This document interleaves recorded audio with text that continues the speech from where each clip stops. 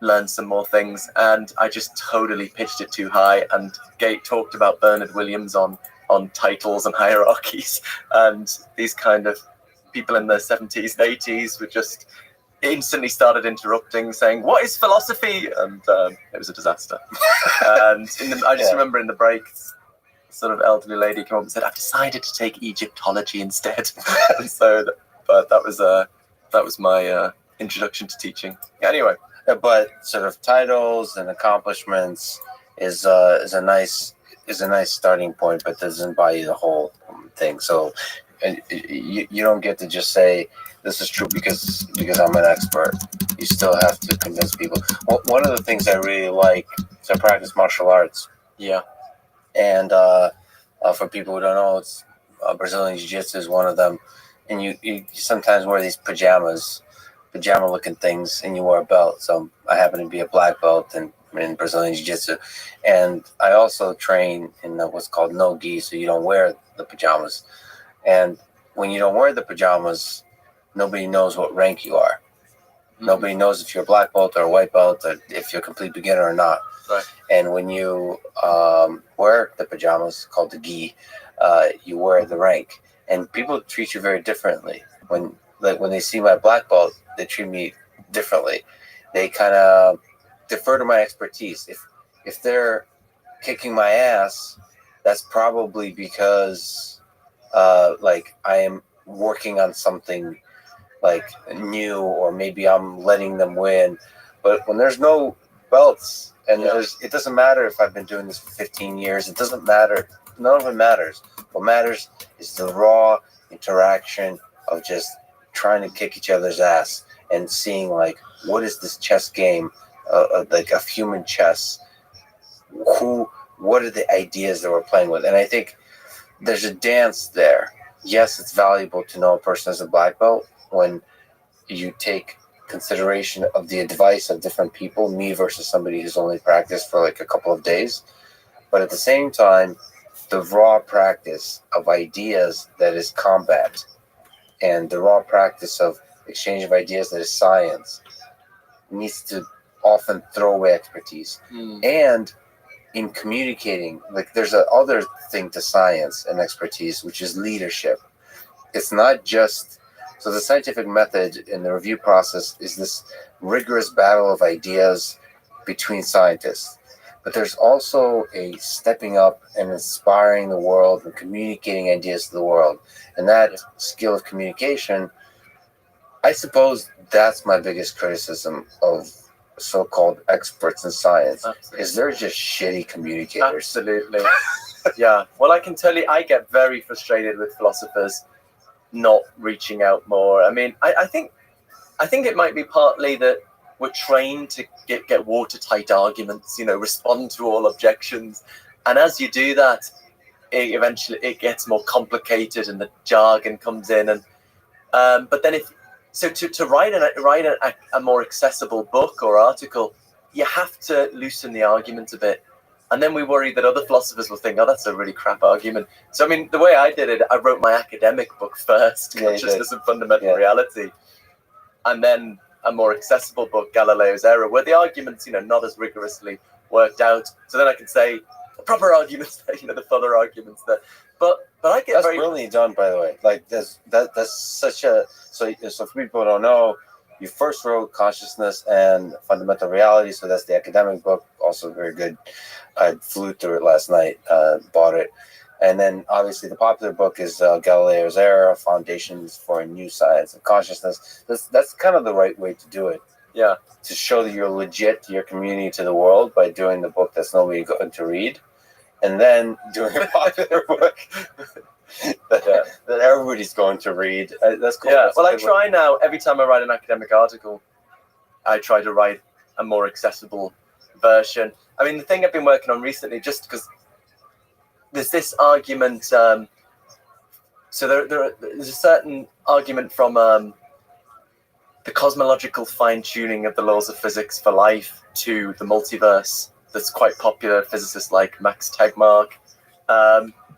There's an argument in philosophy journals that there's a fallacious line of reasoning going on there from the fine-tuning to the multiverse.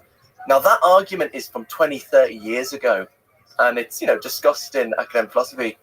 Nobody knows about it, and there is huge interest in this fine-tuning stuff. Scientists wanting to argue for the multiverse, theists wanting to say this is evidence for God, and nobody knows about this argument, which tries to show that it's fallacious reasoning to go from fine-tuning to the multiverse. So I wrote a piece for Scientific American explaining this argument to a more general audience, and it just really irritates me that it's just buried in these technical journal articles, and nobody knows about it. But just final thing on I don't disagree with anything you said, and that's kind of really beautiful, that martial arts example, and thinking how that could be analogous. But I think it's very rare to find a good philosopher who hasn't given a talk to other philosophers and had objections raised. I was going to say have it torn apart, but that's maybe thinking of it in the wrong way, but have the best objections raised to it, and that's why that is an important formative process that you go through as an academic, that the greatest minds starting a philosophy degree, for example, won't have gone through, probably, except in very rare cases, just won't have the skills required. But part of it is just fun to disagree and dance with.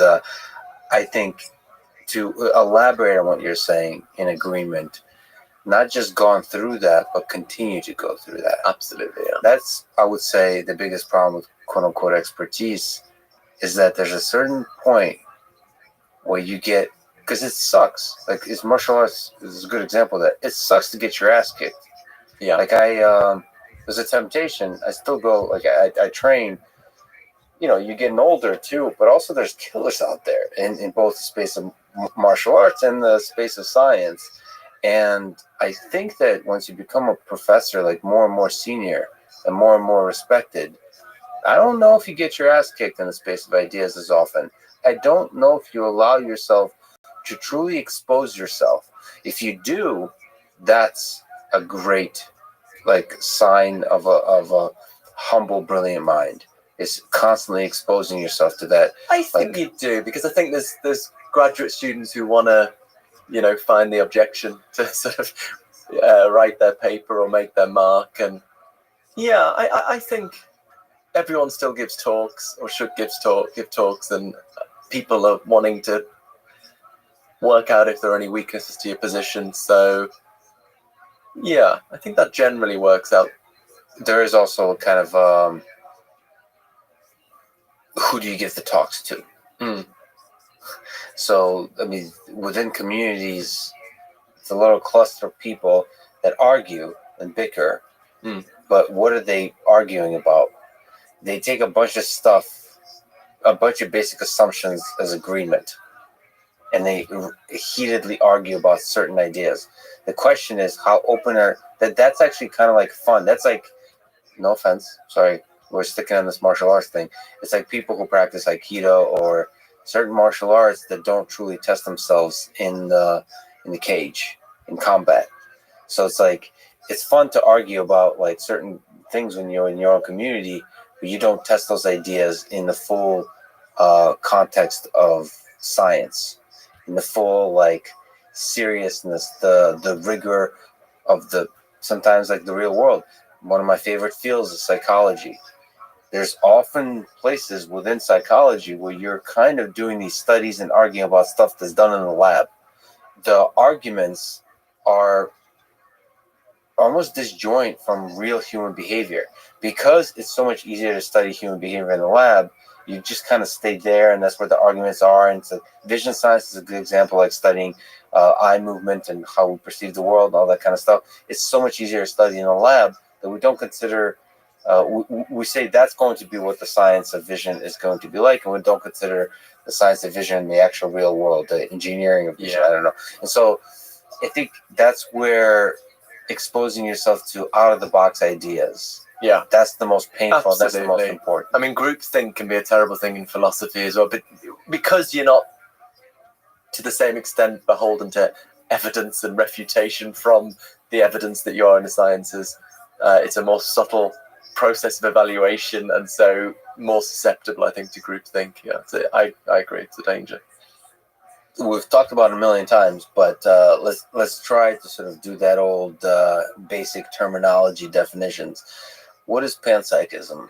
Like, what are the different ways you can try to think about, to define panpsychism, maybe in contrast to naturalistic dualism and materialism, the other kind of views of consciousness? Yeah, so that you've basically laid out the different options. So I guess probably still the dominant view is materialism, that roughly that we can explain consciousness in the terms of physical science, wholly explain it just in terms of the electrochemical signaling in the brain. Dualism, the polar opposite view, that consciousness is non-physical, outside of the physical workings of the body and the brain, although closely connected. And when I studied philosophy, we were taught basically they were the two options you had to choose, right? Either you thought it were dualist and you thought it was separate from the physical, or you thought it was just electrochemical signaling. And yeah, I became very disillusioned because I think there are big problems with both of these options. So I think the attraction to panpsychism is it's kind of a middle way. It agrees with the materialist that there's just a physical world. Ultimately, there's just particles and fields. But the panpsychist thinks there's more to the physical than what physical science reveals, and that the ultimate nature of the physical world is constituted of consciousness. So consciousness is not outside of the physical, as the dualist thinks. It's embedded in, underlies the kind of description of the world we get from physics. What to you are the problems of materialism and dualism? Starting with materialism, it's a huge debate, but I think that the core of it is that physical science works with a purely quantitative description of the physical world, whereas consciousness essentially involves qualities. If you think about the smell of coffee or the taste of mint or the deep red you experience as you watch a sunset, I think these qualities can't be captured in the purely quantitative language of physical science. And so as long as your description of the brain is framed in the purely quantitative language of neuroscience, you'll just leave out these qualities and hence really leave out consciousness itself. And then dualism? So I've actually changed my mind a little bit on this since I wrote the book. So, I argued in the book that we have pretty good experimental grounds for doubting dualism.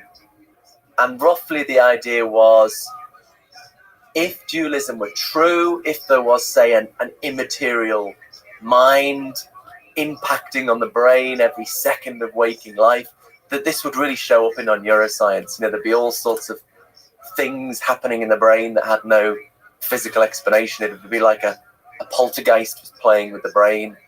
But actually, and so the fact that we don't find that is a strong and ever-growing inductive argument against dualism.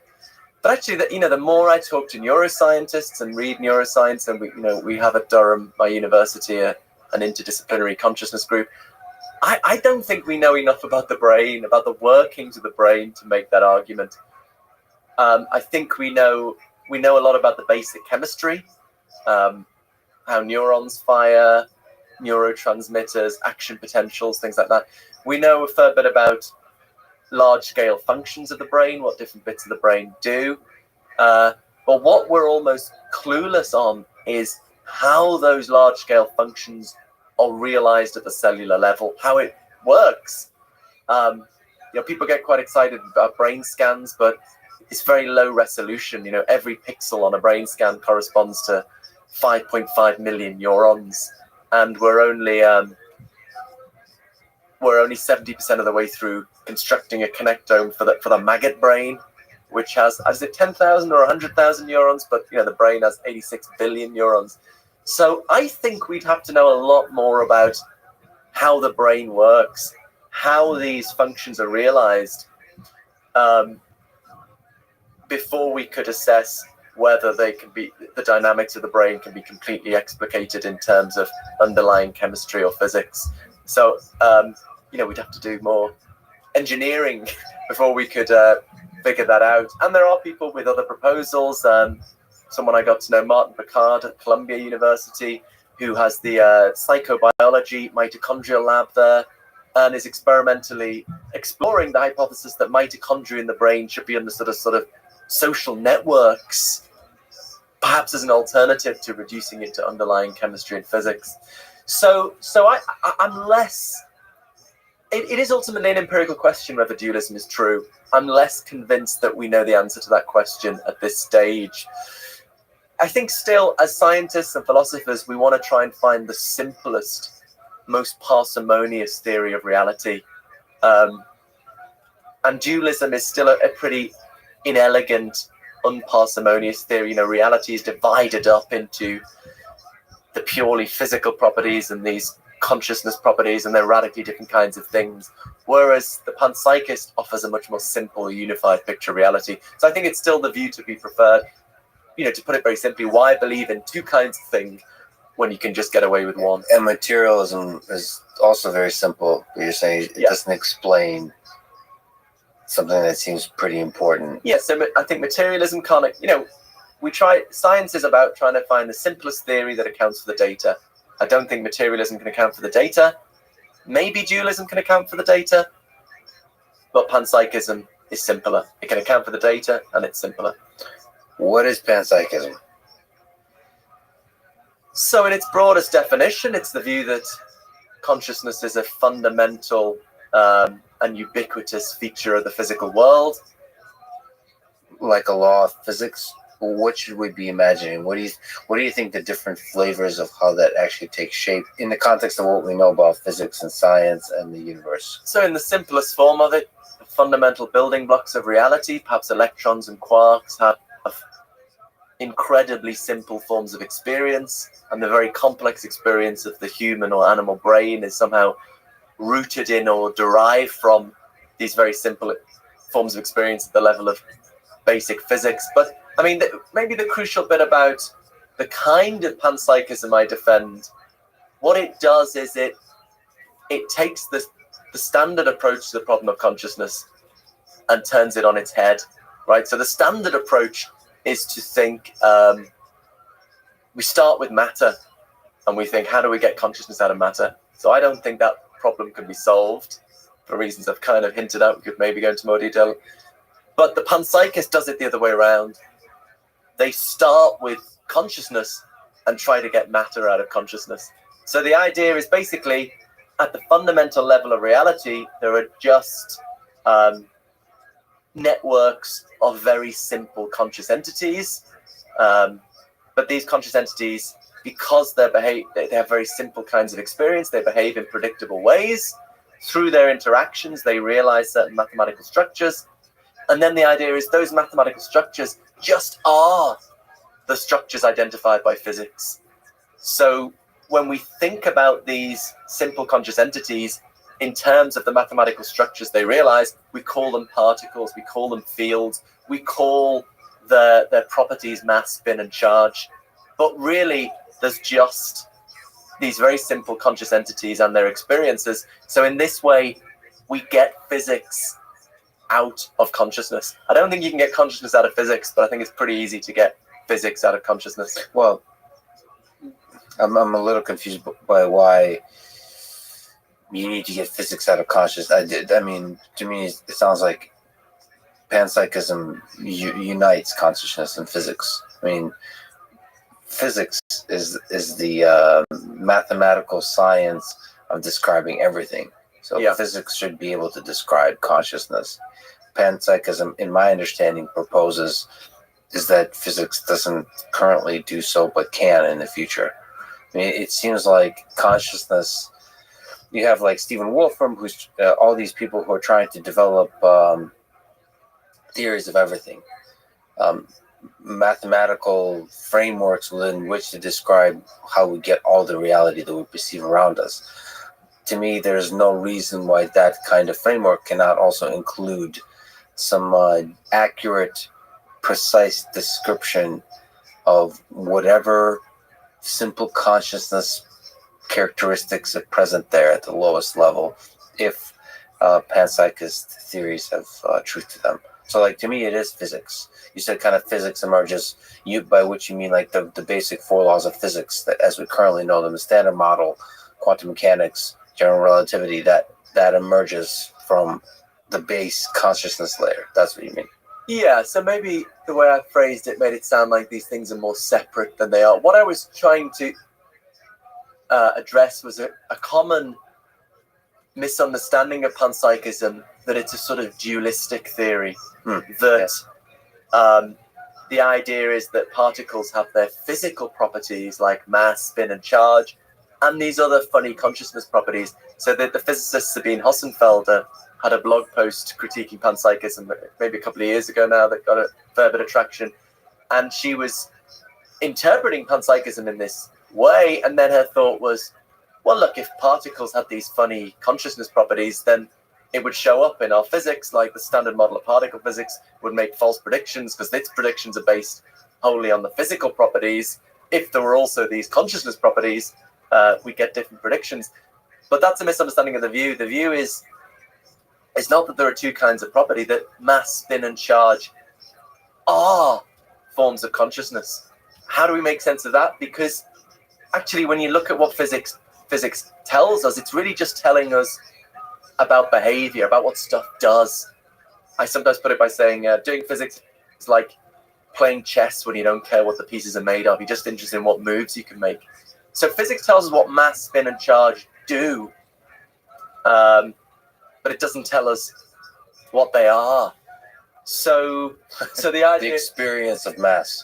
So the idea is, mass in its nature is a very simple form of consciousness. So physics in a sense is complete, I think, because it tells us what everything at the fundamental level does. It describes its causal capacities. But for the panpsychist, at least, physics doesn't tell us what matter is. It tells us what it does, but not what it is. To push back on the thing I think she's criticizing, is it also possible, so I understand what you're saying, but is it also possible that particles have another property like consciousness? I don't understand the criticism we would be able to detect it in our experiments. Well, no, if you're not looking for it. I mean, there's a lot of stuff that are orthogonal. Like, if you're not looking for the stuff, you're not going to detect it, because like all of our basic empirical science through its recent history, and yes, the history of science is quite recent, has been very kind of focused on billiard balls colliding, and from that understanding how gravity works. But like, we just haven't integrated other possibilities into this. I don't think it will be conflicting whether you are observing consciousness or not, or exploring some of these ideas. I don't think that affects the rest of the physics, the mass, the energy, all the different kind of like hierarchy of different particles and so on, how they interact. I don't think it feels like consciousness is something orthogonal, like very much distinct. It's the quantitative versus the qualitative. There's something quite distinct that we're just almost like another dimension that we're just completely ignoring.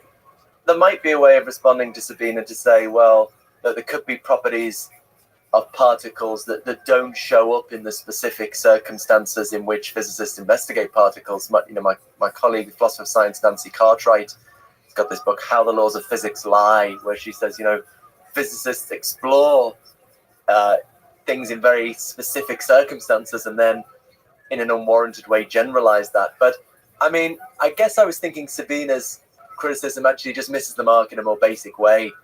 Her point is, we shouldn't think there are any more properties to particles other than those the standard model attributes to them. Panpsychists would say, yeah, sure, there aren't. There are just the properties, the physical properties like mass, spin, and charge that the standard model attributes to them. It's just that we have a different philosophical view as to the nature of those properties. So those properties, the turtles, they're sitting on top of another turtle, and that big turtle is consciousness. That's what you're saying. But I'm just saying, I don't. It's possible that's true. It's possible also that consciousness is just another turtle playing with the others. Like, it's just not interacting in the ways that we've been observing. I don't. In fact, to me, that's more compelling because then that's going to be. Well, no, I think both are very compelling, but it feels like it's more within the reach of empirical validation if it's yet another property of particles that we're just not observing. If it's like the thing from which matter and energy and physics emerges, like it makes it that much more difficult because to investigate how you get from that base layer of consciousness to the wonderful little spark of consciousness, complexity, and beauty that is the human being. I don't know if you're necessarily trying to get there, but one of the beautiful things to get at with panpsychism or with a solid theory of consciousness is to answer the question, how do you engineer the thing? Yeah. How do you get from nothing, vacuum in the lab, if there is that consciousness base layer, how do you start engineering organisms that have consciousness in them? Yeah. Or the reverse of that, describing how does consciousness emerge in the human being from conception, from a stem cell to the whole full neurobiology that builds from that. How do you get this full, rich experience of consciousness that humans have? It just it feels like that's the dream, and if consciousness is just another player in the game of physics, it feels more amenable to our scientific understanding of it. That's interesting. I mean, I guess it's supposed to be a kind of identity claim here that physics tells us what matter does. Consciousness is what matter is. So matter is sort of what consciousness does. So at the bottom level, there is just consciousness and conscious things. They're just these simple things with their experiences, and that is their total nature. So in that sense, it's not another player. It's just all there is, really. And then we describe, in physics, we describe that at a certain level of abstraction. We capture what Bertrand Russell, who was the inspiration for a lot of this, calls the causal skeleton of the world. So, physics is just interested in the causal skeleton of the world. It's not interested in the sort of flesh and blood, although that's maybe suggesting separation again too much. All metaphors fail in the end. But so you're totally right. Ultimately, what we want to explain is how our consciousness and the consciousness of other animals comes out of this. If we can't do that, then it's game over. But I think it maybe makes more sense on the identity claim that if matter at the fundamental level just is forms of consciousness, then we can perhaps make sense of how those simple forms of consciousness in some way combine in some way to make the consciousness we know and love. That's the dream. Yeah, so I guess the question is, so the reason you can describe, like the reason you have material engineering, material science, is because you have from physics to chemistry, like you keep going up and up in levels of complexity in order to describe objects that we have in our human world. And it would be nice to do the same thing for consciousness, to come up with the chemistry of consciousness, right? Like how do the different particles interact to create more greater complexity? So you can do this kind of thing for life. Like, what is life? Like living organisms. Well, at which point do living organisms become living? How do you know if I give you a thing that thing is living? And there's a lot of people who work on this kind of idea, and some of it has to do with the levels of complexity and so on. It'd be nice to know, like, measuring different degrees of consciousness as you get into bigger, more and more complex objects. And that's what chemistry, like bigger and bigger conscious molecules, and to see how that leads to organisms. And then organisms like start to collaborate together like they do inside a human body to create the full human body. To do those kinds of experiments would be that. It seems like that would be kind of a goal. That's what I mean by player in a game of physics. as opposed to like the base layer. If it's just the base layer, it becomes harder to track it as you get from physics to chemistry to biology to psychology. Yeah. In every case, apart from consciousness, I would say what we're interested in is behavior. Yeah. We're interested in explaining behavioral functions. So at the level of fundamental physics, we're interested in capturing the equations that describe the behavior there. And when we get to higher levels, we're interested in explicating the terms of behavior at simpler levels. And with life as well, that's what we're interested in, the various observable functions of life, explaining them in terms of more simple mechanisms. But in the case of consciousness, I don't think that's what we're doing, or at least not all that we're doing. In the case of consciousness, there are these subjective qualities that we're immediately aware of, the redness of a red experience, the itchiness of an itch, and we're trying to account for them. We're trying to bring them into our theory of reality, and postulating some mechanism does not deal with that. So I think we've got to realize dealing with consciousness is a radically different explanatory task from other tasks of science. Other tasks of science, we're trying to explain behavior in terms of simpler forms of behavior. In the case of consciousness, we're trying to explain these invisible subjective qualities that you can't see from the outside, but that you're immediately aware of. The reason materialism perhaps continues to dominate is people think, look at the success of science, it's incredible, look at all the, it's explained all this, surely it's going to explain consciousness. But I think we have to appreciate there's a radically different explanatory task here. And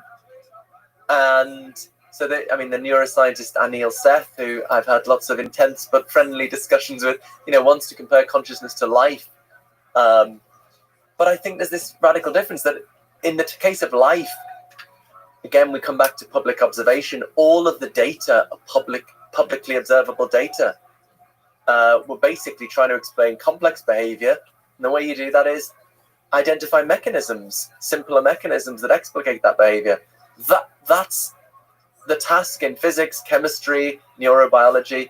But in the case of consciousness, that's not what we're trying to do. We're trying to account for these subjective qualities, and you postulate a mechanism that might explain behavior, but it doesn't explain the redness of a red experience.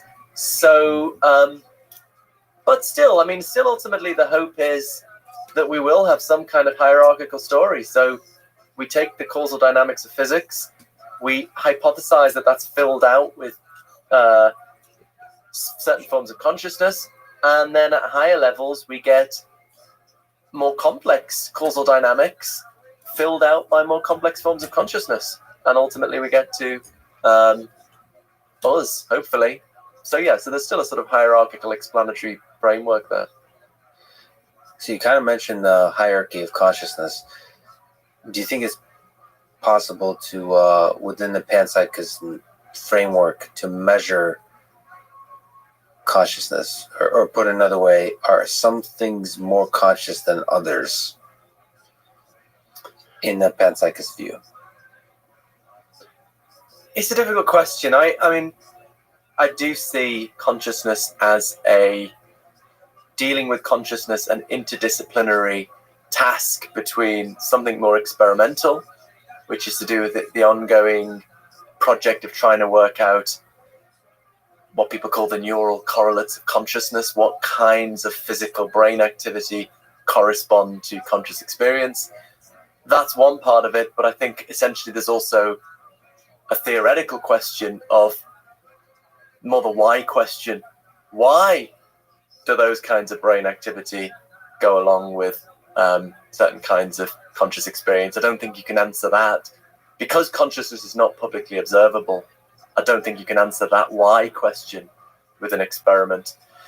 But they have to go hand in hand. And one of the theories I'm attracted to is the integrated information theory, according to which we find consciousness at the level at which there is most integrated information, and they try to give a mathematically precise definition of that. So on that view, probably this cup of tea isn't conscious because there's probably more integrated information in the molecules making up the tea than there is in the liquid as a whole. But in the brain, what is distinctive about the brain is that there's a huge amount of there's more integrated information in the system than there is in individual neurons. So that's why they claim that's the basis of consciousness at the macro level. Now I like some features of this theory, but they do talk about degrees of consciousness. They do want to say there is gradations. I'm not sure conceptually I can kind of make sense of that. I mean, there are things to do with consciousness that are graded, like complexity or levels of information, but I'm not sure whether experience itself admits a degree. I sort of think something either has experience or it doesn't. It might have very simple experience, it might have very complex experience, but experience itself, I don't think it admits a degree in that sense. It's not more experience, less experience. I sort of find that conceptually hard to make sense of. But I'm kind of open-minded on it. So when we have a lot higher resolution of sensory information, don't you think that's correlated to the richness of the experience? So doesn't more information provide a richer experience?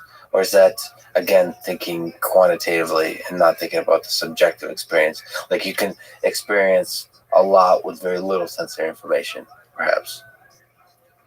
Like, do you think those are connected? Yeah. So there are features, characteristics here we can grade the complexity of the experience, and on the integrated information theory, they correlate that in terms of mathematically identifiable structure with integrated information. So roughly, it's a quite unusual notion of information. It's perhaps not the standard way one thinks about information. It's to do with constraining past and future possibilities of the system. So the idea is in the retina of the eye, there's a huge amount of possible states the retina of my eye could be in at the next moment, depending on what light goes into it. Whereas the possible next states of the brain are much more constrained. Obviously, it responds to the environment, but it heavily constrains its past and future states. And so that's the idea of information they have.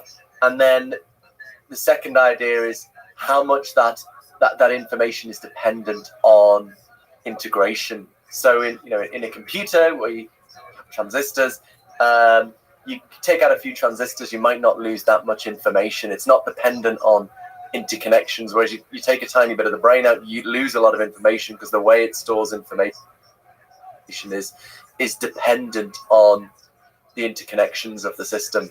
So that's one proposal for how to measure one gradable characteristic which might correspond to some gradable characteristic in qualitative consciousness.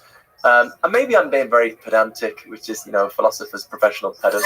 I just sort of don't think that is a quantity of experience. It's a quantity of Welcome, Fiona Apple. a structure of experience, maybe, but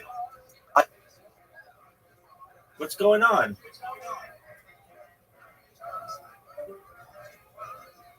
All right.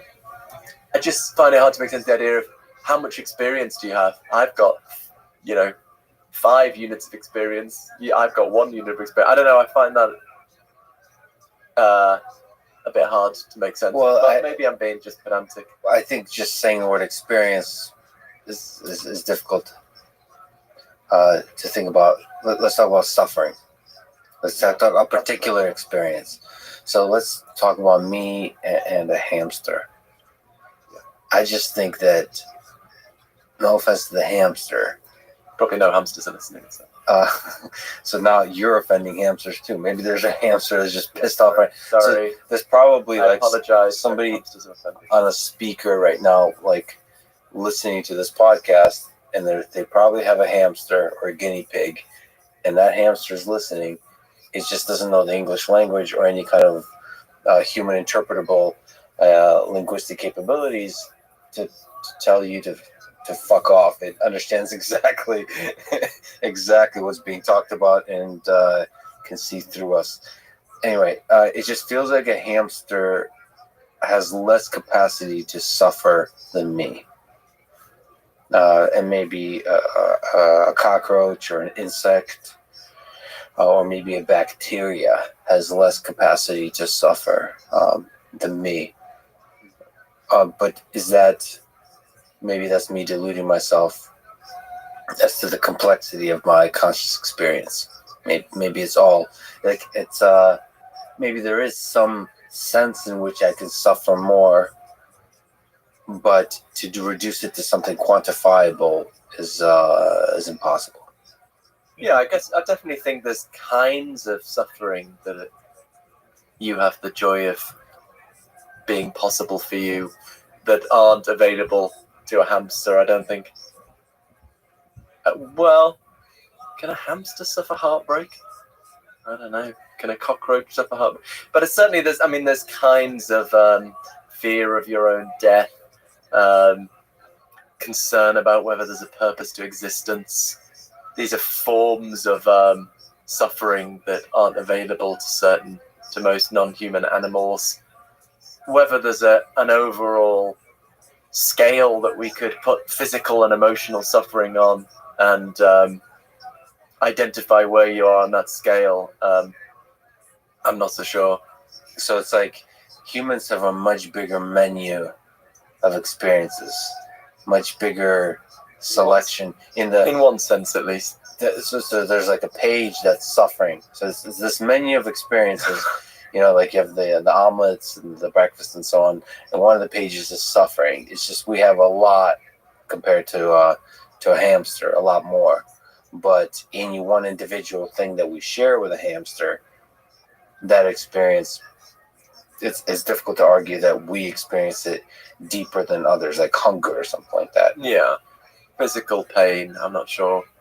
But I mean, there are kinds of experiences animals have that we don't. Bats echolocate around the world. The philosopher Thomas Nagel famously pointed out that no matter how much you understand of the neurophysiology of bats, you'll still not know what it's like to squeal and find your way around by listening to the echoes bounce off. So yeah, I mean, I guess I feel the intuition that there's emotional suffering is, I want to say, deeper than physical suffering. I don't know how to make that statement precise, though. So one of the ways I think people think about consciousness is in connection to suffering. So let me just ask you about suffering, because that's how people think about animals, cruelty to animals or cruelty to living things. They connect that to suffering and to consciousness. I think there's a sense in which those two are deeply connected when people are thinking about just public policy. They're thinking about this is like philosophy, engineering, psychology, sociology, political science. All of those things have to do with human suffering and animals and life suffering, and that's connected to consciousness in a lot of people's minds. Is it connected like that for you? So the capacity to suffer, is it also somehow like strongly correlated with the capacity to experience? Yeah, I would say suffering is a kind of experience, and so you have to be conscious to suffer. Actually, there as well, people taking more unusual views of consciousness seriously now. Panpsychism is one radical approach.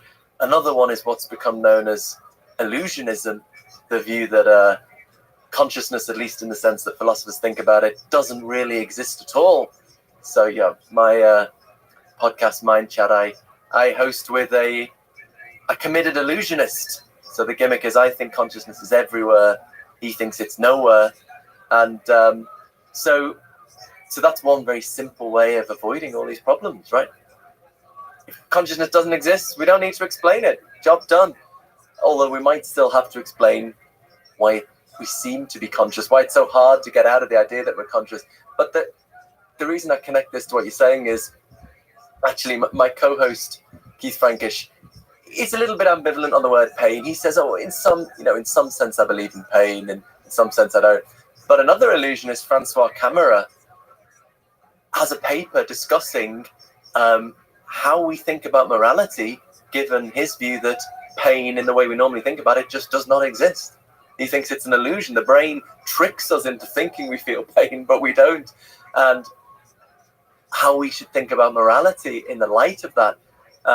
It's become a big topic, actually, thinking about the connection between consciousness and morality. David Chalmers, the philosopher, is most associated with this concept of a philosophical zombie.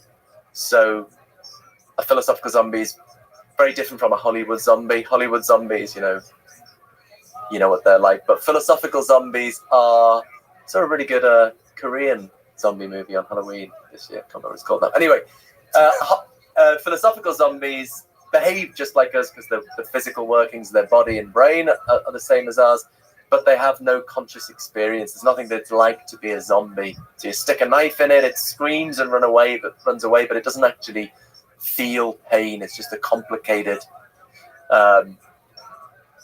mechanism set up to behave just like us. Now, there's lots of no one believes in these. I think there's one philosopher who believes in everyone is a zombie except him. But anyway, but isn't that what illusionism is? Yeah, everybody's kind of zombie. I suppose so. In a sense, illusionism is if you were all zombies.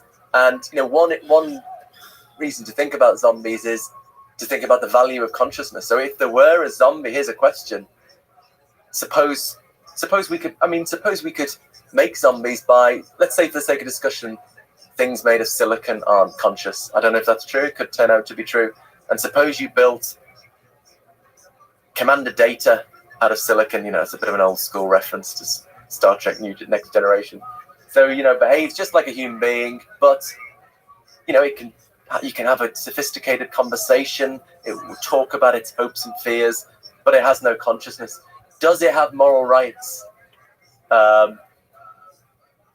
Is it murder to turn off such a being? I'm inclined to say, no, it's not. If it doesn't have experience, it doesn't really suffer. It doesn't really have moral rights at all. So I'm inclined to think, consciousness is the basis of moral value, moral concern.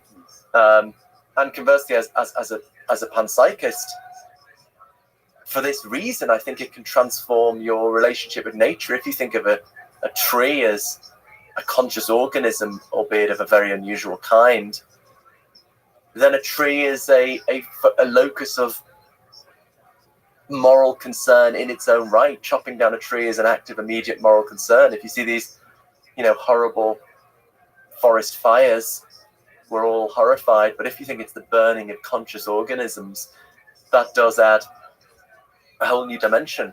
Although it also makes things more complicated, because people often think as a panpsychist I'm going to be vegan, but it's tricky, because if you think plants and trees are conscious as well, you've got to eat something. If you don't think plants and trees are conscious, then you've got a nice moral dividing line. You can say, I'm not going to eat things that aren't conscious. I'm not going to kill things that aren't conscious. But if you think plants and trees are conscious, then you don't have that nice moral dividing line. So the principle I'm kind of working my way towards, I haven't kept it up it's in my trip to the US, but it's just not eating any animal products that are factory farmed. My vegan friends say, well, there's still suffering there, and I think there is. Even in the nicest farms, cows will suffer when their calves are taken off them. They go through a few days of quite serious mourning. So there's still suffering, but it seems to me, my thought is, the principle of just not having factory farm stuff is something more people could get on board with, and you might have greater harm minimization. So if people went into restaurants and said, are your animal products factory farmed? If not, I want the vegan option. Or if people looked out for the label that said no factory farmed ingredients, I think maybe that could make a really big difference to the market and harm minimization. Anyway, so it's very ethically tricky, but some people don't buy that. There's a very good philosopher, Jeff Lee, who thinks zombies should have equal rights. Consciousness doesn't matter, you know. Okay, as long as you... let us go there. But first, I listened to your podcast. It's awesome to have two very kind of different philosophies dancing together in one place. What's the name of the podcast again? Mind Chat.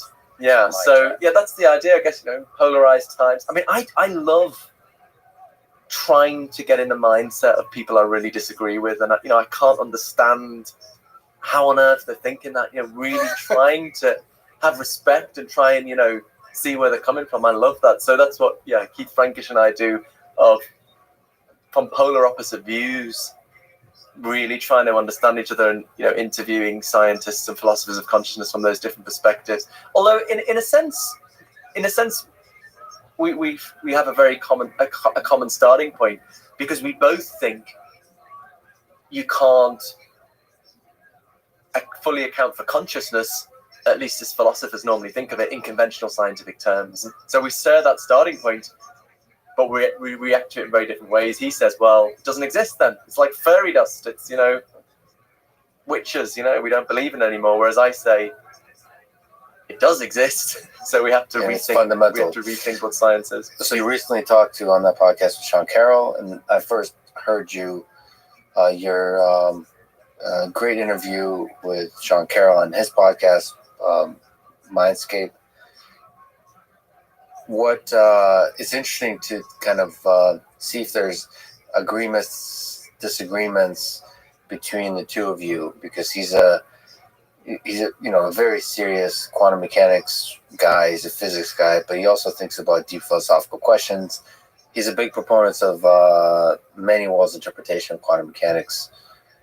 So I'm trying to think, aside from your conversation with him, I'm trying to remember what he thinks about consciousness.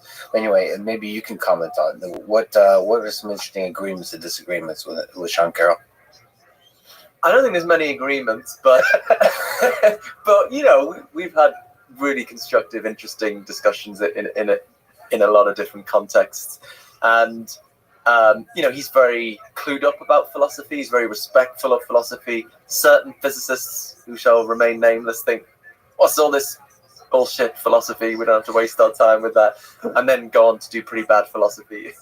The book co-written by Stephen Hawking and Leonard Milodnov famously starts off saying philosophy is dead, and then goes on in later chapters to do some pretty bad philosophy. So I think we have to do philosophy, if only to get rid of bad philosophy. You can't escape. But strong words. Sean Carroll and I also had a debate on Clubhouse, a panpsychism debate, together with Annika Harris and Owen Flanagan. Oh, wow. Annika Harris was there? It was two people on each team, and it was the most popular thing on Clubhouse at that time. So he's a materialist of a pretty standard kind, that consciousness is to be understood as a sort of emergent feature. It's not adding anything, a weakly emergent feature. But what I guess what we've been debating most about is whether my view can account for mental causation, for the fact that consciousness is doing stuff. So he thinks the fact that I think zombies are logically coherent. It's logically coherent for there to be a world physically just like ours, in which there's no consciousness. He thinks that shows, in my view, consciousness doesn't do anything. It doesn't add anything, which is crazy. My consciousness impacts on the world. My conscious thoughts are causing me to say the words I'm saying now. My visual experience helps me navigate the world. But, my response to Sean Carroll is on the panpsychist view, the relationship between physics and fundamental consciousness is a sort of like the relationship between software and hardware, right? Physics is sort of the software and consciousness is the hardware. So consciousness at the fundamental level is the hardware on which the software of physics runs. And just because a certain bit of software could run on two different kinds of hardware, it doesn't mean the hardware isn't doing anything. The fact that Microsoft Word can run on your desktop and run on your laptop doesn't mean your desktop isn't doing anything. Similarly, just because there could be another universe in which the physics is realized in non-conscious stuff, it doesn't mean the consciousness in our universe isn't doing stuff. For the panpsychist, all there is consciousness. So if something's doing something, it is. In your view, it's not emergent, and more than that, it's doing quite a lot. It's not doing everything. It's the only thing that exists. Yeah. The ground is important because we walk on it. It's like holding stuff up, but it's not really doing that much. Yeah. But it feels like consciousness is doing quite a lot. Is doing quite a lot of work, and sort of interacting with the environment. It feels like consciousness is not just like, if you remove consciousness, it's not just that you remove the experience of things. It feels like you're also going to remove a lot of the progress of human civilization, society, and all of that. It just feels like consciousness has a lot of value in how we develop our society. So from everything you said, with suffering, with morality, with motivation, with love and fear, and all of those kinds of things, it seems like it's consciousness in all different flavors and ways is part of all of that. And so without it, you may not have human civilization at all. So it's doing a lot of work, causality wise, and in every kind of way. Of course, when you go to the physics level, you start to say, okay, how much maybe the work consciousness is doing is higher at some levels of reality than at others. Maybe a lot of the work it's doing is most apparent at the human level.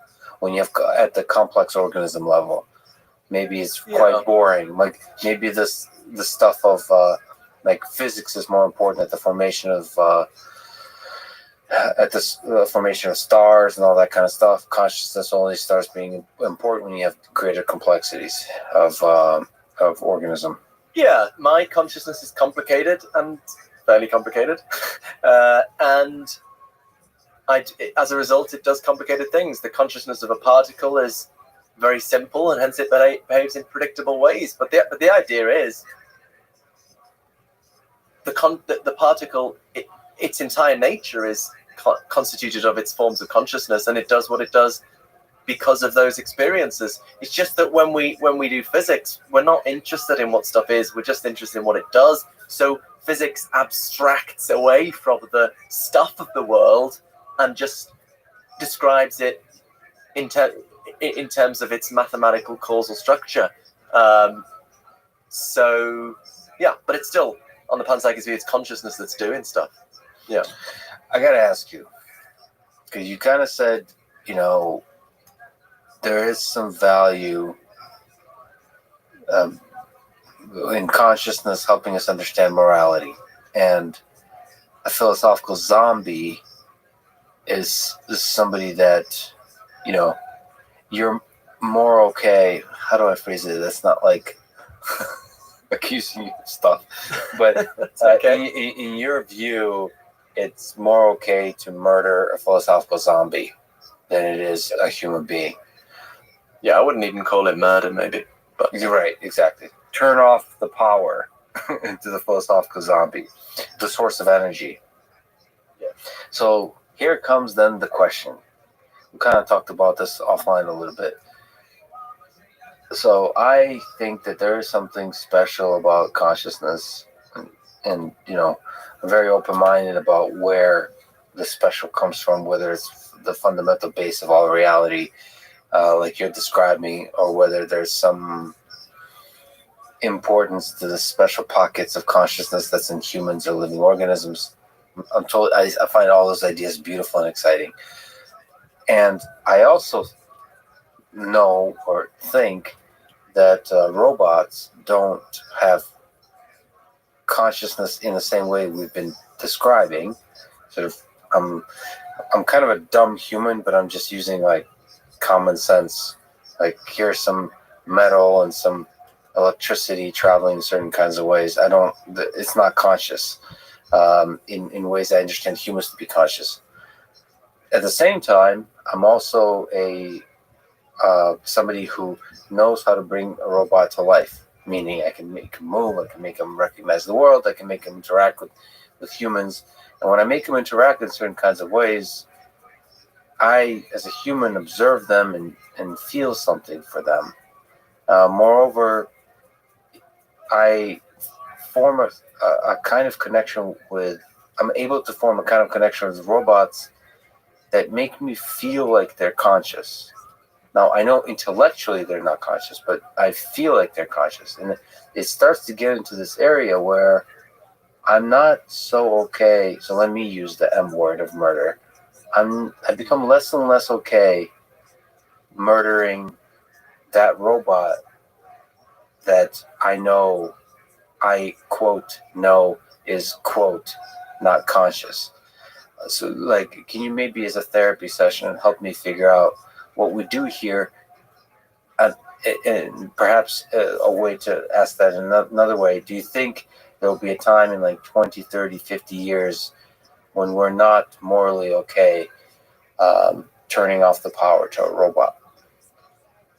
Yeah, it's a good question. So it's a really good, important question. I said I'd be okay with turning off a philosophical zombie, but there's a difficult epistemological question there, that meaning, to do with knowledge. How would we know if it was a philosophical zombie? I think probably if there were a silicon creature that could behave just like us and talk about its views about the pandemic and the global economy, and probably we would think it's conscious. And it because consciousness is not publicly observable, it is a very difficult question how we decide which things are and are not conscious. So in the case of human beings, we can't observe their consciousness, but we can ask them, and then we try to, if we scan their brain while we do that, or stimulate the brain, then we can start to correlate, in the human case, which kind of brain activity are associated with conscious experience. But the more we depart from the human case, the trickier that becomes. There's a famous paper by the philosopher Ned Block called The Even Harder Problem of Consciousness, where he says, could we ever answer the question of, so suppose you have a silicon duplicate, right? And let's say we're thinking about the silicon duplicate's pain. How would we ever know whether what's the ground of the pain is the hardware or the software, really? So in our case, how would we ever know empirically whether it's the specific neurophysiological state, C fibers firing or whatever, that's relevant to the pain, or if it's something more functional, more to do with the causal role in behavioral functioning? There's the software that's realized.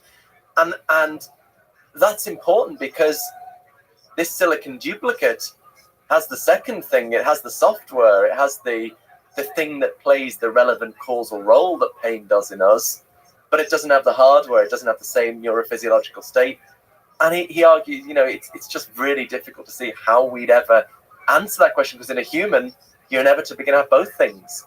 So how do we work out which is which? And I mean, so even forgetting the hard problem of consciousness, even the scientific question of trying to find the neural correlates of consciousness is really hard, and there's absolutely no consensus. And so that some people think it's in the front of the brain, some people think it's in the back of the brain.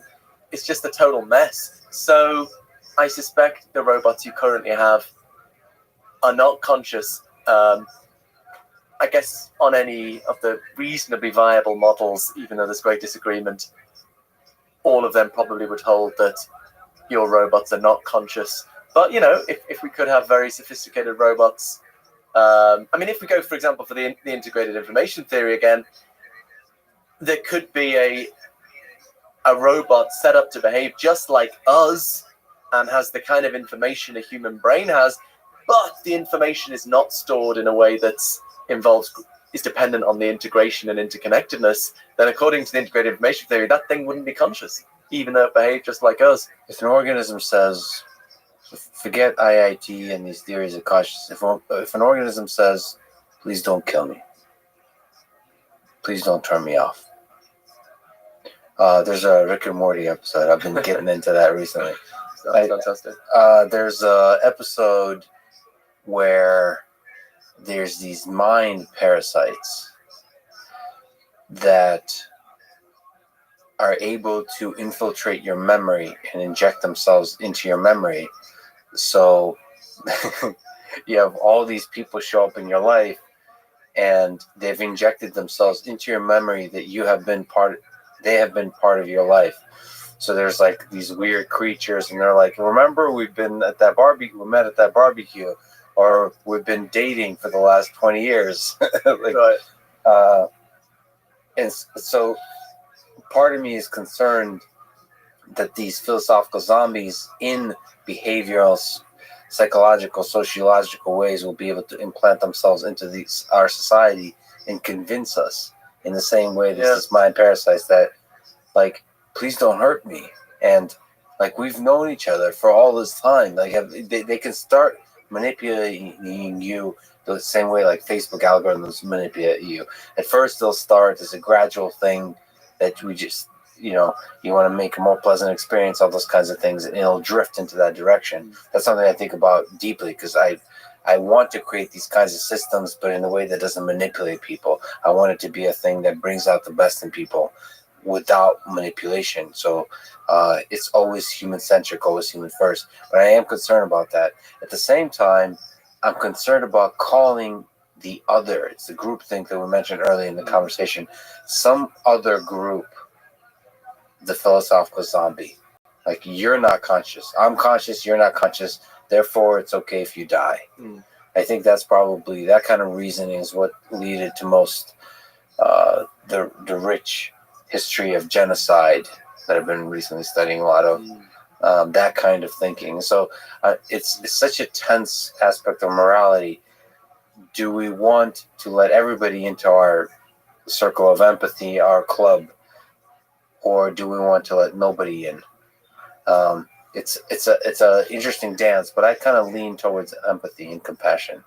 I mean, what would be nice is if it turned out that consciousness was what we call strongly emergent, that it was associated with new causal dynamics in the brain that were not reducible to underlying chemistry and physics. This is another ongoing debate I have with Sean Carroll about whether current physics should make us very confident that that's not the case, that there aren't any strongly emergent causal dynamics. I don't think that's right. I don't think we know enough about brains to know one way or the other. If it turned out that consciousness was associated with these irreducible causal dynamics, that would really help the science of consciousness. We've got these debates about whether consciousness is in the front of the brain or the back of the brain. It turns out that there are strongly emergent causal dynamics in the front of the brain. That would be a big piece of evidence. But also it would help us see which things are conscious and which things aren't. So we can say, I mean, I guess that's sort of the other side of the same point.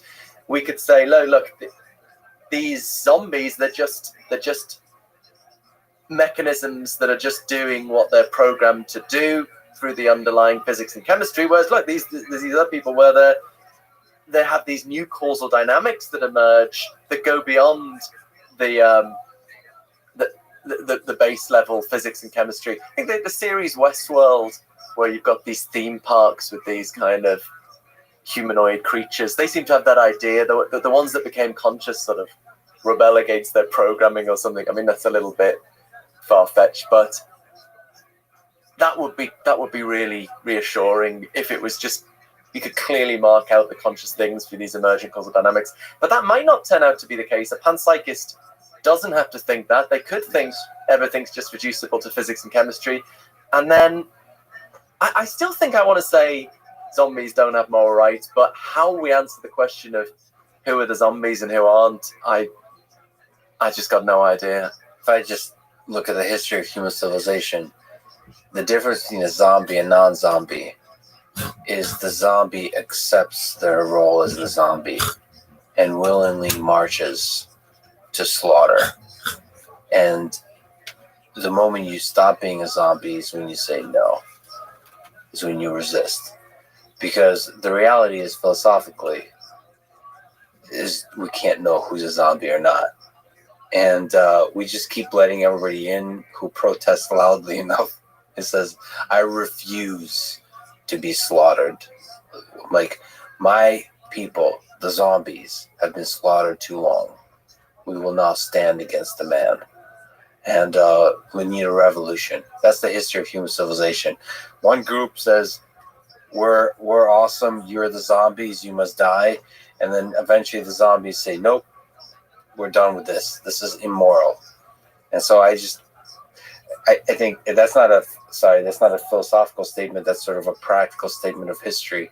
Is a feature of non-zombies defined empirically. They say, we refuse to be called zombies any longer. We could end up with a zombie proletariat. You know, if we can get these things that do all our manual labor for us, you know, they might start forming trade unions. I will lead you against these humans. These zombie revolutionary leaders, the zombie Martin Luther King saying, you know, I have a dream that my zombie children will... But look, I mean, we need to sharply distinguish the ontological question. I'm just pointing to the camera, talking to the my people, the zombies. I mean, maybe that's, you know, maybe these illusionists, maybe they are zombies and the rest of us aren't. Maybe there's just a difference. But no, maybe you're the only non-zombie. Maybe that's. I often suspect that, actually. I don't really. I don't have such delusions of grandeur. At least I don't admit to them. But we've got to distinguish the ontological question from the epistemological question, right? In terms of the reality of the situation. There must be, in my view, a fact of the matter as to whether something's conscious or not. And to me, it has rights if it's conscious, it doesn't if it's not. But then the epistemological question, how the hell do we know? It's a minefield, but we'll have to sort of try and cross that bridge when we get to it, I think. Let me ask you a quick sort of fun question since it's fresh on your mind. You just yesterday had a conversation with Mr. Joe Rogan on his podcast. What's your post-mortem analysis of the chat? What are some interesting sticking points, disagreements, or joint insights? If we can kind of resolve them once you've had a chance to sleep on it, and then I'll talk to Joe about it. Yeah, it was good fun. Yeah, he put up a bit of a fight. Yeah, it was challenging my view that we can't explain these things in conventional scientific terms, or whether they have already been explained in conventional scientific terms. I suppose the point I was trying to press is we've got to distinguish the question of correlation and explanation. Yes, we've established facts about correlation, that certain kinds of brain activity go along with certain kinds of experience. Everyone agrees on that. But that doesn't address the why question. Why do certain kinds of brain activity go along with certain kinds of experience? And these different theories have different explanations of that. You know, the materialist tries to explain the experience in terms of brain activity. The panpsychist does it the other way around. The dualist thinks they're separate, but maybe they're tied together by special laws of nature or something. Where's the sticking point? Where exactly was the sticking point? Like, what's the nature of the argument? I suppose Joe was saying, well, look, we know consciousness is explained by brain activity because, you know, you take some funny chemicals, it changes your brain, it changes your consciousness. But and I suppose, some people might want to press, and maybe this is what Joe was pressing, you know, isn't that explaining consciousness? But I suppose I want to say there's a further question. Yes, changes of chemicals in my brain changes my conscious experience, but that leaves open the question why those particular chemicals go along with that particular kind of experience rather than a different experience or no experience at all. There's something deeper at the base layer, is your view, that is more important to try to study and to understand in order to then go back and describe how the different chemicals interact and create different experiences. Yeah, maybe a good analogy if you think about quantum mechanics. Quantum mechanics is a bit of math. Translating there, we say maths. I'm fluent in American. Thank you for the translation. Fluent in American. This is America. Math. Yeah. Why multiple maths? It's plural. So that's plural. No, it's not really. It's just I don't know. The Brits are confused. Yeah, sorry about that. We have these funny spellings. But anyway, so quantum mechanics is a bit of maths, and the equations work really well, predicts the outcomes. But then there's a further question: what's going on in reality to make that equation predict correctly? And some physicists want to say, "Shut up! Just it works." The shut up and calculate approach. Similarly, in consciousness, I think it's one question trying to work out the physical correlates of consciousness, which kinds of physical brain activity go along with which kinds of experience. But there's another question: what's going on in reality to undergird those correlations, to make it the case that brain activity goes along with experience? And that's the philosophical question that we have to give an answer to. And there are just different options, just as there are different interpretations of quantum mechanics. And it's really hard to evaluate. Actually, it's easy. Panpsychism is obviously the best one. But there's the delusion of grandeur once again comes through. Sorry, I'm being slightly tongue-in-cheek. No, I know, 100%. Before I forget, let me ask you another fun question. Back to Daniel Dennett. You mentioned a story where you were on a yacht. Oh, yeah. With Daniel Dennett on a trip funded by Russian investor and philosopher Dmitry Volkov, I believe, who also co-founded the Moscow Center of Consciousness Studies as part of the philosophy department of Moscow State University. So this is interesting to me for several reasons that are perhaps complicated to explain. To put simply, that there is, in the near term for me, a trip to Russia that involves a few conversations in Russian that have perhaps less to do with consciousness and artificial intelligence, which are the interests of mine, and more to do with the broad spectrum of conversations. But I'm also interested in science in Russia, in artificial intelligence, in computer science, in physics, mathematics, but also these fascinating philosophical explorations. And it was very pleasant for me to discover that such a center exists. So I have a million questions. One is the more fun question, just to imagine you and Daniel Dennett on a yacht talking about the philosophy of consciousness. Maybe do you have any memorable experiences? And also the more serious side for me, as sort of somebody who was born in the Soviet Union, raised there, I'm wondering, what is the state of philosophy and consciousness and these kinds of ideas in Russia that you've gotten a chance to kind of give us interact with? Yeah, so on the former question, I mean, I had a really, really good experience of chatting to Daniel Dennett. I mean, I think he's a fantastic and very important philosopher, even though I fundamentally disagree with almost everything he thinks. But yeah, it was a proud moment. Well, as I talk about in my book, Galileo's Error, I managed to persuade him he was wrong about something, just a tiny thing, not his fundamental worldview. But it was this issue about whether dualism is consistent with conservation of energy. So Paul Churchland, who was also a philosopher, who's also on this boat, had argued they're not consistent, because if there's an immaterial soul doing things in the brain, that's going to add to the energy in the system. So we have a violation of conservation. But well, it's not my own point. Philosophers, materialist philosophers like David Papineau have pointed out that, dualists dualists like David Chalmers, who call themselves naturalistic dualists, they want to bring consciousness into science. They think it's not physical, but they want to say it can be part of a law-governed world. So Chalmers believes in these psychophysical laws of nature over and above the laws of physics that govern the connections between consciousness and the physical world, and they could just respect conservation of energy, right? I mean, it could turn out that there are just in physics, that there are multiple forces that all work together to respect conservation of energy. I mean, I suppose physicists are pressing for a unified underlying theory, but there could be a plurality of different laws that all respect conservation. So why not add more laws?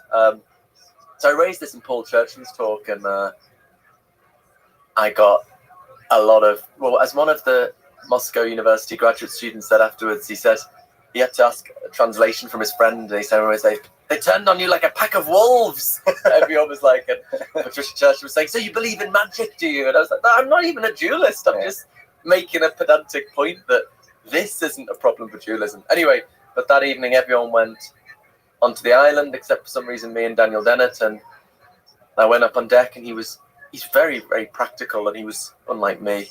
See, there's a bit of humility for first time in this conversation. We'll highlight that part. Philip was a very humble man. Yeah.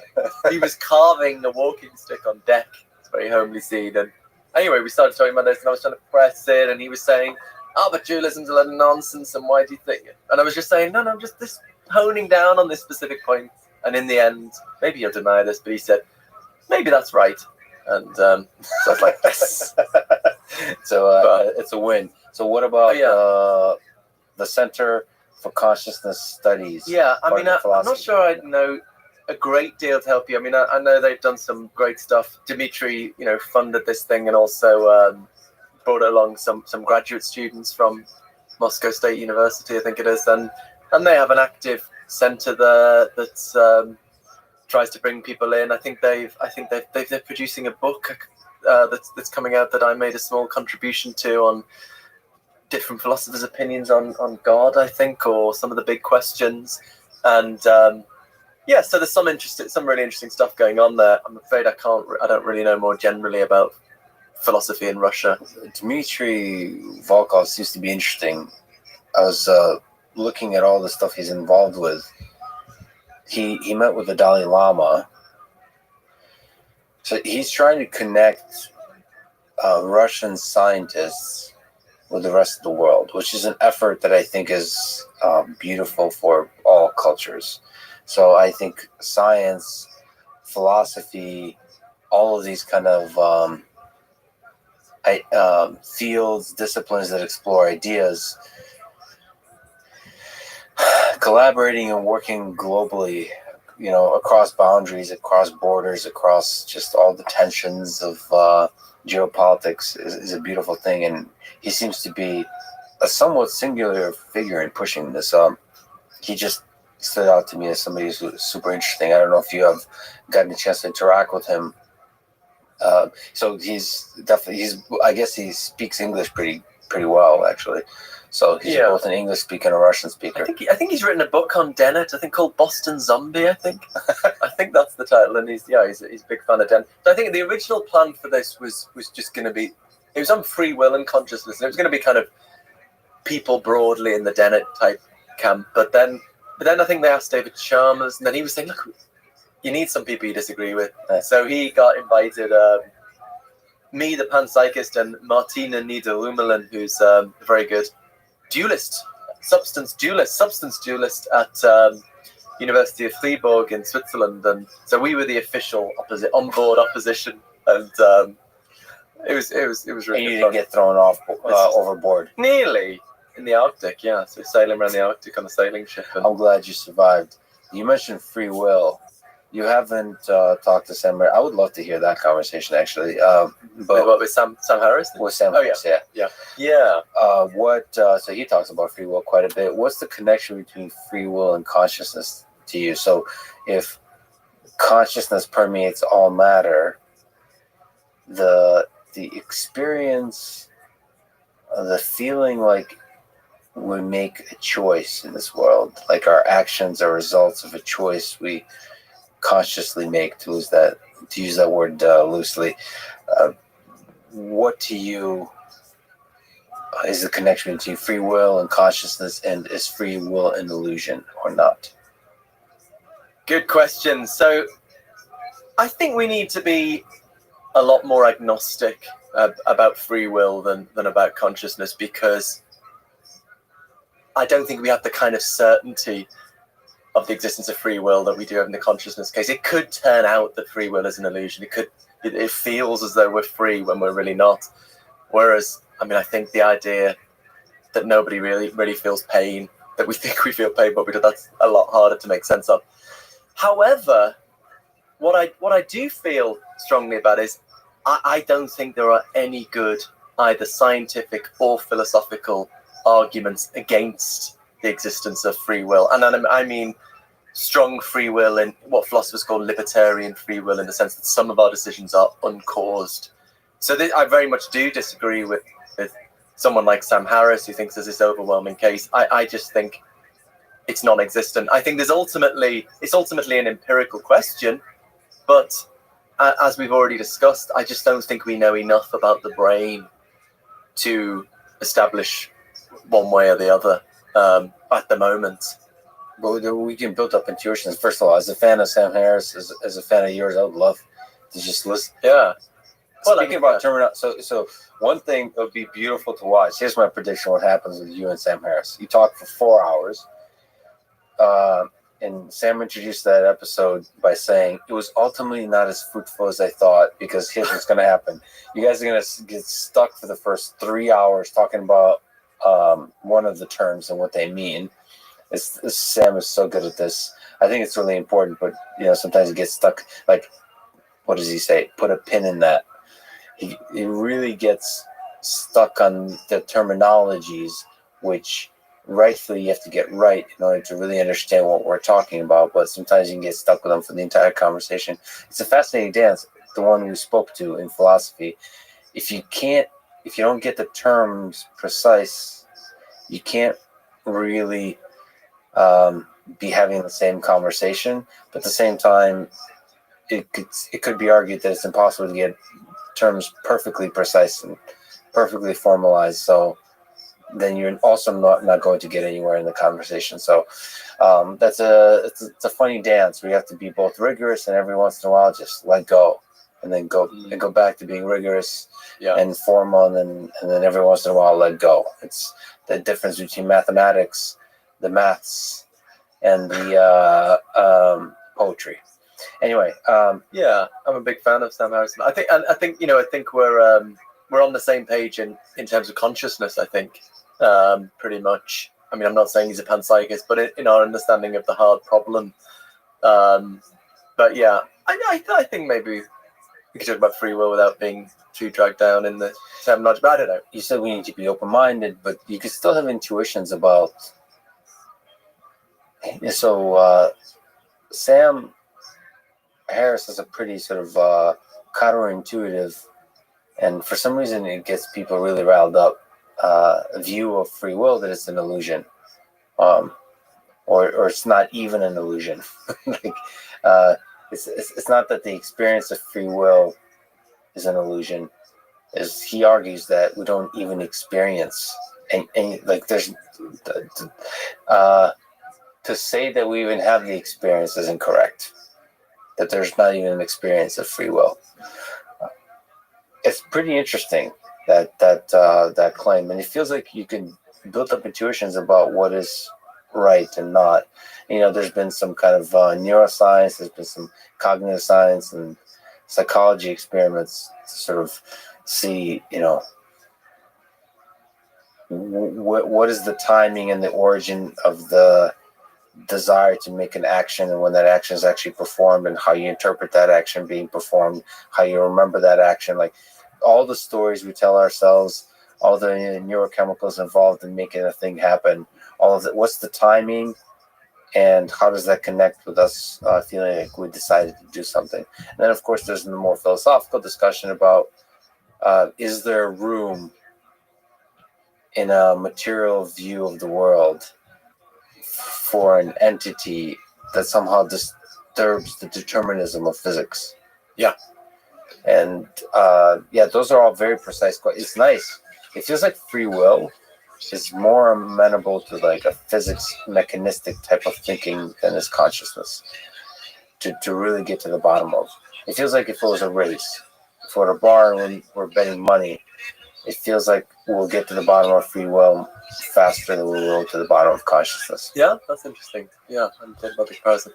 Yeah, so there are different arguments here. I mean, so one argument I've heard Sam Harris give that's pretty common in philosophy is this sort of thought that we can't make sense of a middle way between a choice being determined by prior causes and it just being totally random and senseless, like the random decay of radioactive isotope or something.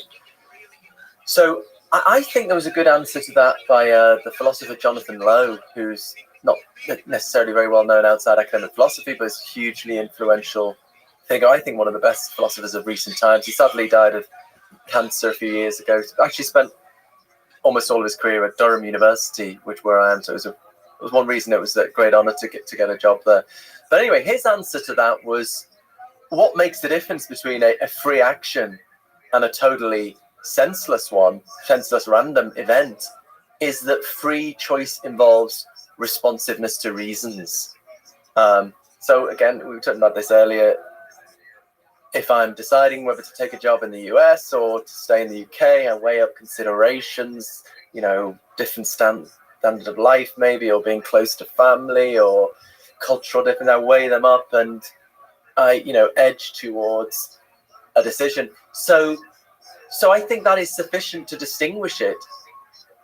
We're hypothetically supposing, trying to make sense of this idea, not saying it's real, but that could be enough to distinguish it from a senseless. It's not a senseless random occurrence because the free decision involved responsiveness to reasons. So I think that just answers that particular philosophical objection. So what is the middle way between determined by prior causes and totally random? Well, there's a choice that's not determined by prior causes, but it's not just random because the decision essentially involved responsiveness to reasons. So that's the answer to that. And I think actually that kind of thought also, I think you were hinting at the famous Libet experiments where he got his subjects to perform some kind of random action of pressing a button and then note the time they decided to press it, quote unquote, and then he's scanning the brains, and he claims to have found that about half a second before they consciously decided to press the button, the brain is getting ready to perform that action. So he claimed that about half a second before the person has consciously decided to press the button, the brain has already started the activity that's going to lead to the action. And then later people have claimed that there's a difference of maybe 7 to 10 seconds. I mean, there are all sorts of issues with these experiments. But one is that, as far as I'm aware, all of the quote-unquote choices they focused on are just these totally random, senseless actions, like just pressing a button for no reason. And I think the kind of free will we're interested in is free choice that involves responsiveness to reasons, weighing up considerations. And those kind of free decisions might not happen like at an identifiable instant. You might, when you're weighing it up, should I get married? Should I, you might edge slowly towards one side or the other. And so it could be that maybe the Libet, I think there are other problems with the Libet stuff, but maybe they show that we can't freely choose to do something totally senseless, whatever that would mean. But that doesn't show we can't freely, in this strong libertarian sense, respond to considerations of reason and value. To be fair, it would be difficult to see what kind of experiment we could set up to test that, but just because we can't yet set up that kind of experiment, we shouldn't, pretend we know more than we do. So yeah, so for those reasons, the third consideration you raised is different again. This is the debate I have with Sean Carroll. Would this conflict with physics? I just think we don't know enough about the brain to know whether there are causal dynamics in the brain that are not reducible to underlying chemistry and physics. And so then Sean Carroll says, well, that would mean physics is wrong. So he focuses on the core theory, which is the name for standard model of particle physics plus the weak limit of general relativity. So, we can't totally bring quantum mechanics and relativity together, but actually the circumstances in which we can't bring them together are just in situations of very high gravity. For example, when you're about to go into a black hole or something. Actually, in terrestrial circumstances, we can bring them together in the core theory. And then Sean wants to say, well, we can be very confident that core theory is correct. And so if there were libertarian free will in the brain, the core theory would be wrong. And okay, this is something I'm not sure about, and I'm still thinking about, and I'm learning from my discussion with Sean, but I'm still not totally clear what it could be. Suppose we did discover strong emergence in the brain, whether it's free will or something else. Perhaps what we would say is not that the core theory is wrong, but we'd say the core theory is correct in its own terms, namely capturing the causal capacities of particles and fields, but then it's a further assumption whether they're the only things that are running the show. Maybe there are also fundamental causal capacities associated with systems, and then if we discover this strong emergence, then when we work out what happens in the brain, we have to look to the core theory, the causal capacities of particles and fields, and we have to look to what we know about these strongly emergent causal capacities of systems, and maybe they co-determine what happens in the system. So I don't know whether that makes sense or not, but I mean, the more important point, I mean, that's in a way a kind of branding point, how we brand this. The more important point is we just don't know enough about the workings of the brain to know whether there are in strongly emergent causal dynamics, whether or not that would mean we have to modify physics, or maybe just we think physics is not the total story of what's running the show, but we just, if it turned out empirically that everything's reducible to underlying physics and chemistry, sure, I would drop any commitment to libertarian free will in a heartbeat. It's an empirical question. Maybe that's why, as you say, it in principle is easier to get a grip on. But we're a million miles away from being at that stage. Well, I don't know if we're a million miles. I hope we're not, because one of the ways I think to get to it is by engineering systems. So yeah, my hope is to understand intelligence by building intelligent systems, to understand consciousness by building systems that, let's say, the easy thing, which is not the easy thing, but the first thing, which is to try to create the illusion of consciousness. Through that process, I think you start to understand much more about consciousness, about intelligence. And then the same with free will. I think those are all tied very closely together, at least from our narrow human perspective. And when you try to engineer systems that interact deeply with humans, that form friends with humans, that humans fall in love with, and they fall in love with humans, then you start to have to try to deeply understand ourselves, to try to deeply understand what is intelligence in the human mind, what is consciousness, what is free will. And I think engineering is just another way to do philosophy. Yeah, no, I certainly think there's a role for that, and it would be an important consideration if we could seemingly replicate in an artificial way the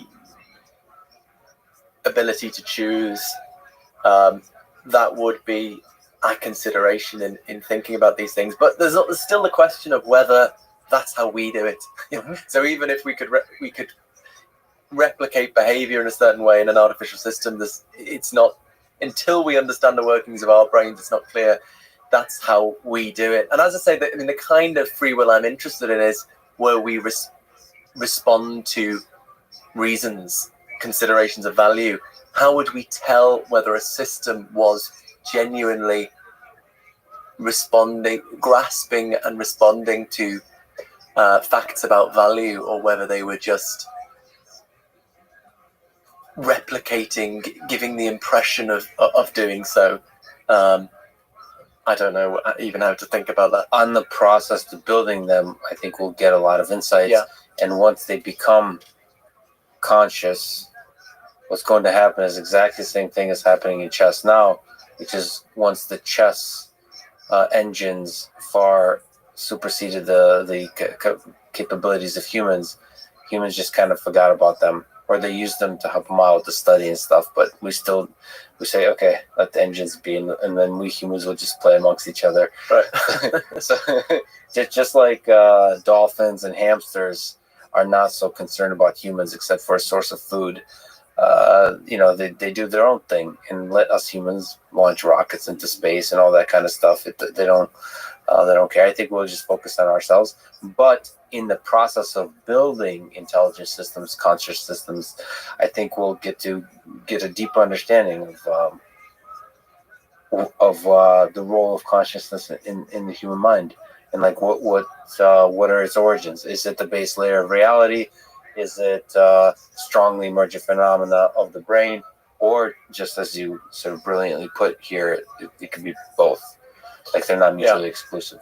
Dealing with consciousness needs to be an interdisciplinary task. We need, philosophers, neuroscientists, physicists, engineers, replicating these things artificially, and all needs to be working in step. And I'm quite interested. I mean, a lot more and more scientists get in touch with me, actually, saying that was one of the great things about, I think, that's come from writing a popular book, is not just getting the ideas out to a general audience, but getting the ideas out to scientists. Mm-hmm. And now scientists get in touch saying that this in some way connects to my work. And I would like to kind of start to put together an interdisciplinary network of scientists and philosophers and engineers, perhaps, interested in a panpsychist approach. And because I think so far panpsychism has just been sort of trying to justify its existence.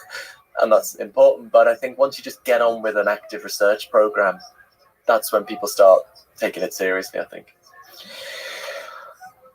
Do you think we're living in a simulation? No. I think... Is there some aspect to that thought experiment that's compelling to you within the framework of panpsychism? It's an important and serious argument. And, it's not to be laughed away. I suppose one issue I have with it is there's a crucial assumption there that consciousness is substrate independent, as the jargon goes, which means it's what? No, right. Beautifully put, yeah. It's software rather than hardware, right? It's depend on organization rather than the stuff. Whereas as a panpsychist, I think consciousness is the stuff of the brain. It's the stuff of matter. So I think just taking the organizational properties, the software in my brain, and uploading them, you wouldn't get the stuff of my brain. So I am actually worried if at some point in the future we start uploading our minds and we think, oh my God, Granny's still there. Or, I can email Granny after her body's rotted in the ground. And, when we all start uploading our brains, it could be we're just committing suicide. We're just getting rid of our consciousness. And, because I think that wouldn't, for me, preserve the experience. Just getting the software features. So that's a crucial premise of the simulation argument, because the idea in a simulated universe, I don't think you necessarily would have consciousness. It's interesting that you, as a panpsychist, are attached, because to me, panpsychism would encourage the thought that there's not a significant difference. Like, at the very bottom, it's not a substrate independent, but you can have consciousness in a human and then move it to something else. You can move it to the cloud. You can move it to the computer. It feels like that's much more possible if consciousness is the base layer. Yes, you could certainly. It allows for the possibility of creating artificial consciousness, right? Because then there's not souls, there aren't any kind of extra magical ingredients. So yeah, it's definitely allows the possibility of artificial consciousness and maybe preserving my consciousness in some sort of artificial way. My only point, I suppose, is just replicating the computational or organizational features would not, for me, preserve consciousness. I mean, but some opponents of materialism disagree with me on that. I think David Chalmers is an opponent of materialist. He's a kind of dualist, but he thinks the way these psychophysical laws work, they hook onto the computational or organizational features of matter. So he thinks, I think he thinks you could upload your consciousness. I tend to think not. So in that sense, we're not living in a simulation in the sort of specific computational view of things, in that substrate matters to you. Yeah, I think so. Yeah. And in that, you agree with Sean Carroll that physics matters. Yeah, physics is our best way of capturing what the stuff of the world does. Yeah, but not the whatness, the being of the stuff. Yeah, the isness. The isness, thank you. Okay. Russell Brand, I had a conversation with Russell Brand and he said, "Oh, you mean the isness?" That was a good way of putting it. The isness. The isness. Russell's great. The big ridiculous question. What do you think is the meaning of all of this? You write in your book that the entry for our reality in the Hitchhiker's Guide might read, a physical universe whose intrinsic nature is constituted of consciousness, worth a visit. So our whole conversation has been about the first part of that sentence. What about the second part? Worth a visit. Why is this place worth a visit? Why does it have meaning? Why does it have value at all? Why? These are big questions.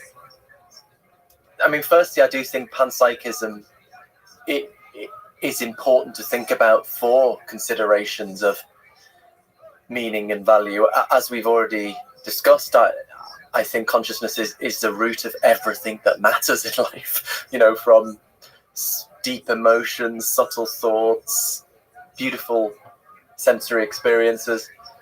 And yet, I believe our official scientific worldview is incompatible with the reality of consciousness. I mean, that's controversial, but that's what I think. And I think people feel this on an intuitive level. It's maybe part of what Max Weber called the disenchantment of nature, that they think they know their feelings and experiences are not just electrochemical signaling. I mean, they might just have that very informed intuition, but I think that can be rigorously supported. So I think this can lead to a sense of alienation and a sense that we lack a framework for understanding the meaning and significance of our lives. And in the absence of that, people turn to other things to make sense of the meaning of their lives, like, nationalism, fundamentalist religion, consumerism. So I think panpsychism is important in that regard, in bringing together the quantitative facts of physical science with the, as it were, the human truth, by which I just mean the qualitative reality of our own experience. As I've already said, I do think there are objective facts about value and what we ought to do and what we ought to believe that we respond to it, and that's very mysterious to make sense of, both how there could be such facts and how we could know about them and respond to them. But I do think there are such facts, and they're mostly to do with kinds of conscious experience. So they're there to be discovered, and much of the human condition is to discover those objective sources of value. I think so, yeah. And then, I mean, moving away from panpsychism to the, at an even bigger level, I suppose I think it is important to me to live in hope that there's a purpose to existence, and that what I do contributes in some small way to that greater purpose. But I would say I don't know if there's a purpose to existence. I think some things point in that direction, some things point away from it. But I don't think you need certainty or even high probability to have faith in something. So to take an analogy, suppose you've got a friend who's very seriously ill. Maybe there's a 30% chance they're going to make it. You shouldn't believe your friend's going to get better, because they're probably not. But what you can say is, you can say to your friend, I have faith that you're going to get better. That is, I choose to live in hope about that possibility. I choose to orientate my life towards that hope. Similarly, I don't think we know whether or not there's a purpose to existence, but I think we can make the choice to live in hope of that possibility. And I find that a worthwhile and fulfilling way to live. So maybe as your editor, I would collaborate with you on the edit of the Hitchhiker's Guide entry that instead of worth a visit, we'll insert hopefully worth a visit. Or the inhabitants hope that you would think it's worth a visit. Philip, you're an incredible mind, an incredible human being, and indeed are humble. And I'm really happy that you're able to argue and take on some of these difficult questions with some of the most brilliant people in the world, which are the philosophers thinking about the human mind. So this was an awesome conversation. I hope you continue talking to folks like Sam Harris. I'm so glad you talked to Joe. I can't wait to see what you write, what you say, what you think next. Thank you so much for talking today. Thanks very much, Lex. This has been a really fascinating conversation. I've got a lot I need to think about actually just from this conversation, but thanks for chatting to me. Thanks for listening to this conversation with Philip Goff. To support this podcast, please check out our sponsors in the description. And now, let me leave you with some words from Carl Jung. People will do anything, no matter how absurd, in order to avoid facing their own souls. One does not become enlightened by imagining figures of light, but by making the darkness conscious. Thank you for listening. Hope to see you next time.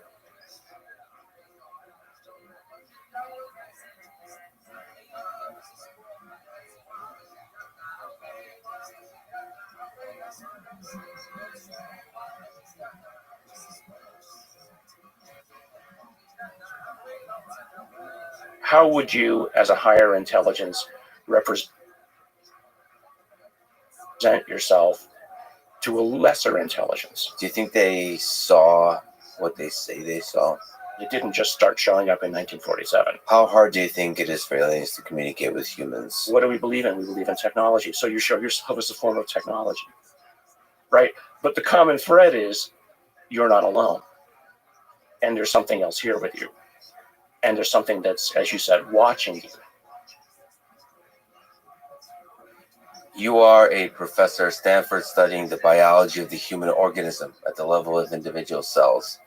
So let me ask first the big, ridiculous philosophical question. What is the most beautiful or fascinating aspect of human biology at the level of the cell to you? The micro machines and the nano machines that proteins make and become, that to me is the most interesting. The fact that you have this basically dynamic computer within every cell that's constantly processing its environment. And at the heart of it is DNA, which is a dynamic machine, a dynamic computation process. People think of the DNA as a linear code. It's codes within codes within codes, and it is actually the epigenetic state that's doing this amazing processing. I mean, if you ever wanted to believe in God, just look inside the cell. So DNA is both information and computer. Exactly. How did that computer come about? Continuing on the philosophical question, is this both scientific and philosophical? How did life originate on Earth, do you think? How did this, at every level, so the very first step and the fascinating complex computer that is DNA, that is multicellular organism, and then maybe the fascinating complex computer that is the human mind? Well, I think you have to take just one more step back to the complex computer that is the universe, right? All of the so-called particles or the waves that people think the universe is made of, and appears, to me at least, to be a computational process. And embedded in that is biology, right? So all the atoms of a protein, et cetera, sit in that computational matrix. From my point of view, it's computing something. It's computing towards something. It was created in some ways, if you want to believe in God, and I don't know that I do, but if you want to believe in something, the universe was created, or at least enabled, to allow for life to form. And so the DNA, if you ask where does DNA come from, and you can go all the way back to Richard Dawkins and the selfish gene hypotheses. The way I look at DNA, though, is it is not a moment in time. it assumes the context of the body and the environment in which it's going to live. And so if you want to ask a question of where and how does information get stored, DNA, although it's only 3 billion base pairs long, contains more information than I think the entire computational memory resources of our current technology. Because who and what you are is both what you were as an egg all the way through to the day you die, and it embodies all the different cell types and organs in your body. And so it's a computational reservoir of information and expectation that you will become. So actually, I would sort of turn it around a different way and say, if you wanted to create the best memory storage system possible, you could reverse engineer what a human is and create a DNA memory system that is not just the linear version, but is also everything that it could become. When we're talking about DNA, we're talking about Earth and the environment creating DNA. So this, you're talking about trying to come up with an optimal computer for this particular environment. Right.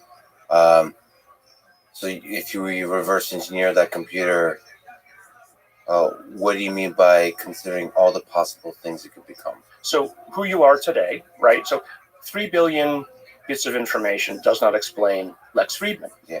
Doesn't explain me, right? But the DNA embodies the expectation of the environment in which you will live. Yes. And grow and become.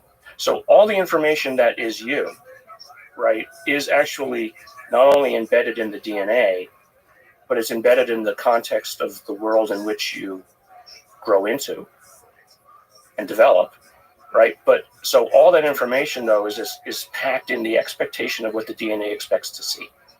Interesting. So, like, some of the information, is that accurate to say is stored outside the body? Exactly. Yeah. The information is stored outside because there's a context of expectation. Isn't that interesting? Yeah, it's fascinating. I mean, to linger on this point, if we were to run Earth over again 1 million times, how many different versions of this type of computer would we get? I think it would be different each time. I mean, if you assume there's no such thing as fate, right, and it's not all pre-programmed, and that there is some sort of, let's say, variation or randomness at the beginning, you would get as many different versions of life as you could imagine. And I don't think it would all be, unless there's something built into the, into the substrate of the universe. It wouldn't always be left-handed proteins, right? But I wonder what the flap of a butterfly wing, what effects it has, because it's possible that this system is really good at finding the efficient answer, and maybe the efficient answer is there's only a small finite set of them for this particular environment. Exactly. That's the kind of, in a way, the anthropomorphic universe of the multiverse expectations, right? That, there's probably a zillion other kinds of universes out there if you believe in multiverse theory. We only live in the ones where the rules are such that life like ours can exist. So using that logic, how many alien civilizations do you think are out there? There's like trillions of environments, aka planets, or maybe you can think even bigger than planets. How many lifelike organisms do you think are out there thriving, and maybe how many do you think are long gone but were once here? I think, well, innumerable. I think in terms of the greater than zero, much greater than zero. I mean, I would just be surprised. What a waste, right, of all that space just for us, if we're never going to get there. That would be my first way to think about it. But second, I mean, I remember when I was about 7 or 8 years old, and I would love if any of your listeners could find this National Geographic. I remember opening the page of the National Geographic. I was about, again, 7 to 10 years old. And it was sort of a current picture of the universe. It was around probably 1968, 1969. And I just remember looking at it and thinking, what kinds of empires have risen and fallen across that space? that we'll never know about. And isn't that sad that we know nothing about something so grand? And so I've always been a reader of science fiction because I like the creative ideas of what people come up with. And I especially like science fiction writers that base it in good science, but base it also in evolution. That if you evolve a civilization from something lifelike, right, some sort of biology, its assumptions about the universe will come from the environment in which it grew up. So, for instance, Larry Niven is a great writer, and he imagines different kinds of civilizations. In some cases, what happens if what happens if intelligence evolved from a herd animal? Right? Would you lead from behind? Right? Would you be, in his case, one of them were the so-called puppeteers. And to them, the moral imperative is cowardice. You put other people forward to run the risk for you, right? And so he writes entire books around that premise. There's another guy, David Brin is his name, and he writes the so-called Uplift Universe books. And in those, he takes different intelligences, each from a different evolutionary background, and then he posits a civilization based around where and what they came from. And so, to me, I mean, that's just fun. But I mean, back to your original question, is how many are there? I think as many stars as we can see.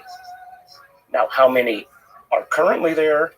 I don't know. I mean, that's the whole question of, how long can a civilization last before it runs out of steam? And you, for instance, does it just get bored, or does it transcend to something else, or does it say, I've seen enough and I'm done? What does running out of steam look like? It could be destroy itself or get bored. Or we've done everything we can and they just decide to stop. I don't know. I just don't know. It's the Elon Musk worry that we stop reproducing, or we slow down the reproduction rate to where the population can go to zero. And we can't, and we collapse. I mean, so the only way to get around that is perhaps create enough machines with AI to take care of us. What could possibly go wrong?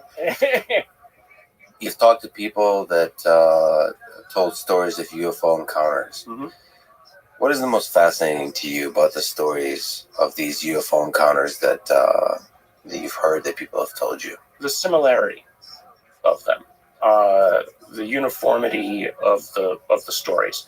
Now, I just want to say up front, a lot of people think that when I speculate, I believe something. That's not true, right? Speculation is just creativity. Speculation is the beginning of hypothesis. None of what I hear in terms of the anecdotes do I necessarily believe are they true. But I still find them fascinating to listen to because at some level, they're still raw data.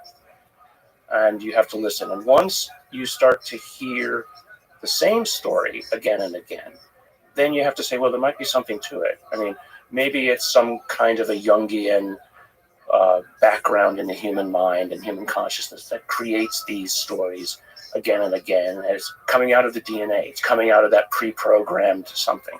And Jung talked quite a bit about this kind of thing, the collective unconscious. But actually, one of the most interesting ones I find is this constant message that you're not taking care of your world. And this came long before climate change. It came long before many kinds of, let's say, current day memes around, taking care of our planet, pollution, etc. And so, for instance, perhaps the best example of this, the one that I find the most fascinating, is a story out of Zimbabwe. 50 or 60 children one afternoon in Zimbabwe. It was a well-educated group of white and black children who at lunchtime in the playground saw a craft. And they saw little men. and they all ran into the teachers and they told the same story and they drew the same pictures. And the message several of them got was, you are not taking care of your planet. And it got, there's actually a movie coming out on this episode. And 30 years later now, the people who were there, the children who've now grown up, say it happened to us. Now, did it happen? Was it some sort of hallucination, or was it an imposed hallucination by something? Was it material? I don't know. But these kids were 7 to 10 years old. You see them on video. 7 to 10-year-olds can't lie like that. And so, whether it's real or not, I don't know. But I find that fascinating data. And again, it's these unconnected stories of individuals with the same story. That is worthy of further inquiry. Yeah, so here we are, humans with limited cognitive capacities, trying to make sense of the world, trying to understand what is real and not. We have this DNA that somehow in complex ways is interacting with the environment, and then we get these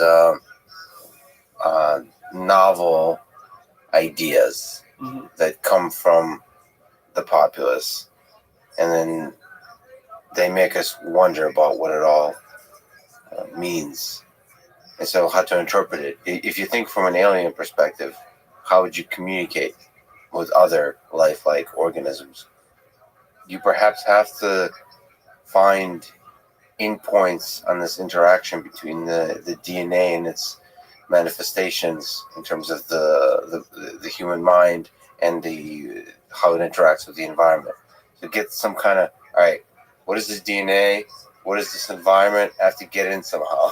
Right. To interact with it, to perturb the system to where these little ants, human-like ants, get excited and figure and see stuff out. Yeah, and then somehow steer them. First of all, for investigative purposes, understand. Oftentimes, to understand a system, you have to perturb it. Exactly. Yeah. To poke at it. They get excited or not, and then the other way is you want to. If you worry about them, you can steer in one direction or another. Mm-hmm. And this kind of idea that we're not taking care of our world, that's interesting. I mean, that's comforting. That's hopeful, because that means that greater intelligence, which is what I would hope, we want to take care of us. We want to take care of the gorillas in the national parks in Africa. Yeah, but right? We don't want to take care of cockroaches. So there's a line we draw. So you have to hope that... Right now, we're a bunch of angry monkeys, and maybe whatever these intelligences are also keeping an eye on us. That you don't want a bunch of, you don't want the angry monkey troop stomping around the local galactic arm. Do you think these folks are telling the truth? Do you think they saw what they say they saw? I think they saw what they said they saw, but I also think they saw what they were shown. I mean, if you go back to the whole notion of, okay, how long has this been around? It didn't just start showing up in 1947. Right? There are stories going back, into the 1800s of people who saw things in their farm fields in the U.S. It's in local newspapers from the 1800s. It's fascinating. But if you can go even further back, so to your point of how would you, as a higher intelligence, represent yourself to a lesser intelligence? Well, let's go back to pre-civilization. Maybe you show yourself as the spirits in the forest, and you give messages through that. Once you get a little bit more civilized, then you show yourself as the gods. And then you're God. Well, we don't believe in God anymore necessarily. Not everybody does. So what do we believe in? We believe in technology. So you show yourself as a form of technology. Right? But the common thread is you're not alone. And there's something else here with you. And there's something that's, as you said, watching you. And at least watching over your shoulder. But I think that, like any good parent, you don't tell your student everything. You make them learn. And learning requires mistakes, because if you tell them everything, then they get lazy. You've looked at the brains of, or information coming from the brain of some of the people that have had UFO encounters. What's common about the brain of people who encounter UFOs? So the study started with a group of, let's say, a cohort of individuals that were brought to me and their MRIs to ask about the damage that had been seen in these individuals. It turns out that the majority of those patients ended up being, as far as we can tell, Havana syndrome. And so, for me at least, that part of the story ends in terms of the injury. It's likely almost all Havana syndrome. That's somebody else's problem now. That's not my problem. But when we were looking at the brains of these individuals, we noticed something right in the center of the basal ganglia in many of these individuals that at first we thought was damage. It was basically an enriched patch of MRI dense neurons that we thought was damage, but then it was showing up in everybody, and then we looked and we said, oh, it's actually not. The other readings on these MRIs showed that actually that's living tissue. That's actually in the head of the caudate and the putamen. And at the time, and I remember even asking a good friend of mine at Stanford, who's a psychiatrist, what does the basal ganglia do? He said, oh, the basal ganglia is just about movement and nerve and motor control.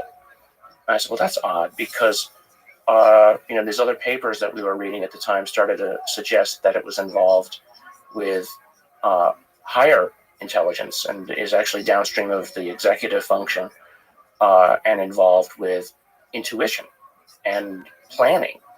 And then if you think about it, if you're going to have motor control, which is centralized in one place, motor control requires knowledge of the environment. You don't want to move something and hit the table. Or if you're walking across a room, you want to be aware and cognizant of what you might bump into. So obviously, all of that planning requires access to all the senses. It requires access to your desires, memory, knowledge of where and what you want, and desire to walk near or by. Like I use the example of you're at a party, you want to avoid that person, you like that person, the waiter's about to drop something. All without thinking, you maneuver. So all that planning is done in the basal ganglia. And it's actually now called the brain within the brain. It's a goal processing system subservient to executive function. So what we think we found there was not something which allows people to talk to UFOs. I mean, I think the UFO community took it a step too far. What I think we found was a form of higher functioning and processing. So what we then looked at, and this was the most fascinating part of it, we looked then at individuals in the families of those, let's say the index case individuals, and we found that it was actually in families. And more so, this is the most fascinating part, we've probably looked now at about 200 just random cases that you can download off of databases online. You don't see this higher connectivity.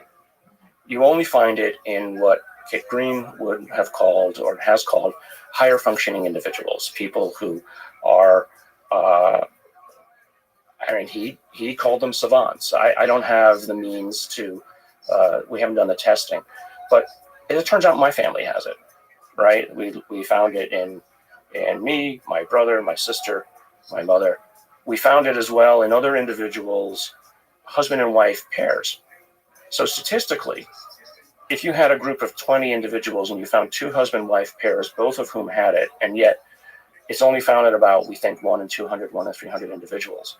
The fact that two individuals came together, two sets of individuals came together, both of whom had it, implied either a restricted breeding group or attraction.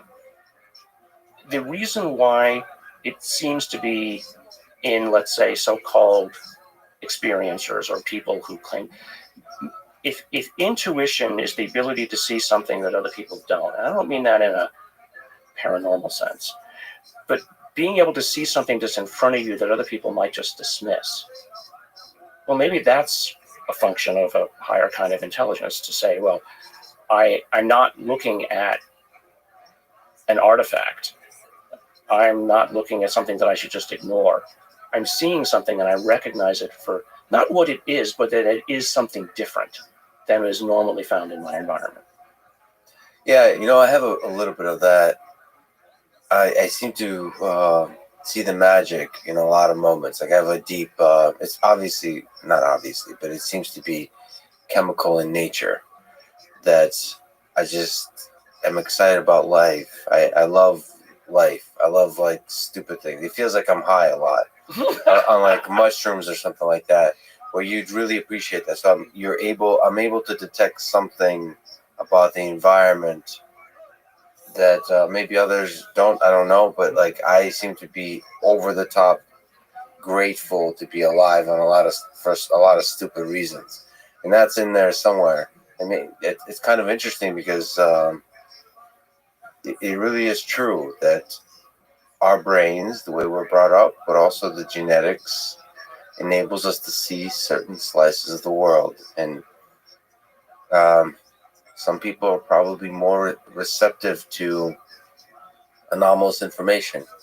They see the magic, the possibility in the novel thing, right? As opposed to kind of finding the pattern of the common, of the regular.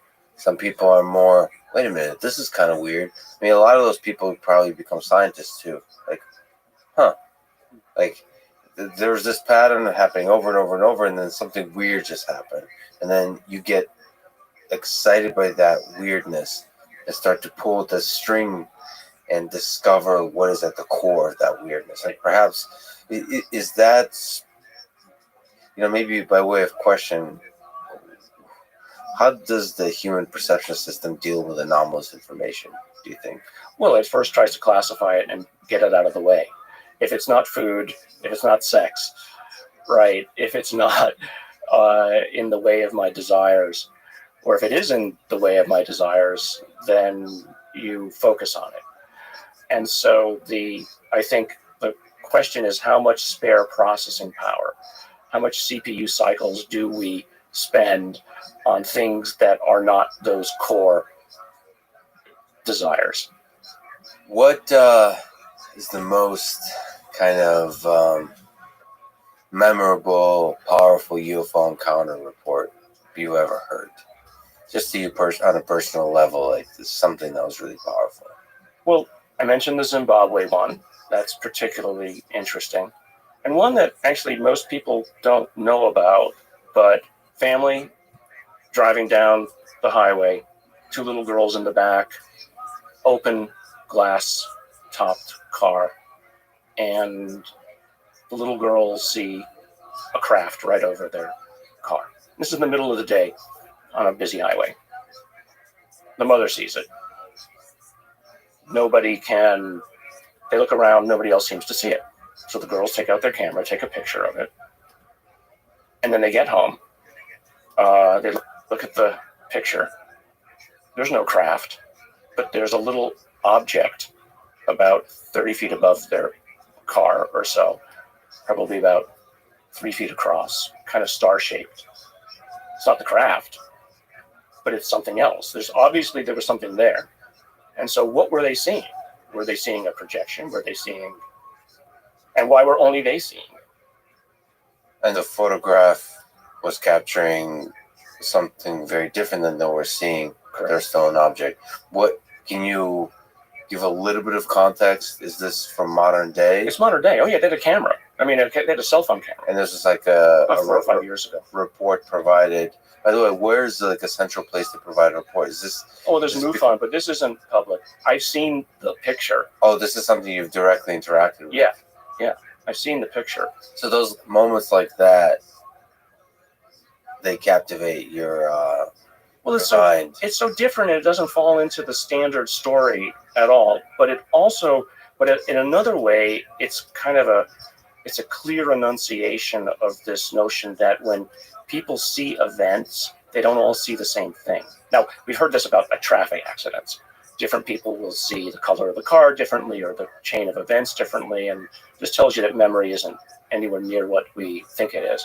But the issue around these so-called UFO reports is that the same people will see a very different thing, almost as if whatever it is projecting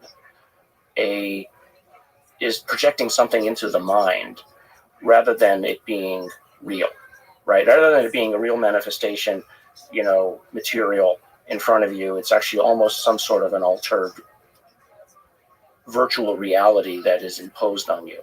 I mean, I think the company Meta and all the virtual reality companies would love to have something like that, right? Where you don't have to actually wear something on your face to experience a virtual reality.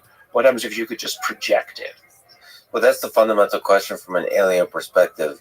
When you look at, or as we humans look at ants, how does its perception system operate? So not only how does this thing's mind operate, how does the human mind operate, but how does their perception system operate, so that we can stimulate the perception system properly to get them to think certain things. And so, that's a really important question. Humans think that, the only way to communicate is in 3D or 4D space-time. There's physical objects, or maybe you write things into some kind of language. But there could be just so much more richness in how you can communicate. And so from an alien perspective, or somebody has much greater technological capabilities, you have to figure out, how do I use the skills I have to stimulate the limited humans? Right. Well, I mean, let's take the ants exam again as an example. Let's say that you wanted to make ants practical. You wanted to use them for something, right? You wanted to use them as a form of biological robot. Now, DARPA and other people have been trying to use insects for, to turn them into biological robots. But if you wanted to, you would have to interact with their sense of smell, right? Their pheromone system that they use to interact with each other. So you would either create those molecules to talk to them, to make them do. I'm not saying talk to them as if they're intelligent, but talk to them to manipulate them in ways that you want. Or if you were advanced enough, you would use some sort of electromagnetic or other means to stimulate their neurons in ways that would accomplish the same goal as the pheromones, but by doing it in a sort of a telefactoring way. So let's say you wanted to telefactor with humans. You would interact with them. And this is a technology which you could imagine possible. You could telefactor information into the sensory system of a human, right? But then each human is a little bit different. So either you know enough about them to tailor it to that individual, or you just basically take advantage of whatever the sensory net is that individual has. So if you happen to be good at sound, or you happen to be a very visually inclined individual, then maybe the sensory information that you get that's most effective in terms of transmitting information would come through that portal. I think the aliens would need to figure out that humans value physical consistency. So we've discovered physics. So we want our perception to make sense. Maybe they haven't, that's not an obvious fact of perception, but you have to figure out what kind of things are humans used to observing in this particular environment of Earth, and how do we stimulate the perception system in a way that's not anomalous, or not too, doesn't cross that threshold of just well, that's way too weird. Right. So they have to, that's not obvious that should be important.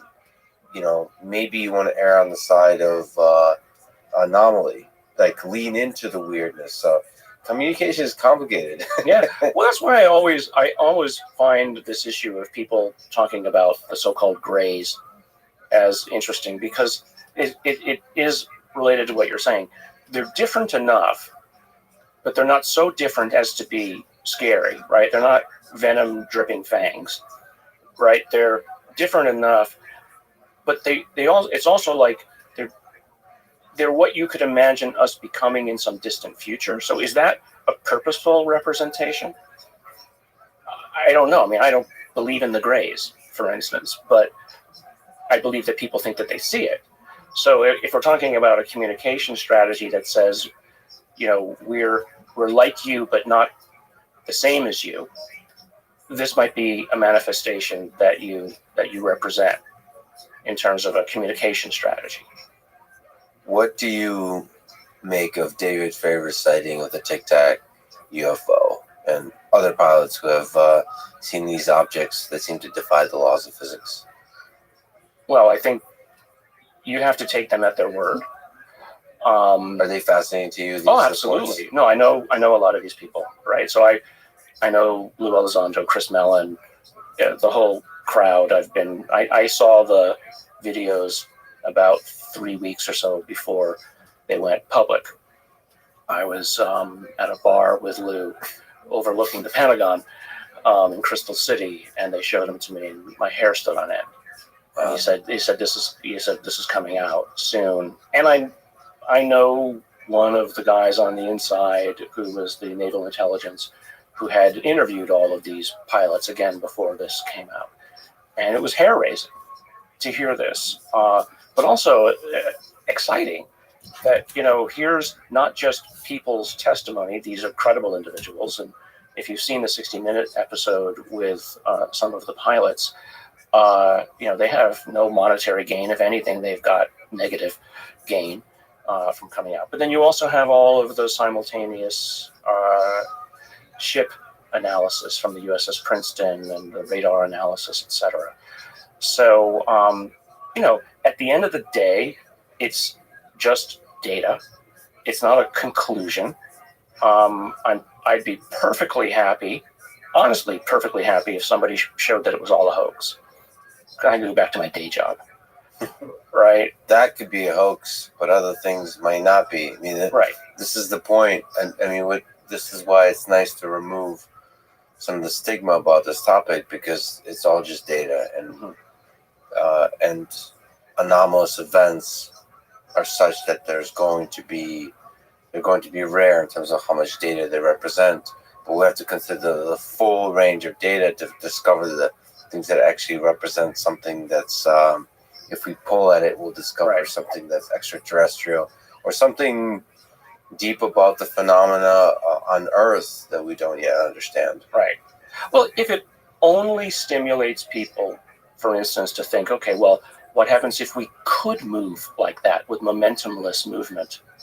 And it stimulates young individuals to go into the sciences to ask those questions. That to me is fascinating. I mean, after I've been openly talking about this in the last year especially, I've had a number of students from top schools who aren't my students come to me and say, if I can help, let me. How can I help? I never had thought about this before, but you and others, not just you, and others have opened my mind to thinking about this matter. Yeah, that's why it's actually funny that Elon Musk doesn't think too much about this, these kinds of propulsion systems that could defy the laws of physics as we currently understand them. To me, it's a powerful way to think what is possible. Mm-hmm. It's inspiring, even if some of the data doesn't represent extraterrestrial vehicles. I think the observation itself, it's like something you mentioned, which is hypothesizing, imagining these things, considering the possibility of these things. I think opens up your mind in a way that ultimately can create the technology. First, you have to believe the technology is possible before you can create it. In my own lab, we always look for, as I've said before, what is inevitable. And, saying inevitably this is the kind of data we need. But if we need that kind of data, the instrument we want doesn't exist. Okay, so I imagine the perfect instrument, I can't make it. And you back into something which is practical. And then you, in a sense, reverse engineer the future of what it is that you want to make. And I've started and sold like at least half a dozen or more companies using that basic premise. And so it was always something that didn't exist today, but we imagined what we wanted. And at the time, many people said it couldn't be done.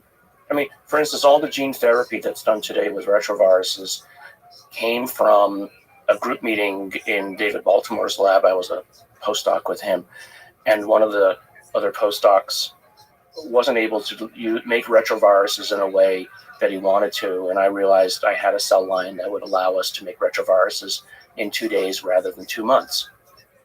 And so he and I then worked together to make that system.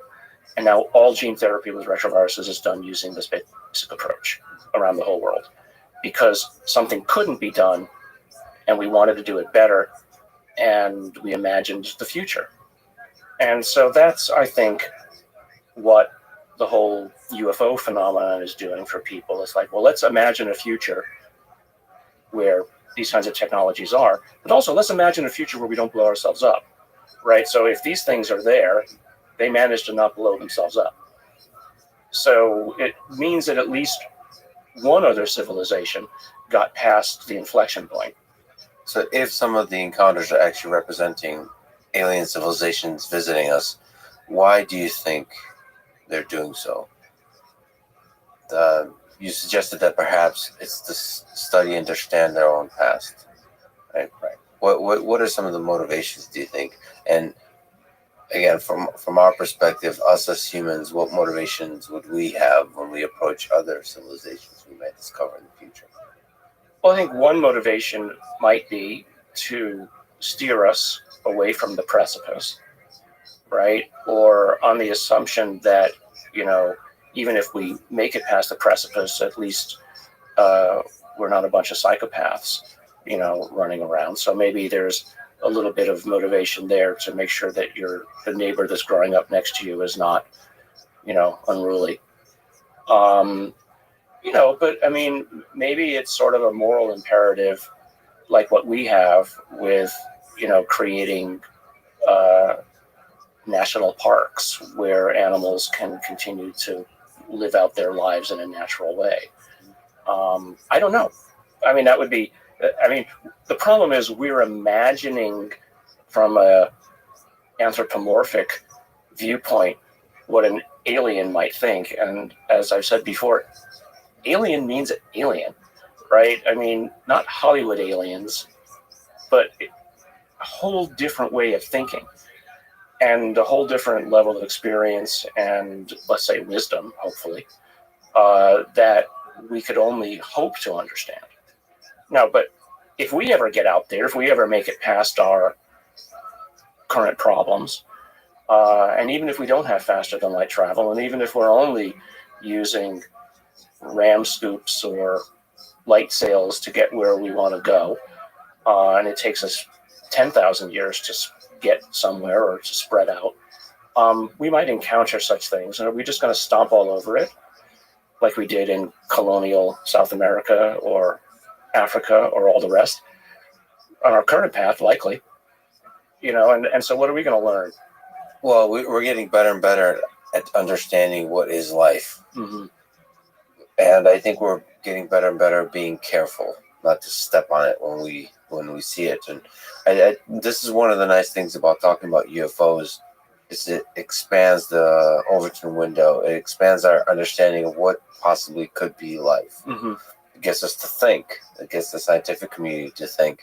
When we go to Mars, when we go to these different moons that possibly have life, we're not looking at legged organisms. We're looking at some kind of complexity Mm-hmm. that arises in resistance to the natural world. Mm-hmm. And there's a lot of interesting... I like that, resistance to the natural world, yeah. So somehow there's a rebellious process, complex system going on here. And I don't know, the many ways it could take form. And there's a sense, for aliens that as the technology develops, they take form more and more as information, as something that can influence the space of ideas, of the processing of data itself. So I just, this idea of embodiment that we humans so admire, physically visible, perceivable embodiment, may be a very inefficient thing. Right. right? If you think just about, your area, AI, we're trying to make smaller and smaller and smaller circuitry that is basically closer and closer to the physics of how the universe operates, right down at the level of, quantum computers are basically right down about quantum information storage. So fast forward 10,000, 100,000 years, maybe somebody found a way to embody AI directly into the physics of the universe, right? And it doesn't require a physical manifestation. It just sits in space-time. It's just a locally ordered space. We're just locally ordered space-time, right? But maybe they found a way to embody it there. They probably have to get really good at not, trampling on the ants. Mm-hmm. The better your technology gets, the easier it is to accidentally, oops. Right. Just destroy these simpleton biological systems. We constantly think about whatever these things might be. We think that they are some sort of a unified force. Well, maybe they're not unified. Maybe they are as disparate as you and I are. And maybe what keeps them from stomping all over the ants is each other. Right? That they are in a self-tension to prevent one or more of them from running amok. Oh, yeah. I mean, that's kind of the anarchy of nations that we have on Earth. So there's always there's always going to be this there's a hierarchy. This hierarchy that's formed of greater and greater intelligences. Right. And they're all probably also wondering, wait, what's bigger than me? Exactly. That's what I always wonder, is that maybe that what keeps them in line is something that is beyond them. Like, what created the universe? I mean, that's probably a question that bothers them too. Mm-hmm. What about the communication task itself? How hard do you think it is for aliens to communicate with humans? So is this something you think about this barrier of communication between biological systems and something else? How difficult is it to find a common language? Well, I think if you're smart enough or technologically enabled enough, it's relatively straightforward. Now, whether your concepts can ever be dumbed down to us, that might be hard. Yeah. I mean, again, talking to the ants. I mean, they on don't. Instagram. So, you want to look good in this picture? Let me explain. To you why. Yeah. So, that's the essential problem of, perhaps they realize who it is that they're talking to, and they say, rather than muddy the picture, we're only going to give them limited information. Right? And yeah, maybe we could sit down like you and I and have a conversation, but then they would make assumptions. The humans would then make assumptions about us that aren't true, because we're not humans. Right? So let's stay at arm's length. Let's just let them know that we're here. Right? And here's the limited amount of communication. Again, this notion that if you give somebody everything, they'll get lazy. And, if they've been around as long as they have, they've seen every kind of thing that can go wrong. And so it's they know, as much as they might want to step in, that would be a wrong thing. Yeah, you have to also understand that the amount of wisdom they carry. Yeah. And so it's very easy as well for religions to. I don't want to get into a whole religious conversation, but very easy you could see how religions could call them angels or devils or what have you, because again, if you're trying to fit it into a framework of cultural understanding, the first thing you reach for is God. And so when you look at what these things are. And again, with the angels and the devils, in a similar sort of way, their communication is limited. They just kind of give little, the Oracle of Delphi? They kind of give these Delphic pronouncements, and then it's up to you to figure out what it is that they really mean. Stephen Greer claimed that a skeleton discovered in Atacama region of Chile might be an alien. You reached out to him and took on the task of proving or disproving that with the rigor of science. The result is a paper titled "Whole Genome Sequencing of Atacama Skeletons Shows Novel Mutations Linked with Dysplasia." Can you tell this full story? The story was, as you put it right there, correct. Reached out, got a sample of the body, did the DNA sequencing, then worked with a team of 2 other Stanford scientists and Roche sequencing group, Roche Diagnostics, and probably a total team of about 11 or so people. And as is standard in these kinds of things, the professors actually don't do the work. The students do the work and figured out the answer. And then we helped them put together the story.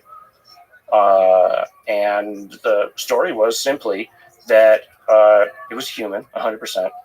I went into it thinking it was originally a monkey of some sort.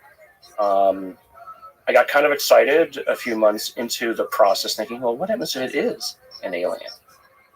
Right? Can you describe some of the characteristics of the skeleton that make it unique and interesting? Primarily, it had dysmorphias of the brain. And so the first thing I did, actually, when I got pictures of it, I took it to a local expert at Stanford, and he was on the paper.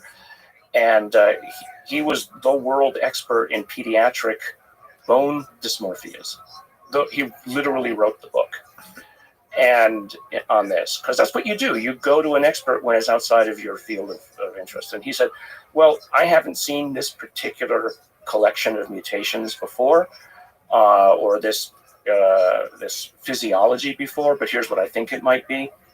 And he said, but based on the size of the thing and the bone density, it would appear to be like 6 or 7 years old.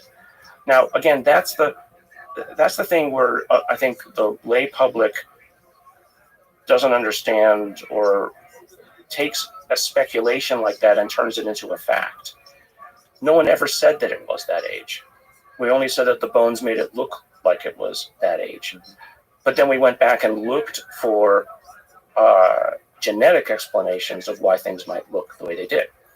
And if you, again, read the paper, it's very carefully caveated to say that these mutations might result in this. But what we did find was an unexpectedly large number of mutations associated with bone growth in this individual. And it was just a bad roll of the dice, right? You roll the dice enough times with enough people born every year, and someone will roll the wrong dice all at once. So the sad part about it was individuals in the UFO community who wanted to think that there was some sort of conspiracy around it, right? That somebody had somehow convinced all of my students to lie. Right. I mean, come on. You know, I would lose my job, first of all, and they would all be in trouble forever. Yeah, but also it's just projecting malevolence onto people that I don't think exists in normal populace, and especially doesn't exist in the scientific community. Yeah. The kind of people that go into science, I mean, this is what bothers me with the current distrust of science, is they might be naive. Mm-hmm. They might not, especially in modern science, look at the big picture, philosophical, ethical questions, all that kind of stuff. But ultimately, they're people with integrity and just a deep curiosity for the discovery of cool little things. And there's no malevolence, broadly speaking, in the scientific community. So, I mean, there's a bigger story here, which is, there's a hunger in the populace to discover something anomalous, something new. And, science has to be both open to the anomalous, but also to reject the anomalous when the data doesn't support it. Right. What do you make of that, walking that line for you? Because you're dealing with UFO encounters, you're dealing with the anomalous. Well, people have said, let's go back to the Atacama case, that I was debunking it. Well, debunking is a loaded term. It sort of assumes that you were going in purposefully to prove something is wrong. I wasn't. I was just going in to collect the data. And, I showed that this one was human. There was another skull that somebody had at one point. It was called the Star Child. They called it the Star Child skull. I said, I looked at it. I looked at the DNA sequencing that they had done. I said, this is human. End of story. The people who owned the thing at the time disagreed with me. And then eventually another group came in and proved that I was right. And it's not about debunking. It's about getting the more spectacular and hyped cases off the table. I mean, the reason I got interested in it is because somebody was hyping it. And not because I wanted to disprove it, but because I just wanted to know. And let's get it off the table, because it's usually the most extravagant things that are most likely to be wrong. Somewhere in the rubble will be something interesting. And so that's what you do. You get the dross off the table, and then somewhere in the data will be something worth real inquiry. And that's, if you inquire deeply enough, will be extravagant. Yes, exactly. And that's what actually excites scientists is to, you want, with the rigor of science, to actually reveal the extravagant. And so look at CRISPR as probably the most perfect example of that. These weird sequences in bacterial genomes, all arrayed one after the other with these strange sequences around them. But when you looked at the sequences, they looked like viruses. And so how did they get there? And lo and behold, after a lot of effort and work, well, a couple of Nobel Prizes went out the door, but these strange things ended up having extraordinarily extravagant possibilities. You've also looked at UFO materials. You are in possession of UFO materials yourself. Claimed UFO materials. Alleged UFO materials, that's right. Some, what's another term? Weird materials that don't seem to... they have a story. They have a story that doesn't seem to be of natural origins, but it's not, there's a process to proving that, and that process may take decades, if not centuries, because you have to keep pulling at the string and discover where they could possibly come from. But anyway, you're in possession of some materials of this kind.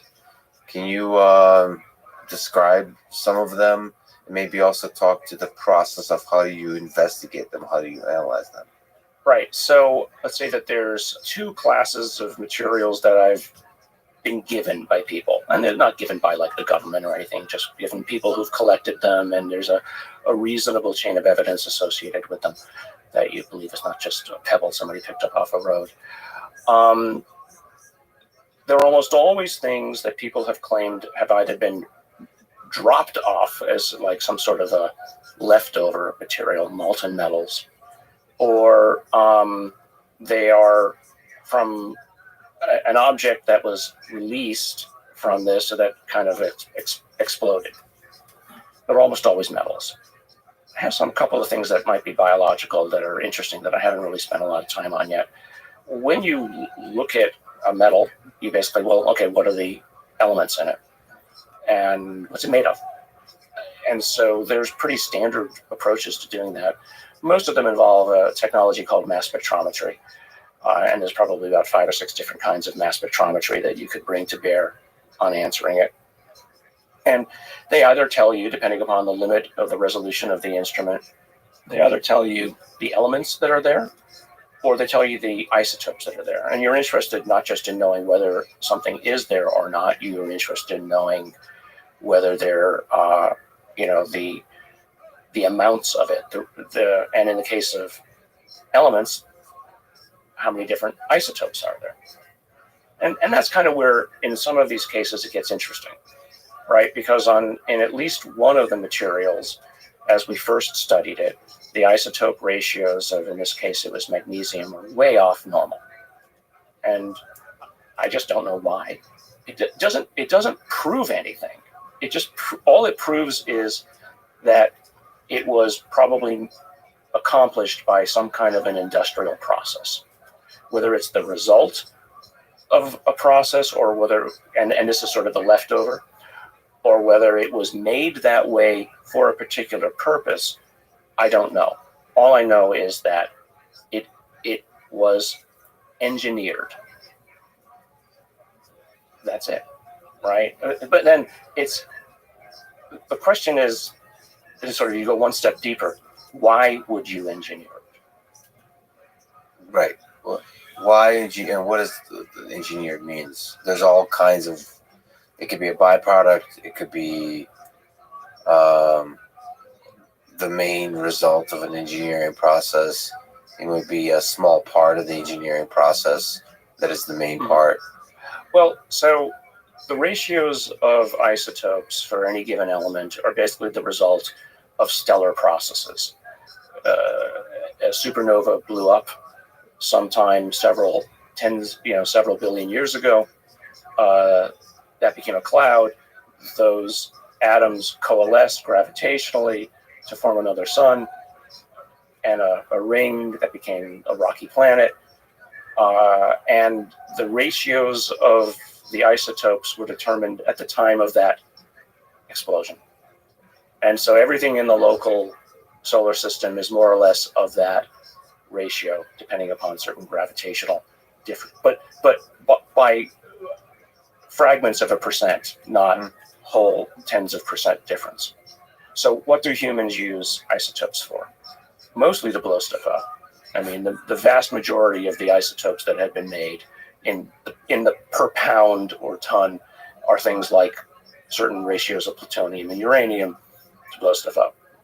We don't make or engineer isotopes, which it's today is relatively easy to do, but it's still expensive for any other reason apart from, let's say, as anti-cancer.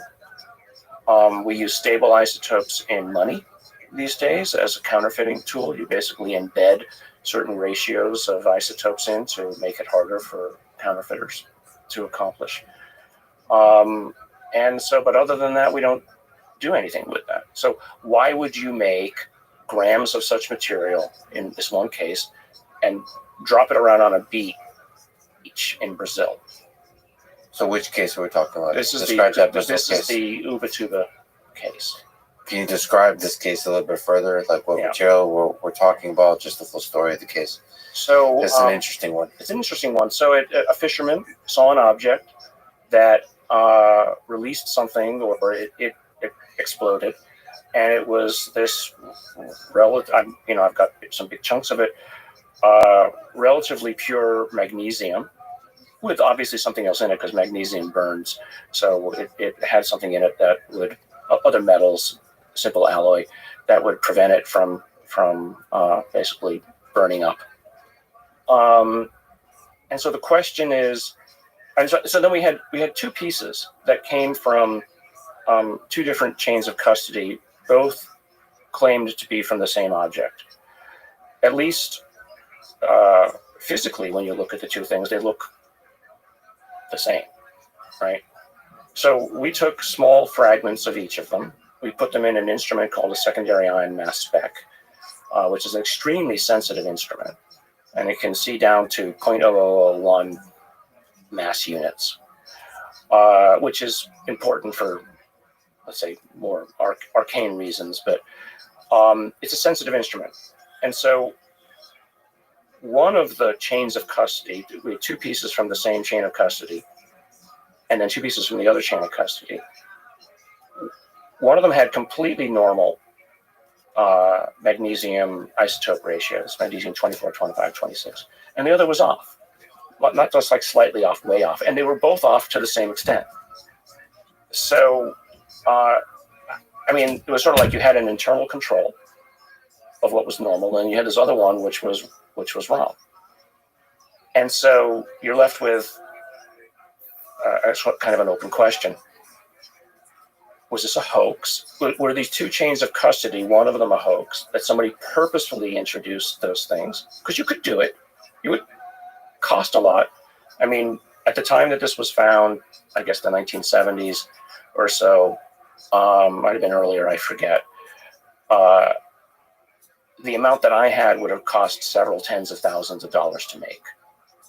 And again, it's not something you would just throw around. And why would you do it in the hope that some guy 30 years from then would pick it up and study it?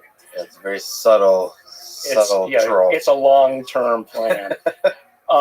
So I just don't know. I just don't know what to make of it, except it's interesting. So a different kind of question that you're asking is, what constitutes evidence?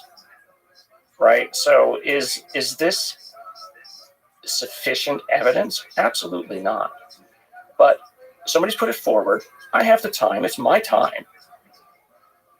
I'll study it, and my objective is to sort of take those that I think are credible enough and do a reasonable analysis, put it out there, and maybe somebody else will come up with an idea as to what it is.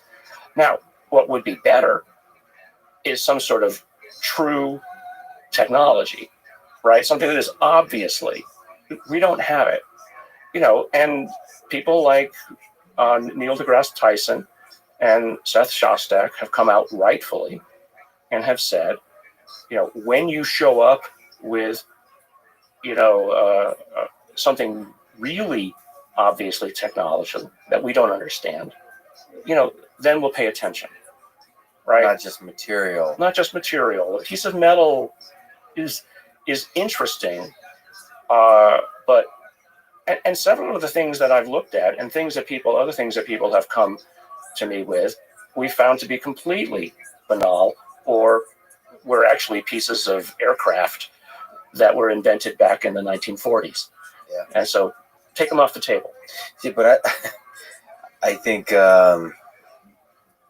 again, I think showing up with technology that humans would find completely novel is actually a really difficult task for aliens, because it obviously can't be so novel that we don't recognize it For what it is. Yeah. for what it is. And I would say most of the technology aliens likely have would be something we don't recognize. So it's actually a hard problem how to convince ants. Mm-hmm. Like, you first have to understand what ants are tweeting about, like what they care about, in order to inject into their culture, because that's why I think it would be the technology that you could present is in the space of ideas, is try to influence individual humans with the encounters, and try to, with this kind of thing that you mentioned about messages about us not taking care of the world. It's difficult for them to understand. You have to come up with trinkets that impress us. Maybe the very technology, the fascination with the development of technology, the actual act of innovation itself is the thing that they're communicating. Right. This is kind of what Jacques Vallée thinks about. It's the role of the control system, he calls it. The control system. Well, let me ask about Jacques. Who is he? You know him. Who is Jacques Vallée? What have you learned from him about life, about about UFOs, about technology, about our role in the universe? Well, I met Jacques actually soon after the whole Atacama thing happened. I was visited by those people associated with the government and the whatever around the Havana, what ended up mostly being Havana syndrome patients, but also Jacques at the same time. And they were actually working behind the scenes with each other, that, here's this Stanford professor who is willing to talk about this stuff and investigate things. Maybe we should go talk to him. And he reached out through a colleague, and he and I had lunch actually at the Rosewood Inn up on near Sandhill. So Jacques is one of the first openly active scientists, and he's really a scientist in this area, going back to the 1960s. he's put forward a number of ideas, speculations about what it might be that people are interacting with. And the first thing that I learned from him is this notion of what he called kabuki theater, that many of the things that people have seen I remember reading his books and thinking, he uses this word absurd a lot. He said the things that people claim they see are absurd, right? A ship doesn't land in a farmer's field and then come up and knock on the door and say, "Can I have a glass of water?" And these are stories literally out of newspapers from the 1930s. It's absurd. And the other thing that people say, ships don't crash. If you're so technologically advanced, you don't crash. It's absurd that they crash. So he says this is put on as a show. It's an influence campaign, right? It's not meant to influence individuals. It's meant to influence a culture as a whole. Maybe they don't look at us as individuals. Maybe they look at us as an organism that lives on a planet, right? And perhaps rightfully so. And so that's how you interact with them. That's how you influence them. So that was one of the first things that kind of took me back and realized, wow, there's actually maybe there's a puppet master behind the scenes that's, doing this influencing, and that all this stuff about aliens is not true per se. They're just a representation of something that is meant to influence. So that was probably the most interesting thing. I mean, the man is brilliant. He's also, it can be, and I'm sorry, Jacques, he can also be incredibly annoying to have a conversation with, because he will pick apart your arguments or anything that you think you know and show you why you don't know what you think you know.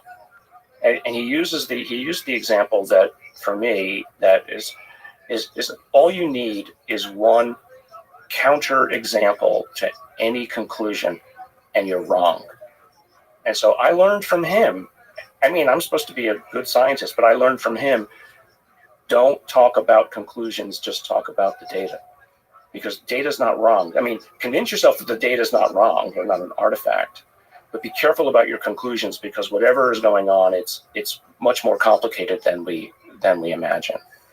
Wow, that's powerful. Being able to always step back, because we humans get excited. Yeah, we start to jump to conclusions from the data, but always step back. Well, powerful. Being able to always step back, because we humans get excited. Yeah, we start to jump to conclusions from the data, but always step back. Well, in some of my Twitter feeds, when I dare to go on Twitter, are full of, well, when are you going to give us the answer?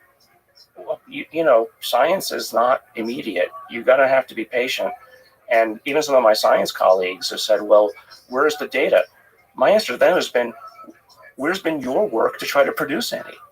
I'm not here to give you everything on a silver platter. We talked offline how much I love data and machine learning and so on.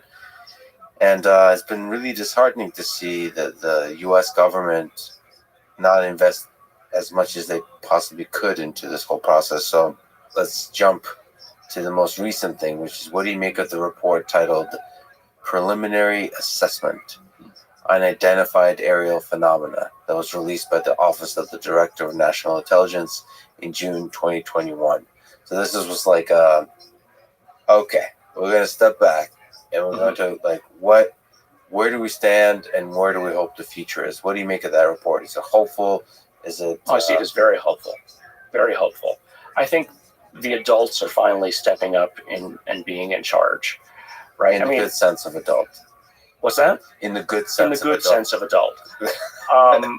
Childlike curiosity is a pretty powerful thing. That's true. Yeah. But it's also, I think, the people who were worried that the populace at large might run screaming into the streets and riot. They basically, the empiric evidence is they're wrong. These videos and all these things have been out for now, 5 years? Most people don't even know about it, right? So as hyped as it's been, and all over the newspapers that it's been, and et cetera, even Tucker Carlson has talked about it many times on his news program. Joe Rogan has. A lot of people don't know about it. So I think people, if it's not affecting their day-to-day life, they're going on with their day-to-day life. So, but that said, I think it was an important sea change in the internal discussions going on in the government because, and the reason being that I think this is actually partly true with the maturation of human social technology.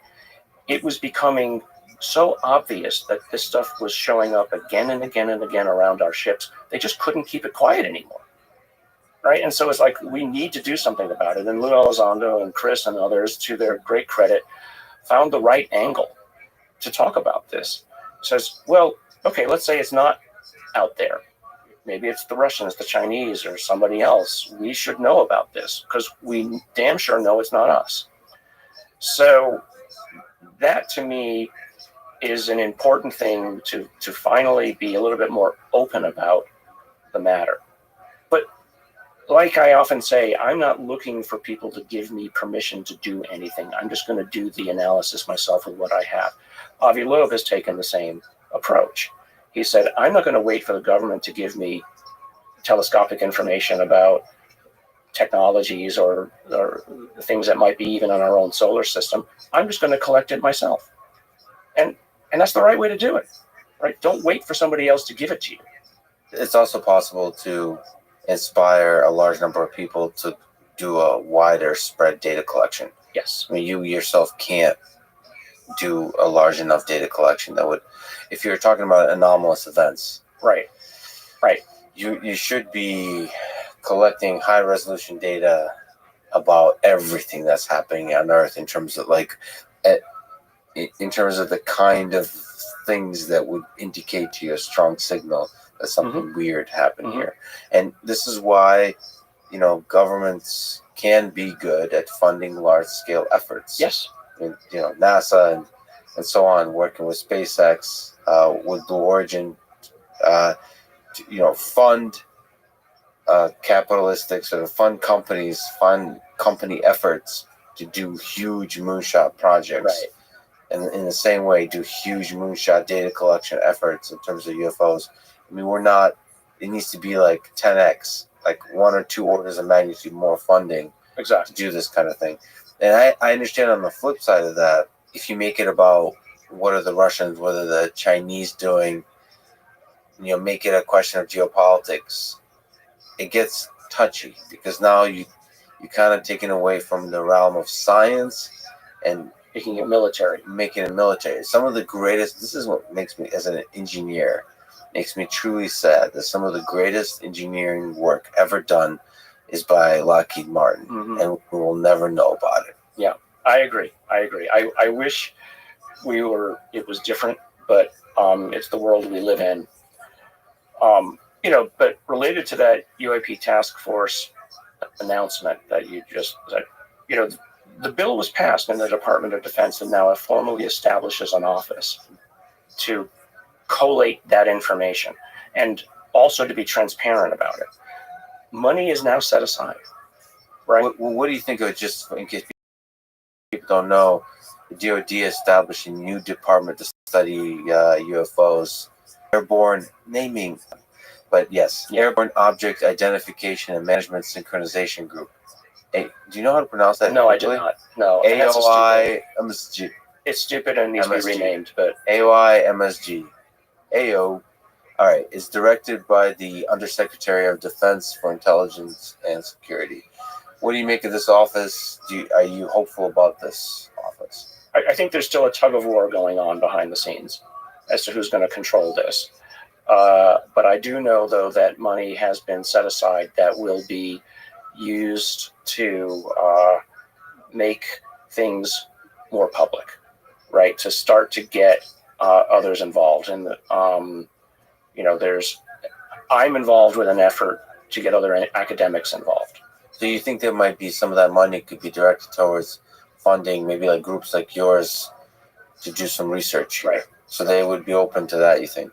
I hope so. I mean, nothing is set in stone yet, so and I'm not hiding anything because I just don't know anything, right? But I do think that there will be public efforts. Now, there are being set up other private efforts to bring monies involved and to use that to leverage and get access to some of the internal resources as well. So what you're seeing is kind of an ecosystem building up in a positive sense of people who are willing to do the research. So before it would be you couldn't even go to a scientist and ask them to help. Now, if there's money, as I said before, scientists are essentially capitalists. We go where the money is. The work that I've done, I did out of my own pocket. And probably about $50,000, $60,000, $70,000 of money went into the paper we published out of my own pocket. But the amount of money that needs to go in is in at least the few millions to do a proper analysis of these materials. The work I know that the Galileo project is involved with, it's probably in the 5 to 10 million range to get stuff done. But that's actually a relatively modest amount of money to accomplish something that has been in the zeitgeist for decades. I should also push back a little bit on something you probably will agree with. You said scientists are essentially capitalists. What I've noticed is there's certainly an influence of money, but oftentimes when you're talking about basic research and basic science, the money is a little bit ambiguous to what direction you're doing the research in, and the scientists get really good at telling a narrative of like, we're fulfilling the purpose of this funding, but they end up doing really what they're curious about. Yes. And of course, you cannot deviate. Like, if you're getting funded to study penguins in Antarctica, you can't start building rockets, but probably you can, because you'll you concoct a narrative saying rockets are really important for studying penguins in the Antarctica. Right. I think that's actually, this is one thing I think people don't generally understand about the scientific mind, is I don't know how capitalistic it is, because if it was, they would start a effing company. No. I mean, when I meant capitalist, I didn't mean in the they'll start companies per se. I mean, we can only do the research where there's money, and so from maybe it's a bad use of the term capitalist. So, but we'll only do the research where there's money. I mean, why do most people work? Many biologists work in cancer research because there's a lot of money there. It's an important problem, but I might not have ever gotten involved in it if there wasn't money. I might have gone and I was going to be a botanist when I was a kid. That's what I wanted to do. So having money available will bring people to bear. Now, another mistake that's often actually made, I think, by the lay public about science is that people think that we're paid to do things. Just as you said, I get a research grant, and luckily from the NIH, they give you a fair amount of latitude. I will go my own way, and I'll find something. I might have proposed something, but I'll end up somewhere entirely different by the end of the project. And that's how good science is done. You follow the data, you follow the results. And so that's what I'm hoping can be done here. I think the worst kind of thing that could be done with this subject area is to put it inside another company where they have a set plan of what it is they're going to do, and the scientists either do what the executives tell them to do or not. That isn't how anything will really get discovered. Get it out into the public, get open minds thinking about it, and then publishing on it and doing the right kind of work. That's how real progress will be made with this. Let's again put our sort of philosophical hats on.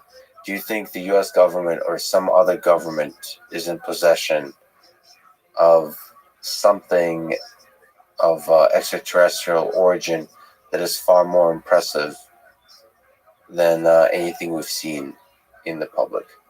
I've not seen anything personally, but if I believe the people who I don't think can lie, yes.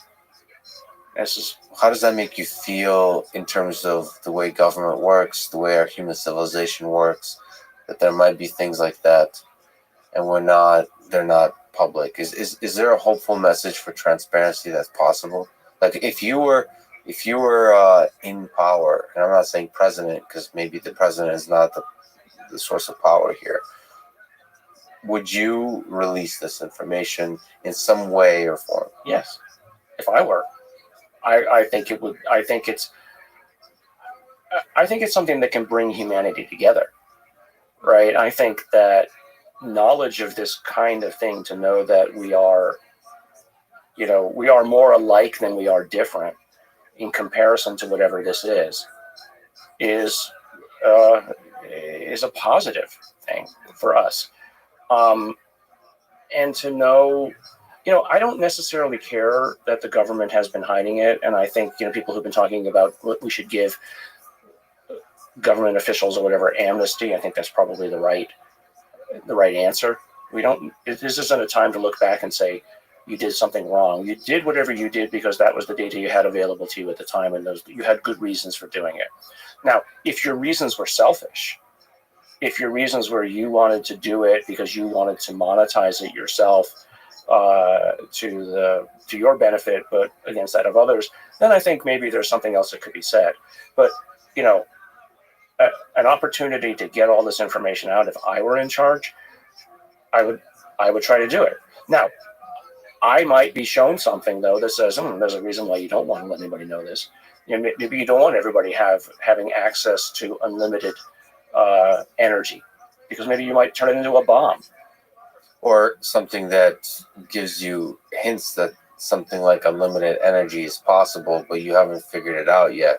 And if you make it public, maybe some of the other governments you have tensions with will figure it out first. Right. I mean, it's kind of an arms race going on, I think. All forms, and it makes me truly sad because it's obvious that, for example, the origins of the COVID virus, it's obvious to me that the Chinese government, whatever the origins are, is interested in not releasing information about it because it can only be bad for the Chinese government. And every government thinks like this. Like actually, this has been disappointment to me talking to PR folks at companies. Like, they're always nervous. They're always like conservative, right. In the sense like, well, if we release more stuff, it can only be bad. And then an Elon Musk character comes along who tweets ridiculous memes and doesn't give a fuck. And I've been encouraging CEOs, I've been encouraging people to be transparent. And of course, government, national security is really like another level. It's human lives at stake. But let's start at the lighter case of just releasing some of the awesome insides of how the sausage is made, the technology, and being transparent about it, because it excites people. It, like you said, it connects people. It inspires them. It's good for the brand. It's good for everybody. I honestly think this kind of idea that people will steal the information and will use it against you is an idea that's not true, and is an idea of the 20th century. Like you said, some of the benefits of the social media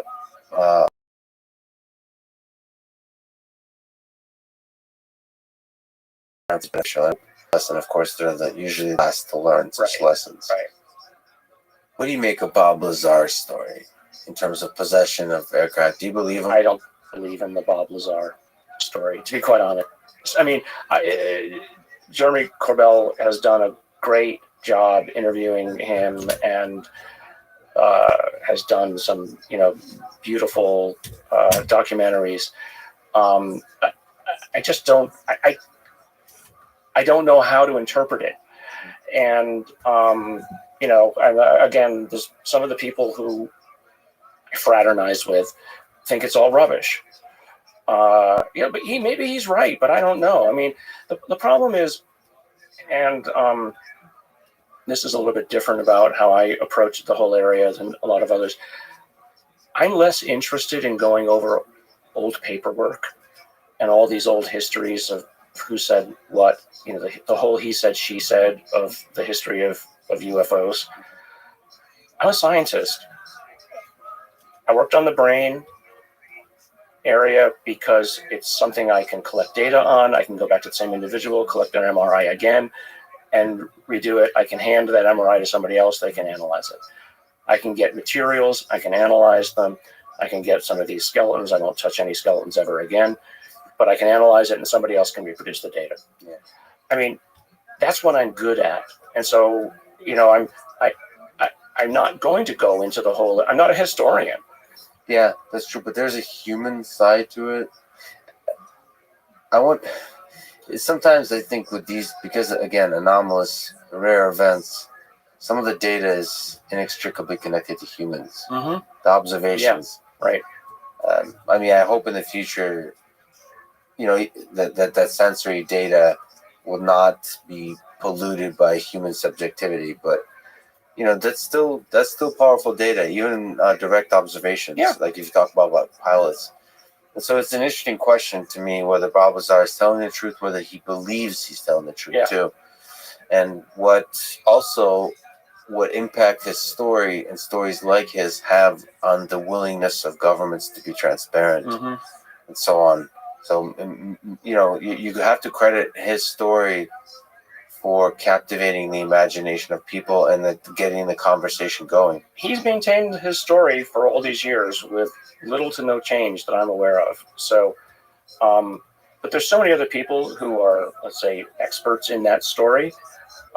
Their gut, you accumulate a set of sort of circumstantial evidence where your gut will say that somebody is not telling the truth. Yeah. You mentioned Avi Loeb. I forgot to ask you about Oumuamua. Mm-hmm. Because you've analyzed specimens here on Earth. Mm-hmm. What do you make of that one? And what do you make broadly of our efforts to look at rocks, essentially, or look at objects Mm-hmm. flying around in our solar system? Is that a valuable pursuit, or maybe most of the stories most of the fascinating things could be discovered here on Earth or on other nearby planets? Just going to Oumuamua, I think Avi's insight is an interesting speculation, right? Like I was saying before, people can sometimes look at something and not see it for what it is. Many would just look at that and say, oh, it's an asteroid, and dismiss it. There was something odd about the data that Avi picked up on and said, well, here's an alternative explanation that doesn't fit, that actually better fits the models than it just being a rock. And to his credit, he just has ignored the critics because he believes the data is real and is using that then as a battering ram to go after other things. So I think that's great. Yeah. What is his main conclusion? Does he say it could be of alien extraterrestrial origin? Is that his? Well, that's one of the things. I mean, he's explained how it could be a light sail, and a light sail is certainly within near human capabilities to make such a thing. I think Yuri Milner, he's a Russian billionaire. He's involved, I think, in a project to make light sails with laser, to launch them with laser power, essentially, towards Alpha Centauri. Right? So it's something that humans could make. I think Avi's proposal is perfectly within the realm of possibility. I mean, sadly, the thing is, now nearly out of our solar system. Yes, I mean, to me, that's inspiring to do greater levels of data collection in our solar system, but also here on Earth. It just seems like we should be constantly collecting data because the tools of software that we're developing get better and better at dealing with huge amounts of data. It's changing the nature of science. I mean, you collect all of the data. Right. Collect the data. I mean, the Galileo project asked me over the weekend to join, and I did. So, I'm not a specialist in any of the stuff that they're doing, but, in looking at the list of people who are on there, there are really no biologists on there. So at some point, if my expertise is required for something. What's the goal and the vision of the Galileo project? Better talk to Avi, but my understanding and just actually looking at the sort of the bylaws this morning, literally just got them, is number one, collect the data on UAP, and number two, collect data on local, potentially local technological artifacts. I need to look into this. This is fascinating. And the Avi is heading the Galileo project. Yeah. Have you spoken to him? On this podcast, yes. But that was I believe it was before he was heading. Oh. It's a new creation. Yeah, the Galileo project was, I think it's about 6 or 7 months old now. Okay. That's amazing. And he's getting a group of scientists together. Oh yeah, about 100. Oh, it's that's awesome. Actually, I was looking at some of their stuff over the weekend. I'm shocked at the level of organization that they've already got put together. That's amazing. It looks like a moonshot project. I mean, I've been involved with a lot of large NIH projects, which involve a lot of people in coordination, and they're putting it together. So you're extremely well published in a lot of the fields we began this conversation with. So you're a legit scientist, but yet you're keeping an open mind to a lot of ideas that that maybe require you to take a leap outside of the conventional. So what advice would you give to young people today that are, in high school or in college, that are dreaming of having impact in science, or maybe in whatever career path that goes outside of the conventional, that really does something new? If you believe in something, you believe that an idea is valuable, or you have an approach to something, don't let others shame you into not doing it. As I've said, shame is a societal control device to get other people to do what they want you to do rather than what you want to do. So shame sometimes is good to stop you from doing something unethical or wrong. But shame also is something that is circumscribing your environment. I've never let people who've told me, you shouldn't do that line of science, you should be ashamed of yourself for even thinking that. Give me a break. Why is it wrong to ask questions about this area? What's wrong with asking the question? Frankly, you're the person who's wrong for trying to stop these questions. You're the person who's almost acting like a cultist. You basically have closed your mind to what the possibilities are. And if I'm not hurting anybody, and if it could lead to an advance, and if it's my time, why does it bother you? I mean, I had a very well-known scientist once tell me that I was going to hurt my career talking about this. If anything, it's enhanced my career. I have a couple questions on this. So first of all, just a small comment on that. I've realized that it feels like a lot of the progress in science is done by people pursuing an idea that another senior faculty would probably say, this is going to hurt your career. Mm-hmm. I think it's actually a pretty good indicator that there's something interesting when a senior wise person tells you this is going to hurt your career. I think that's just the one. As a small, if I were to give advice to young people, if somebody senior tells you this is going to hurt your career, think twice about taking their advice. Yeah. I think that's the primary thing. And the other, I tell my own students, I have a lab of about 20, 30 people, and it's been that big since 1992. People come and go. It's not the data that falls in line that's so interesting. It's the spot off the graph that you want to understand. You want to, when something is way off the graph, that's the interesting thing, because that's usually where discovery is. And the number of times that I've stopped people in my lab and said, wait a second, go back a few slides. What was that? And then it ended up being something interesting that made their careers. I could, count on a few hands. Yeah, get excited by the extraordinary that's outside of the thing that that you've done in the past. Right. Just on a personal psychological level, is there, I'm sure at Stanford, I'm sure in you exploring some of these ideas, there's pressure. How do you not give in to the pressure? How do you not give in to the people that say, that push you away from these topics? What would you say? Shame. I just point to my successes. I say, you're the ones who told me not to start companies all this time ago. And now you're the one coming to me for advice for how to start a company. Yeah. Right. But from the scientific area, it's you're wanting to take something off the table that might be an explanation. How is that the scientific method? So I reverse shame them. Reverse shame them. So purely with reason through conversation, you're able to do that. So it doesn't feel, because to me it would just feel lonely. There's a community. Yeah. There's a community of science, and when you're working on something that's outside a particular conventional way of thinking, it can be lonely. I mean, there's in the AI field, if you were working on neural networks in the 90s, it could be lonely. I have met some of the most fascinating people ever that had I stayed the conventional track, I would never have met. I mean, truly, brilliant people because of this.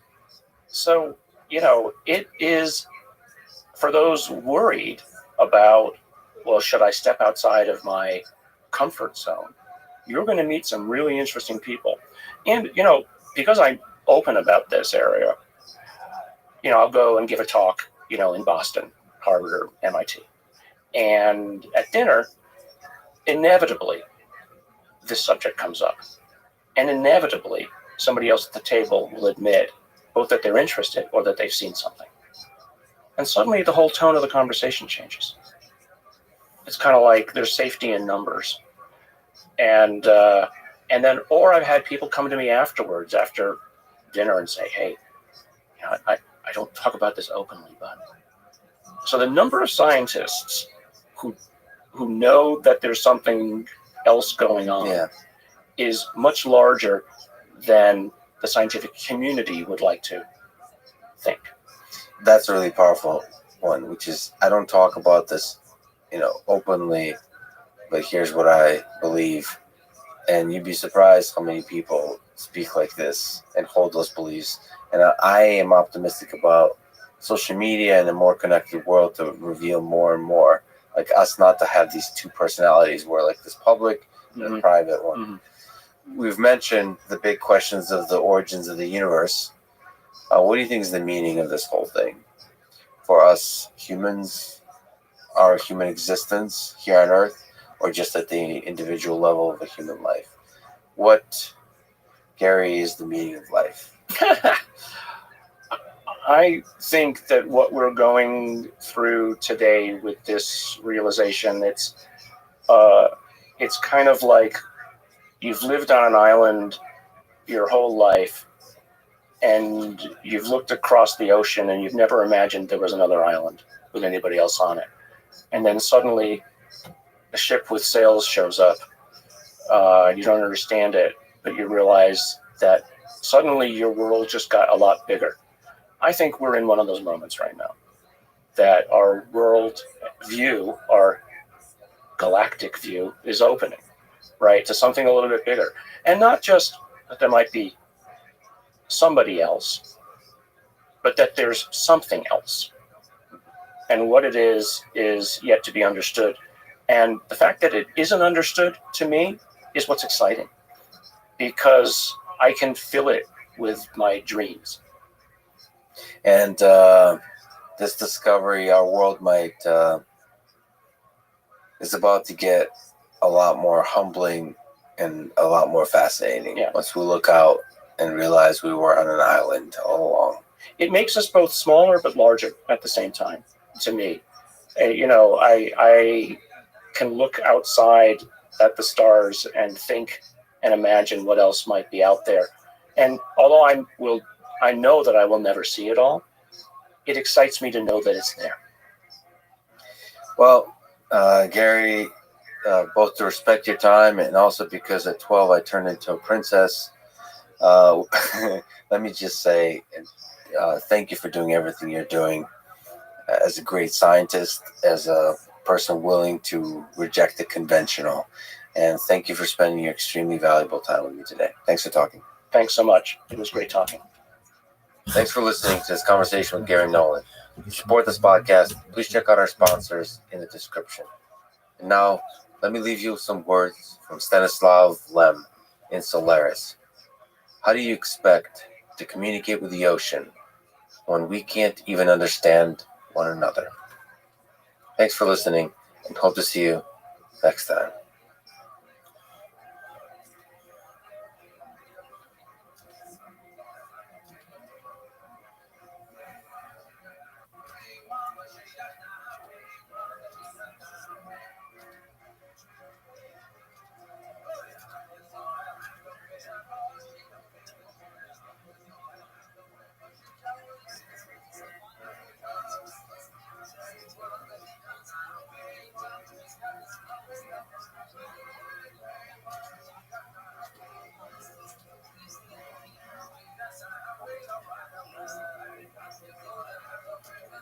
The jury found Pfizer guilty of fraud and racketeering violations. How does Big Pharma affect your mind?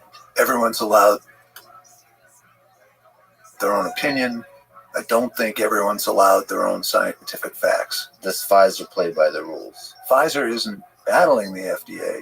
Pfizer has joined the FDA. The following is a conversation with John Abramson, faculty at Harvard Medical School, a family physician for over 2 decades, and author of the new book, Sickening, about how Big Pharma broke American healthcare and how we can fix it. This conversation with John Abramson is a critical exploration of the pharmaceutical industry. I wanted to talk to John in order to provide a countervailing perspective to the one expressed in my podcast episode with the CEO of Pfizer, Albert Bourla. And here, please allow me to say a few additional words about this episode with the Pfizer CEO, and in general, about why I do these conversations and how I approach them. If this is not interesting to you, please skip ahead. What do I hope to do with this podcast? I want to understand human nature, the best and the worst of it. I want to understand how power, money, and fame changes people. I want to understand why atrocities are committed by crowds that believe they're doing good. All this, ultimately, because I want to understand how we can build a better world together, to find hope for the future, and to rediscover each time, through the exploration of ideas, just how beautiful this life is. This, our human civilization, in all of its full complexity, the forces of good and evil, of war and peace, of hate and love. I don't think I can do this with a heart and mind that is not open, fragile, and willing to empathize with all human beings, even those in the darkest corners of our world. To attack is easy. To understand is hard. And I choose the hard path. I have learned over the past few months that this path involves me getting more and more attacked from all sides. I will get attacked when I host people like Jay Bhattacharya or Francis Collins, Jamie Merzel or Vincent Racaniello, when I stand for my friend Joe Rogan, when I host tech leaders like Mark Zuckerberg, Elon Musk, and others, when I eventually talk to Vladimir Putin, Barack Obama, and other figures that have turned the tides of history. I have and I will get called stupid, naive, weak, and I will take these words with respect, humility, and love, and I will get better. I will listen, think, learn, and improve. One thing I can promise is there's no amount of money or fame that can buy my opinion or make me go against my principles. There's no amount of pressure that can break my integrity. There's nothing in this world I need that I don't already have. Life itself is the fundamental gift. Everything else is just a bonus. That is freedom. That is happiness. If I die today, I will die a happy man. Now, a few comments about my approach and lessons learned from the Albert Bourla conversation. The goal was to reveal as much as I could about the human being before me, and to give him the opportunity.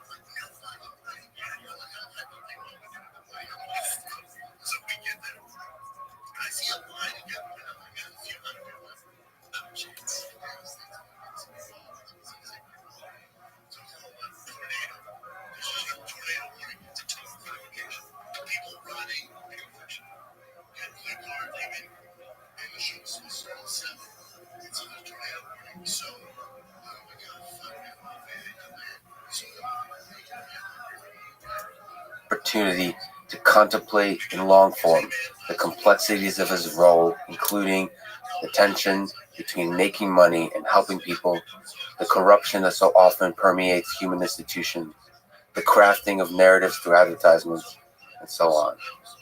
I only had 1 hour, so this wasn't the time to address these issues deeply, but to show if Albert struggled with them in the privacy of his own mind, and if he would let down the veil of political speak for a time to let me connect with a man who decades ago chose to become a veterinarian, who wanted to help lessen the amount of suffering in the world. I had no pressure placed on me. There were no rules. The questions I was asking were all mine and not seen by Pfizer folks. I had no care whether I ever talked to another CEO again. None of this was part of the calculation in my limited brain computer. I didn't want to grill him, the way politicians grill CEOs in Congress. I thought that this approach is easy, self-serving, dehumanizing, and it reveals nothing. I wanted to reveal the genuine intellectual struggle, vision, and motivation of a human being. And if that fails, I trusted the listener to draw their own conclusion and insights from the result, whether it's the words spoken, or the words left unspoken, or simply the silence. And that's just it. I fundamentally trust the intelligence of the listener. You. In fact, if I criticize the person too hard or celebrate the person too much, I feel I fail to give the listener a picture of the human being that is uncontaminated by my opinion or the opinion of the crowd. I trust that you have the fortitude and the courage to use your own mind, to empathize, and to think. 2 practical lessons I took away. First, I will more strongly push for longer conversations of 3, 4, or more hours versus just 1 hour. 60 minutes is too short for the guests to relax and to think slowly and deeply, and for me to ask many follow-up questions or follow interesting tangents. Ultimately, I think it's in the interest of everyone, including the guests, that we talk in true long form for many hours. Second, these conversations with leaders can be aided by further conversations with people who wrote books about those leaders or their industries. Those that can steelman each perspective and attempt to give an objective analysis. I think of Teddy Roosevelt's speech about the man in the arena. I want to talk to both the men and women in the arena and the critics and the supporters in the stands. For the former, I lean towards wanting to understand one human being's struggle with the ideas. For the latter, I lean towards understanding the ideas themselves. That's why I wanted to have this conversation with John Abramson, who is an outspoken critic of the pharmaceutical industry. I hope it helps add context and depth to the conversation I had with the Pfizer CEO. In the end, I may do worse than I could have or should have. Always, I will listen to the criticisms without ego, and I promise I will work hard to improve. But let me say finally that cynicism is easy. Optimism, true optimism, is hard. It is the belief that we can and we will build a better world, and that we can only do it together. This is the fight worth fighting. So here we go. Once more into the breach, dear friends. I love you all. This is a Lex Friedman podcast. To support it, please check out our sponsors in the description. And now, here's my conversation with John Abramson. You're faculty at Harvard Medical School. You're a family physician for over 2 decades, rated one of the best family physicians in Massachusetts. You wrote the book Overdosed America and the new book coming out now called Sickening, about how Big Pharma broke American healthcare, including science and research, and how we can fix it. First question, what is the biggest problem with Big Pharma that if fixed would be the most impactful? So if you can snap your fingers and fix one thing, what would be the most impactful, you think? The biggest problem is the way they determine the content, the accuracy, and the completeness of what doctors believe to be the full range of knowledge that they need to best take care of their patients. So that with the knowledge having been taken over by the commercial interests, primarily the pharmaceutical industry, the purpose of that knowledge is to maximize the profits that get returned to investors and shareholders, and not to optimize the health of the American people. So rebalancing that equation would be the most important thing to do to get our healthcare back aimed in the right direction. Okay, so there's a tension between helping people and making money. So if we look at particularly the task of helping people in medicine and healthcare, is it possible, if money is the primary sort of mechanism by which you achieve that as a motivator, is it possible to get that right? I think it is, Lex, but I think it is not possible without guardrails that maintain the integrity and the balance of the knowledge.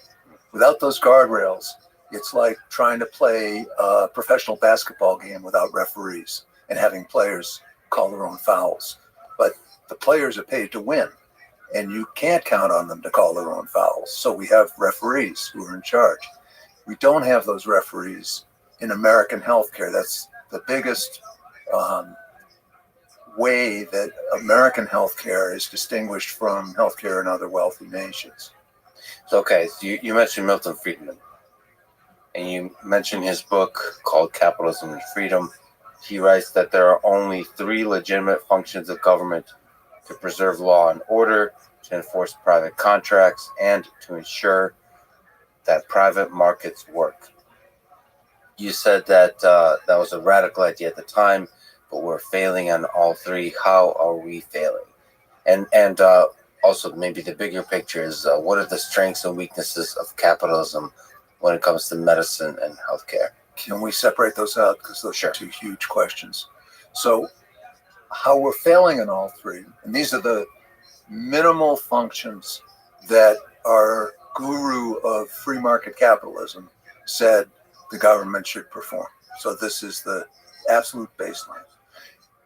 On preserving law and order, the drug companies routinely violate the law in terms of their marketing and in terms of their presentation of the results of their trials. I know this because I was an expert in litigation for about 10 years. I presented some of what I learned in civil litigation to the FBI and the Department of Justice, and that case led to the biggest criminal fine in U.S. history as of 2009. And I testified in a federal trial in 2010, and the jury found Pfizer guilty of fraud and racketeering violations.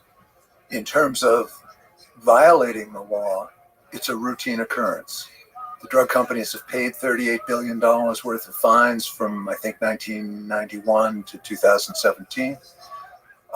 It's never been enough to stop the misrepresentation of their data.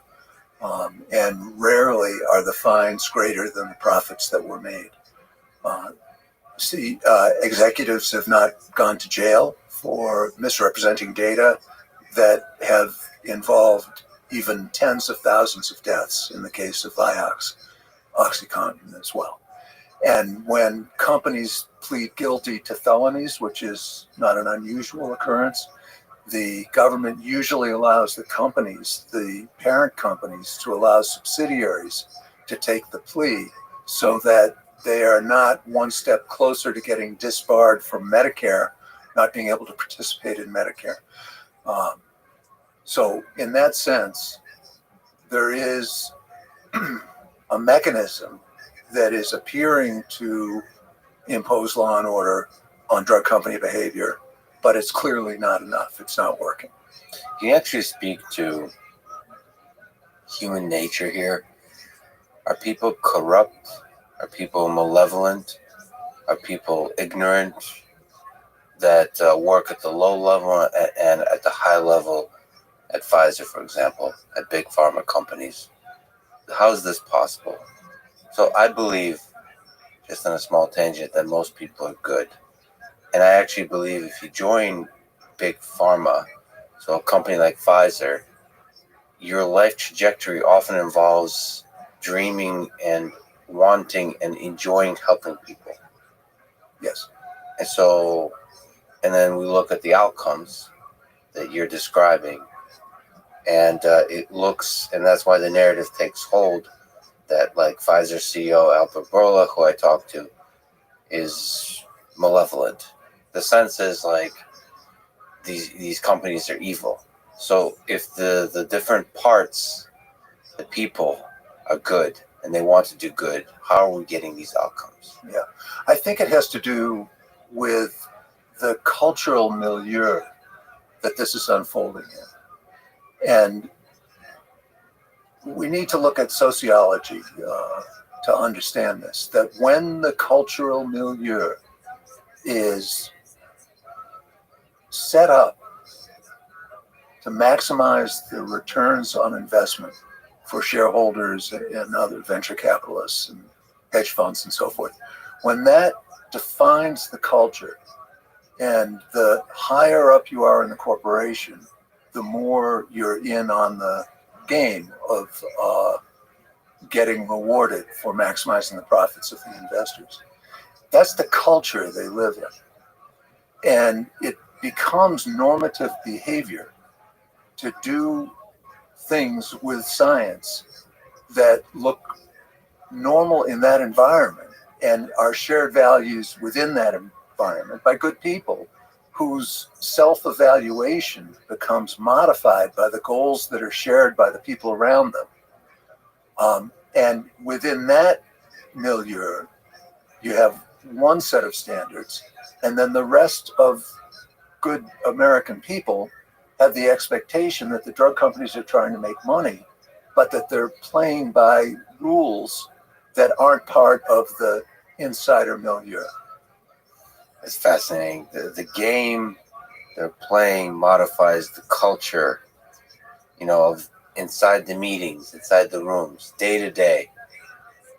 That there's a bubble that forms. Like, we're all in bubbles of different sizes. Right. And that bubble allows you to drift in terms of what you see as ethical and unethical. Because you see the game as just, it's just part of the game. So marketing is just part of the game. Right. And paying the fines is just part of the game of science. Yep. And without guardrails, it becomes even more part of the game. You keep moving in that direction if you're not bumping up against guardrails. And I think that's how we've gotten to the extreme situation we're in now. So, like I mentioned, I spoke with Pfizer CEO Albert Bourla, and I'd like to raise with you some of the concerns I raised with him. So, one, you already mentioned, I raised the concern that Pfizer is engaged in aggressive advertising campaigns. As you can imagine, he said no. What do you think? I think you're both right. I think that I agree with you that the aggressive advertising campaigns do not add value to society. And I agree with him that they're, for the most part, legal, and it's the way the game is played. Right, so sorry to interrupt, but oftentimes his responses are, especially now, he's been CEO for only like 2 years, 3 years. He says Pfizer was a different company. We've made mistakes, right, in the past. We don't make mistakes anymore. That there's rules, and we play by the rules. So, like, with every concern raised, there's very, very strict rules, as he says. In fact, he says sometimes way too strict, and we play by them.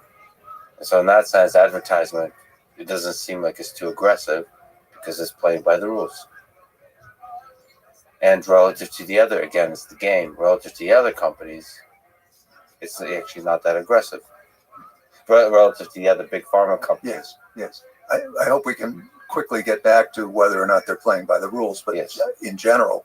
But let's just look at the question of advertising specifically. I think that's a good example of what it looks like from within that culture and from outside that culture. He's saying that we follow the law on our advertising. We state the side effects, and we state the FDA approved indications, and we do what the law says we have to do for advertising. And I've not been an expert in litigation for a few years, and I don't know what's going on currently, but let's take him at his word. It could be true. It might not be, but it could be. But if that's true, in his world, in his culture, that's ethical business behavior. From a common sense person's point of view, a drug company paying highly skilled media folks to take the information about the drug and create the illusion, the emotional impact, and the takeaway message for viewers of advertisements that grossly exaggerate the benefit of the drug and minimize the harms. It's sociopathic behavior to have viewers of ads leave the ad with an unrealistic impression of the benefits and harms of the drug. And yet he's playing by the rules. He's doing his job as CEO to maximize the effect of his advertising. And if he doesn't do it, this is a key point. If he doesn't do it, he'll get fired and the next guy will. So the people that survive in the company, the people that get raises in the company and move up in the company are the ones that play by the rules. And that's how the game solidifies itself. But the game is within the bounds of the law. Sometimes, most of the time, not always. We'll return to that question.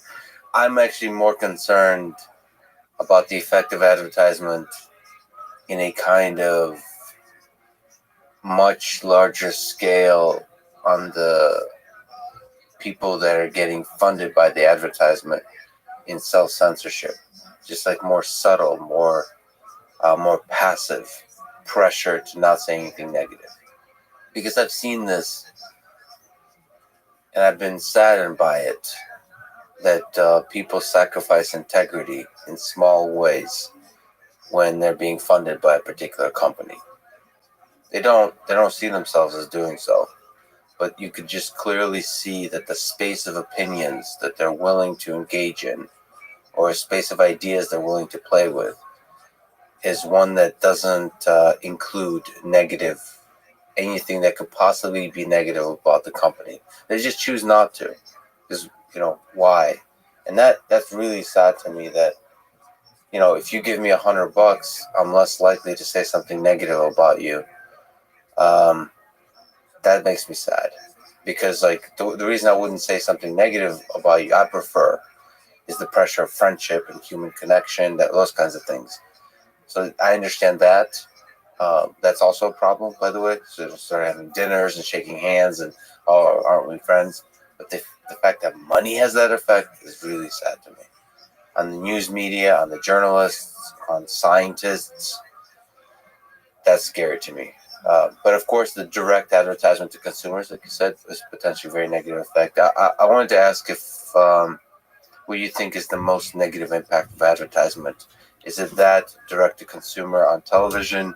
Is it advertisement to doctors? Which I'm surprised to learn, I was vaguely looking at, is more than the advertisement. More is spent on advertising to doctors than to consumers. That's really confusing to me. It's fascinating, actually. And then also, obviously, the law side of things is the lobbying dollars, which I think is less than all of those. But anyway, it's in the ballpark. What concerns you most? Well, it's the whole nexus of influence. There's not one thing, and they don't they don't put all their eggs in one basket. It's a whole surround sound program here. Yeah. But in terms of advertisements, let's take the advertisement. Trulicity is a diabetes drug, for type 2 diabetes, an injectable drug. And it lowers blood sugar just about as well as metformin does. Metformin costs about $4 a month. Trulicity costs, I think, $6,200 a year. So $48 a year versus $6,200. Trulicity has distinguished itself because it did the manufacturer did a study that showed that it significantly reduces the risk of cardiovascular disease in diabetics.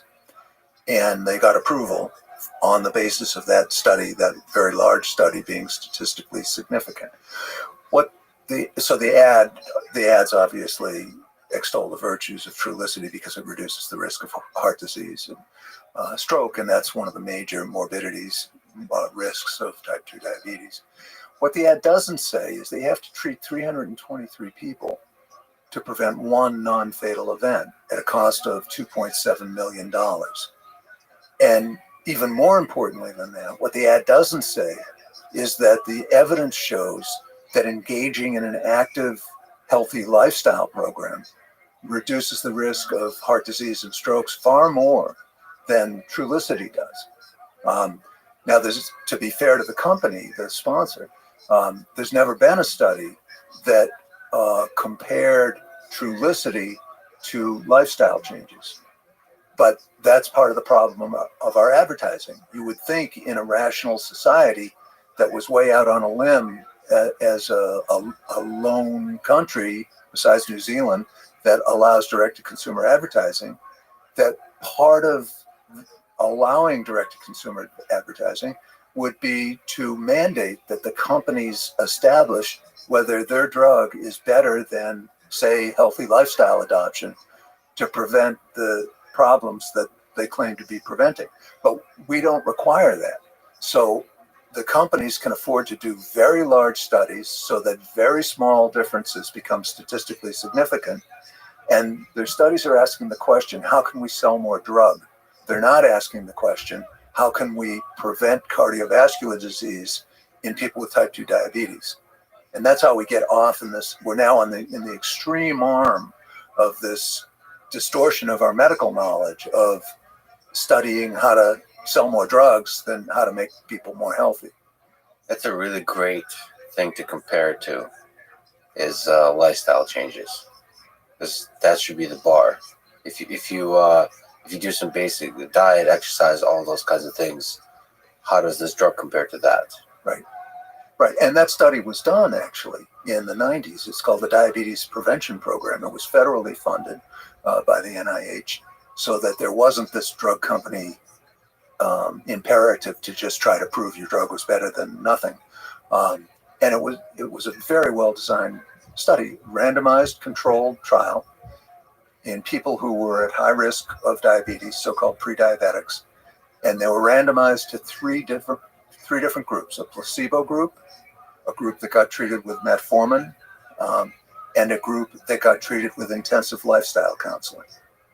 So this study really tested whether you can get people in a randomized controlled trial assigned to intensive lifestyle changes, whether that works. Now, the common wisdom amongst physicians, and I think in general, is that you can't get people to change. You can do whatever you want. You can stand on your head. You can beg and plead. People won't change. So give it up and let's just move on with the drugs and not waste any time.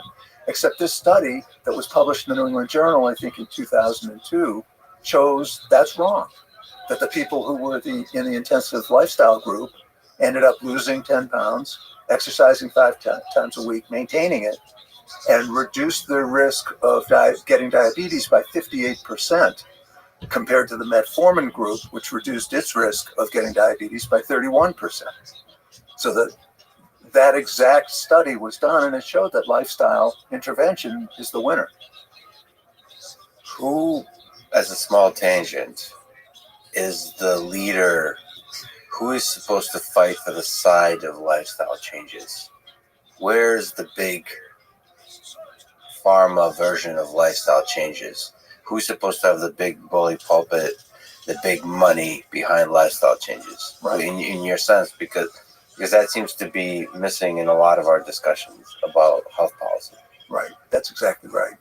And the answer is that we assume that the market has to solve all of these problems. And the market can't solve all of these problems. There needs to be some way of protecting the public interest for things that aren't financially driven.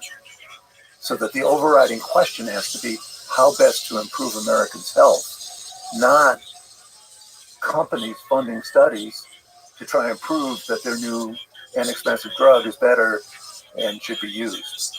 Well, some of that is also people sort of like yourself. I mean, it's funny. You spoke with Joe Rogan.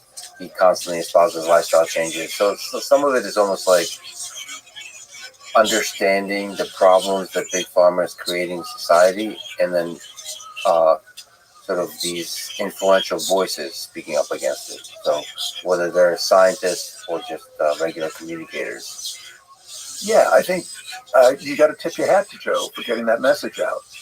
And he clearly believes it and does his best. Yeah. But it's not coming out in the legitimate avenues, in the legitimate channels that are evidence-based medicine and from the sources that the docs are trained to listen to and modify their patient care on. Now, it's not 100%. I mean, there are articles in the big journals about the benefits of lifestyle, but they don't carry the same gravitas as the randomized controlled trials that test this drug against placebo or this drug against another drug. So the Joe Rogans of the world keep going. You know, I tip my hat, but it's not going to carry the day for most of the people until it has the legitimacy of the medical establishment. Yeah, like something that the doctors really pay attention to.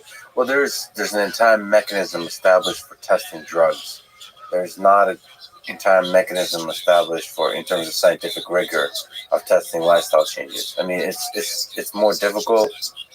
I mean, everything's difficult in science, science that involves humans, especially. But these studies are very expensive. They're difficult. It's difficult to find conclusions to control all the variables. So it's very easy to dismiss them unless you really do a huge study that's very well funded. So maybe the doctors just lean towards the simpler studies over and over, which is what the drug companies fund. They can control more variables. See, but the control there is sometimes by hiding things too, right? So sometimes you can just say that this is a well-controlled study by pretending there's a bunch of other stuff, just ignoring the stuff that could be correlated or could be the real cause of the effects you're seeing, all that kind of stuff. So money can buy ignorance, I suppose, in science. It buys kind of blinders that are on. Don't look outside the reductionist model. And that's another issue, is that we kind of, nobody says to doctors in training, only listen to reductionist studies and conclusions and methods of promoting health. Nobody says that explicitly, but the respectable science has to do with controlling the factors. And I mean, it just doesn't make sense to me. I'm going to pick on Trulicity because it's such an obvious example, but it's not more egregious than many others. It doesn't make sense to me to allow a drug to be advertised as preventing cardiovascular disease when you haven't included lifestyle changes as an arm in the study. It's just so crystal clear that the purpose of that study is to sell Trulicity. It's not to prevent cardiovascular disease. You know, if we were in charge, I would try to convince you that anywhere the results of that study were presented to physicians, it would be stamped in big red letters. This study did not compare Trulicity to lifestyle changes. They need to know that. And the docs are kind of trained, these blinders get put on, and they're trained to kind of forget that that's not there. Do you think, so first of all, that's a small or big change to advertisement that seems obvious to say, like enforce that it should be compared to lifestyle changes. Do you think advertisements, period, in the United States for pharmaceutical drugs should be banned? I think they can't be banned, so it doesn't matter what I think. Okay. Well, let's say you were a dictator, and two, why can't they be banned? Okay. You answer either one. I believe, I've been told by lawyers who I trust, that the freedom of speech in the U.S. Constitution is such that you can't ban them. That you could ban cigarettes and alcohol, which have no therapeutic use, but drugs have a therapeutic use, and advertisements about them can't be banned. Let's assume that they can't be, because we know they won't be anyway. But let's assume they can't be. And especially our Supreme Court now would be unlikely to take that seriously. But that's not the issue. The issue is that if the drug companies want to spend their money advertising, they should have to have independent analysis of the message that the viewers are left with about the drug, so that it's realistic. What's the chance the drug will help them? Well, in Trulicity, it's 1 out of 323. 322 people aren't going to benefit from the cardiovascular risk reduction. What's the true cost? When drugs advertise that you may be able to get this for a $25 copay or something, a tens of thousands of dollars a year drug for a $25 copay, what an enormous disservice that is to misrepresent the cost to society. That should not be allowed. So you should have to make it clear to the viewers how many people are going to benefit, what's your chance of benefiting, how does it compare to lifestyle changes or less expensive therapies, what do you give up if you use a less expensive therapy or gain, perhaps. And how much it costs. How much it costs. Now, that can go either way, because if you say Humira costs $72,000 and it's no more effective as a first-line drug than methotrexate, which costs $480, people might say, I want the expensive drug because I can get it for a $25 copay. So you'd have to temper that a little bit. Oh, you mean people are they don't care. They don't care. Their insurance is going to cover it, and it's a $25 copay. But we could figure out how to deal with it. The main point is that if we assume that advertisements are going to keep going, and they are, we could require that there be outside evaluation of the message that reasonable, unbiased viewers take away from the ads. And the ads would have to tell the truth about the drug. And the truth should have like sub-truth guardrails, meaning like the cost that we talked about, the effects compared to things that actually, lifestyle changes, just these details, very strict guardrails of what actually has to be specified. And I would make it against the law to have family picnics at dogs catching frisbees in the ads. So, you mean 95% of the ads? Yes. There's something dark and inauthentic about those advertisements, but I'm sure they're being done because they work for the target audience.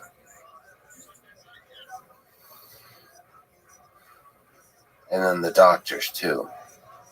Can you really buy a doctor's opinion? Why does it have such an effect on doctors? Advertisement to doctors, like you as a physician, again, like from everything I've seen, people love you. And people should definitely look you up from. There's a bunch of videos of you giving talks on YouTube, and it's it's so refreshing to hear just the clarity of thought about health policy, about healthcare, just the way you think throughout the years. So it's easy to think about maybe you're criticizing big pharma. That's one part of the message that you're talking about, but that's not your brilliance actually shines in the positive, in the solutions and how to do it. So as a doctor, what affects your mind? Yeah. And how does big pharma affect your mind? Yeah. Number one, the information that comes through legitimate sources that doctors have been taught to rely on, evidence-based medicine, the articles in peer-reviewed journals, the guidelines that are issued. Now, those are problematic because when an article is peer-reviewed and published in a respected journal, people and doctors obviously assume that the peer reviewers have had access to the data, and they've independently analyzed the data, and they corroborate the findings in the manuscript that was submitted, or they give feedback to the authors and say, we disagree with you on this point, would you please check our analysis, and if you agree with us, make it. That's what they assume the peer review process is, but it's not. The peer reviewers don't have the data. The peer reviewers have the manuscript that's been submitted by usually in conjunction with or by the drug company that manufactures the drug. So peer reviewers are unable to perform the job that doctors think they're performing, to vet the data to assure that it's accurate and reasonably complete. They can't do it. And then we have the clinical practice guidelines, which are increasingly more important as the flow of information keeps getting brisker and brisker, and docs need to get to the bottom line quickly. Clinical practice guidelines become much more important. And we assume that the authors of those clinical practice guidelines have independently analyzed the data from the clinical trials and make their recommendations that set the standards of care based on their analysis. That's not what happens. The experts who write the clinical trials rely almost entirely on the publications presenting the results of the clinical trials, which are peer reviewed, but the peer reviewers haven't had access to the data. So we've got a system of the highest level of evidence that doctors have been trained over and over again to rely on to practice evidence-based medicine, to be good doctors, that has not been verified. Do you think that data that's coming from the pharma companies, do you think what level of manipulation is going on with that data? Is it at the study design level? Is it at literally there's some data that you just keep off, keep out of the charts, keep out of the aggregate analysis that you then publish? Or is it the worst case, which is just change some of the numbers?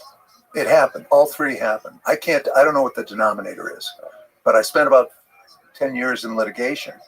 And for example, in Vioxx, which was withdrawn from the market in 2004 in the biggest drug recall in American history, the problem was that it got recalled when a study that Merck sponsored showed that Vioxx more than doubled the risk of heart attacks, strokes, and blood clots, serious blood clots.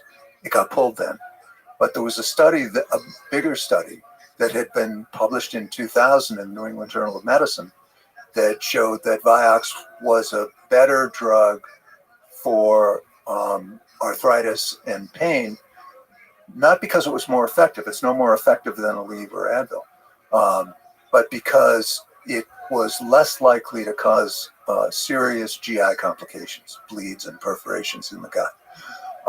Now, in that study that was published in the New England Journal, that was never corrected, it was a little bit modified 15 months after the drug was taken off the market, but never corrected.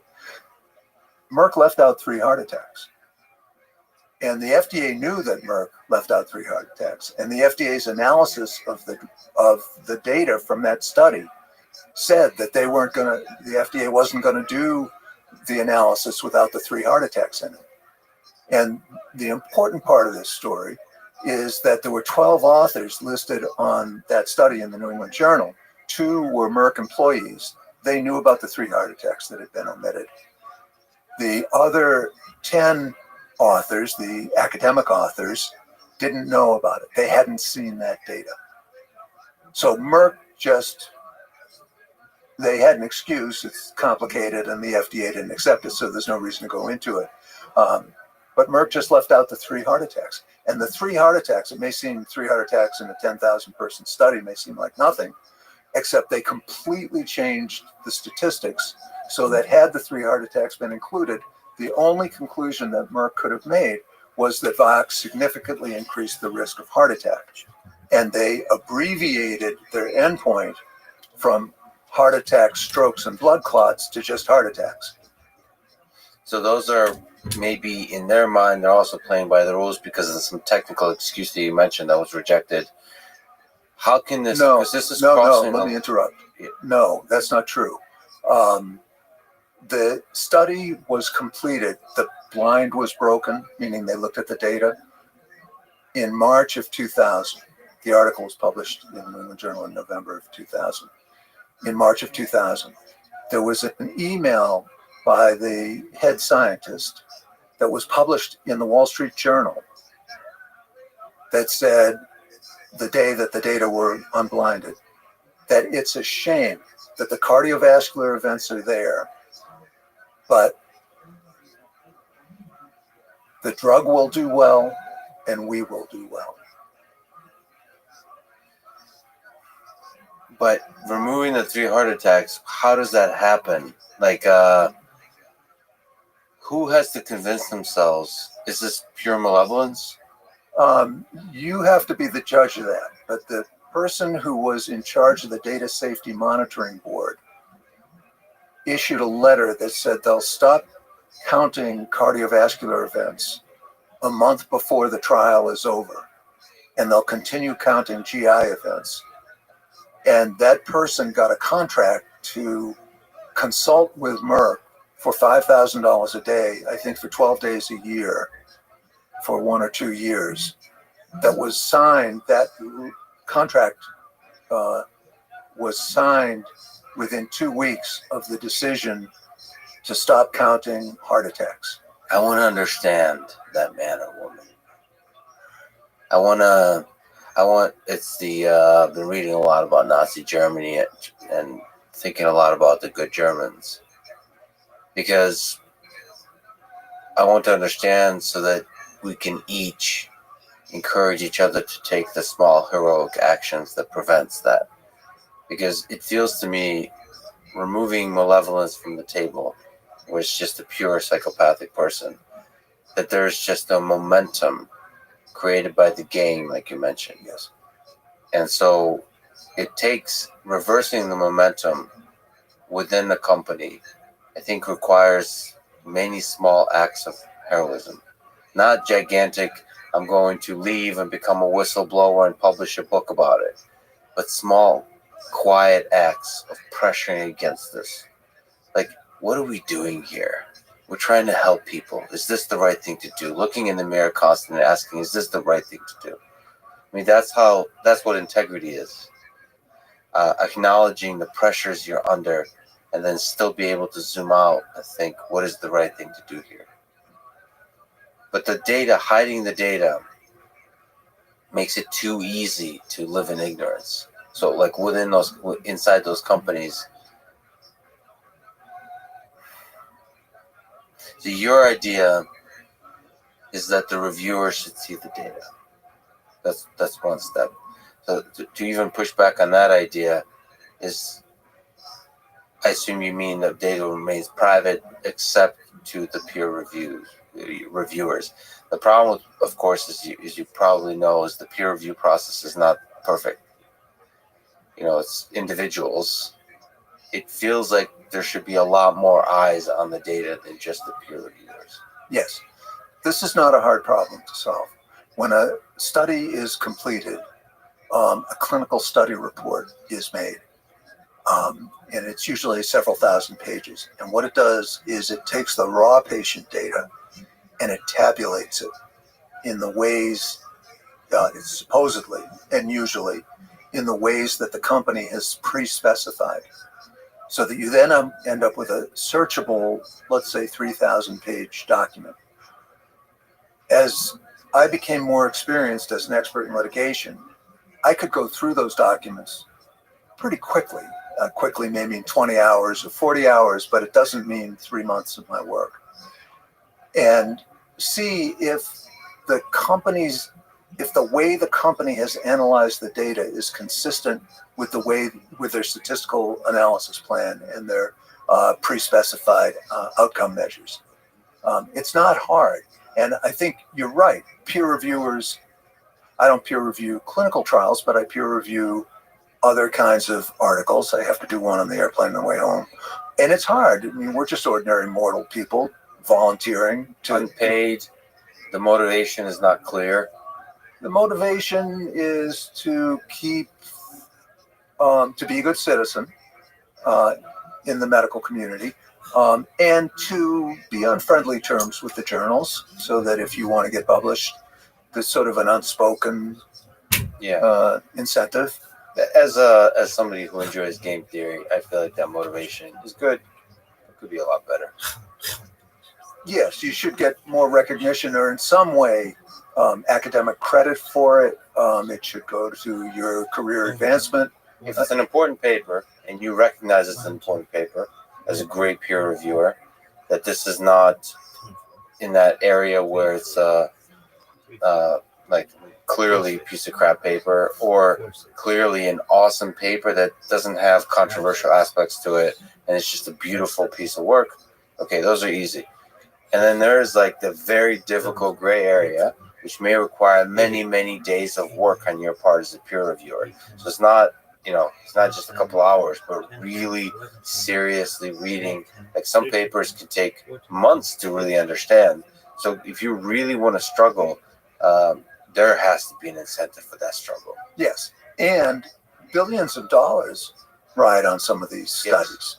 And lives. Yeah, right? Right. Not to mention. Right, but it would be easy to have full-time statisticians hired by the journals or shared by the journals who were independent of any other financial incentive to go over these kind of methodological issues and take responsibility for certifying the analyses that are done and then pass it on to the volunteer peer reviewers. See, I believe even in this, in the sort of capitalism or even social capital. After watching Twitter in the time of COVID and just looking at people that investigate themselves, I believe in the citizenry. People, if you give them access to the data, like these like citizen scientists arise. A lot of them it's kind of funny. A lot of people that are just really used to working with data.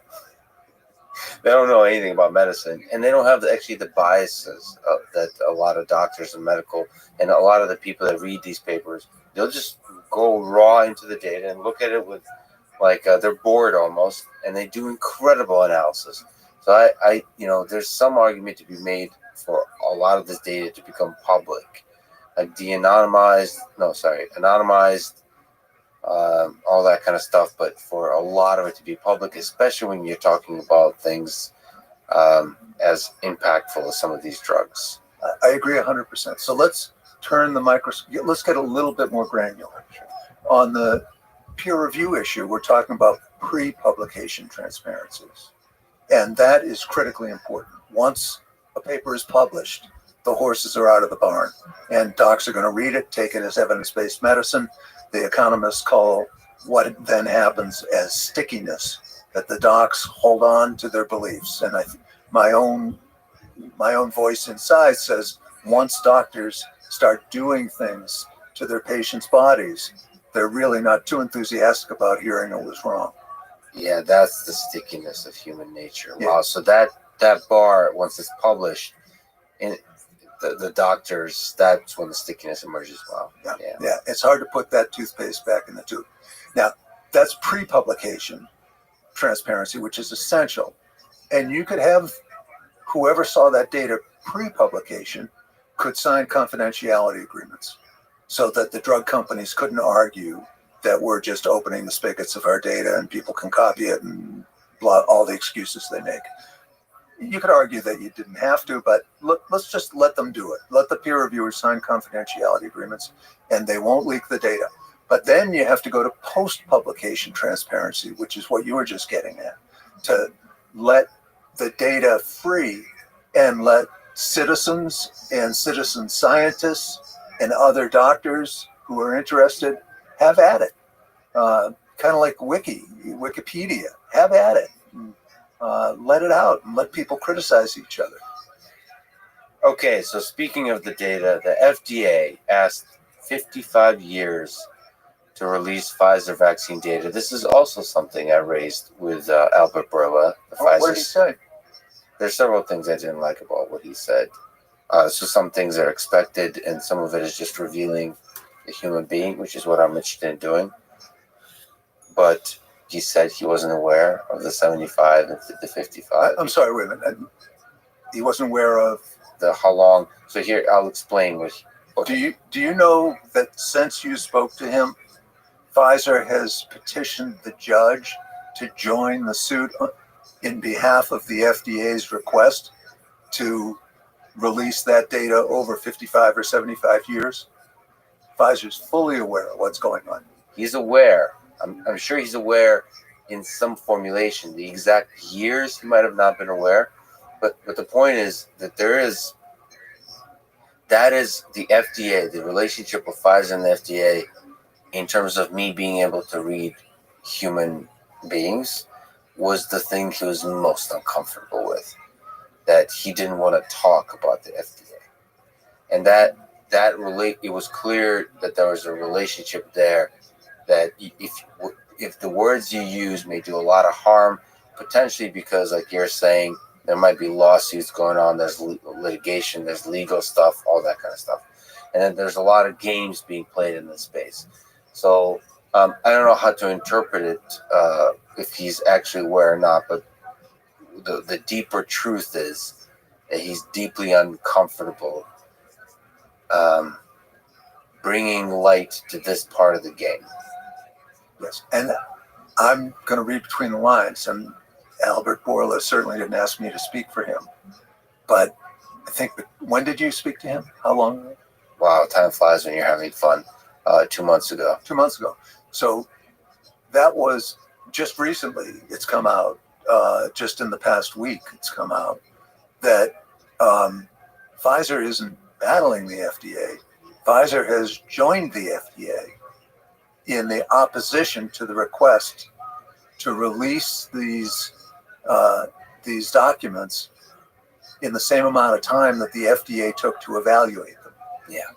So Pfizer is offering to help the FDA to petition the judge to not enforce the timeline that he seems to be moving towards. So for people who are not familiar, we're talking about the Freedom of Information Act request to release the Pfizer vaccine data, study data, to release as much of the data as possible, like the raw data, the details, or so, actually not even the raw data, was data.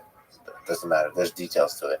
And I think the response from the FDA is that, of course, yes, of course. But we can only publish like some X number of pages a day. 500 pages. 500 pages of data. It's not a day, though. It's whatever. A week, I think. The point is, whatever they're able to publish is ridiculous. It's like my printer can only print 3 pages a day, and we cannot afford a second printer. So it's some kind of bureaucratic language for, there's a process to this.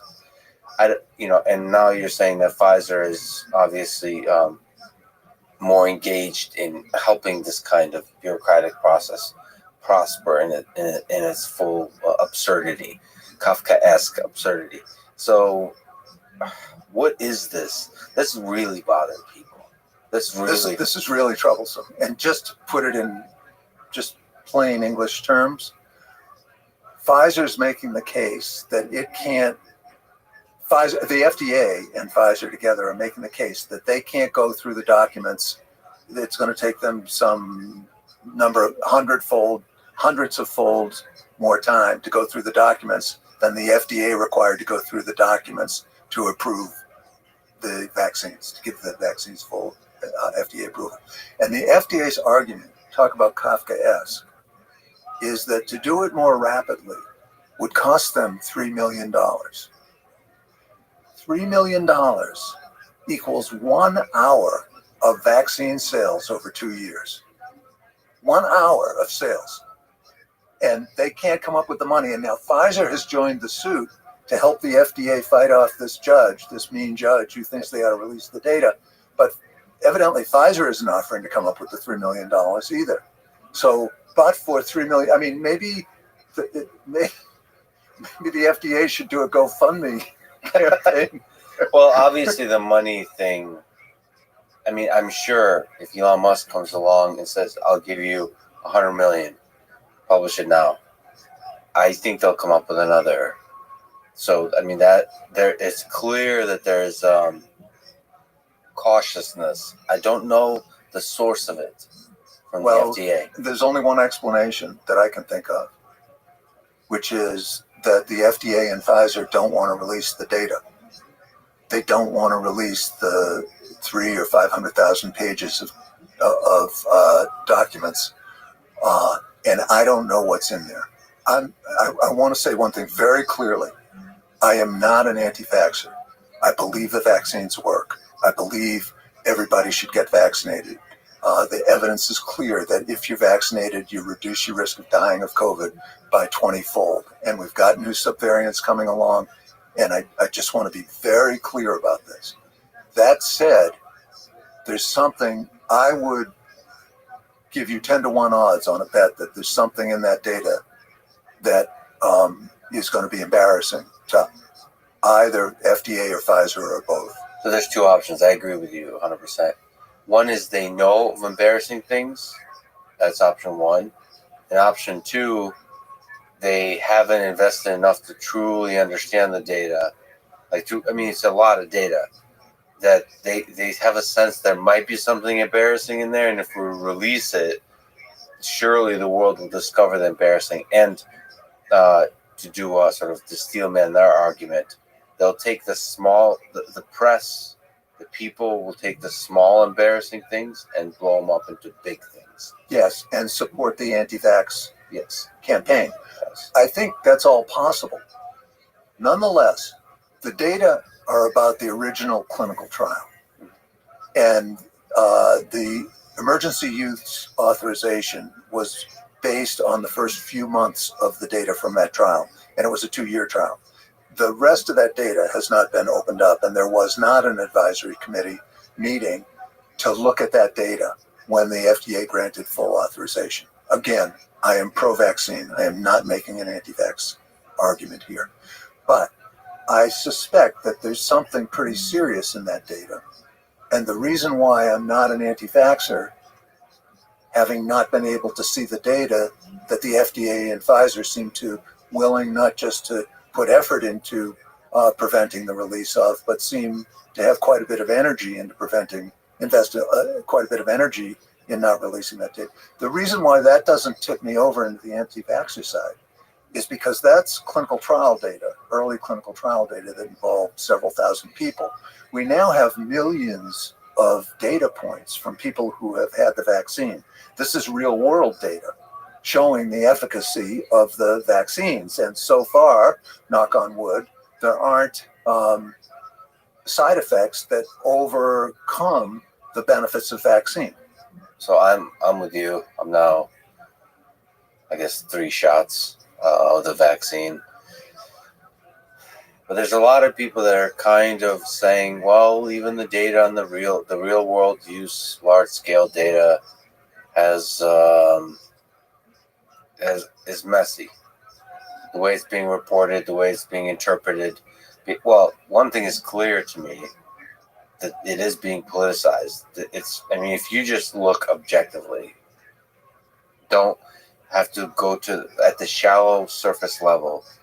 It seems like there's 2 groups that I can't even put a term to it because it's not really pro-vaccine versus anti-vaccine, because it's pro-vaccine, triple mask, Democrat, liberal, and then anti-mandate, whatever those groups are. I can't quite, because they're changing. Anti-mask, but not really, but kind of. So those 2 groups that feel political in nature, not scientific in nature, they're bickering, and then it's clear that this data is being interpreted by the different groups differently. And it's very difficult for me as a human being to understand where the truth lies, especially given how much money is flying around on all sides. So the anti-vaxxers can make a lot of money too. Let's not forget this. From the individual perspective, you can become famous being an anti-vaxxer. And so there's a lot of incentives on all sides here. and there's real human emotion and fear and also credibility. Scientists don't want to ruin their reputation if they speak out in whatever, like speak their opinion, or they look at some slice of the data and begin to interpret it in some kind of way. It's clear that fear is dominating the discourse here, especially in the scientific community. So I don't know what to make of that. And the only happy people here is Pfizer. It's just plowing all ahead. I mean, with every single variant, there's very, I would say, outside of arguably a very flawed system, there's a lot of incredible scientific and engineering work being done in constantly developing new, like, antiviral drugs, new vaccines to deal with the variants. So they're happily being a capitalist machine. And it's very difficult to know what to do with that. And let's just put this in perspective for folks. The best-selling drug in the world has been Humira for a number of years. It's approved for the treatment of rheumatoid arthritis and 8 other indications. And it's sold about $20 billion globally over the past few years. It leveled out, it peaked at that level. Pfizer expects to sell $65 billion of vaccine in the first 2 years of the pandemic. So this is by far the biggest selling and most profitable drug that's ever come along. Can I ask you a difficult question here? In the fog that we're operating in here, on the Pfizer-BioNTech vaccine, what was done well and what was done badly that you can see now? It seems like we'll know more decades from now. Yes. But now, in the fog of today, with the $65 billion flying around, where do you land? So we're going to get to what I think is one of the key problems with the pharmaceutical industry model in the United States about being profit-driven. So in 2016, the NIH did the key infrastructure work to make mRNA vaccines. That gets left out of the discussion a lot. And Pfizer-BioNTech actually paid royalties voluntarily to the NIH. I don't know how much it was. I don't think it was a whole lot of money. But I think they wanted to avoid the litigation that Moderna got itself into by just taking that 2016 knowledge and having that be the foundation of their product. So Pfizer took that and they did their R&D. They paid for their R&D, having received that technology. And when they got the genetic code from China about the vaccine, about the virus, they very quickly made a vaccine, and the vaccine works. And President Trump, to his credit, launched Operation Warp Speed and just threw money at the problem. They just said, we spent 5 times more per person than the EU early on. Just pay them whatever they want. Let's just get this going. And Americans were vaccinated more quickly. We paid a lot of money. The one mistake that I think the federal government made was they were paying these guaranteed fortunes, and they didn't require that the companies participate in a program to do global vaccinations. So the companies, doing their business model, distributed the vaccines where they would make the most money. And obviously they would make the most money in the first world. And almost all, I think 85% of the vaccines early on went to the first world. And very, very few vaccinations went to the third world.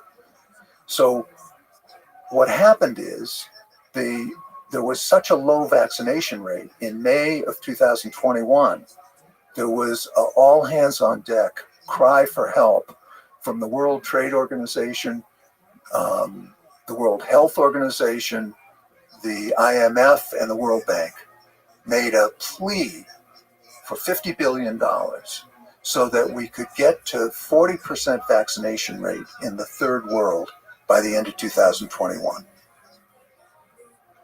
And it was unrequited. Nobody answered. And now Africa has about a 8.9% vaccination rate. India's coming up, but it's been very low.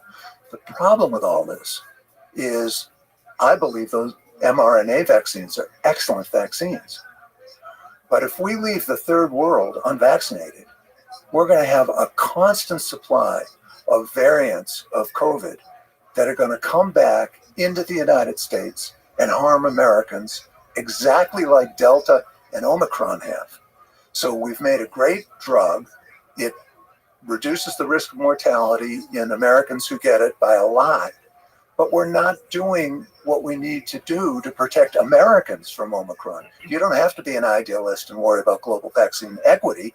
If you're just ordinary selfish people like most of us are, and you're worried about the health of Americans, you would ensure global vaccine distribution. Let me just make one more point. That $50 billion that was requested by the four organizations back in May of 2021, 32 billionaires made $50 billion from the vaccines at that point, took it into their private wealth. So what had been taken, this enormous amounts of money that had been taken into private wealth was enough to do what those organizations said needed to be done to prevent the subvariants from coming back and doing what they're doing. The money was there. But how does the motivation, the money-driven motivation of Big Pharma lead to that that kind of allocation of vaccines? Because they can make more money in the United States. Yeah, they're going to distribute their vaccines where they can make the most money. All right. Is there a malevolent aspect to this where, boy, I don't like saying this, but that they don't see it as a huge problem that variants will come back to the United States? I think it's the issue we were talking about earlier on, where they're in a different culture. And their culture is that their moral obligation, as Milton Friedman would say, is to maximize the profits that they return to shareholders. Yeah, and don't think about the bigger picture. The collateral damage. Don't think about the collateral damage. And also kind of convince yourself that if we give into this capitalist machine, in this very narrow sense of capitalism, that in the end, they'll do the most good. This kind of belief that, like, if we just maximize profits, we'll do the most good. Yeah, that's an orthodoxy of several decades ago, and I don't think people can really say that in good faith. When you're talking about vaccinating the third world so we don't get hurt, it's a little bit hard to make the argument that the world's a better place because the profits of the investors went up. Yeah, but at the same time, I think that's a belief you can hold. I mean, I've interacted with a bunch of folks that kind of, I don't want to mischaracterize Ayn Rand, okay? I respect a lot of people, but there's a belief that can take hold. If I just focus on this particular maximization, it will do the most good for the world. The problem is when you choose what to maximize and you put blinders on, it's too easy to start making gigantic mistakes that have a big negative impact on society. It really matters what you're maximizing. Right. And if we had a true democracy and everybody had one vote, everybody got decent information and had one vote, Ayn Rand's position would get some votes, but not many. And it would be way outvoted by the common people. Let me ask you about this very difficult topic. I'm talking to Mark Zuckerberg of Meta, the topic of censorship. I don't know if you've heard, but there's a guy named Robert Malone and Peter McCullough that were removed from many platforms for speaking about the COVID vaccines being risky. They were both on Joe Rogan's program. What do you think about censorship in this space? In this difficult space where so much is controlled by, not controlled, but influenced by advertisements from Big Pharma. and science can even be influenced by big pharma. Where do you lean on this? Should we lean towards freedom and just allow all the voices, even those that go against the scientific consensus? Is that one way to fight the science that is funded by big pharma, or is that do more harm than good, having too many voices that are contending here? Should the ultimate battle be fought in the space of scientific publications? And particularly in the era of COVID, where there are large public health ramifications to this public discourse, the ante is way up. So I don't have a simple answer to that. I think everyone's allowed their own opinion. I don't think everyone's allowed their own scientific facts. And how we develop a mechanism that's other than an open internet where whoever is shouting the loudest gets the most clicks and rage creates value on the internet. I think that's not a good mechanism for working this out. And I don't think we have one. I don't have a solution to this. I mean, ideally, if we had a philosopher king, we could have a panel of people who were not conflicted by rigid opinions decide on what the boundaries of public discourse might be. I don't think it should be fully open. I don't think people who are who are committed to an anti-vaccine position and will tailor their interpretation of complex scientific data to support their opinion, I think that can be harmful. Constraining their speech can be harmful as well. So I don't have an answer here. But yeah, I tend to believe that it's more dangerous to censor anti-vax messages. The way to defeat anti-vax messages is by being great communicators, by being great scientific communicators. So it's not that we need to censor the things we don't like. We need to be better at communicating the things we do like, or the things that we do believe represent a deep scientific truth. Because I think if you censor, you get worse at doing science, and you give the wrong people power. So I tend to believe that you should give power to the individual scientists and also give them the responsibility of being better educators, communicators, expressors of scientific ideas, put pressure on them to release that data in a way that's easily consumable, not just like very difficult to understand, but in a way that can be understood by a large number of people. So the battle should be fought in the open space of ideas versus in the quiet space of journals. I think we no longer have that comfort, especially at the highest of stakes. So this kind of idea that a couple of peer reviewers decide the fate of billions doesn't seem to be sustainable, especially given a very real observation now that the reason Robert Malone has a large following is there's a deep distrust of institutions, deep distrust of scientists, of science as an institution, of power centers, of companies, of everything, and perhaps rightfully so. But the way to defend against that is not for the powerful to build a bigger wall. It's for the powerful to be authentic, and maybe to a lot of them to get fired, and for new minds, for new fresh scientists, authentic, more real, better communicators to step up. So I fear censorship because it feels like censorship is a even harder job to do it well than being good communicators. And it seems like it's always the C students that end up doing the censorship. That it's like it's always the incompetent people, and not just the incompetent, but the biggest whiners. So like what happens is the people that get the most emotion or the most outrage Welcome. will drive the censorship.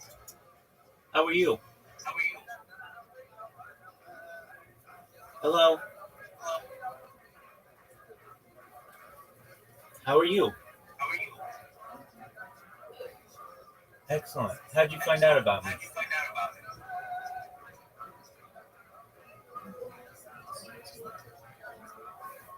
Very well. Are you at least 18 years old? All right, you gotta leave then. Take care.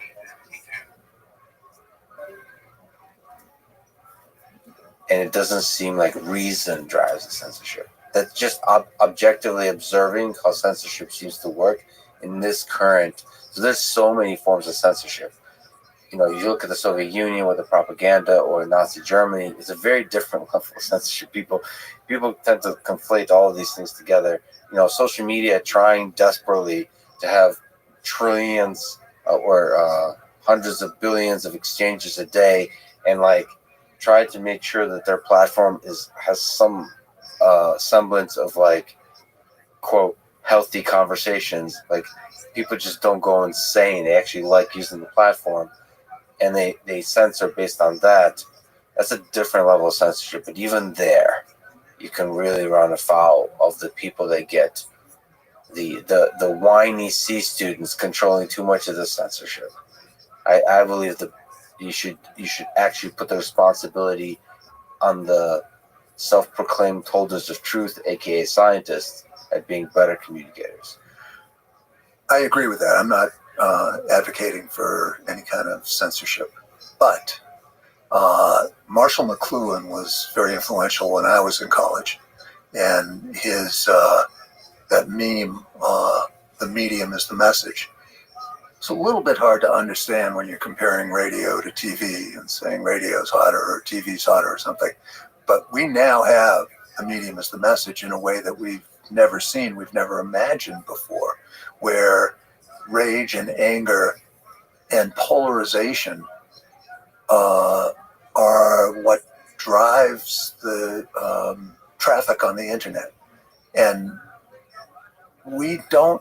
it's a question of building the commons. Ideally, I don't know how to get there, so I'm not pretending to have a solution.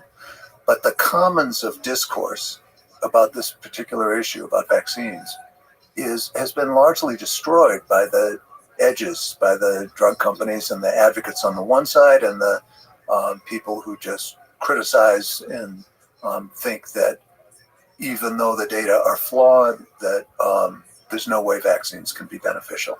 And to have those people screaming at each other does nothing to improve the health of the 95% of the people in the middle who want to know what the rational way to go forward is and protect their families from COVID and live a good life and be able to participate in the economy. And that's the problem. I don't have a solution. Well, there's a difficult problem for Spotify and YouTube. I don't know if you heard, this is a thing that Joe Rogan is currently going through as a platform, whether to censor the conversations that, for example, Joe is having. So I don't know if you heard, but Neil Young and other musicians have kind of spoke out and saying they're going to leave the platform because Joe Rogan is allowed to be on this platform having these kinds of conversations with the likes of Robert Malone.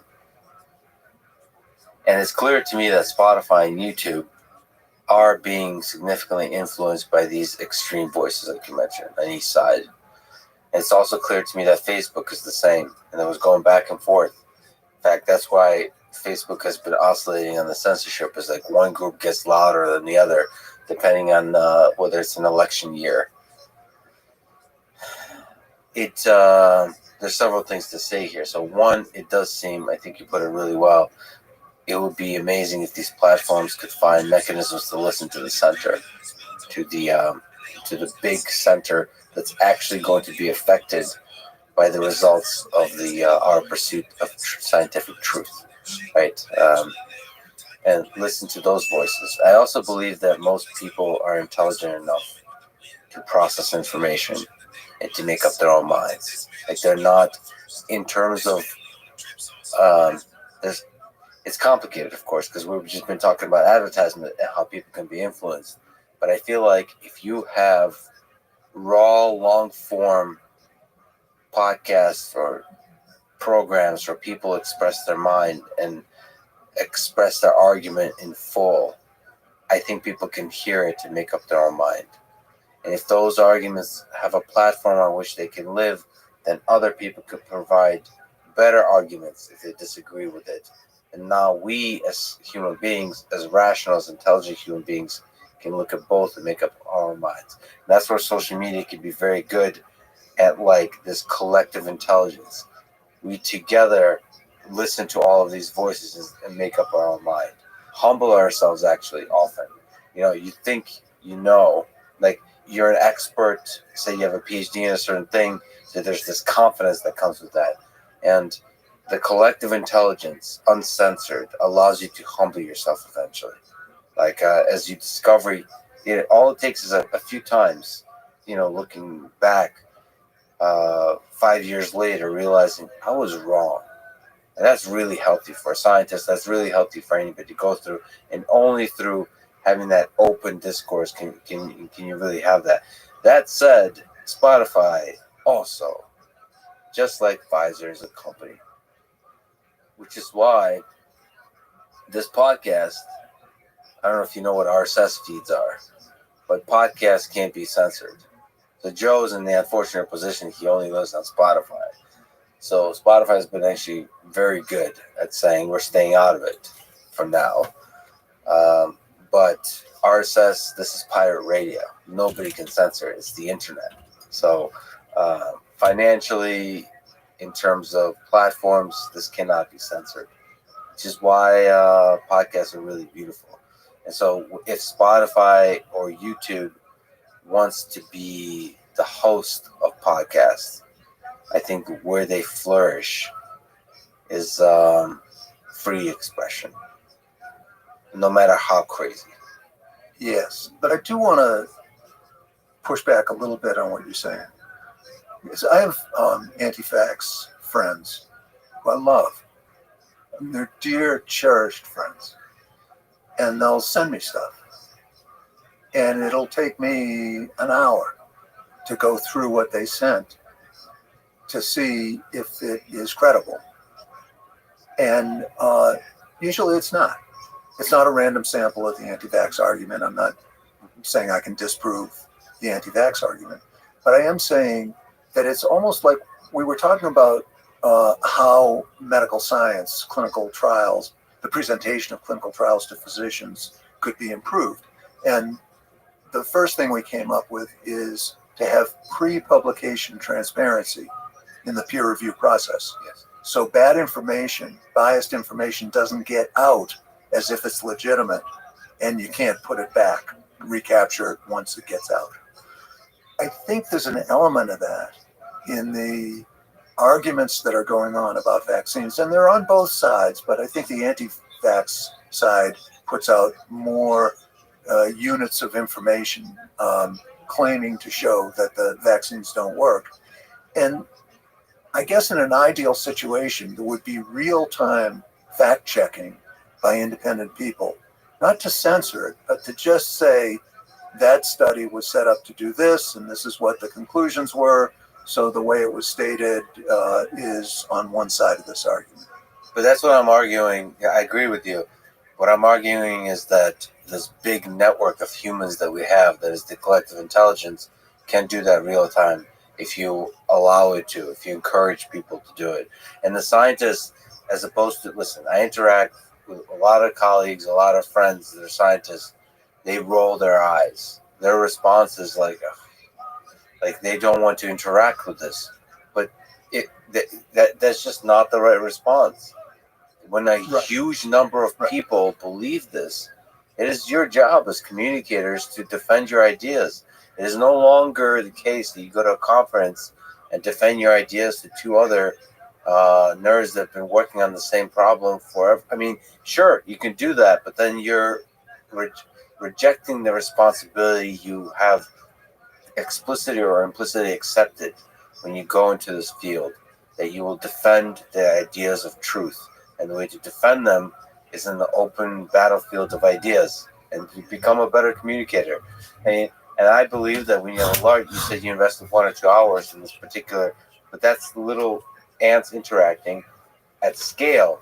I think that allows us to progress towards truth. At least I hope so. I think you're an optimist. I want to work with you a little bit on this. Let's say a person like Joe Rogan, who, by the way, had me on his podcast and let me. It's an amazing conversation. I really enjoyed it. Well, thank you. I did too. And I didn't know Joe. I didn't know much about his podcast. He pushed back on Joe a bunch, which is great. And he was, I love it. he was a gentleman, and we had it out. In fact, he put one clip. At one point, he said something that was a little bit wrong, and I corrected him. And he had the guy Jamie. He had Jamie check it and was very forthright in saying, yeah, John got it right here. We got to modify this thing. In any event, You got him. well, I wasn't trying to get him. No. You totally. There's a beautiful exchange. There's so much respect in the room, pushing back and forth. That's great. Yeah. So I respect him. And I think when he has somebody on who's a dyed-in-the-wool anti-vaxxer, the question is, how can you balance, if it needs balance, in real time? I'm not talking about afterwards.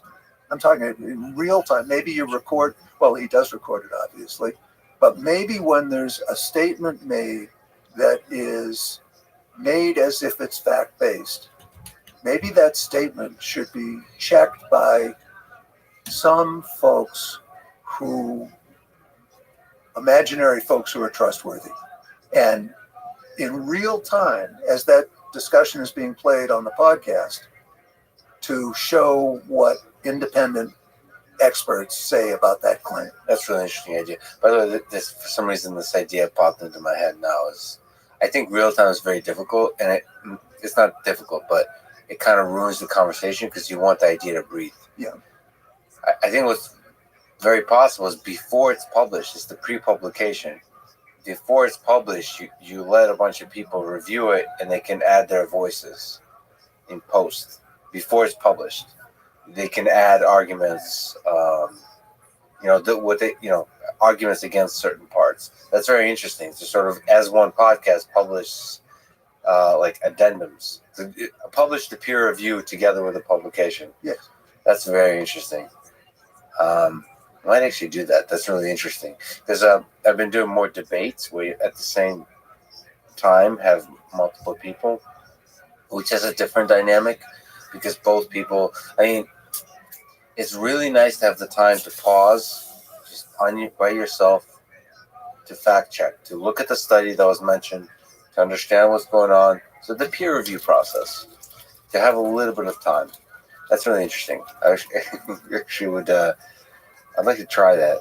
To agree with you on some point in terms of anti-vax, I've been fascinated by listening to arguments from this community of folks that's been quite large called the flat earthers, the people that believe the earth is flat. And I don't know if you've ever listened to them or read their arguments, but it's fascinating how consistent and convincing it all sounds when you just kind of take it in. Just take it in like listening normally. It's all very logical. Like if you don't think very well, no. So the thing is, the reality is, at the very basic human level, with our limited cognitive capabilities, the Earth is pretty flat. When you go outside and you look, it's flat. So like when you use common sense reasoning, it's very easy to play to that to convince you that the Earth is flat. Plus, there's powerful organizations that want to manipulate you and so on. But then there's, the whole progress of science and physics of the past. But that's difficult to integrate into your thought process. So it's very true that the people should listen to Flat Earthers because it was very revealing to me how easy it is to be convinced of basically anything. By charismatic arguments. Right. And if we're arguing about whether the Earth is flat or not, as long as we're not navigating airplanes and doing other kinds of things, trying to get satellites to do transmission, it's not that important what we believe. But if we're arguing about how we approach the worst public health crisis in I don't know how long, I think we're getting worse than the Spanish flu now. I don't know what the total global deaths with Spanish flu were, but in the United States, we certainly have more deaths than we had from Spanish flu. Plus the economic pain and suffering. Yes. And the damage to the kids, school and stuff. We got a problem, and it's not going away, unfortunately. So when we get a problem like that, it's not just an interesting barroom conversation about whether the earth is flat. There are millions of lives involved. Let me ask you yet another question, that issue I raised with Pfizer CEO Albert Bourla. It's the question of revolving doors. That there seems to be a revolving door between Pfizer, FDA, and CDC. People that have worked at the FDA now work at Pfizer, and vice versa, including the CDC and so on. What do you think about that? So first of all, his response once again is there's rules, there's very strict rules, and we follow them. Do you think that's a problem? Hoo-ha. And also maybe this is a good time to talk about this Pfizer play by the rules. Let's one at a time. One at a time. Okay, and this isn't even about Pfizer, but it's an answer to the question. Yes. So there's this drug Aduhelm that was approved by the FDA maybe 6 months ago. It's a drug to prevent the progression of low-grade Alzheimer's disease. The target for drug development for Alzheimer's disease has been reducing the amyloid plaques in the brain, which correlate with the progression of Alzheimer's. And Biogen showed that its drug Aduhelm reduces amyloid plaques in the brain. They did 2 clinical trials to determine the clinical efficacy, and they found that neither trial showed a meaningful benefit. And in those 2 trials, 33% more people in the Aduhelm group developed symptomatic brain swelling and bleeding than people in the placebo group. There was an advisory committee convened to debate and determine how they felt about the approvability of Aduhelm, given those facts. And those facts aren't in dispute. They're in Biogen slides, as well as FDA documents. The advisory committee voted 10 against approval and 1 abstain. So that's essentially unanimous vote against approving Aduhelm. Now, the advisory committees have been pretty much cleansed of financial conflicts of interest. So this advisory committee votes 10 no, 1 abstention, and the FDA overrules the unanimous opinion of its advisory committee and approves the drug. 3 of the members of the advisory committee resign. They say, we're not going to be part. If the FDA is not going to listen to a unanimous vote against approving this drug, which shows more harm than benefit, undisputed, we're not going to participate in this. And the argument against approval is that the surrogate endpoint, the reduction of amyloid, the progression of amyloid plaques, is known by the FDA not to be a valid clinical indicator. It doesn't correlate. 27 studies have shown it doesn't correlate with clinical progression. Interrupting the amyloid plaques doesn't mean that your Alzheimer's doesn't get worse. So it seems like it's a slam dunk, and the FDA made a mistake, and they should do whatever they do to protect their bureaucratic reputation. So the head of the Bureau of the FDA, the Center for Drug Evaluation and Research that approves new drugs, who had spent 16 years as an executive in the pharmaceutical industry, issued a statement and said, what we should do in this situation is to loosen the prohibition of financial ties of interest with the drug companies so we get less emotional responses. Said this, it's in print. People are just too emotional about this. People were just too emotional. The 10 people who voted against it and the no people who voted for it, it's all too emotional. So this gets back, this is a long answer to your short question. I think this is a wonderful window into the thinking of the FDA that financial conflicts of interest don't matter in a situation when I think it's obvious that they would matter. But there's not a direct financial conflict of interest. It's kind of like, it's not like Albert said, there's rules. I mean, you're not allowed to have direct financial conflict of interest. It's indirect. Right, but what I'm saying is I'm not denying what he said is true.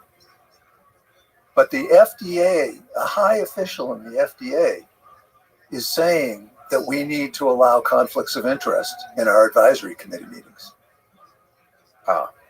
And that, she wants to change the rules. Right. So Albert Bourla would still be playing by the rules, but it just shows how one-sided the thinking here is. But you think that's influenced by the fact that there were pharmaceutical executives working at the FDA and vice versa? And they think that's a great idea. Who gets to fix this? Do you think it should be just banned? Like if you I don't work, know. Two separate questions. Yeah. One is, should the officials at the FDA come from pharma, and vice versa? Yes. That's one question. And the other question is, should advisory committee members be allowed to have financial conflicts of interest? I think, in my opinion, and people might say I'm biased, I think advisory committee people should not have conflicts of interest. I think their only interest ought to be the public interest. And that was true from my understanding of the situation. It's the afterword in my book. I spent some time studying it about Aduhelm. I think it's a slam dunk that there ought to be no conflicts of interest. Now, the head of CDER, Center for Drug Evaluation and Research, thinks that that's going to give you a biased result because we don't have company influence. And that, I think, shows how biased their thinking is. That not having company influence is a bias. let me try to load that in.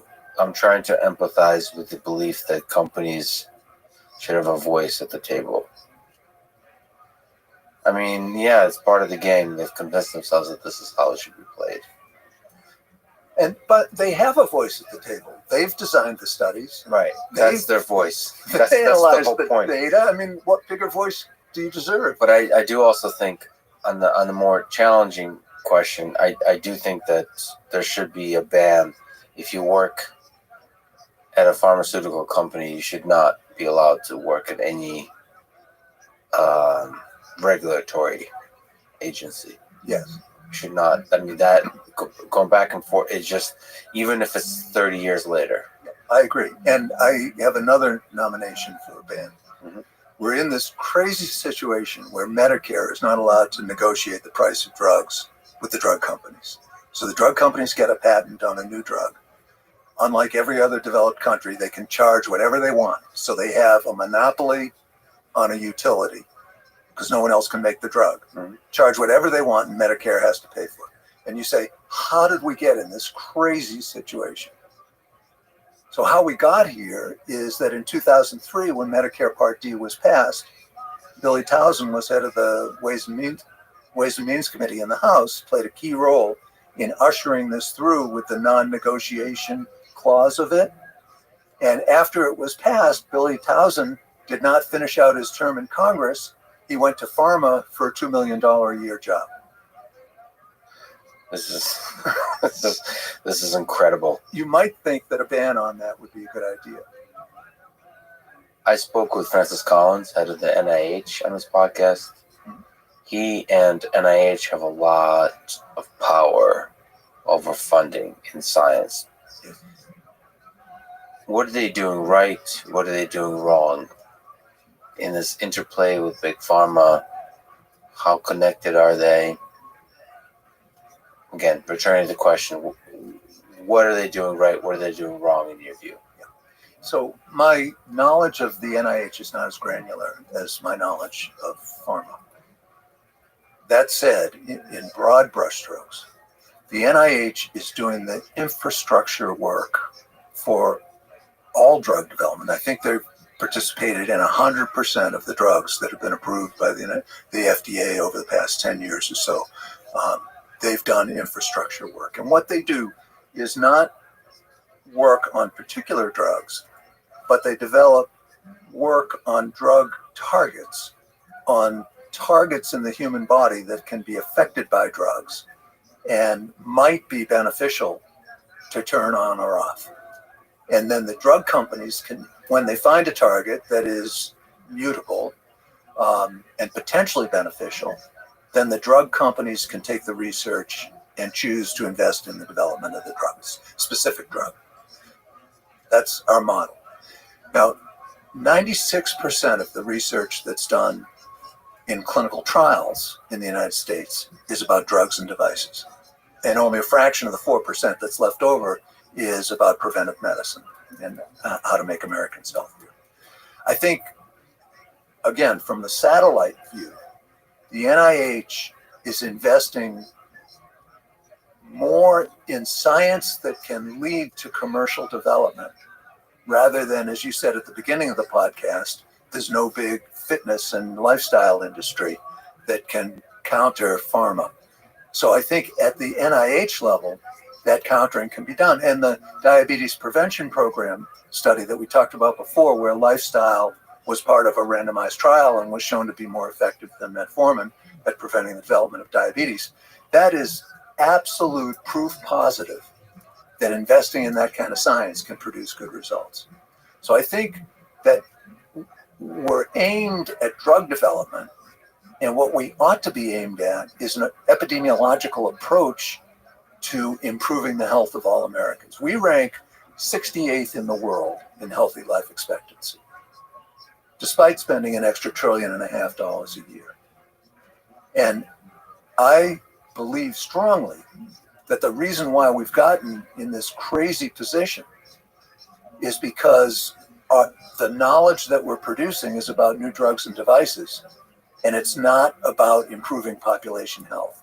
In this problem, the NIH is the perfect institution to play a role in rebalancing our research agenda. And some of that is on the leadership side with Francis Collins and Anthony Fauci, not just speaking about basically everything that just leads to drug development, vaccine development, but also speaking about healthy lifestyles, speaking about health, not just sickness. Yes, and investing in. I mean, it's like one feeds the other. One, you have to communicate to the public the importance of investing in health, and that leads to you getting props for investing in health, and then you can invest in health more and more, and that communicates. I mean, everything that Anthony Fauci says or Francis Collins says has an impact on scientists. I mean, it sets the priorities. I don't think it's the sad thing about leaders. Forgive me for saying the word, but mediocre leaders, is they don't see themselves as part of a game. They don't see the momentum. It's like a fish in the water. They don't see the water. Great leaders stand up and reverse the direction of how things are going. And I actually put a lot of responsibility. Some people say too much, but whatever. I think leaders carry the responsibility. I put a lot of responsibility on Anthony Fauci and Francis Collins for not actually speaking a lot more about health, not and bigger, inspiring people in the power and the trustworthiness of science. That's on the shoulders of Anthony Fauci. I'm going to abstain from that because I'm not expert enough. But neither am I, but I'm opinionated. I am too, but not on camera. Yes. No, but seriously, the problem is pretty simple. That we're investing 96% of our clinical funding of clinical research in drugs and devices, and 80% of our health is determined by how we live our lives. And this is ridiculous.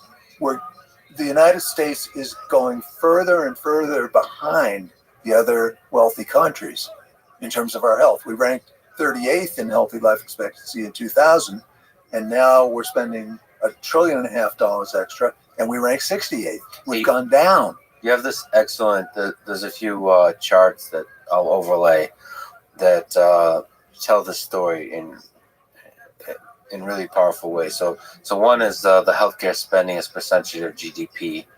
That on the x-axis is years and the y-axis is percentage. And the United States, as compared to other countries on average, has been much larger and growing. Right. We are now spending 7% more of our GDP, 17.7% versus 10.7% on healthcare. 7%, and I think GDP is the fairest way to compare healthcare spending. We're, per person in dollars, we're spending even, the difference is even greater, but other costs vary with GDP. So let's stick with the conservative way to do it. 17.7 or 18% of GDP. 18% of GDP spent on healthcare. 7% higher than the comparable country average. Right. 17.7% versus 10.7. 7% higher.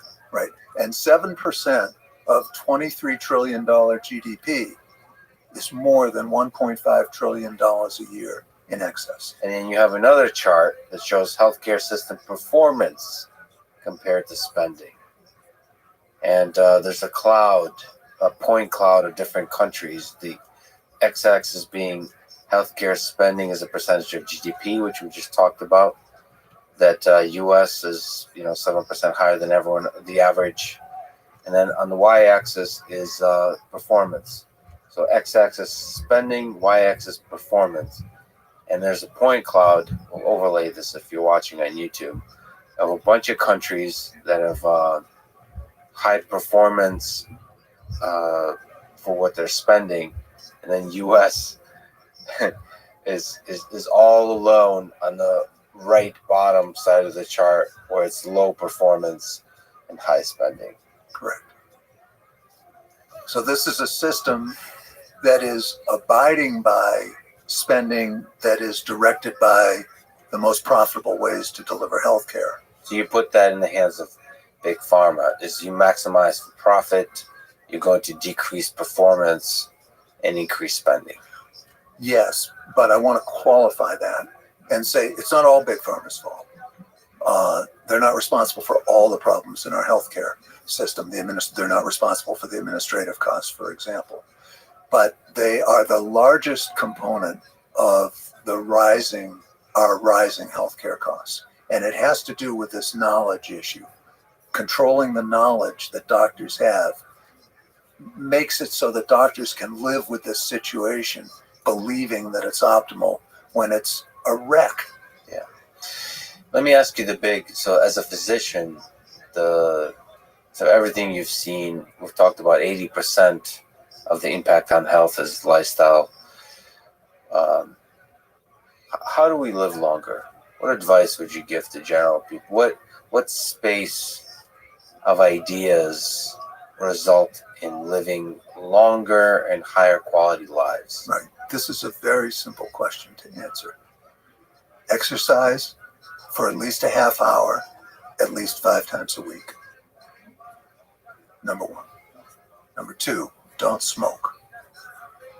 Number 3, maintain a reasonably healthy body weight. Some people argue that being lower than a BMI of 25 is healthy. I think that may be true, but I think getting above 30 is unhealthy, and that ought to be. Now, that's largely impacted by socioeconomic status, and we don't want to blame the victims here. So we got to understand that when we talk about all of these things, not cigarettes, but exercise and a good diet and maintaining a healthy body weight, we have to include in doing those things the impediments to people of lower socioeconomic status being able to make those changes. We've got to understand that personal responsibility accounts for some of this, but also social circumstances accounts for some of it. And back to your fishbowl analogy, if you're swimming in a fishbowl, if you live in a fish tank that's not being properly maintained, the approach wouldn't be to treat individual sick fish. It would be to fix your fish tank to get the bacteria out of it and whatever bad stuff is in there and make your fish tank healthier. Well, we invest far less than the other wealthy countries do. We're flipped. We have the mirror image in the spending on social determinants of health and medical determinants of health. We have exactly the wrong order. And not only does that choke off social determinants of health, which are very important, but actually just the ratio. Even if you were spending, if we raise the social spending and raise our medical spending in proportion, it's the ratio of social spending to medical spending that's the problem. So, and why do we do that? Well, the answer is perfectly obvious, that the way to transfer money from working Americans to investors is through the biomedical model, not through the social health model. And that's the problem and I'd like to discuss this, because the market isn't going to get us to a reasonable allocation. All the other wealthy countries that are so much healthier than we are and spending so much less than we are have some form of government intervention in the quality of the health data that's available, in the budgeting of health and social factors. And we don't. We're kind of the Wild West, and we let the market determine those allocations. And it's an awful failure. It's a horrendous failure.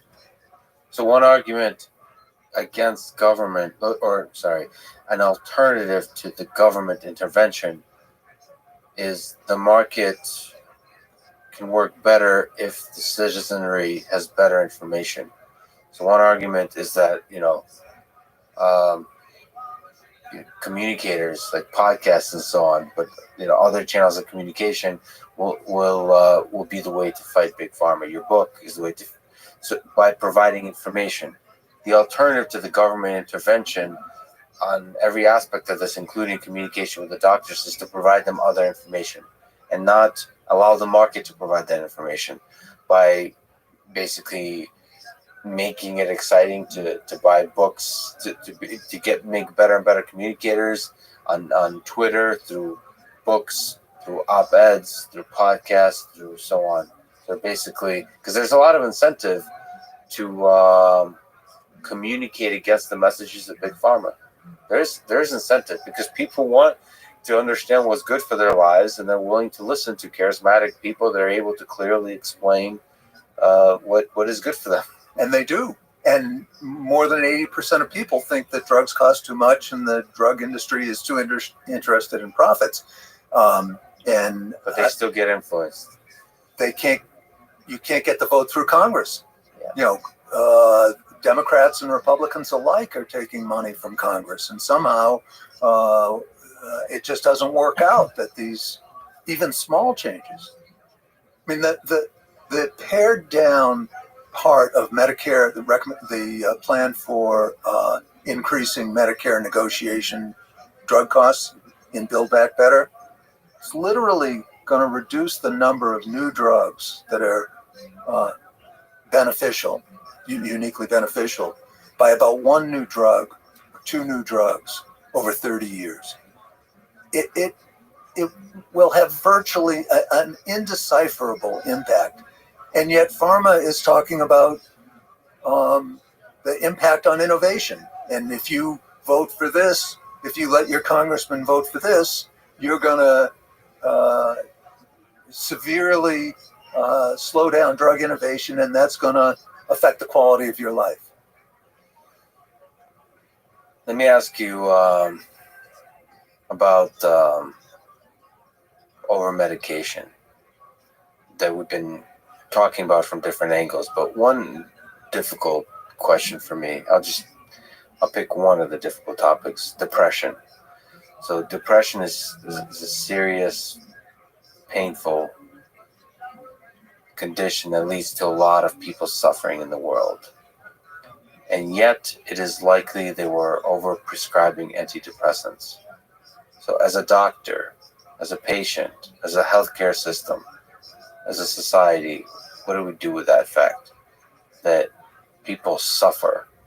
There's a lot of people suffering from depression, and there's also people suffering from overprescribing of antidepressants. Right. So a paper in the New England Journal by Eric Turner showed that the data, if you put all the data together from antidepressants, you find out that antidepressants are not effective for people who are depressed but don't have a major depression. Major depression is a serious problem. People can't function normally. They have a hard time getting out, performing their normal social roles. But what's happened is that the publicity, Prozac Nation was a good example of making the argument that why should people settle for normal happiness when they can have better than normal happiness?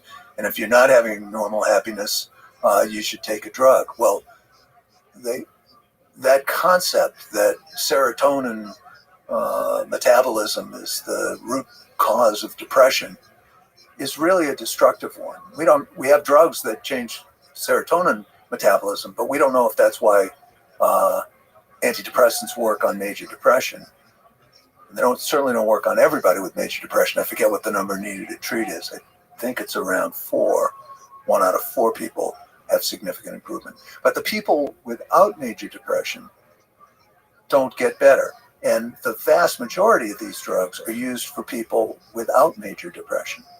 So what's happened is that the feelings of life satisfaction, of happiness and not sadness, have been medicalized. The normal range of feelings have been medicalized. And that's not to say that they shouldn't be attended to, but the evidence shows that attending to them by giving somebody a medicine doesn't help, except that they feel like somebody cares about them and believes that they're suffering. But there are problems in living that give rise to much of this symptomatology of less than major depression.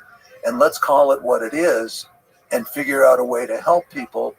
Individual therapy, group therapy, maybe lifestyle modification would work. We've got to try that. But let's call it what it is instead of saying, oh, you're in this vast basket of people who are depressed, so we'll give you an antidepressant, even though the evidence shows that people who are suffering from your level of depression don't get better.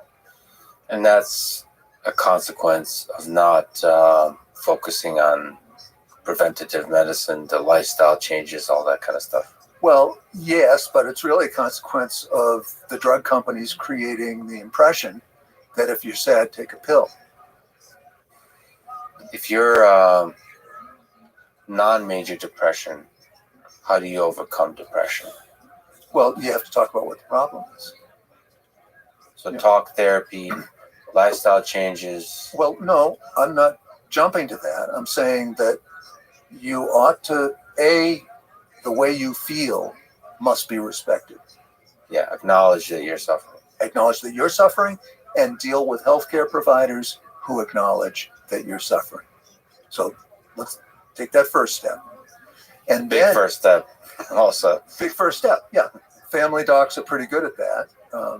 That's kind of the arena that caused me to go into family medicine, the subjective experience of the patient. Okay, so you're a person who is not getting the enjoyment out of their life that they feel they ought to be getting. Now let's figure out why, and whether that means some time with a social worker, some time with a psychiatrist, some time with a psychiatric nurse. I'm not sure how you'd best do that most effectively and efficiently, but that's what you need to do. And it may be that there's a marital problem and there's something going on, and one of the spouses can't find satisfaction in the life they have to live within the relationship. Maybe there's a past history of trauma or abuse that somebody is projecting onto their current situation. Maybe there's socioeconomic circumstances where they can't find a job that gives them self-respect and enough money to live with. All, an infinite range of things. But let's figure out, make a diagnosis first. The diagnosis isn't that the person feels sadder than they want to feel. The diagnosis is, why does the person feel sadder than they want to feel? You mentioned this is what made you want to get into family medicine. As a doctor, what do you think about the saying, save one life, save the world? This was always moving to me about doctors, because you have like this human in front of you, and your time is worth money. What you prescribe and your efforts after the visit are worth money. And it seems like the task of the doctor is to not think about any of that, or not the task, but it seems like a great doctor, despite all that, just forgets it all and just cares about the one human. And somehow that feels like the love and effort you put into helping one person is the thing that will save the world. It's not like some economic argument or some political argument or financial argument. It's a very human drive that ultimately is behind all of this that will do good for the world. Yes, I think that's true. And at the same time, I think it's equally true that all physicians need to have a sense of responsibility about how the common resources are allocated to serve the whole population's interest best. That's a tension that you have as a physician. Let's take the extreme example. Let's say you had a patient in front of you who, if you gave one $10 billion pill to, you would save their life. I would just be tortured by that as a physician, because I know that $10 billion spent properly in an epidemiologically guided way is going to save a whole lot more lives than one life. So it's also your responsibility as a physician to walk away from that patient. I wouldn't say that. I think it's your responsibility Be tortured by to be the tortured by it. That's exactly right. The human condition. That's a tough job, but to maintain your humanity through it all. Yeah, but you've been asking at different points in this conversation, why are doctors so complacent about the tremendous amount of money we're spending? Why do they accept knowledge from different sources that may not pan out when they really know the truth? And the answer is that they're trying to do their best for their patients. And it's the same kind of torture to figure out what the hell is going on with the data. And that's a sort of future project. And maybe people will read my book and maybe they'll get a little more excited about it, become more legitimate in practice. I would feel like my life was worthwhile if that happened. But at the same time, they've got to do something with the patient in front of them. They've got to make a decision. And there are not many weirdos like me who invest their life in figuring out what's behind the data. They're trying to get through the day and do the right thing for their patient. So they're tortured by that decision too. And so if you're not careful, big pharma can manipulate that drive to try to help the patient, that humanity of dealing with the uncertainty of it all. Like, what is the best thing to do? Big pharma can step in and use money to manipulate that humanity. Yeah, I would state it quite differently. It's sort of an opt-out rather than an opt-in. Big pharma will do that, and you need to opt out of it.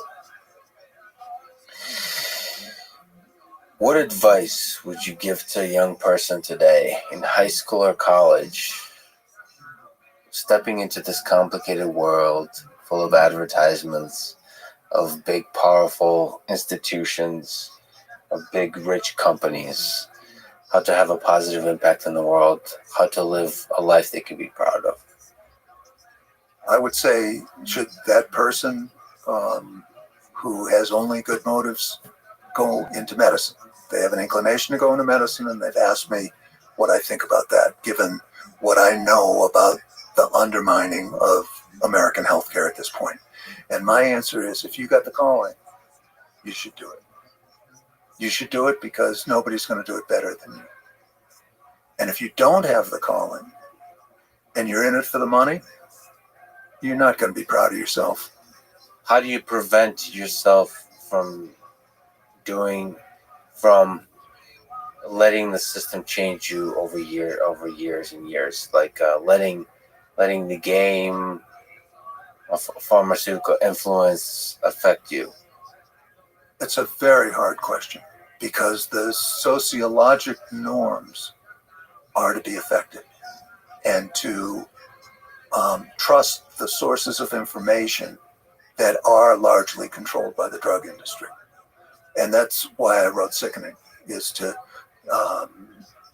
try and help those people in the medical profession to understand that what's going on right now looks normal, but it's not. The health of Americans is going downhill. Our society is getting ruined by the money that's getting pulled out of other socially beneficial uses to pay for health care that is not helping us.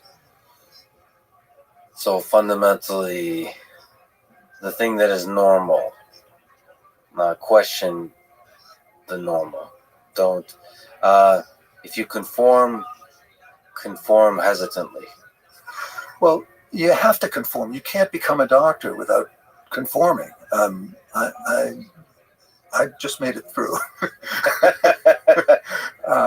But there aren't many, and it's hard work. But you have to conform.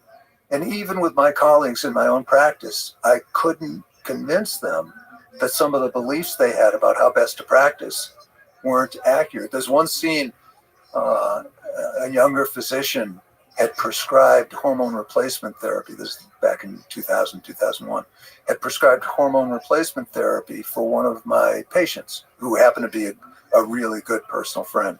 And I saw that patient covering for my colleague at one point, and I saw that her hormone replacement therapy had been renewed. And I said, "Are you having hot flashes or any problem?" No. But Dr. So-and-so said it's better for my health. And I said, "No, it's not. The research is showing that it's not. It's harmful for your health, and I think you should stop it." So my colleague approached me when she saw the chart and said, "Wait a minute, that's my patient. Maybe your friend, but it's my patient." And I went to a conference at my alma mater, medical school, and they said that healthy people should be given hormone replacement. And I said, "There's got to be drug companies involved in this." And she said, no, it was at my university. It was not a drug company thing. We didn't go to a Caribbean island. I said, "Do you have the syllabus?" She said, "Yeah." And she went and got the syllabus, and sure enough, it was sponsored by a drug company. They're everywhere. They're everywhere. And it's back to Kuhn, that groups of experts share unspoken assumptions. And in order to be included in that group of experts, you have to share those unspoken assumptions. And what I'm hoping to do with my book, Sickening, and being here, having this wonderful conversation with you, is to create an alternative to this normal that people can pursue and practice better medicine and also prevent burnout. I mean, about half the doctors complain that they're burned out and they've had it. And I think that this is subjective. I don't have data on this. This is just my opinion.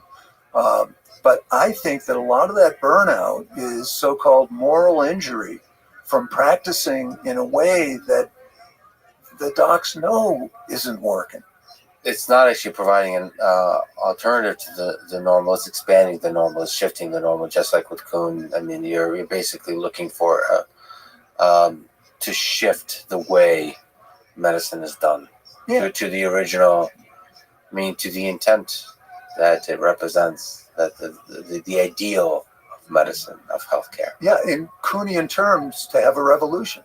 Yeah. And that revolution would be to practice medicine in a way that will be epidemiologically most effective not most profitable for the people who are providing you with what's called knowledge. You helped a lot of people as a doctor, as an educator,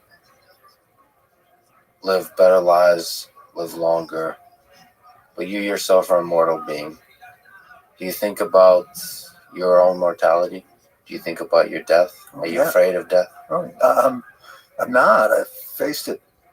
I've been close. Yeah. Yourself? Yeah. Yeah. How do you think about it? What wisdom do you gain from having come close to death? The fact that the whole thing ends. It's liberating. It's very liberating. I mean, I'm serious. I was close, and not too long ago. And it was a sense of, this may be the way it ends, and done my best. It's not been perfect. And if it ends here, it ends here. The people around me are trying to do their best. And in fact, I got pulled out of it. But it didn't look like I was going to get pulled out of it. Are you ultimately grateful for the ride, even though it ends? Well, it's a little I think so. If I know, you can't take the ride if you know it's going to end well. It's not the real ride. It's just a ride. But having gone through the whole thing, I definitely freed me of a sense of anxiety about death. And it said to me, do your best every day, because it's going to end sometime.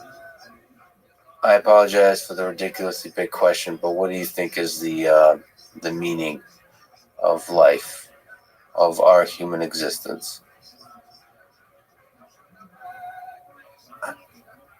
I think it's to care about something and do your best with it. Whether it's being a doctor and trying to make sure that the greatest number of people get the best health care, or it's a gardener who wants to have the most beautiful plants, or it's a grandparent who wants to have a good relationship with their grandchildren. But whatever it is that gives you a sense of meaning, as long as it doesn't hurt other people, to really commit yourself to it. That commitment, that being in that commitment, for me, is the meaning of life. Put your whole heart and soul into the thing. Yep. What is it? The Bukowski poem, Go All the Way. John, you're an incredible human being, incredible educator. Like I said, I recommend people listen to your lectures. It's so refreshing to see that clarity of thought and brilliance. And obviously your criticism of Big Pharma, or your illumination of the mechanisms of Big Pharma, is really important at this time. So I really hope people read your book, Sickening, that's out today, or depending on when this comes out. Thank you so much for spending your extremely valuable time with me today. It was amazing. Well, Lex, I want back to you. Thanks for engaging in this conversation, for creating the space to have it, and creating a listenership that is interested in understanding serious ideas. And I really appreciate the conversation. And I should mention that offline, you told me you listened to the Gilbert Strang episode. So for anyone who don't know, Gilbert Strang, another epic human being that you check out. If you don't know anything about mathematics or linear algebra, go look him up. He's one of the great mathematics educators of all time. So of all the people you mentioned to me, I appreciate that you mentioned him, because he is a rock star of mathematics. John, thank you so much for talking to me. This was awesome. Great. Thank you. Thanks for listening to this conversation with John Abramson. To support this podcast, please check out our sponsors in the description. And now, let me leave you some words from Marcus Aurelius. Waste no time arguing about what a good man should be. Be one. Thank you for listening, and hope to see you next time.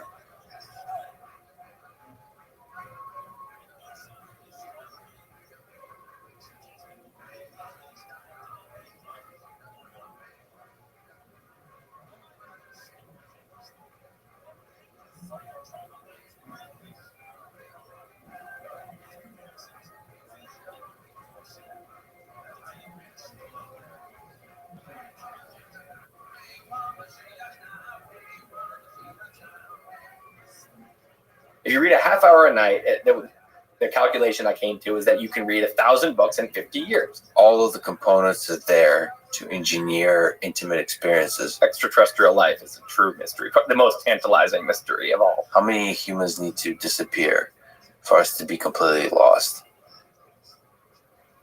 The following is a conversation with Tim Urban, author and illustrator of the amazing blog called Wait, But Why? This is the Lex Friedman podcast. To support it, please check out our sponsors in the description.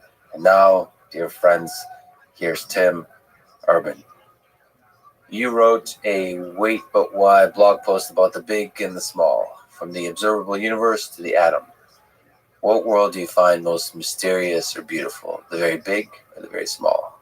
The very small seems a lot more mysterious. And I mean, the very big, I feel like we kind of understand. I mean, not the very, very big, not the multiverse, if there is a multiverse, not anything outside of the observable universe.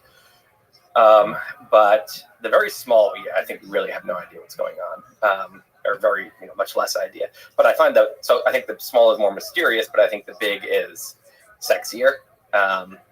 I just cannot get enough of the bigness of space and the farness of stars, and it just continually blows my mind. I mean, we still, the vastness of the observable universe has the mystery that we don't know what's out there. We know how it works, perhaps. Like, general relativity can tell us how the movement of bodies works, how they're born, all that kind of things. But, like, how many civilizations are out there? How many, what are the weird things that are out there? Oh, yeah, life. Well, extraterrestrial life is a true mystery, the most tantalizing mystery of all. But that's like our size. So that's maybe it's that the actual the big and the small are really cool, but it's actually the things that are potentially our size that are the most tantalizing. Potentially our size is probably the key word. Yeah, I mean, I wonder how small intelligent life could get. Probably not that small. And I assume that there's a limit that you're not gonna. I mean, you might have like a whale, blue whale sized intelligent being. That would be kind of cool. But I feel like we're in the range of an order of magnitude smaller and bigger than us for life. But maybe not. Maybe you could have some giant life form. Just seems like, I don't know. There's got to be some reason that anything intelligent between kind of like a little tiny rodent or finger monkey up to a blue whale on this planet. I don't know. Maybe when you change the gravity and other things.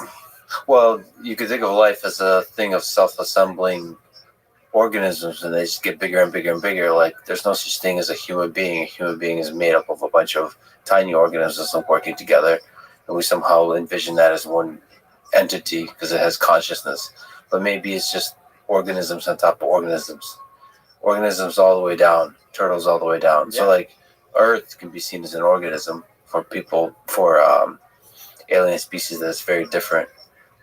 Like, why is the human the fundamental entity that is living, and then everything else is just either a collection of humans or components of humans? I think of it kind of as, if you think about, I think of like an emergence elevator, and so you've got an ant is on one floor, and then the ant colony is a floor above, or maybe there's even units within the colony that's one floor above, and the full colony is 2 floors above.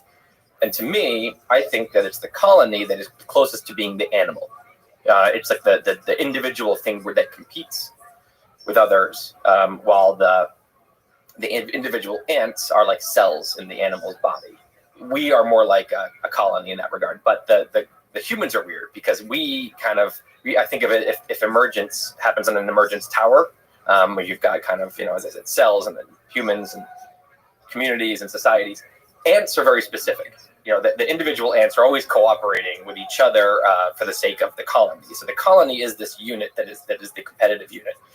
Humans can kind of we take the elevator up and down emergence tower psychologically. Sometimes we are individuals that are competing with other individuals, and that's where our mindset is. And then other times we get in this crazy zone, a protest or a sporting event, and you're just chanting and screaming and doing the same hand motions with all these other people, and you feel like one.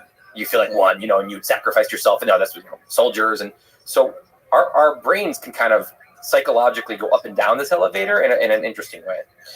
Yeah, I wonder how much of that is just the narrative we tell ourselves. Maybe we are just like an ant colony. We're just collaborating always, even in our stories of individualism, of like the freedom of the individual, like this kind of isolation, lone man on an island kind of thing. We're actually all part of this giant network of maybe one of the things that makes humans who we are is probably deeply social, the ability to maintain not just a single human intelligence, but like a collective intelligence. And so this feeling like individual is just because we woke up at this level of the hierarchy. It's so we make it special, but we very well could be just part of the ant colony.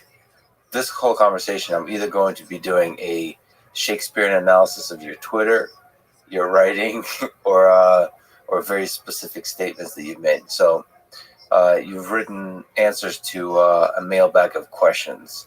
The questions were amazing, the ones you chosen, and your answers were amazing. So on this topic of the big and the small, somebody asked, are we bigger than we are small? Or smaller than we are big? Who's asking these questions? This is really good. You have amazing fans. Okay, so where do we sit at this level of the very small to the very big? So are we bigger or are we small? Are we bigger than we are small? I think it depends on what we're asking. So if we're talking about the biggest thing that we kind of can talk about without just imagining is the observable universe, the Hubble sphere. And that's about 10 to the 26th meters in diameter. The smallest thing we talk about is a Planck length. But you could argue that that's kind of an imaginary thing. But that's 10 to the negative 35. Now, we're conveniently, about 10 to the 1. Not quite, 10 to the 0. We're about 10 to the 0 meters long. So we're right, and so it's easy because you can just look and say, okay, well, for example, atoms are like 10 to the negative 15th or 10 to the negative 16th meters across, right? If you go 10 to the 15th or 10 to the 16th, which is right, so an atom to us is us to this, you get to like nebulas. Smaller than a galaxy and bigger than the biggest star. So we're right in between nebula and an atom. Now, if you want to go down to quark level, you might be able to get up to galaxy level. When you go up to the observable universe, you're getting down on the small side to things that I think are mostly theoretically imagining are there and hypothesizing are there. So I think as far as real world objects that we really know a lot about, I would say we are smaller than we are big. But if you want to go down to the Planck length, we're bigger than we are small. If you think about strings. Yeah, exactly, with string theory and so on. That's interesting. But I think like you answer, no matter what, we're kind of middle-ish. Yeah. I mean, here's something cool. If a human is a neutrino, and again, neutrino, the size doesn't really make sense. It's not really a size, but when we talk about some of these neutrinos, I mean, if neutrinos are human, a proton is the sun. Mm-hmm. So that's like, I mean, a proton's real small, like really small. And so, yeah, the small gets like crazy small very quickly. Let's talk about aliens. We already mentioned it. Let's start just with the basic. What's your intuition as of today? This is a thing that could change day by day. But how many alien civilizations are out there? Is it zero? Is it a handful? Is it almost endless? Like the observable universe, or the universe is teeming with life? If I had gun to my head, I have to take a guess. I would say it's teeming with life. I would say there is. I think running a Monte Carlo simulation, this paper by Anders Sandberg and Drexler and a few others a couple of years ago, I think you probably know about it. I think that they're the mean, using different, running through randomized Drake equation multiplication. You ended up with 27 million as the mean of intelligent civilizations in the galaxy, in the Milky Way alone. And so then if you go outside the Milky Way, that would turn into trillions. That's the mean. Now, what's interesting is that there's a long tail because they believe some of these multipliers in the Drake equation. So, for example, the probability that life starts in the first place, they think that the kind of range that we use is for that variable or is way too small, and that's constraining our possibilities. And if you actually extend it to some crazy number of orders of magnitude, like 200, they think that variable should be.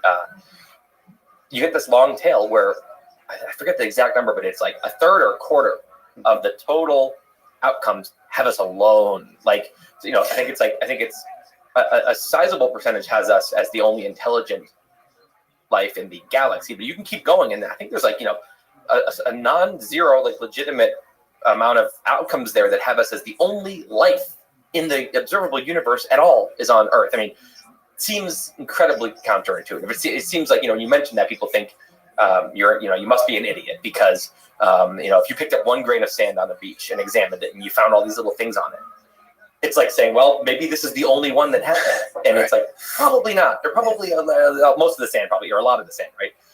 So, and then on the other hand, we don't see anything. We don't see any evidence, which of course people would say that the people who scoff at the concept that we're potentially alone, they say, well, of course, there's lots of reasons we wouldn't have seen anything.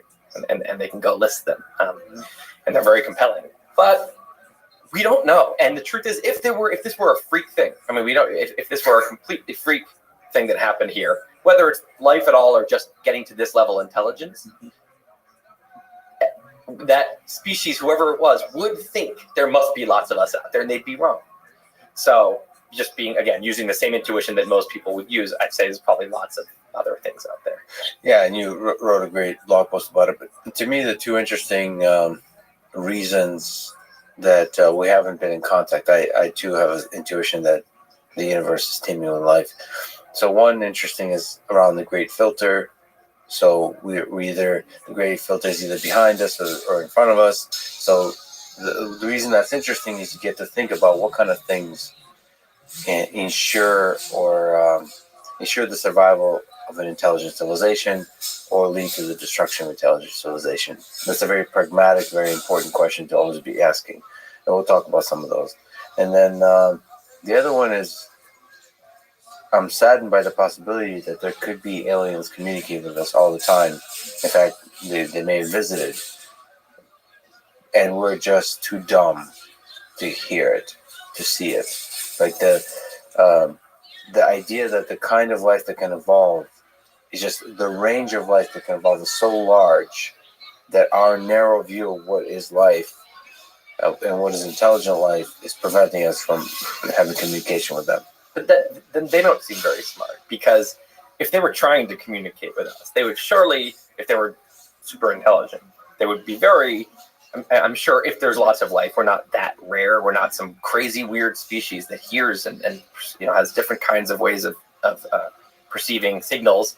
So they would probably be able to, if you really wanted to communicate with an Earth-like species, or the human-like species, you would send out all kinds of things. You send out, radio waves, and you send out gravity waves, and lots of things. So if they're communicating in a way, they're trying to communicate with us, and it's just we're too dumb to perceive the signals. It's like, well, they're not doing a great job of considering the primitive species we might be. So I don't know. I think if a super intelligent species wanted to get in touch with us, and had the capability of, I think probably they would.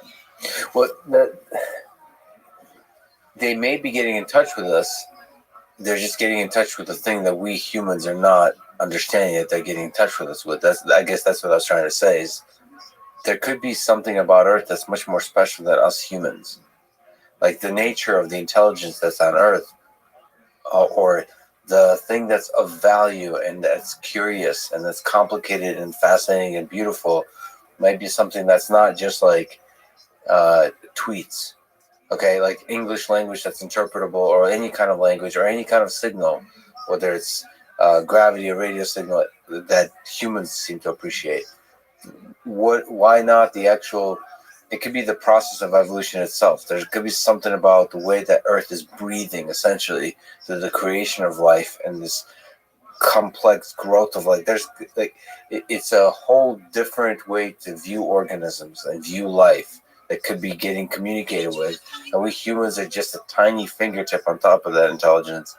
And the communication is happening with with the main mothership of Earth, versus us humans that seem to treat ourselves as super important, and we're missing the big picture. I mean, it sounds crazy, but our understanding of what is intelligent, of what is life, of what is consciousness is very limited.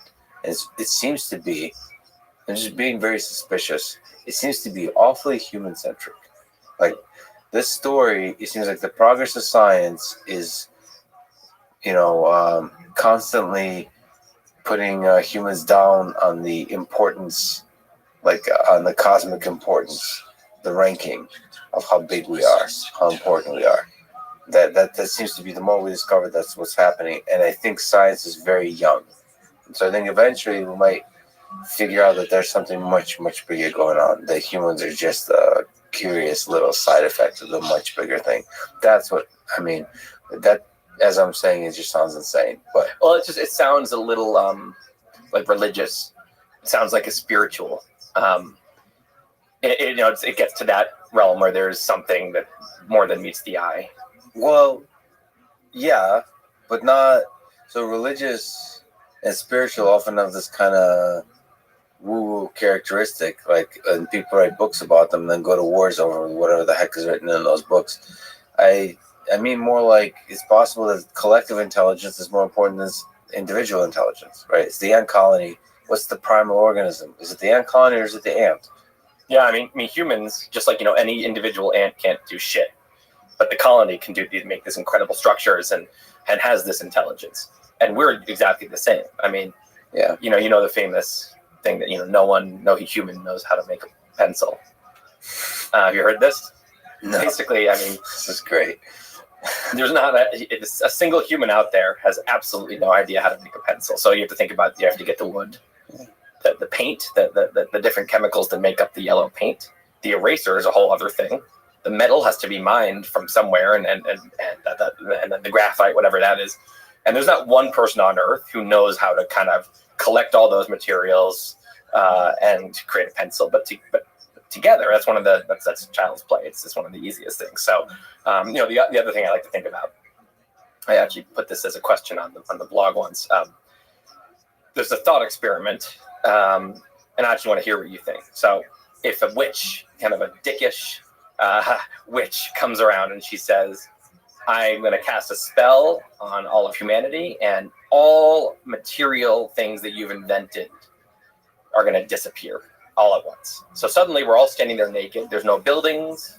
There's no cars and boats and ships and no mines, nothing, right? It's just the Stone Age Earth and a bunch of naked humans, but we're all the same. We have the same brain. So we all know what's going on. And we all got a note from her, so we understand the deal. And she says, she communicated to every human, here's the deal. You lost all your stuff. You guys need to make one working iPhone 13. And you make one working iPhone 13 that could pass in the Apple store today, in your previous world, for an iPhone 13, then I will restore everything. How long do you think? And so everyone knows this is the mission. We're all aware of the mission. Everyone, all humans. How long would it take us? That's a really interesting question. So obviously, if you do a random selection of 100 or 1,000 humans within the population, I think you're screwed to make that iPhone. I tend to believe that there's fascinating specialization among the human civilization. Like, there's a few hackers out there that can solo build an iPhone. But with what materials? So no materials whatsoever. It has to, it's virtually, okay, you have to build factories. To fabricate. Okay. And how are you going to mine them? You got to mine the materials where you don't have any cranes. You don't have any, Okay, you 100% have to have everybody's naked. Everyone's naked, and everyone's where they are. So you and I would currently be naked. It's on the ground in what used to be Manhattan. So no buildings. Grassy island. Yeah. You need a naked Elon Musk type character to then start building a company. You have to have a large company then. Right. It's easy, where is everyone? Oh shit, how am I going to find other people I need to But we have all the knowledge. Everyone has the knowledge that's in their current brain. Yeah. I've met some legit engineers. Crazy polymath people. Yeah, but the actual labor, because you said, it's like the original Mac, like the Apple II, that could be built. But even that, it's Even that's gonna be tough. well, I think part of it is a communication problem. If you could suddenly have, if everyone had a walkie-talkie and there was, a couple, 10 really smart people were designated the leaders, they could say, okay, I want, everyone who can do this to walk west, until you get to this little hub, and everyone else, and they could actually coordinate, but we don't have that. So it's like people just, and then what I think about is, so you've got some people that are like trying to organize, and you'll have a little community where a couple hundred people have come together, and maybe a couple thousand have organized, and they designated one person, as the leader, and then they have sub leaders, and okay, we have a start here. We have some organization. You're also going to have some people that say, good, humans were a scourge upon the earth, and this is good, and they're going to try to sabotage. They're going to try to murder the people and who know what they're talking about. The elite that possess the knowledge. Yeah. Well, and so maybe everyone's hopeful for we're all civilized and hopeful for the first 30 days or something, and then things start to fall off. People start to lose hope, and there's new kinds of governments popping up. New kinds of societies, and they're and they don't play nicely with the other ones, and I think very quickly, a lot of people will just give up and say, you know what, this is it. We're back in the Stone Age. Let's just create, agrarian. We also don't know how to farm. No one knows how to farm. There's even the farmers, a lot of them are relying on their machines. So we also are going to be mass starvation. And that, when you're trying to organize, a lot of people are, coming in with, spears they've fashioned and trying to murder everyone who has food. It's an interesting question. Given today's society, how much violence would that be? We've gotten softer, less violent. And we don't have weapons. So we don't have weapons. We have really primitive weapons now. But we have a kind of ethics where murder is bad. Right. It used to be less, human life was less valued in the past, so murder was more okay, ethically. But in the past, they also were really good at figuring out how to have sustenance. They knew how to get food and water because so we have no idea. The ancient hunter-gatherer societies would laugh at what's going on here. They'd say, you guys none of you know what you're doing. Yeah. And also the amount of people feeding this amount of people in a Stone Age, civilization, that's not going to happen. So New York and San Francisco are screwed. Well, whoever's not near water is really screwed. So that's you're near a river, a freshwater river. Anyway, it's a very interesting question, and what it does, this and the pencil, it makes me feel so grateful and excited about man, our civilization is so cool. And this is talk about collective intelligence. Humans did not build any of this. It's collective humans. Collective humans is a super intelligent, being that can do absolutely, especially over long periods of time, can do such magical things, and we just get to be born. When I'm working and I'm hungry, I just go click, click, click, and a salad's coming. The salad arrives. If you think about the incredible infrastructure that's in place for that quickly, just the internet to the electricity, first of all, that's just powering the thing. Where the amount of structures that have to be created and for that electricity to be there, and then you've got of course the internet, and then you have this system where delivery drivers, and they're riding bikes that were made by someone else, and they're going to get the salad, and all those ingredients came from all over the place. It's just so. I think it's I like thinking about these things because it makes me feel just so grateful. I'm man, it would be so awful if we didn't have this, and people who didn't have it would think this was such magic we live in, and we do, and cool, that's fun. Yeah, one of the most amazing things when I showed up, I came here at 13 from the Soviet Union, and the supermarket was, people don't really realize that, but the abundance of food, it's not even, so bananas was the thing I was obsessed about. I just ate bananas every day for many, many months because I haven't had bananas in Russia. And the fact that you can have as many bananas as you want, plus they were somewhat inexpensive relative to the other food. And the fact that you can somehow have a system that brings bananas to you without having to wait in a long line, all of those things, it's magic. Also imagine, so first of all, the ancient hunter-gatherers, you picture the mother gathering and eating all this fresh fruit. No. So do you know what an avocado used to look like? It was a little sphere, and the fruit of it, the actual avocado part, was a little tiny layer around this big pit that took up almost the whole volume. We've made a crazy robot avocados today that have nothing to do with what they. So same with bananas, these big, sweet, and not infested with bugs and they used to eat the shittiest food. And they're eating uncooked meat, or maybe they cook it and it's gross and it's things rot. So you go to the supermarket and it's crazy super engineered cartoon food, fruit and food, then it's all this processed food, which we complain about in our society. We complain about we need too much processed. This is a good problem. I mean, if you imagine what they would think, oh my God, a cracker. You know how delicious a cracker would taste to them. Candy, pasta and spaghetti. They never had anything like this. And then you have from all over the world. I mean, things that are grown all over the place, all here in nice little racks, organized, and on a middle class salary, you can afford anything you want. I mean, it's again just like incredible gratitude. Like yeah. And the question is, how resilient is this whole thing? I mean, this is another darker version of your question: is if we keep all the material possessions we have, but we start knocking out some percent of the population, how resilient is the system that we built up, where we rely on other humans and the knowledge that built up on the past, the distributed nature of knowledge? How much does it take? How many humans need to disappear for us to be completely lost? Well, I'm trying to go off one thing, which is Elon Musk says that he has this number 1 million in mind as the order of magnitude of people you need to be on Mars to truly be multiplanetary. Yeah. Multiplanetary doesn't mean like when Neil Armstrong goes to the moon. They call it a great leap for mankind. Yeah. It's not a great leap for anything. It is a great achievement for mankind.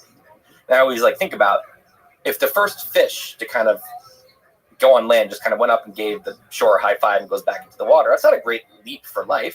That's a great achievement for that fish. There should be a little statue of that fish and in the water, and everyone should celebrate the fish. But it's but when we talk about a great leap for life, it's permanent. It's something that from now on, this is how things are. So this is part of why I get so excited about Mars, by the way, is because you can count on one hand the number of great leaps that we've had. No life to life, and single cell or simple cell to complex cell, and single cell organisms to animals, to multi-cell animals, and then ocean to land, and then one planet to two planets. Anyway, diversion. But the point is that we are officially, that leap for all of life, has happened once the ships could stop coming from Earth because there's some horrible catastrophic World War III and everyone dies on Earth, and they're fine, and they can turn that certain X number of people into 7 billion, population that's thriving just like Earth. They can build ships that can come back and recolonize Earth because now we are officially multiplanetary, where it's a self-sustaining. He says 1 million people is about what he thinks. Now that might be a specialized group. That's a very specifically, selected million that has very, very skilled million people, not just maybe the average million on Earth. But I think it depends what you're talking about. But I don't think, so 1 million is 1/7,000th, 1/8,000th of the current population. I think you need a very, very, very small fraction of humans on Earth to get by. Obviously, you're not going to have the same thriving civilization if you get to too small a number, but it depends who you're killing off, I guess, is part of the question. Yeah. If you killed off half of the people just randomly right now, I think we'd be fine. It would be obviously a great, awful tragedy. I think if you killed off 3/4 of all people randomly, just 3 out of every 4 people drops dead, I think we'd have, obviously, the stock market would crash. We'd have a rough patch. But I almost can assure you that the species would be fine. Well, because the million number, like you said, it is specialized. So I think because you have to do this, you have to basically do the iPhone experiment. Like literally, you have to be able to manufacture computers. Yeah, everything. If you're gonna have the self-sustaining, means you can any major important skill, any important piece of kind of infrastructure on Earth can be built there in this just as well. It'd be interesting to list out what are the important things, what are the important skills. Yeah, I mean, if you have to feed everyone, so mass farming, things like that. You have mining. These questions, it's like the materials might be, I don't know, 5 miles, 2 miles underground. I don't know what the actual, but it's amazing to me just that these things got built in the first place. And no one built the mine that we're getting stuff for the iPhone for probably wasn't built for the iPhone, or in general, early mining, was for, I think obviously I assume the Industrial Revolution, when we realized, fossil fuels, we want to extract this magical energy source. I assume that mining took a huge leap without knowing very much about this. I think, you're going to need mining, you're going to need a lot of electrical engineers. If you're going to have a civilization like ours, and of course you could have oil and lanterns. We could go way back. But if you're trying to build our today thing, you're going to need energy and electricity, and mines that can bring materials, and then you're going to need a ton of plumbing and everything that entails. Yeah. And like you said, food, but also the manufacturer. So like turning raw materials into something useful. Yeah. That whole thing, like factories, some supply chain, transportation. Right. You think about, when we talk about like world hunger, one of the major problems is, there's plenty of food, and by the time it arrives, most of it's gone bad in the truck, in a kind of an impoverished place. So it's like, we take it so for granted. All the food in the supermarket is fresh. It's all there, and which always stresses me. If I were running a supermarket, I would always be so like miserable about like things going bad on the shelves, or if you don't have enough, that's not good. But if you have too much, it goes bad. And of course, there will be entertainers too. Like somebody would have a YouTube channel that's running on Mars. There is something different about a civilization on Mars and Earth existing versus like a civilization in the United States versus Russia and China. Like that. That's a fundamentally different distance.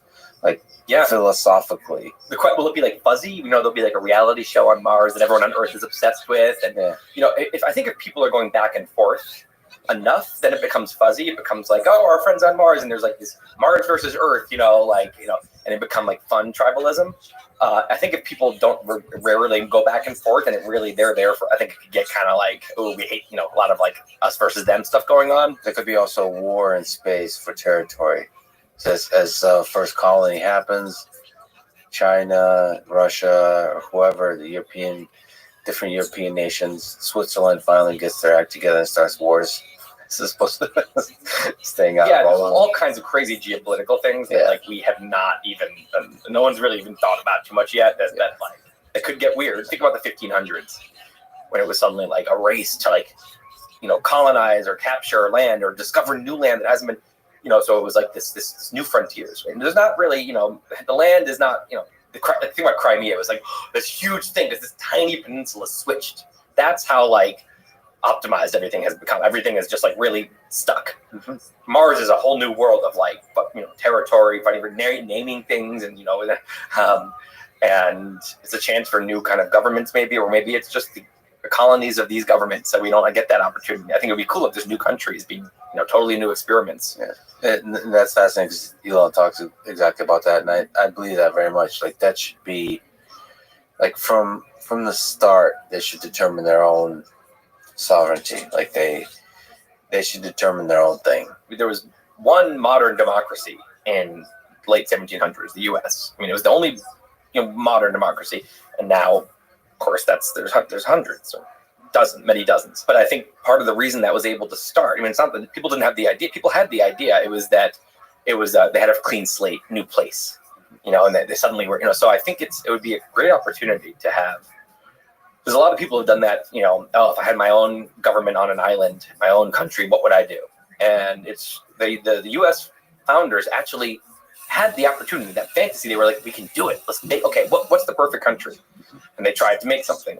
Sometimes progress it's not held up by our imagination. It's held up by just, there's no, blank canvas to try something. Yeah, it's an opportunity for a fresh start. The funny thing about the conversation we're having is not often had. Even by Elon, he's so focused on Starship and actually putting the first human on Mars. I think thinking about this kind of stuff is inspiring. It makes us dream. It makes us hope for the future. So, and it makes us somehow like thinking about a civilization on Mars is helping us think about the civilization here on Earth. Yeah, how we should run it.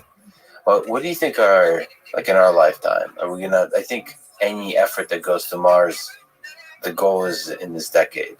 Do you think that's actually going to be achieved? I have a big bet, $10,000 with a friend when I was drunk in an argument. This is great. That the Neil Armstrong of Mars, whoever he or she may be, will step foot by the end of 2030. Now, this was probably 2018, I have to say. So, like, what? So a human has to touch Mars by the end of 2030. Oh, by the year 30. Yeah, by January 1st, 2031. Yeah. So, did you agree on the time zone or what? No. Yeah, it's coming on that exact day. That's going to be really stressful. But But anyway, I think that there will be. That was 2018. I was more confident then. I think it's going to be around this time. I mean, I still won the general bet because his point was, you are crazy. This is not going to happen in our lifetimes, or not for many, many decades. And I said, you're wrong. You don't know what's going on with SpaceX. I think if the world depended on it, I think probably SpaceX could probably, I mean, I don't know this, but I think the tech is almost there. Like, I don't think, of course, it's delayed many years by safety. So they first want to send a ship, around Mars, and they want to land a cargo ship on Mars. And there's the moon on the way too. Yeah. There's a lot, but I think the moon a decade before seemed like magical tech that humans didn't have. This is like, no, we can. It's totally conceivable that this. You've seen Starship, like it is a interplanetary colonial or interplanetary transport like system. That's what they used to call it. The SpaceX, the way they do it is every time they do a launch, something fails usually, when they're testing, and they learn 1,000 things. The amount of data they get, and they improve. So each one it's like they've moved up like 8 generations in each one. Anyway, so it's not inconceivable that pretty soon they could send a Starship to Mars and land it. There's just no good reason I don't think they couldn't do that. And so if they could do that, they could, in theory, send a person to Mars pretty soon. Now, taking off from Mars and coming back, again, I don't think anyone wants to be on that voyage today because there's just, it's still amateur hour here, getting that perfect. I don't think we're too far away now. The question is every 26 months, Earth laps Mars, right? It's like the sinusoidal orbit or whatever it's called, the period, 26 months. So it's right now like in the evens, like 2022 is going to have one of these, late 2024. So this was the earliest estimate I heard. Elon said, maybe we can send people to Mars in 2024, to land in early 2025. Mm-hmm. That is not going to happen because that included 2022 sending a cargo ship to Mars, maybe even a one in 2020. And so I think they're not quite on that schedule. But to win my bet, 2027 I have a chance, and 2029 I have another chance. Nice. We're not very good at like backing up and seeing the big picture. We're very distracted by what's going on today and what we can believe because it's happening in front of our face. There's no way that a human's going to be landing on Mars and it's not going to be the only thing everyone is talking about, right? I mean, it's going to be the moon landing, but even bigger deal, going to another planet, right? And to start a colony, not just to, again, high five and come back. So this is like the 2020s, maybe the 2030s. Is going to be the new 1960s. We're going to have a space decade. I'm so excited about it. And it's one of the great leaps for all of life happening in our lifetimes. Like, that's wild. To paint a slightly cynical possibility, which I don't see happening, but I just want to put sort of value into leadership. I think it wasn't obvious that the moon landing would be so exciting for all of human civilization. Some of that had to do with the right speeches, with the space race. Like, space, depending on how it's presented, can be boring. I don't think it's been that so far, but I think space is quite boring right now. Not SpaceX is super, but like 10 years ago, space. Yeah. Some writer, I forget who wrote, it's like the best magic trick in the show happened at the beginning, and now they're starting to do this like easy hazard. It's like you can't go in that direction. And the line that this writer said is like watching astronauts go up to the space station after watching the moon is like watching Columbus sail to Ibiza. It's just like, everything is so practical. You're going up to the space station not to explore, but to do science experiments in microgravity, and you're sending rockets up. Mostly here and there there's a probe, but mostly you're sending up satellites to, for direct TV, or whatever it is. It's kind of like lame Earth industry, usage. So I agree with you. Space is boring there. The first human setting foot on Mars, that's got to be a crazy global event. I can't imagine it not being. Maybe you're right. Maybe I'm taking for granted of the speeches and the space race. And I think the value of, I guess what I'm pushing is the value of people like Elon Musk and potentially other leaders that hopefully step up is extremely important here. Like I would argue without the publicity of SpaceX, it's not just the ingenuity of SpaceX, but like what they've done publicly by having a figure that tweets and all that kind of stuff like that. That's a source of inspiration. Totally. NASA wasn't able to quite pull off with the shuttle. That's one of his 2 reasons for doing this. SpaceX exists for 2 reasons. One, life insurance for the species. If we're on, if you're, I always think about it this way: if you're an alien on some faraway planet and you're rooting against humanity, and you win the bet if humanity goes extinct, you do not like SpaceX. You do not want them to have their eggs in two baskets. Yeah. Sure. It's like obviously this. You could have some, something that kills everyone on both planets, some AI war or something. But the point is, obviously, it's good for our chances, our long-term chances, to be having, two self-sustaining civilizations going on. The second reason he values this, I think, just as high is it's the greatest adventure in history. Going multiplanetary, and that it's people need some reason to wake up in the morning, and it'll just be this hopefully great uniting event too. I mean, I'm sure in today's nasty, awful political environment, which is like a whirlpool that sucks everything into it. So it doesn't you name a thing and it's become a nasty political topic. So I hope that space can, Mars can just bring everyone together.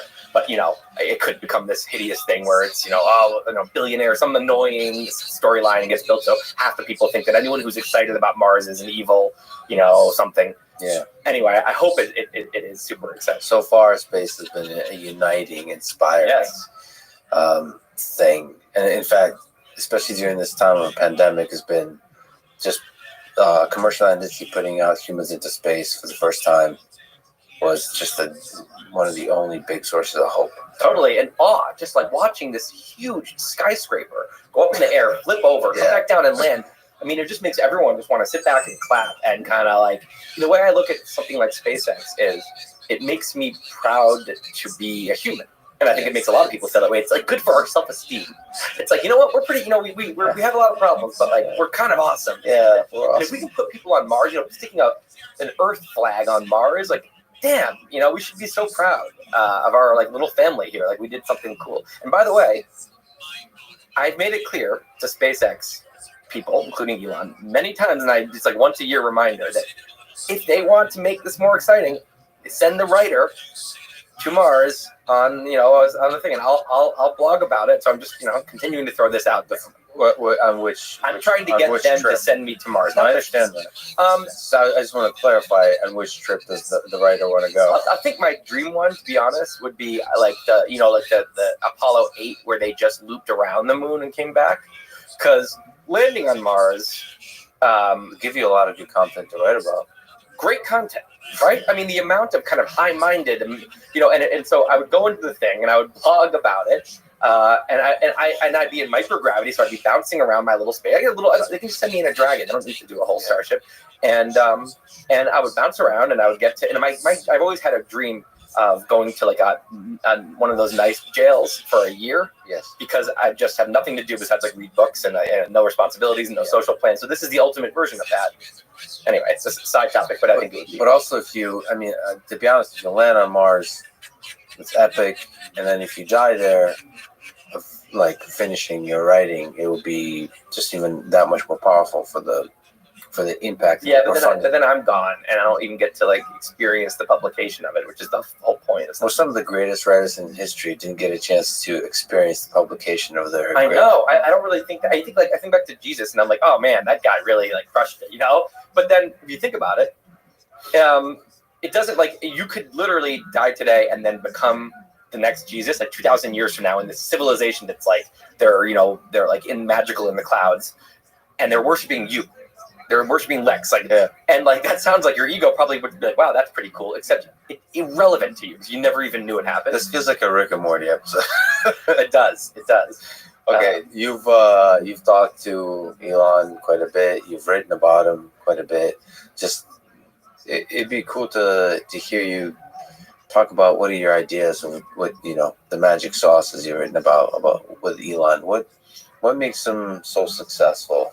His style of thinking, his ambition, his dreams, his the people he connects with, the kind of problems he tackles. Is there kind of comments you can make about what makes him special? I think that obviously there's a lot of things that he's very good at. He's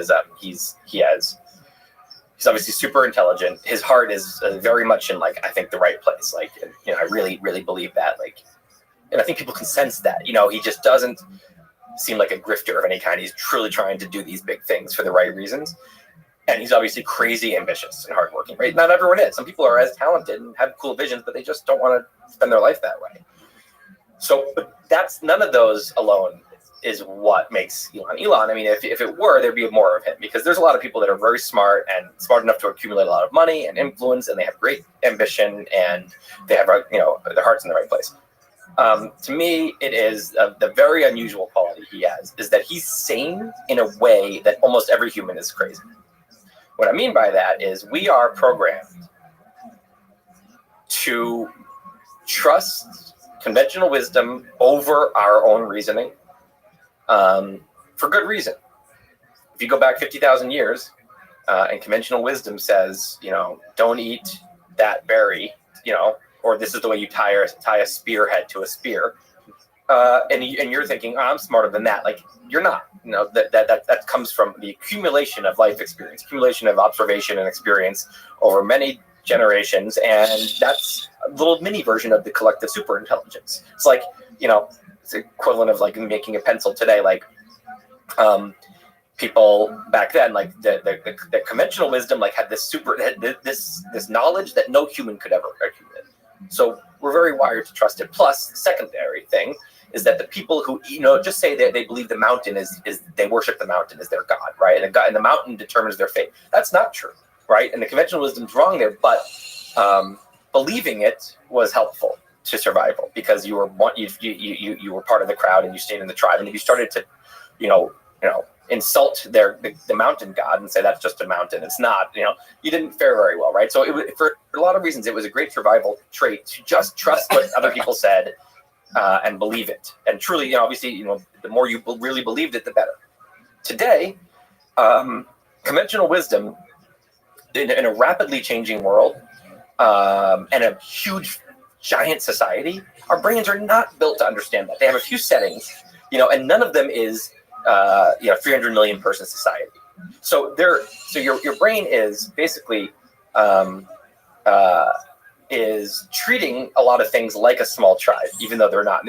And they're treating conventional wisdom as you know, very wise in a way that it's not. If you think about it this way, it's like picture a bucket that's not moving very much, moving like a millimeter a year, and so it has time to collect a lot of water in it. That's like conventional wisdom. In the old days, when very few things changed, like your 10, you know, great grandmother probably lived a similar life to you, maybe on the same piece of land, and so old people really knew what they were talking about. Today, the bucket's moving really quickly, and so, you know, the wisdom doesn't accumulate, but we think it does because our brain settings doesn't have the quickly moving bucket setting on it. So my grandmother gives me advice all the time, and I have to decide, is this, so there's certain things that are not changing, like relationships and love and, you know, loyalty and things like this. Her advice on those things, I'll listen to it all day. She's one of the people who said, you've got to live near your people you love, live near your family, right? I think that is like tremendous wisdom, right? That is wisdom, because that happens to be something that doesn't change from generation to generation. For now. Right. For now. She's also telling, right, so I'll be the idiot telling my grandkids that they'll actually be in some metaverse like you. Exactly. It doesn't matter. And I'm like, you have to, it's not the same when you're not in person. They're going to say it's exactly the same. And they'll also be thinking to me with their Neuralink. And I'm going to be like, slow down. I don't understand what you just talk like a normal. Anyway, so my grandmother then she says, you know, you're, I don't know about this writing you're doing. You should go to law school, and you want to be secure. And that's not good advice for me. You know, given the world I'm in and what I like to do and what I'm good at, that's not the right advice. But because the world is totally, she's in a different world. So she became wise for a world that's no longer here, right? Now, if you think about that, so then when we think about conventional wisdom, it's a little like my grandmother. And there's a lot of, it's not maybe, 60 years outdated like her software. It's maybe 10 years outdated to conventional wisdom, sometimes 20.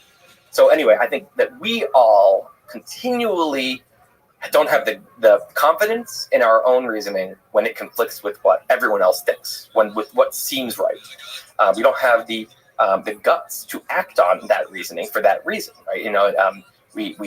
And so there's so many Elon examples. I mean, just from the beginning, building Zip2 was his first company, and it was internet advertising at the time when people said, this internet was brand new, kind of thinking of like the metaverse, VR metaverse today. People be like, oh, we facilitate internet advertising. People were saying, yeah, people are going to advertise on the internet. Yeah, right. But actually, it wasn't that he's magical and saw the future, it's that he looked at the present, looked at what the internet was, thought about, the obvious like advertising opportunity this was going to be.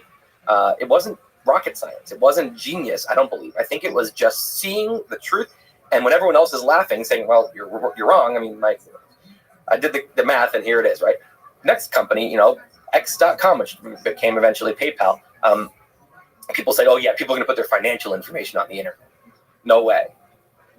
To us, it seems so obvious. If you went back then, you would probably feel the same. You'd think that is a fake company. It's just obviously not a good idea. He looked around and said, I see where this is going. And so again, he could see where it was going because he could see what it was that day, and not what it, not people. Conventional wisdom was still a bunch of years earlier. SpaceX is the ultimate example. A friend of his apparently actually compiled a video montage of rockets blowing up to show him this is not a good idea. And but just even the bigger picture, the amount of billionaires who have thought this was, I'm going to start launching rockets, and the amount that failed. I mean, it's not. Conventional wisdom said this isn't a bad endeavor. He was putting all of his money into it. Yeah.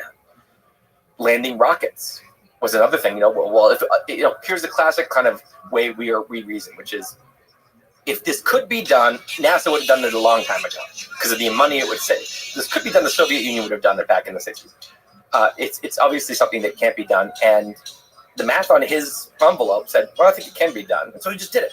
So in each of these cases, I think actually in some ways Elon gets too much credit, as people think it's that he's it's that his Einstein intelligence, or he can see the future, or he has incredible guts, he's so courageous. I think if you actually are looking at reality, you're just assessing probabilities, and you're ignoring all the noise, which is wrong, so wrong, right? And you just have to be pretty smart and pretty courageous, and you have to have this magical ability to be sane and trust your reasoning over conventional wisdom, because your individual reasoning, part of it is that we see that we can't build a pencil, we can't build the civilization on our own, right? We kind of count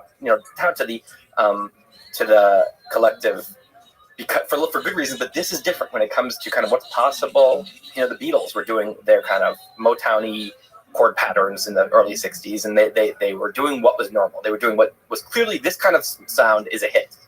Then they started getting weird because they were so popular. They had this confidence to say, we're going to start just experimenting. And it turns out that if you all these people are in this one groove together doing music, and it's just there's a lot of land over there. And it seems I'm sure the managers would say, and that all the record execs would say, no, you have to be here. This is what sells. And it's just not true.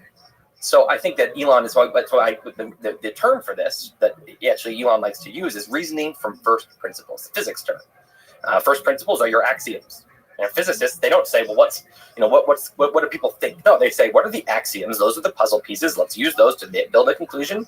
That's our hypothesis. Now let's test it, right? And they come up with all kinds of new things constantly by doing that. If Einstein was assuming conventional wisdom was right, he never would have even tried to create something that really disproved Newton's laws. And the other way to reason is reasoning by analogy, which is a great shortcut. It's when we look at other people's reasoning and we kind of photocopy it into our head, we steal it. So reasoning by analogy we do all the time, and it's usually a good thing. I mean, it takes a lot of mental energy and time to reason from first principles. It's actually, you don't want to reinvent the wheel every time, right? You want to often copy other people's reasoning most of the time, and most of us do it most of the time, and that's good. But there's certain moments when forget just for a second, succeeding in the world of Elon, just who you're going to marry, where you're going to settle down, how you're going to raise your kids, how you're going to educate your kids, how you should educate yourself, what kind of career paths in terms. These moments, this is what on your deathbed, you look back on, and these are the few number of choices that really define your life. Those should not be reasoned by analogy. You should absolutely try to reason from first principles. And Elon, not just, by the way, in his work, but in his personal life. I mean, if you just look at the way he's on Twitter, it's not how you're supposed to be when you're a super famous, industry titan. You're not supposed to just be silly on Twitter and do memes and get in little quibbles with you. He just does things his own way, regardless of what you're supposed to do, which sometimes serves him and sometimes doesn't. But I think it has taken him where it has taken. Yeah, I mean, I probably wouldn't describe his approach to Twitter as first principles, but I guess that's the same. I kind of think it is.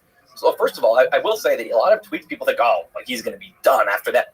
he's fine. He's on. He's just one man of the year. Like it's something is it's not sinking him, and I think. It's not that I think this is like super reasoned out. I think that Twitter is his silly side, but I think that he his reasoning did not feel like there was a giant risk in just being his silly self on Twitter. When a lot of billionaires would say, "Well, no one else is doing that, so it must be a good reason, right?" Well, I gotta say that he inspires me too. That it's okay to be silly. Totally on Twitter, and do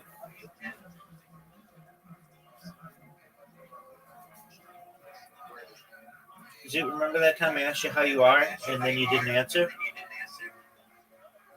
I said I'm ready. That's what I like to hear, baby. How many games in a row are you going to lose? Yeah. Are you sure about that? Yeah. You want to put? I've got a few hours before I have to go out. All right. Well, guess what? You should watch Kill Tony with me tonight. Your man James McCann from your city's going to be on. Hey, Rabbi. Yo, pimp. Zoo, look at this shot. Look at this shot.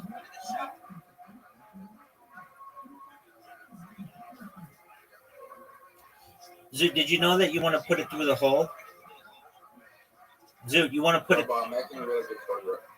Excellent. But Zoo, did you know that you want to put it through the hole?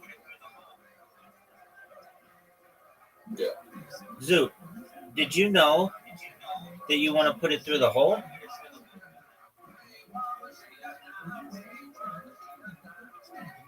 Yeah, like that. But you don't want to do it.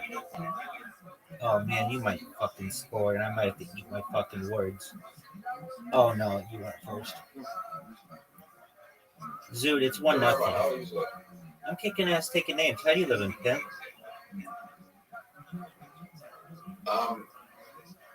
What is making progress? I think end of next month I'll be where I want to be. Are you gonna go back to the strip club then?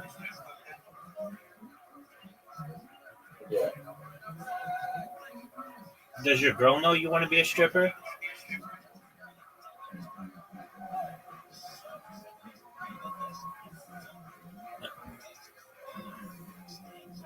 Her friend does. So she could know. Oh yeah, she definitely knows if her friend knows. How does her friend know? I talk to her friend every day. Wait, you talk to her friend every day, but you don't talk to her every day? Yeah. Why is that?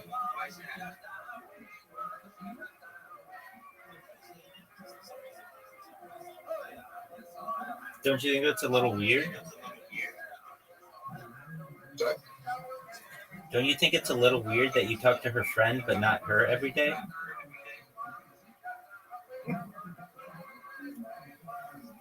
No.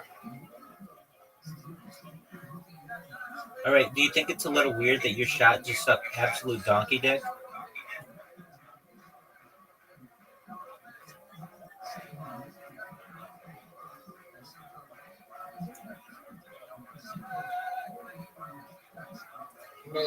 Yeah.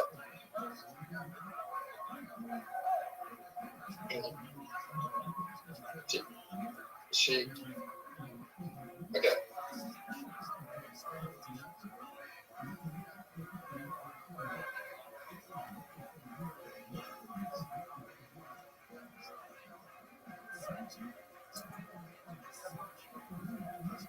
Did you know my ball's in the hole?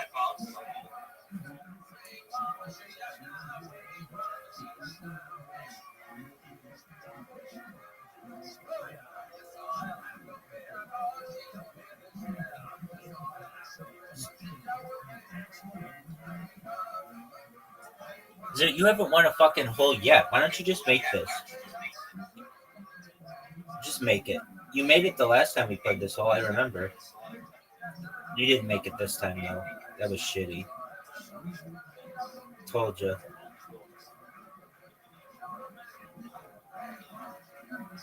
I'm coming for your ball. Oh, I got it.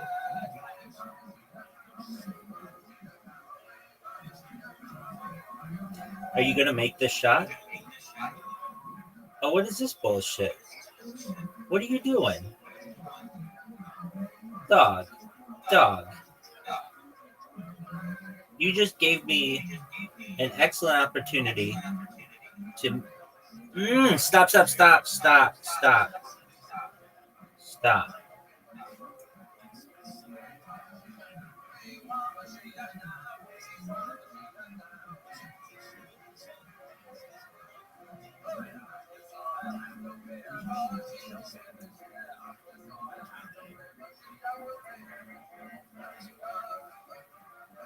Are you gonna hit this fucking shot? Or are you gonna measure it out?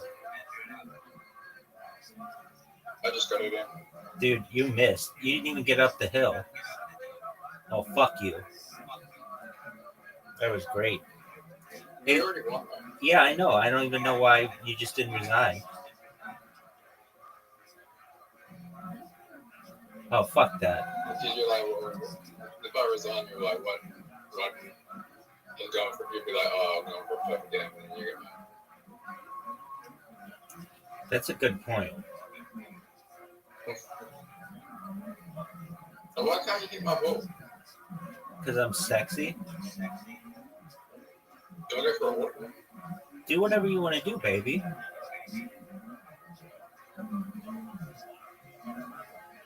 Oh, fuck you. You know, I want for a walk.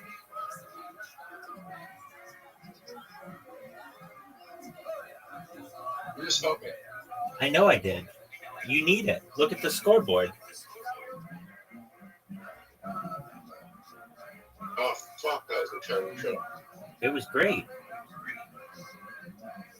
No, look at the angle.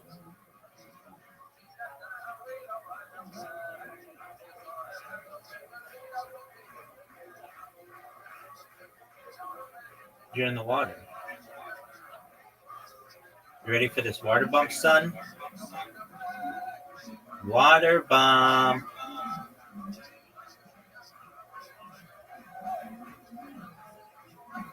Thanks for the help. It was much appreciated.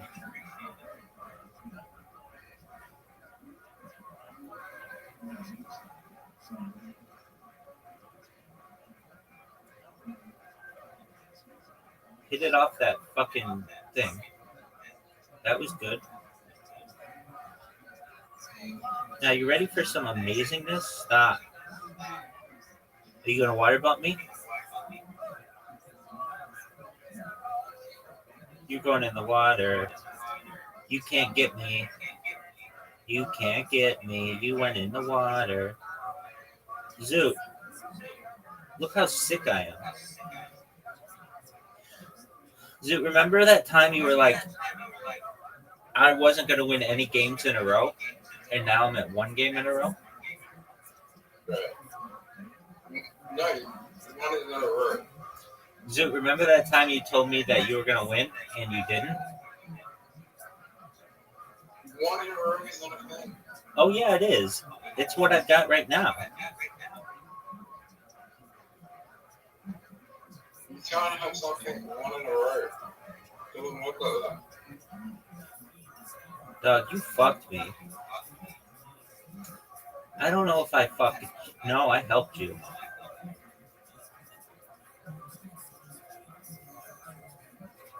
Oh, boy, did I help you. Still got it in. Yeah, very fortunately. I hate playing with you on this hole. I hate this whole just in general. Look how sick this shot is. Zoot, zoot, zoot, zoot, zoot, zoot, zoot, zoot, zoot.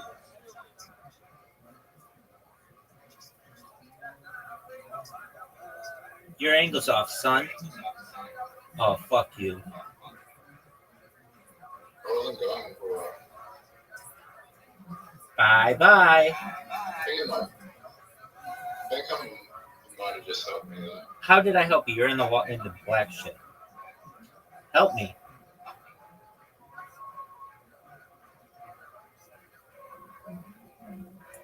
Bye-bye. Bye-bye. Very difficult to see, you know.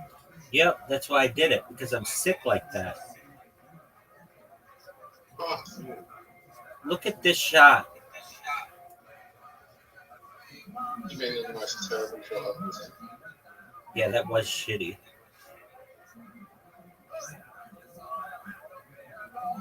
Neither of us can score now. Why did you do that? Because I'm sexy.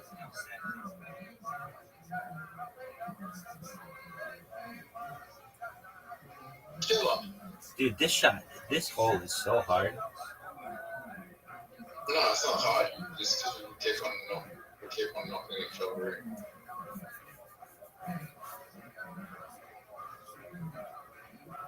I want to go in the tire as well. Well, you didn't. So, did you know that James McCann is going to be on Kill Tony tonight? So, Have you ever heard of James McCann outside of me telling you about him?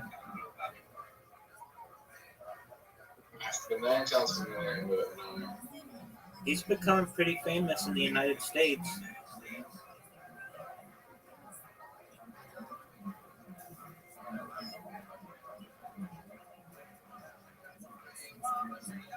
Oh, baby girl. My auntie stepson. What about your auntie's stepson? He's a comedian in Los Angeles. California. Is it James McCann? No. Oh, dude, how the fuck did this ball go in?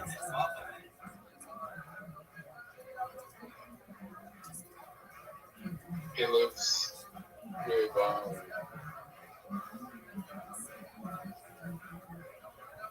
You're going in the black shit. he lives with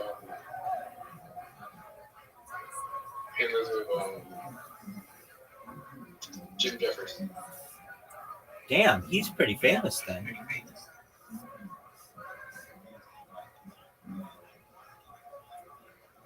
Zoot, I don't like this hole. I'm going for it. Shoot. I don't know why I would do something that's stupid. I blocked your shot, though. You helped me. You helped me in a major way. Look how amazing this shot is.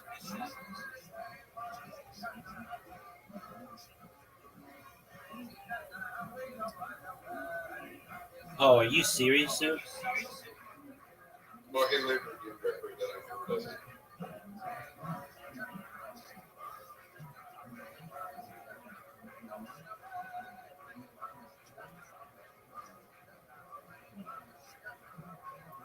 Oh, Zoot, that was... You know who Jim Jeffers is?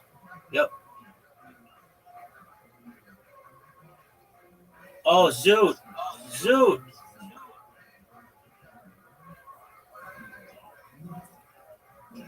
Zoot, I'm done. Bye-bye. Yo, pimp. You ready? Yeah.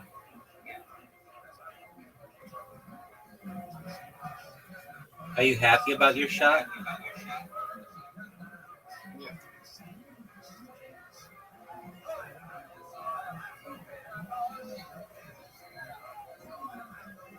No way this goes in.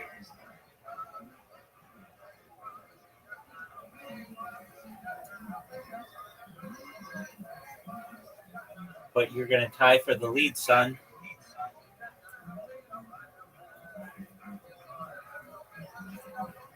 Are you ready for me to put you out of your misery? Do you like this hole? Dude, I am so fucked.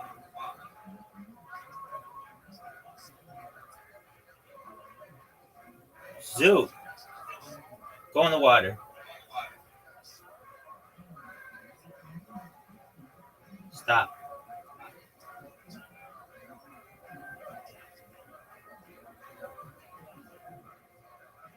Don't fuck up, Zoot. Don't go in the water. Zoot, you know I have a chance to win right here. And I did. Oh, no, I missed it.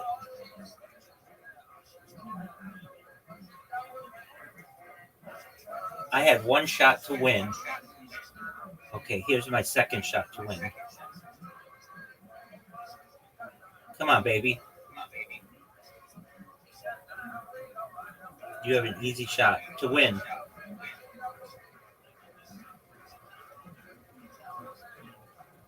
Zoot for the win.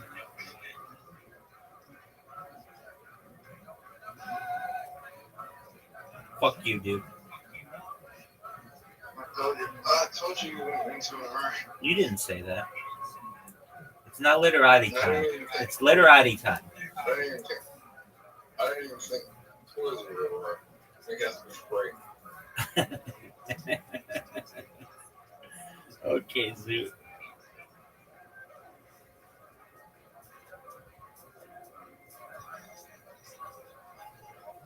How are you going to beat me in this game? No, but I'm going to play really offensive words. All right.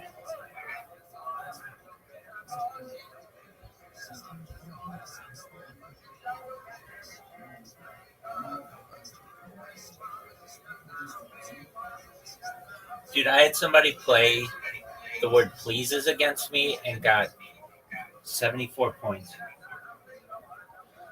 I was pissed.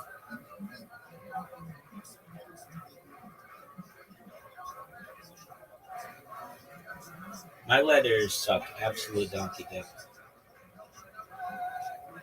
I can't believe you didn't know what the 3L and the 2L do.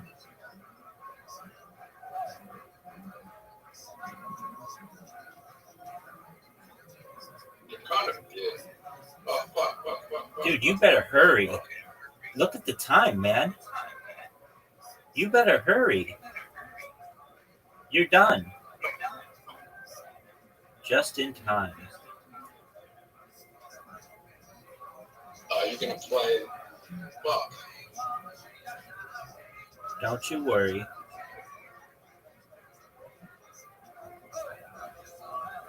I'm winning. I think you're right.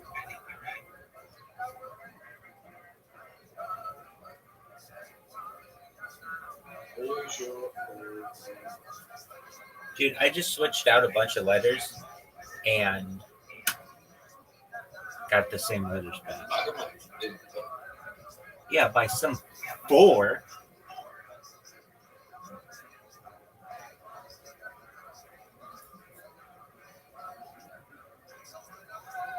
Better than the guy. That's true. Not there yet. Calm down. Just focus on beating me. There's a good chance that you could.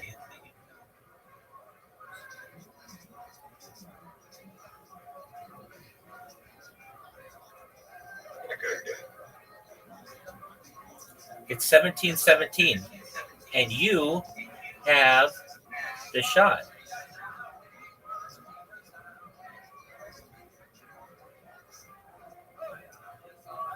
I forgot to tell you the part that her boyfriend was there as well. Whose boyfriend? Miguel's boyfriend. Who's the girl? At the game. Oh. Yeah, that's fucked up. There you go. Mention that part. Let's see what you got.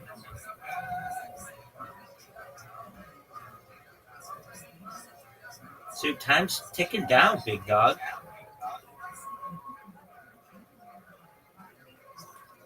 Zoo, you play that? That's the word you play? You're proud of that?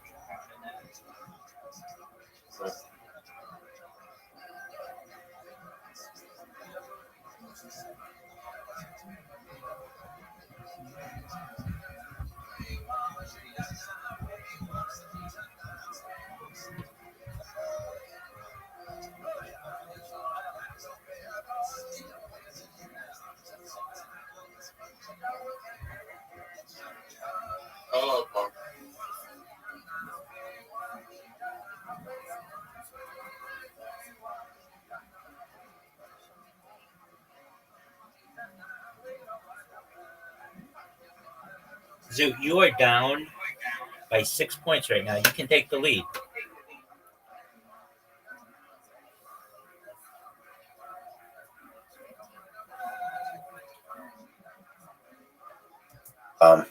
But yeah, you're right. The big inspiration is the willingness to do that when nobody else is doing it. Foxy, that's Yeah, a and good one. the thing about all the great artists, all the great inventors and entrepreneurs, almost all of them, they had a moment when they trusted their reasoning. I mean, Airbnb was over 60 with VCs. Oh my god. A lot of people would say, obviously, they know something we don't, right? But they didn't. They said, I think they're all wrong. I mean, that takes some kind of different wiring in your brain. And then that's both for big picture and detailed, like engineering problems. What's It's the fun message? to talk to him.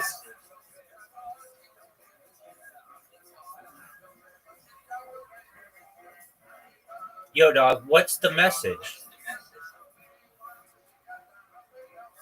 It's just a spam message. I thought it was fucking what I'm talking. Fuck, it's a spam. So you wasted my time, my important time for that? It's fun to talk to Jim Keller, who's a good example of this kind of thinking about like manufacturing, how to get costs down. They always talk about they talk about SpaceX rockets this way.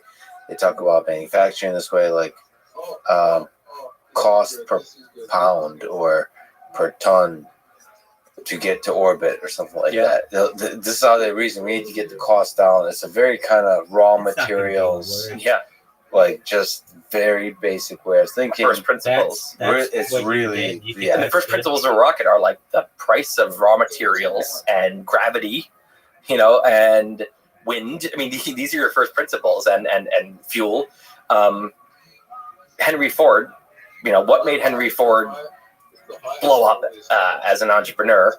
Assembly line, right? I mean, he thought for a second and said, this isn't how manufacturing is normally, is normally done this way, but I think this is a different kind of product. And that's what changed it. Because, and then what happens is when someone reasons from first principles, they often fail. You're going out into the fog with no conventional wisdom to guide you. But when you succeed, what you notice is that everyone else turns and says, wait, what are they doing? What are they? And they flock over. Look at the iPhone. Steve Jobs was famously good at reasoning from first principles because that guy had crazy self-confidence. He just said, if I think this is right, like everyone, and that, I mean, I don't know how he does that, and I don't think Apple can do that anymore. I mean, they lost that one brain. His ability to do that made that in a totally different company, even though there's tens of thousands of people there. He didn't say, and I'm giving a lot of credit to Steve Jobs, but of course it was a team at Apple who said they didn't look at the flip phones and say, okay, what kind of, let's make a keyboard that's like clicky and really cool Apple-y keyboard. They said, what should a mobile device be? What the axioms? What are the axioms here? And none of them involved a keyboard necessarily. And by the time they pieced it up, there was no keyboards. It didn't make sense. Everyone suddenly is going, wait, what? What are they doing? And now every phone looks like the iPhone. I mean, that's how it goes. You tweeted, what's something you've changed your mind about? That's a question you've tweeted. Elon replied, brain transplants. Sam Harris responded, nuclear power. There's a bunch of people with cool responses there. In general, what are your thoughts about some of the responses, and what have you changed your mind about, big or small, perhaps in doing the research for some of your writing? So I'm writing right now, just finishing a book on kind of why our society is such a shit place at the moment, just polarized. And, we have all these gifts, like we're talking about, just the supermarket. We have this exploding technology. Fewer and fewer people are in poverty. It's Louis C.K. Likes to say, everything's amazing and no one's happy, right? And but it's really extreme moment right now where it's like hate is on the rise, like crazy things, right? And that's not a word. If I could interrupt briefly, you did tweet that you just wrote the last word. I sure did. And then there's some hilarious asshole who said, "No, you just have to work on all the ones in the middle." Yeah, I've heard that. I mean, when you earn a reputation as a tried and true procrastinator, you're just going to get shit like that forever, it's and the that's West fine. Side I accept my fate there. So, do you mind sharing a little bit more about the details of what you're writing? So, how do you approach this question about the state of society? I wanted to figure out what was going on. Would you like that one? What I noticed was a bad trend. It's not that things are bad; it's that things are getting worse in certain ways. Not in every way. If you look at Max Roser's stuff, He comes up with all these amazing graphs. This is what's weird is that things are getting better in almost every important metric you can think of, except the amount of people who hate other people in their own country, and the amount of people that hate their own country, the amount of Americans that hate America is on the rise, right? The amount of Americans that hate other Americans is on the rise. The amount of Americans that hate the president is on the rise. All these things, like on the very steep rise. So what the hell? What's going on? Like there's something causing that. It's not that a bunch of new people were born who were just dicks. It's that something is going on. So I think of it as a very simple, oversimplified equation, human behavior, and it's the output. That I think the two inputs are human nature and environment, right? And this is basic, super kindergarten level, like animal behavior. But I think it's worth thinking about. You've got human nature, which is not changing. You very much, have the right? lead, and then you throw that nature into a certain environment, and it reacts to the environment. Right, it's shaped by the environment, and then eventually what comes out is behavior. You got the blank tile. Right? Human nature is not changing very much, but suddenly we're behaving differently. You've got two blank tiles and again, two S's. Look at the polls. Like this game is made for you to win. The president, was liked by, I don't remember the exact numbers, but 80% or 70% of their own party, and 50% of the other party. And now it's like 40% of their own party and 10% of the other party. You're done. And it's not that the presidents are getting worse, since maybe some people would argue that they are, but more so. And there's a lot of, idiot presidents throughout what's going on is something in the environment is changing, and that you're seeing as a change in behavior. An easy example here is that, by a lot of metrics, racism is becoming less and less of a problem. It's hard to measure, but there's metrics like, how upset would you be if your kid married someone of another race? And that number is plummeting. But racial grievance is skyrocketing, right? There's a lot of examples like this. So I wanted to look around and say, and the reason I took it on, the reason I don't think this is just an unfortunate trend, unpleasant trend that hopefully we come out of, is that all this other stuff I like to write about, all this future stuff, right? And is this magical? I always think of this, I'm very optimistic in a lot of ways. And I think that our world would be a utopia. It would seem like actual heaven. Like whatever Thomas Jefferson was picturing as heaven, other than maybe the eternal life aspect, I think that if he came to 2021 US, it would be better. It's cooler than heaven. But we live in a place that's cooler than 1700s heaven. Yeah. Again, other than the fact that we still die. Now, I think that future world actually probably would have, quote, eternal life. I don't think anyone wants eternal life, actually. If people think they do. Eternal is a long time. But I think the choice to die when you want, maybe we're uploaded. Maybe we can refresh our bodies. I don't know what it is. But the point is, I think about that utopia.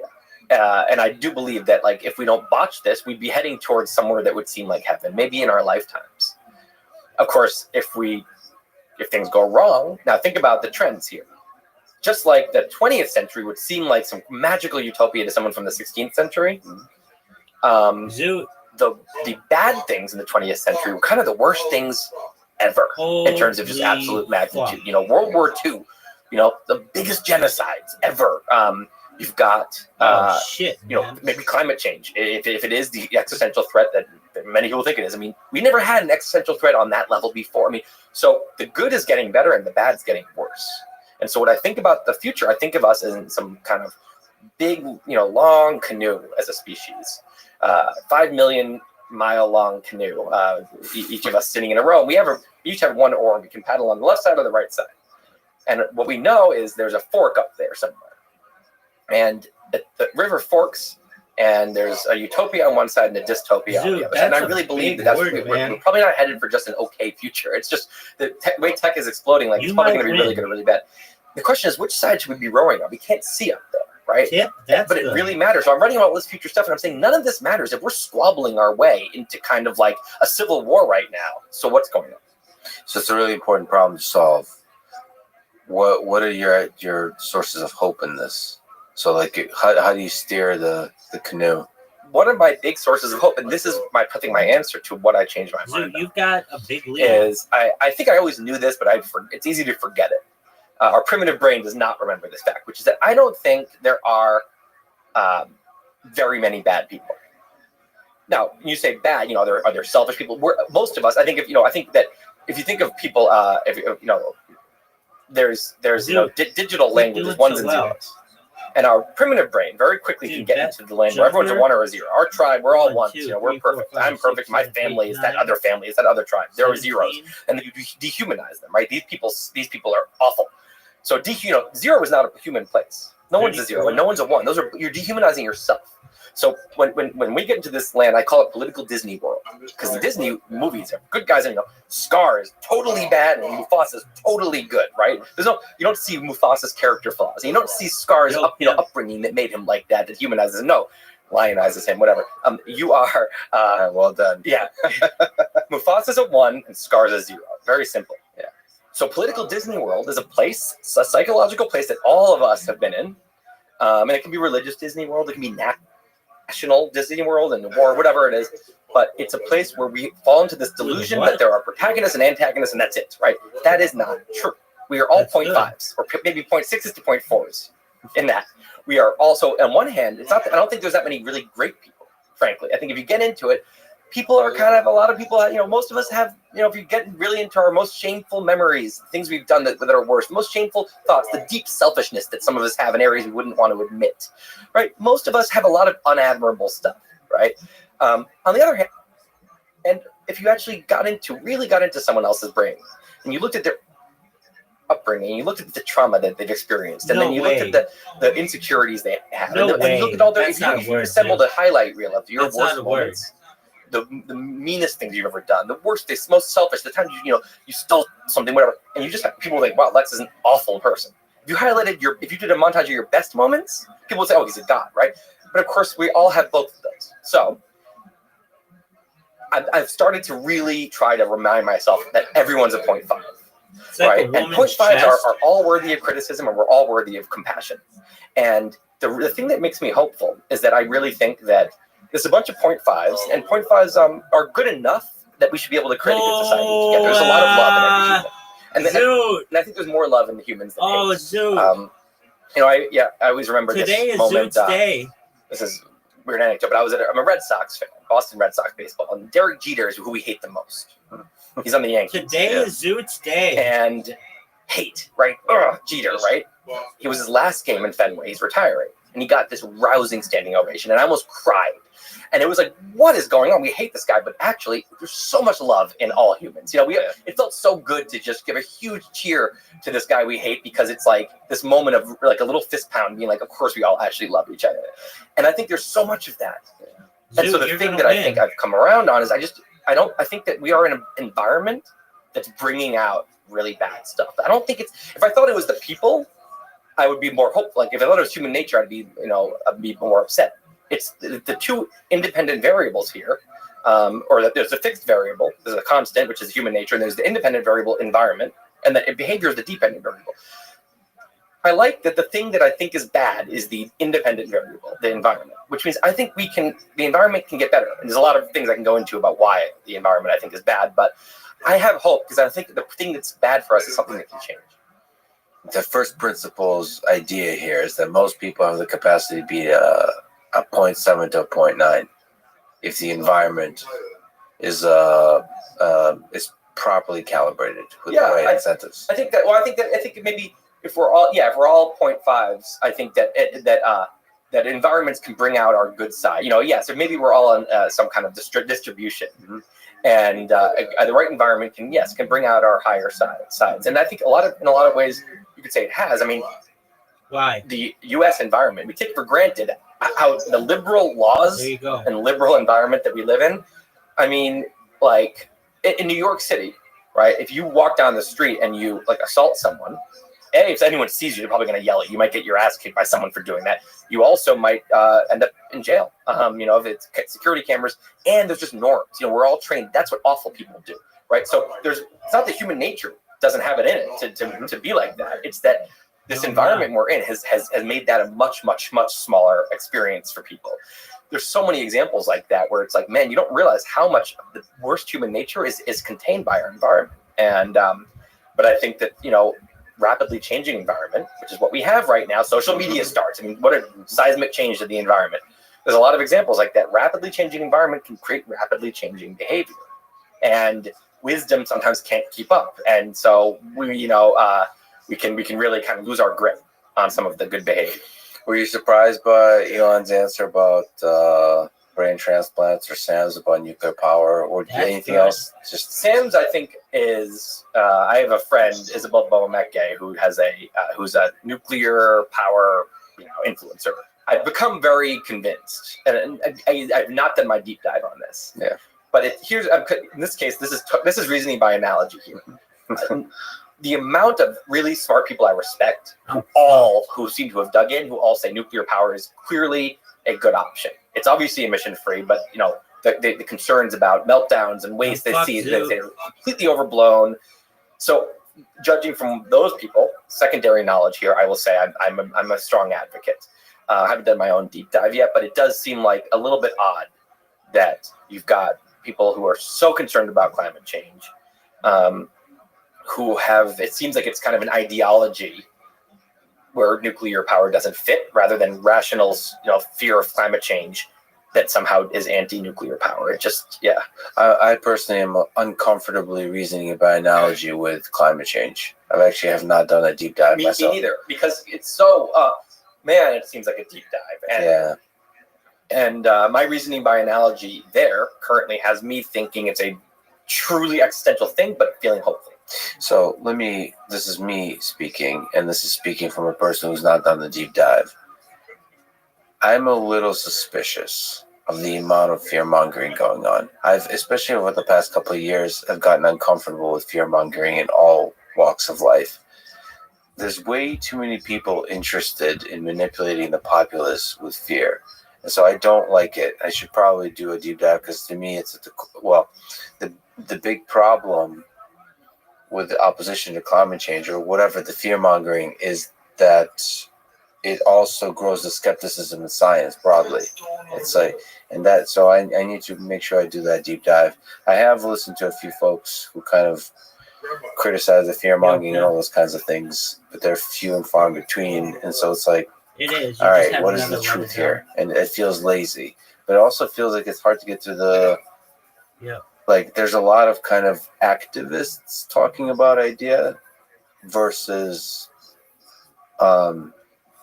like, sources of objective, like, calm first principles type reasoning.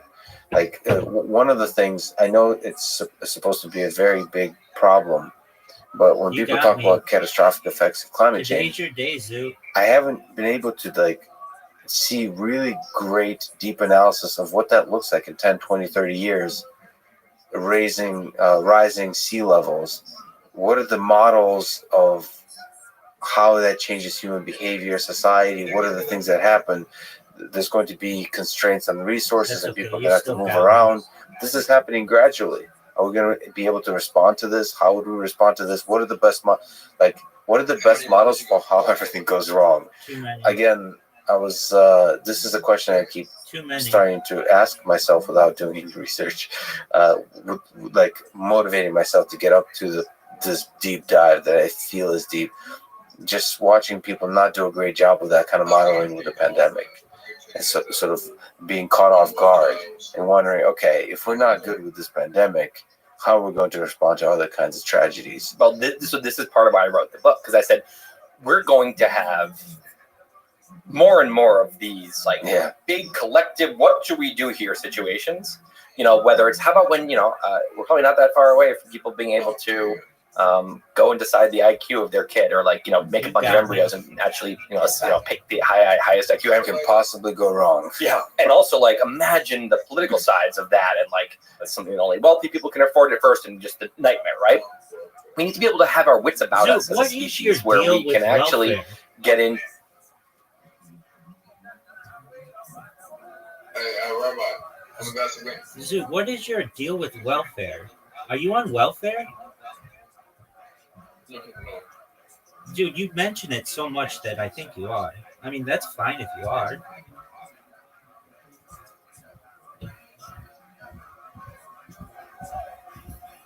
Oh, well, it's cold in Australia. Well, whatever it is, you mention it every other day.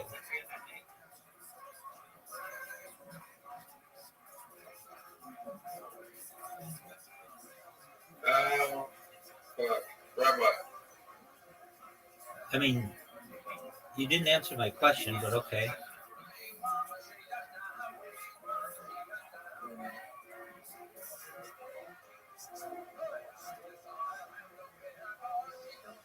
I won. Yeah, you did. Your goal. Into a topic like that and come up with it where the collective brain can be smart. I think that there are certain topics where I think of this, and this is again another simplistic model, but I think it works. Is that there's a higher mind and a primitive mind, right? You can in your head, and these team up with others. So when the higher minds are in a higher mind is more rational and puts out ideas that it's not attached to, and so it can change its mind easily because it's just an idea, and the higher mind can get criticized. Their ideas can get criticized, and it's no big deal. And so when the higher minds team up, it's like all these people in the room like throwing out ideas and kicking them, and one idea goes out and everyone criticizes it, which is like shooting bows and arrows at it, and the true ideas, the arrows bounce off, and so okay, it rises up, and the other ones get shot down. So it's this incredible system. This is what good science institution is someone puts out a thing, criticism arrows come at it, and most of them fall, and the needle is in the haystack end up rising up, right? Incredible mechanism. So what's happening is a bunch of people, a bunch of flawed medium scientists are creating super intelligence. Then there's the primitive mind, which is the more limbic system-y part of our brain. It's the part of us that is very much not living in 2021. It's living many tens of thousands of years ago, and it does not treat ideas like this separate thing. It identifies with its ideas.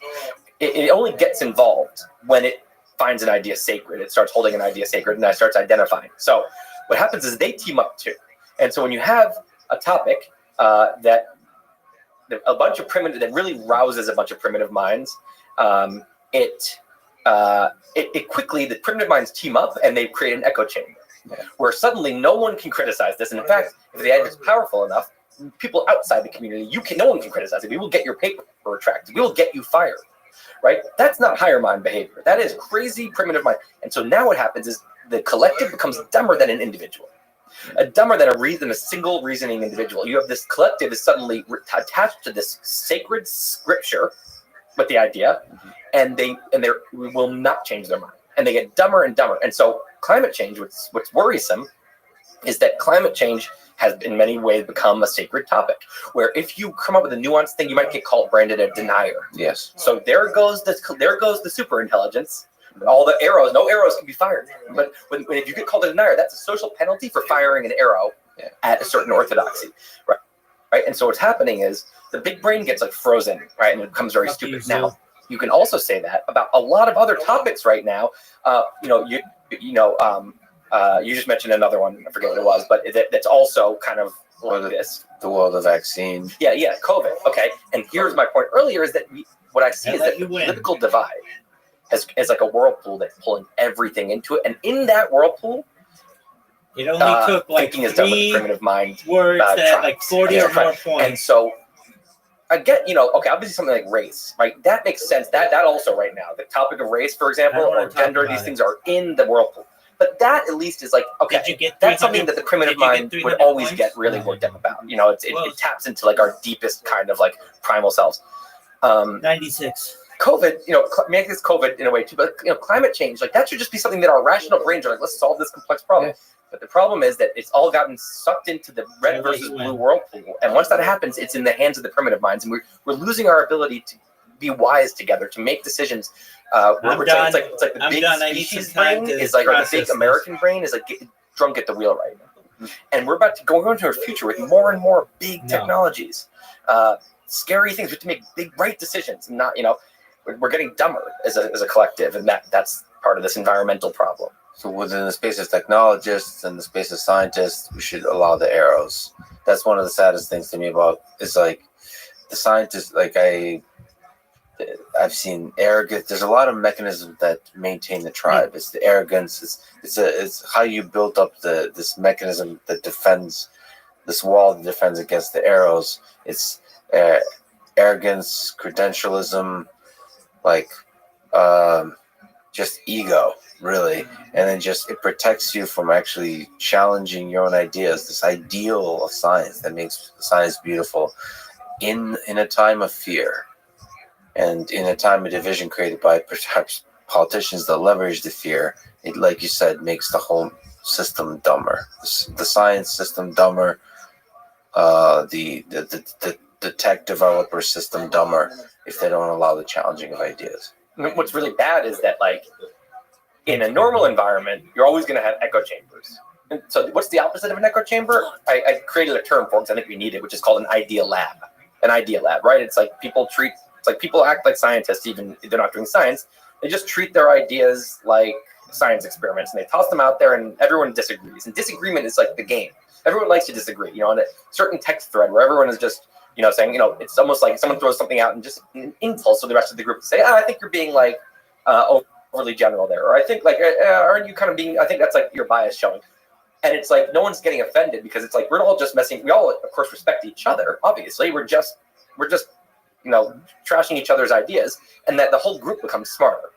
You're always going to have idea labs and echo chambers, right, in different communities, and most of us participate in both of them. And maybe in your marriage is a great idea lab. You love to disagree with your spouse, and maybe but this group of friends or your family at home, in front of that sister, you do not bring up politics because she's now enforced. When that happens, her bullying is forcing the whole room to be an echo chamber to appease her. Now, what scares me is that usually you have these things existing kind of in bubbles, and usually there's they each have their natural defenses against each other. So an echo chamber person stays in their echo chamber. They don't they will cut you out. They don't like to be friends with people who disagree with them. You notice that they will cut you out. They'll cut out their parents if they voted for Trump or whatever, right? So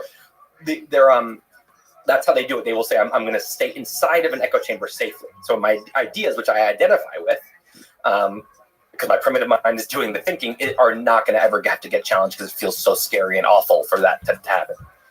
But if they leave and they go into an idea lab environment, people are going to say, what? No, they're going to disagree. And they're going to say, and the person's going to try to bully, they're going to say, that's really offensive. And people are going to say, no, it's not. And they're going to immediately say, these people are assholes, right? So the echo chamber person, it doesn't have much power once they leave the echo chamber. Likewise, the idea lab person, they have this great environment, but if they go into an echo chamber where everyone else is, and they do that, they will get kicked out of the group. They will get branded as something, a denier, a racist, a right winger, a radical, these nasty words. The thing that I don't like right now is that the echo chambers have found ways to forcefully expand into places that normally have a pretty good immune system against echo chambers, like universities, like science journals, places where usually it's like there's a strong idea lab culture. They're veritas, that's an idea lab slogan. You have is that these people have found a way to. A lot of people have found a way to actually go out of their thing and keep their echo chamber by making sure that everyone is scared because they can punish anyone, whether you're in their community or not. That's all brilliantly put. When's the book coming out? Any idea? June, July? We're not quite sure yet. Okay. I can't wait. Thanks. It's awesome. Do you have a title yet, or you can't talk about that? Still working on it. Okay. If it's okay, just a couple of questions from mailbag. I just love these. I would love to hear you riff on these. So one is about film and music. Why do we prefer to watch? The question goes: why do we prefer to watch a film we haven't watched before, but we want to listen to songs that we have heard hundreds of times? This question and your answer really started to make me think. Yeah, that's true. That's really interesting. We draw that line somehow. So what's the answer? So I think, let's use these two minds again. I think that when your higher mind is the one who's taking something in and they're really interested, what are the lyrics? Or I'm going to learn something, or what, reading a book or whatever. And the higher mind is trying to get information. And once it has it, there's no point in listening to it again. It has the information. Your rational brain is like, I got it. But when you eat a good meal or have sex or whatever, that's something you can do again and again because it actually, your primitive brain loves it, right? And it never gets bored of things that it loves. So I think music is a very primal thing. I think music goes right into our primitive brain a lot. I think it's, of course, a collaboration. Your rational brain is absorbing the actual message, but I think it's all about emotions and even more than emotions. It literally, music taps into some very, very deep, primal part of us.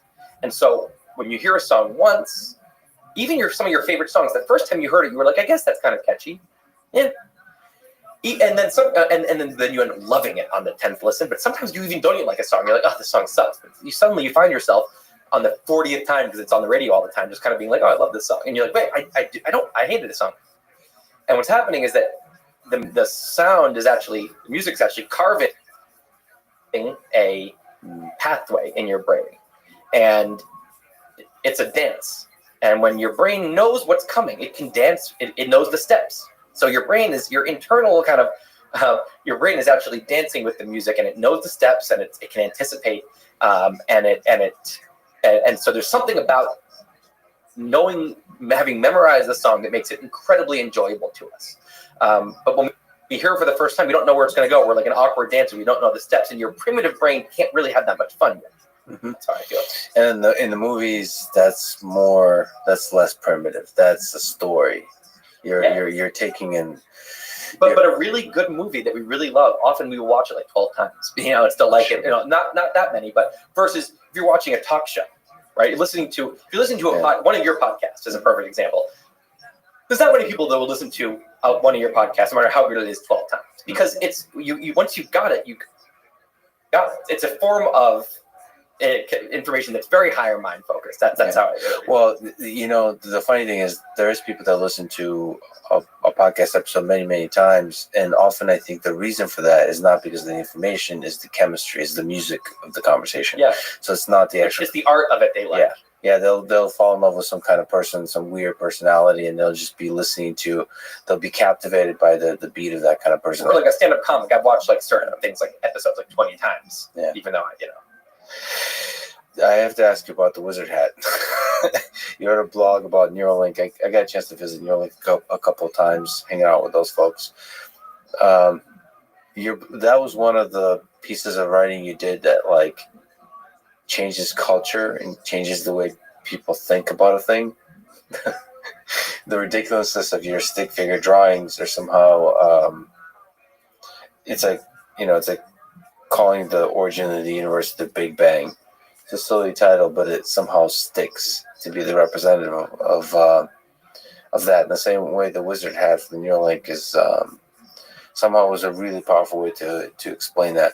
You actually proposed that the Man of the Year cover of Time should be one of my drawings. One of your drawings. In general, yeah. It's an outrage that it wasn't. It was. Okay. So, what are your thoughts about like all those years later about Neuralink? Do you find this idea, like, what excites you about it? Is it the big long-term philosophical things?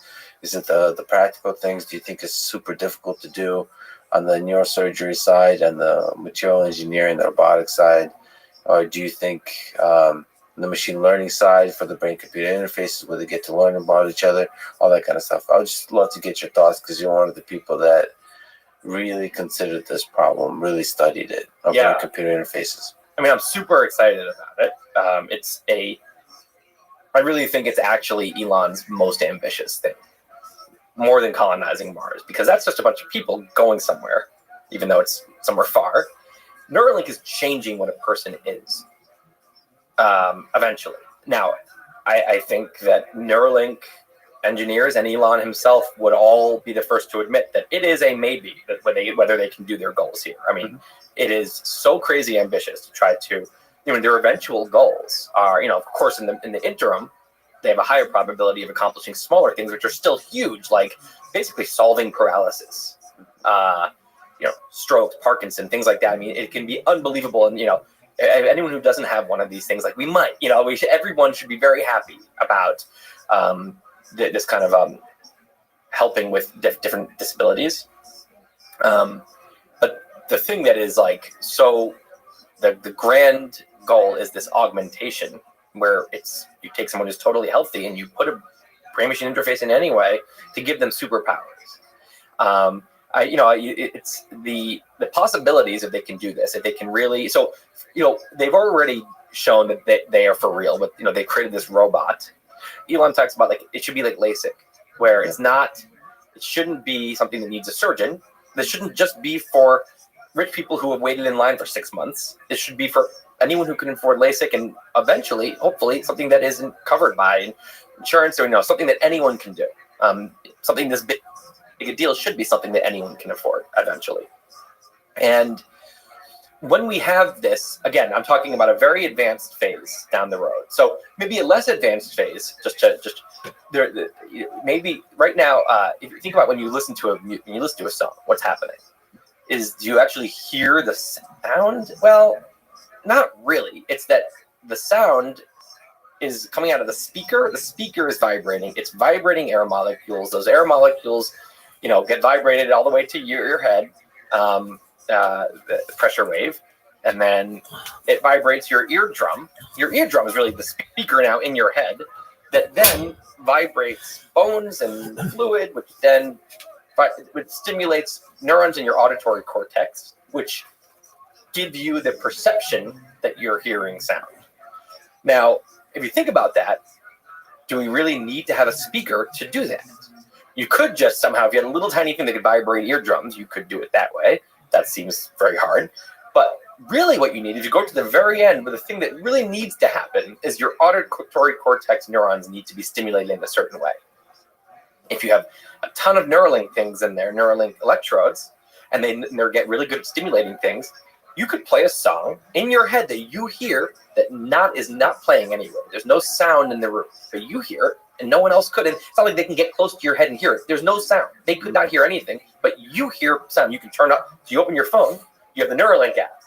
You open the Neuralink app, or just Neuralink. So basically, you can open your Spotify and you can play to, you can play to your speaker. You can play to your computer. You can play right out of your phone to your headphones, or you now have a new one. You can play into your brain. And this is one of the earlier things. This is something that seems like really doable. No more headphones. I would just think it's so annoying because I can leave the house with just my phone, and nothing else, or even just an Apple Watch. There's always this one thing. I'm like, and headphones. You do need your headphones, right? And so I feel like that'll be the end of that. But there's so many things that when you keep going, the ability to think together. You can talk about like super brains. I mean, one of the examples Elon uses is the low bandwidth of speech. If I go to a movie and I come out of a scary movie and you say, how was it? I say, oh, it was terrifying. Well, what did I just do? I had 5 buckets I could have given you. One was horrifying, terrifying, scary, eerie, creepy, whatever. That's about it. And I had a much more nuanced experience than that. And all I have is, these words, right? And so instead I just hand you the bucket. I put the stuff in the bucket and give it to you, but all you have is the bucket. You just have to guess what I put into that bucket. All you can do is look at the label of the bucket and say, when I say terrifying, here's what I mean. So the point is, it's very lossy. I have all this nuanced information of what I thought of the movie, and I'm sending you a very low-res package that you're going to now guess what the high-res thing looked like. That's language in general. Our thoughts are much more nuanced. We can think to each other. We can do amazing things. We could have a brainstorm that doesn't feel like, oh, we're not talking in each other's heads. It's not just that I hear your voice. No. We are just thinking. No words are being said internally or externally. The two brains are literally collaborating. It's a skill. I'm sure we'd have to get good at it. I'm sure young kids will be great at it and old people will be bad. Yeah. But you think together, and together you have the joint epiphany. And now how about 8 people in a room doing it, right? So it gets, there's other examples. How about when you're a dress designer or a bridge designer, and you want to show people what your dress looks like? Well, right now you got to sketch it for a long time. Here, just beam it onto the screen from your head, so you can picture it. If you can picture a tree in your head, well, you can just suddenly whatever's in your head, you can be pictured. So we'll have to get very good at it, right? And take a skill, right? You're going to have to. But the possibilities, my God, talk about I feel like if that works, if we really do have that as something, I think it'll almost be like a new ADBC line. It's such a big change that the idea of anyone living before everyone had brain-machine interfaces is living in before the common era. It's that level of big change if it can work. Yeah, and the replay of memories, just replaying stuff in your head. Oh my God, yeah. And copying, you can hopefully copy memories onto other things, and you don't have to just rely on your your wet circuitry. It does make me sad because you're right. The brain is incredibly neuroplastic, and so it can adjust. It can learn how to do this. I think it'll be a skill. But probably you and I will be too old to truly Well, learn. maybe we can get. There'll be great trainings. I'm spending the next 3 months in one of the Neuralink trainings. But it'll still be a bit of like grandpa can't. Definitely. This is, I always think, how am I going to be old? I'm like, no, I'm going to be great at the new phones. It's not going to be the phones. It's going to be the kid's going to be thinking to me. I'm going to be like, can you just talk, please? And they're going to be like, okay, I'll just talk. And they're going to. So that'll be the equivalent of, yelling to your grandpa today. I really suspect, I don't know what your thoughts are, but I grew up in a time when physical contact and interaction was valuable. I just feel like that's going to go the way, that's going to disappear. Why? I mean, is there anything more intimate than thinking with each other? I mean, you talk about, once we were all doing that, it might feel like, man, everyone was so isolated from each other before. Yeah, sorry. So I didn't say that intimacy disappears. I just meant physical, having to be in the same, having to touch each other. But people like that. If it is important, won't there be whole waves of people start to say, there's all these articles that come out about how, in our metaverse, we've lost something important. And then now there's a huge, first the hippies start doing it. And then eventually it becomes this big wave. And now everyone, if something truly is lost, won't we recover it? Well, I think from first principles, all of the components are there to engineer intimate experiences in the metaverse or in the cyberspace. And so to me, I don't see anything profoundly unique to the physical experience. Like, I don't understand. But then why are you saying there's a loss there? No, I'm just sad because I won't. Oh, it's a loss for me personally because So then you do think there's something unique in the physical experience? For me, because I was raised with it. Oh, yeah. So anything you're raised with, you fall in love with. Like, people in this country came up with baseball. I was raised in the Soviet Union. I don't understand baseball. I like it, but I don't love it the way Americans love it. It's because a lot of times I went to baseball games with their father, and then there's that family connection. There's a young kid dreaming about, I don't know, becoming an MLB player himself. I don't know, something like that. But that's what you're raised with, obviously, is really important. But I mean, fundamentally, to the human experience. Listen, we're doing this podcast in person, so clearly I still value it, but it's true. If this were, obviously through a screen, we all agree that's not the same. Right? Yeah, it's not the same. But if this were some, we had contact lenses on and maybe Neuralink, maybe, again, this is all the devices, even if it's as cool as a contact lens, that's all old school. Yeah. Once you have the brain machine interface, right, it'll just be projection of, it'll take over my visual cortex. My visual cortex will get put into a virtual room, and so will yours. So we will really hear and see as if you won't have any mask, no VR mask needed. And at that point, it really will feel like you'll forget. You'll say, were we together and physically or not? You won't even, it'll be so unimportant, you won't even remember. And you're right. This is one of those shits in society that changes everything. But romantically, people still need to be together. That there's a whole set of physical things with relationship that are needed. Like what? Like sex? Sex, but also just that there's pheromones. Like there's the physical touch is that's like music. It goes to such a deeply primitive part of us that what physical touch with a romantic partner does, that I think that, so I'm sure there'll be a whole wave of people who their new thing is that you're romantically involved with people you never actually in person with, and I'm sure there'll be things where you can actually smell what's in the room and you can and touch. Yeah, but I think that'll be one of the last things to go. I think there's something that to me seems like something that'll be a while before people feel like there's nothing lost by not being. It's very difficult to replicate the human interaction. Although sex also, again, you could not to get too weird, but you could have a thing where you basically let's just do a massage because it's less awkward, but everyone is still imagining sex, so go on. Masseuse could massage a fake body and you could feel whatever's happening, right? So you're lying down in your apartment alone, but you're feeling a full. That'll be the new YouTube or streaming where it's one masseuse massaging one body, but 1,000 people are experiencing. Exactly. Right now, think about it. Right now, Taylor Swift doesn't play for one person. It has to go around, and every one of her fans she has to go play for, or a book, right? Yeah. You do it, and it goes everywhere. So it'll be the same idea. You've written and thought a lot about AI. So AI safety specifically. You've mentioned you're actually starting a podcast, which is awesome. You're so good at talking, so good at thinking, so good at being weird in the most beautiful of ways.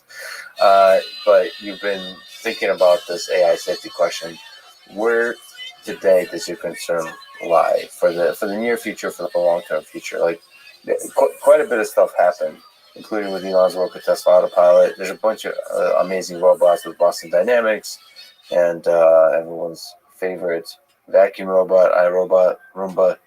And then there's obviously the applications of machine learning for recommender systems in Twitter, Facebook, and so on.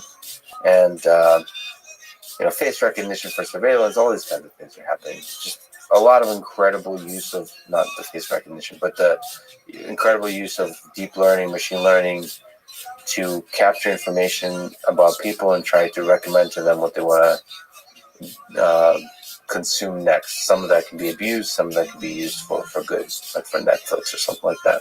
What are your thoughts about all this? Yeah, I mean, I really don't think humans are very smart. All things considered, I think we're like limited, and we're dumb enough that we're very easily manipulable. Not just like our emotions. People can Yeah. Our emotions can be pulled like puppet strings. I mean, again, I do look at what's going on with political polarization now, and I see a lot of puppet string emotions happening. So yeah, there's a lot to be scared of for sure. Like very scared of. I get excited about a lot of very specific things. Like one of the things I get excited about is I like the future of wearables, right? Again, I think that they'll be like, oh, the Fitbit around my wrist is going to seem, the Whoop is going to seem really hilariously old school in 20 years. Like with Neuralink. Wear like a big bracelet, right? It's going to turn into little sensors in our blood, probably, or even infrared. Just things that are going to be collecting 100 times more data than it collects now, more nuanced data, more specific to our body, and it's going to be super reliable. But that's the hardware side. And then the software is going to be, I've not done my deep dive, this is all speculation, but the software is going to get really good. And this is the AI component of it. And so I get excited about specific things like that. Like, think about if hardware were able to collect, first of all, the hardware knows your whole genome. And we know a lot more about what a genome sequence means. Because you can collect your genome now, and we just don't know much. We don't have much to do with that information. As AI gets, so now you have your genome, you've got what's in your blood at any given moment, all the levels of everything, right? You have the exact width of your heart arteries at any given moment. You've got all the virons, all the viruses that ever visited your body, because there's a trace of it. So you have all the pathogens, all the things that you should be concerned about health-wise and might have threatened you. You might be immune from all that kind of stuff. Also, of course, it knows how fast your heart is beating, and it knows how much exactly the amount of exercise. It knows your muscle mass and your weight and all that. But it also maybe can even know your emotions. I mean, maybe if emotions, what are they? Where do they come from? Probably pretty obvious chemicals once we get in there. So again, Neuralink can be involved here maybe in collecting information. Because right now you have to do the thing. What's your mood right now? It's hard to even assess. And you're in a bad mood. It's hard to even. But by the way, just as a shout out, Lisa Feldman Barrett, who's a neuroscientist at Northeastern, just wrote a few years ago, wrote a whole book saying our expression of emotions has nothing to do with the experience of emotions. So you really actually want to be measuring. That's exactly. And you can tell because one of these apps pops up and says, how do you feel right now? Good, bad? I'm like, I don't know. I feel bad right now because the thing popping up reminded me that I'm procrastinating. Yeah. So I was on my phone. I should be that's not my, So I think we'll probably be able to get all this info, right? Now the AI can go to town. Think about when the AI gets really good at this. And it knows your genome and it can just, I want the AI to just tell me what to do.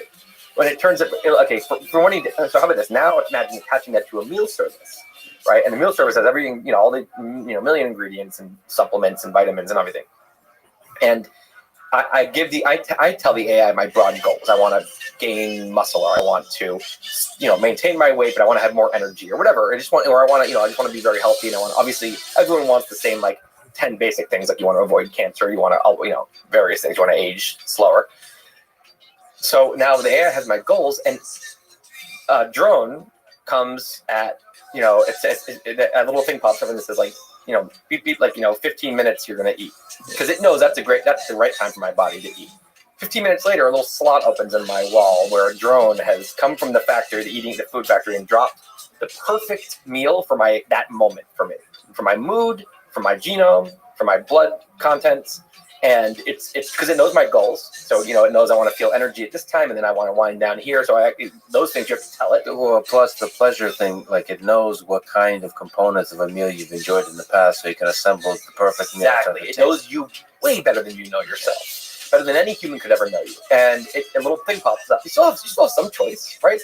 It pops up and it says like, coffee, because it knows that my cutoff date says I can have coffee for the next 15 minutes only, because at that point it knows how long it stays in my system. It knows what my sleep is like when I have it too late. It knows I have to wake up at this time tomorrow. It has my calendar. So I think a lot of this is I think something that humans are wrong about, is that most people will hear this and be like, that sounds awful. That sounds dystopian. No, it doesn't. It sounds incredible. And if we all had this, we would not look back and be like, I wish I was like making awful choices every day like I was in the past. And then these are important decisions. Your important decision-making energy, your important focus and your attention can go onto your kids and on your work and on, helping other people and things that matter. And so I think AI when I think about like personal lifestyle stuff like that, I really love, like, I love thinking about that. I think it's going to be very exciting. I think we'll all be so much healthier. When we look back today, one of the things that's going to look so primitive is the one-size-fits-all thing. You're getting reading advice about keto.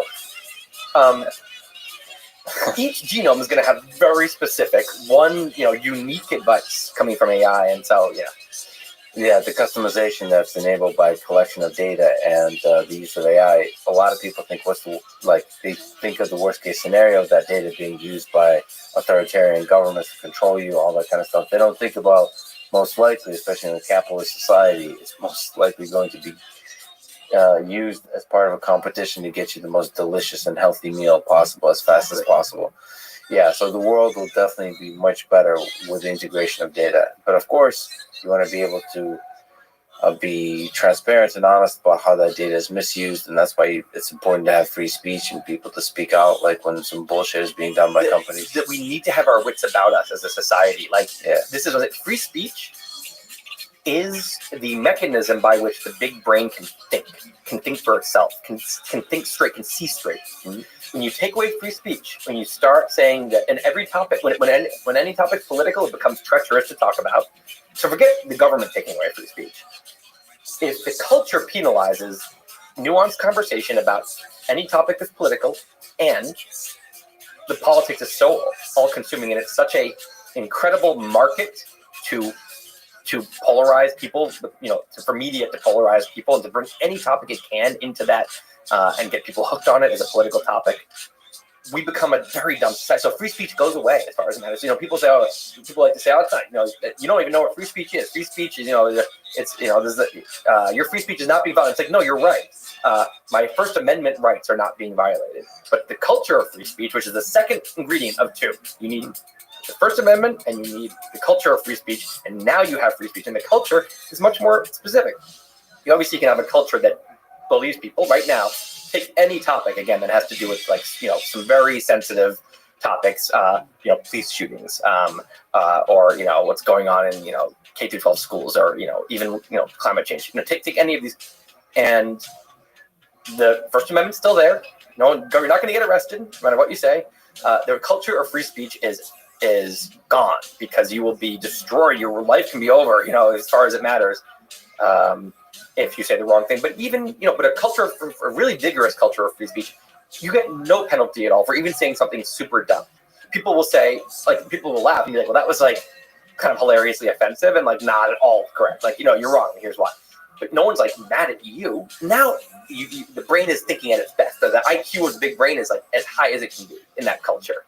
And the culture where you say something wrong and people say, oh, wow, you've changed. Oh, wow, look, this is his real colors. The big brain is dumb. You still have mutual respect for each other. So, you don't think lesser of others when they say a bunch of dumb things. It's just a play of ideas.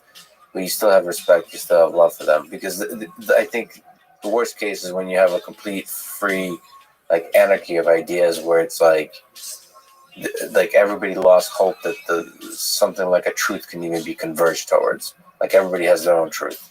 Then it's just chaos. Like if you have mutual respect and a mutual goal of arriving at the truth, and the humility that you want to listen to other people's ideas, and a forgiveness that other people's ideas might be dumb as hell, that doesn't mean they're lesser beings, all that kind of stuff. But that's like a weird balance to strike. Right now, people are being trained, little kids, college students, being trained to think the exact opposite way. To think that there's no such thing as objective truth, which is, the objective truth is the N on the compass for every thinker. Doesn't mean we're necessarily on our way or finding, but we're all aiming in the same direction. We all believe that there's a place we can eventually get closer to. Not objective truth, teaching them that disagreement is bad, violence. It's like, you quickly sound like you're just going on like a political rant with this topic, but like it's really bad. It's like genuinely the worst. If I had my own country, I mean, it's like I would teach kids some very specific things that this is doing the exact opposite of, and it sucks. It sucks. Speaking of a way to escape this, you've tweeted 30 minutes of reading a day equals this whole video, and it's cool to think about reading like as a habit and something that accumulates. You said 30 minutes of reading a day equals 1,000 books in 50 years. I love like thinking about this, like chipping away at the mountain. Can you expand on that? Sort of the habit of reading. How do you recommend people read? Yeah. I mean, it's incredible if you do something a little of something every day. It compiles. It compiles. I always think about like the people who achieve these incredible things in life. These great, like famous, legendary people. They have the same number of days that you do, and it's not like they were doing magical days. They just they got a little done every day, and that adds up to a monument. They're putting one brick in a day. Eventually, they have this building, this legendary building. So you can take writing. Someone who there's two aspiring writers. One doesn't ever write, manages to never zero pages a day, and the other one manages to do 2 pages a week. Right, not very much. The other one does 0 pages a week, 2 pages a week. 98% of both of their time is the same. The other person, just 2%, they're doing one other thing. 1 year later, they write 2 books a year. This prolific person, in 20 years, they've written 40 books. They're one of the most prolific writers of all time. They write 2 pages a week. Sorry, that's not true. That was 2 pages a day. Okay, 2 pages a week. You're still writing about a book every 2 years. So in 20 years, you've still written 10 books. Also prolific writer, right? Huge, massive writing career. You write 2 pages every Sunday morning. The other person has the same exact week, and they don't do that Sunday morning thing. They are a wannabe writer. They always said they could write. They talk about how they used to be, and nothing happens, right? So it's inspiring, I think, for a lot of people who feel frustrated they're not doing anything. So reading is another example where someone who reads doesn't read, and someone who's a prolific reader. I always think about like the Tyler Cowen types. I'm like, how the hell do you read so much? It's infuriating. Or like James Clear puts out his 10 favorite books of the year, his 20 favorite books of the year. I'm like, your 20 favorites? I'm trying to just read 20 books. Like, that would be an amazing year. So, but the thing is, they're not doing something crazy and magical. They're just reading a half hour a night. If you read a half hour a night, the calculation I came to is that you can read 1,000 books in 50 years. So if someone who's 80 and they've read 1,000 books, between 30 and 80, they are extremely well read. They can delve deep into many nonfiction areas. They can be, an amazing fiction reader, avid fiction reader. And again, that's a half hour a day. Some people can do an hour, a half hour in the morning audiobook, half hour at night in bed. Now they've read 2,000 books. So I think it's motivating. And you realize that a lot of times you think that the people who are doing amazing things and you're not, you think that there's a bigger gap between you and them there really is. On the reading front, I'm a very slow reader, which is just a very frustrating fact about me. But I'm faster with audiobooks. And also it's just hard to get myself to read. But I started doing audiobooks, and I'll wake up, throw it on, do it in the shower, brushing my teeth, making breakfast, dealing with the dogs, things like that, whatever, until I sit down. And I can read a book every week, book every 10 days at that clip. And suddenly I'm this big reader because I'm just, while doing my morning stuff, I have it on. And also it's just fun. It makes the morning so fun. I'm like having a great time the whole morning. So I'm like, oh, I'm so into this book. So I think that, audiobooks is another amazing gift to people who have a hard time reading. I find that that's actually an interesting skill. I do audiobooks quite a bit. Like, it's a skill to maintain, at least for me, probably the kind of books I read, which is often like history or like, there's a lot of content. And if you miss parts of it, you miss out on stuff. And so it's a skill to maintain focus. At least for me. The 10-second back button is very valuable. Oh, so I just if I get lost, sometimes the book is so good that I'm thinking about what the person just said, and I just get the skill for me is just remembering to pause. Yeah. And if I don't, no problem, just back. Just 3 quick backs. So that, of course, is not that efficient, but it's. I do the same thing when I'm reading. I'll read a whole paragraph and realize I was tuning out. Yeah. I haven't actually even considered to try that. I've been so hard on myself maintaining focus because you do get lost in thought. Maybe I should try that. Yeah, and when you get lost in thought, by the way, you're processing the book. That's not wasted time. That's your brain really categorizing and cataloging what you just read and like. Well, there's several kinds of thoughts, right? There's thoughts related to the book, and there's a thought that it could take you elsewhere. Well, I find that if I am continually thinking about something else, I just say I'm not. I'm just positive. Yeah. Especially in the shower or something when like that's sometimes when really great thoughts come up. If I'm having all these thoughts about other stuff, I'm saying clearly my mind wants to work on something else. So I'll just pause it. Get quiet, Dan Carlin. Right. I'm thinking about something else right now. Exactly. Also, you can things like you have to head out to the store. Like I'll read 20 pages on that trip, just walking back and forth, going to the airport. I mean, flights. The Uber, and then you're walking through the airport. You're sitting in the security line. I'm reading the whole time. Like. I know this is not groundbreaking. People know what audiobooks are, but I think that more people should probably get into them than do. Because I know a lot of people that have this stubborn kind of things. I don't like. I like to have the paper book, and sure, but like, it's pretty fun to be able to read. I still to this day I listen to a huge number of audiobooks and podcasts, but the most impactful experiences for me are still reading, and I read very, very slow, and it's very frustrating when like you go to these websites like that estimate how long a book takes on average.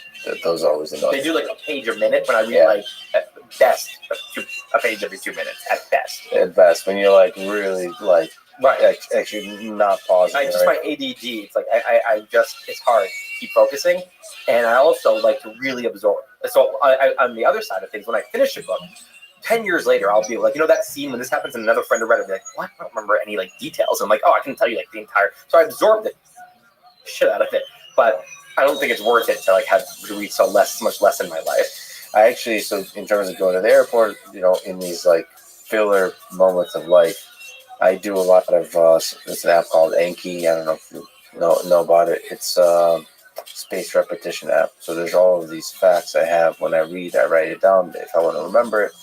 And you review it. And the things you remember, it takes longer and longer to bring back up. It's like flashcards, but a digital app. It's called Anki. I recommend it to a lot of people. There's a huge community of people that are just like obsessed with it. Anke? Anki. So this is extremely well-known app and idea, like among students who are like medical students, like people that really have to study. Like this is not like fun stuff. They really have to memorize a lot of things. You have to remember them well. They have to be able to integrate them with a bunch of ideas. So, and I find it to be really useful for, like when you read history, if you think this particular factoid, it'll probably be extremely useful for you because you're, that'd be an interesting actually thought because you talked about like opening up a trillion tabs and reading things. You probably want to remember some facts you read along the way.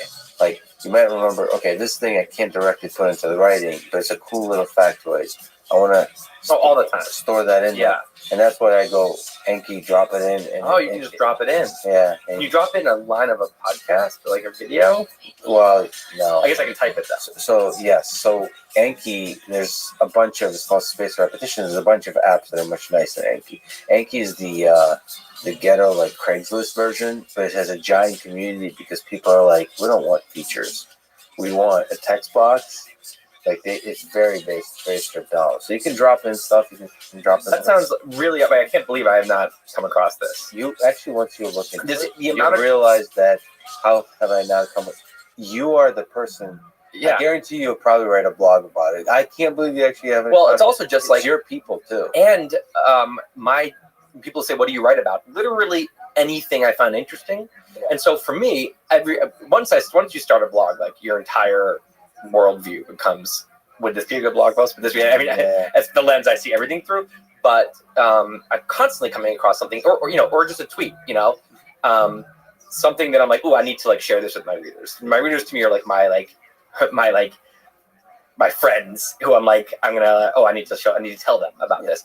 And so I feel like just a place to, I collect things in a document right now if it's like really good, but it's the little factoids and stuff like that. I think, especially if I'm learning something, if I'm like, so the problem is when you say stuff, when you look at it, a tweet and all that kind of stuff, is you also need to couple that with a system for review. Because what Enki does is like literally, it determines for me, I don't have to do anything. There's this giant pile of things I saved, and it brings up to me, okay, here's, I don't know, when Churchill did something, right? I'm reading about World War II a lot now, like a particular event. Here's that. Do you remember what year that happened? And you say yes or no, or like you get to pick, you get to see the answer, and you get to self-evaluate how well you remember that fact. And if you remember well, it'll be another month before you see it again. If you don't remember, it'll bring it up again. That's a way to review tweets, review concepts. Yeah. And it offloads the process of selecting which parts you're supposed to review or not. And you can grow that library. I mean, obviously, medical students use it for like tens of thousands of facts. And it just gamifies it too. It's like you can passively sit back and the thing will like make sure you eventually learn it all versus, you don't have to be the executive calling that like the memorization program someone else is handling. Yeah, I would love to hear about like you trying it out, or spaced repetition as an idea. There's a few other apps, but Anki's the big I bust. totally want to try it. You've written and spoken quite a bit about procrastination. I, like you, suffer from procrastination, like many other people. Suffer in quotes. How do we avoid procrastination? I don't think the suffer is in quotes. I think that's a huge part of the problem, is that it's treated like a silly problem. People don't take it seriously as a dire problem, but it can be. It can ruin your life. There's we talked about the compiling concept with, if you read a little, if you write 2 pages a week, you write a book every 2 years, you're a prolific writer, right? And the difference between, again, it's not that person's working so hard, it's that they have the ability to, when they commit to something, like on Sunday mornings, I'm going to write 2 pages. That's it. They respect, they respect the part of them that made that decision is a respected character in their brain. And they say, well, I decided it, so I'm going to do it. The procrastinator won't do those 2 pages. That's just exactly the kind of thing the procrastinator will keep on their list and they will not do. But it doesn't mean they're any less talented than the writer who does the 2 pages. Doesn't mean they want it any less. Maybe they want it even more. And it doesn't mean that they wouldn't be just as happy having done it as the writer who doesn't. So what they're missing out on, picture a writer who writes 10 books, bestsellers, and they go on these book tours, and they're so gratified with their career, and they think about what the other person is missing who does none of that, right? So that is a massive loss, and it's because the internal mechanism in their brain is not doing what the other person's is. They don't have the respect for the part of them that made the choice. They feel like it's someone they can disregard. And so, to me, it's just in the same boat as someone who is obese because their eating habits make them obese over time, or their exercise habits. That's a huge loss for that person. That person is the health problems and is just probably making them miserable. And it's self-inflicted, right? It's self-defeating, but that doesn't make an easy problem to fix just because you're doing it to yourself. So to me, procrastination is another one of these where you are the only person in your own way. You are, you are failing at something or not doing something that you really want to do, it doesn't have to be work. Maybe you want to get out of that marriage that you realize it hits you. You shouldn't be in this marriage. You should get divorced, and you wait 20 extra years before you do it, or you don't do it at all. That is, you're not living the life that you should be living, right? And so I think it's fascinating. Now, the problem is it's also a funny problem because there's short-term procrastination, which I talk about as, the kind that has a deadline. Now, some people, this is when I bring in, there's different characters. There's the panic monster comes in the room, and that's when you actually, the procrastinator can, there's different levels. There's the kind that even when there's a deadline, they stop panicking. They've given up, and they really have a problem. Then there's the kind that when there's a deadline, they'll do it, but they'll wait to the last second. Both of those people, I think, have a huge problem once there's no deadline. And most of the important things in life, there's no deadline, which is, changing your career, becoming a writer when you never have been before, getting out of your relationship, doing whatever you need to, the changes you need to make in order to get into a relationship. There's the thing after launching a startup, right? Or once you've launched a startup, firing is someone that needs to be fired, right? Yes. I mean, going out for fundraising instead of just trying to, there's so many moments when the big change that you should be making that would completely change your life if you just did it, has no deadline. It just has to be coming from yourself. And I think that a ton of people have a problem where they think this delusion that, I'm going to do that. I'm definitely going to do that, but not this week, not this month, not today, because whatever. And they make this excuse again and again, and it just sits there on their list collecting dust. And so, yeah, to me, it is a very real suffering. And the fix isn't fixing the habits. Just I'm still working on the fix, first of all. So there's just so you have a boat that sucks and it's leaking and it's gonna sink. You can fix it with duct tape for a couple of, for one ride or whatever. That's not really fixing the boat, but it can get you by. So there's duct tape solutions. Mm-hmm. To me, so the panic monster is the character that rushes into the room once the deadline gets too close or once there's some scary external pressure, not just from yourself. And that's a huge aid to a lot of procrastinators. Again, there's a lot of people who won't, do that thing. They've been writing that book they wanted to write, but there's way fewer people who will not show up to the exam. Mm-hmm. Most people show up to the exam. So that's because the panic monster is going to freak out if they don't. So you can create a panic monster. If you want to, you really want to write music, you really want to become a singer-songwriter, well, book a venue, tell 40 people about it and say, hey, on this day, 2 months from now, come and see, I'm going to play you some of my songs. You now have a panic monster. You're going to write songs. You're going to have to, right? So there's duct tape things. You can do things. People do. I've done a lot of this with a friend, and I say, if I don't get X done by a week from now, I have to donate a lot of money somewhere I don't want to donate. And that's, you put that in the category of duct tape solutions. Yeah, because it's not. Why do I need that, right? If I really had solved this is something I want to do for me. It's selfish. I just literally just want to be selfish here and do the work I need to do to get the goals I want to get, right? There's a much, all the incentives should be in the right place. And yet, if I don't say that, it'll be a week from now and I won't have done it. Something weird is going on. There's some resistance. There's some force that is in my own way, right? And so doing something where I have to pay all this money, okay, now I'll panic and I'll do it. So that's duct tape. Fixing their boat is something where I don't have to do that. I just will do the things that it's not, I'm talking about super crazy work ethic. Just like, for example, okay, I have a lot of examples because I have a serious problem that I've been working on. And in some ways I've gotten really successful at solving it. In other ways I'm still floundering. So you're the world's greatest duct taper. Yes. Well, I'm pretty good at duct taping. I probably could be even better. And I'm You're procrastinating on becoming a better duct taper. Literally, yes. There's nothing I won't. So here's what I know. What I should do as a writer. Right. It's very obvious to me is that I should wake up. It doesn't have to be crazy. I don't know 6 a.m. or anything insane. Or I'm not going to be one of those crazy people at 5:30 jogs. I'm going to wake up at whatever 7:30, 8:30. and I should have a block, like just say 9 to noon, where I get up and I just really quick make some coffee and write.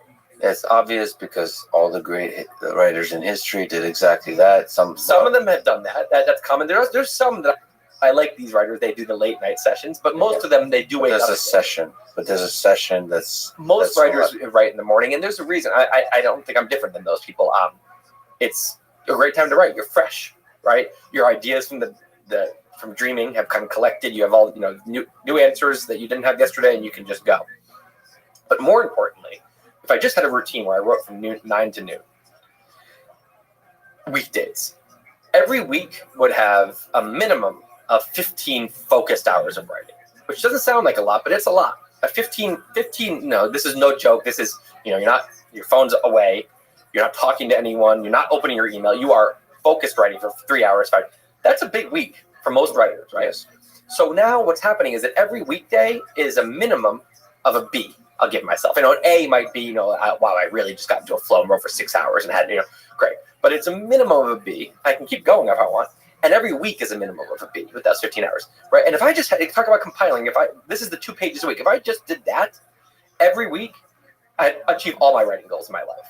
And yet, I wake up and most days I just either I'll revenge procrastination late at night and go to bed way too late and then wake up later and get on a bad schedule and I just fall into these bad schedules, or I'll wake up and there's just I'll say I was going to do a few emails and I'll open it up and something on text and I'm texting in there, or I'll just go and I'll make a phone call and I'll be on phone calls for 3 hours. It's always something. Yeah. Or I'll start writing and then I hit a little bit of a wall, but because there's no this is a sacred writing block, I'll just hit the wall and say, well, this is icky, and I'll go do something else. So duct tape, what I've done is Wait But Why has one employee, Alicia. She's the manager of lots of things. That's her role. She truly does lots of things. And one of the things we started doing is either she comes over and sits next to me where she can see my screen from 9 to noon. That's all it takes. The thing about procrastination is there's usually, you're not kicking and screaming, I don't want to do this. It's the feeling of, in the old days when you had to go to class. Your lunch block is over and it's like, oh, shit, I have class in 5 minutes. Or it's Monday morning, you go, oh, yeah. But you said, you go. You say, okay. And then you get to class and it's not that bad once you're there, right? You have a trainer and he says, okay, next set. And you go, oh, okay. And you do it. That's all it is. It's some external thing being like, okay, I have to do this. And then you have that moment of like, oh, this sucks, but I guess I'll do it. No one's there, though. The problem with the procrastinators, they don't have that person in their head. Other people, I think, were raised with a sense of shame if they don't do stuff. And that stick in their head is hugely helpful. I don't really have that. And so, anyway, Alicia's sitting there next to me. So she's doing her own work, but she can see my screen. And she, of all people, knows exactly what I should be doing, what I shouldn't be doing. That's all it takes. The shame of just having her see me while she's sitting there not working would just be too weird, too embarrassing. So I get it done, and it's amazing. It's like a game changer for me. So duct tape can solve. Sometimes duct tape is enough, but I'm curious that I'm still trying to. What is going on? Yeah, I think part of it is that we are actually wired. I think I'm being very sane, human. Actually, is what's happening. Or not sane is not the right word. I'm being a natural human, that we are not programmed to sit there and do homework of a certain kind that we get the results like 6 months later. Like that is not. So we're supposed to conserve energy and like fulfill our needs as we need them and like do immediate things. And we're overriding our natural ways when we wake up and get to it. And I think sometimes it's because the pain. I think a lot of times we're just avoiding suffering, and for a lot of people, the pain of not doing it is actually worse because they feel shame.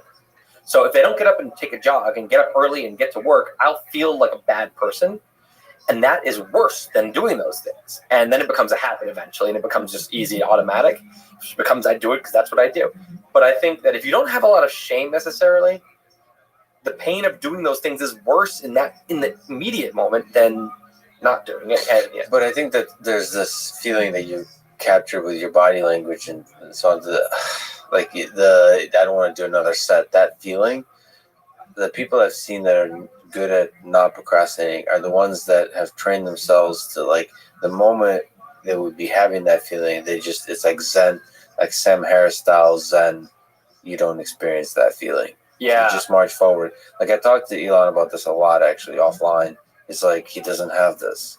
No, It's like- clearly not. It's the way I think he talks about it, and the way I think about it is it's like you just pretend you're like a machine running an algorithm. Like this, you should be doing this, not because somebody told you so on. This is probably the thing you want to do. Like look at the big picture of your life and just run the algorithm. Like ignore your feelings, just run as if. Like frame it differently. Yeah. You can frame it as like it can feel like homework, or it can feel like you're living your best life or something when you're doing your work. Yeah. Maybe reframe it, but I think ultimately is whatever reframing you need to do. You just need to do it for a few weeks, and that's how the habit is formed, and you stick with it. Like I'm now on a kick where I exercise every day.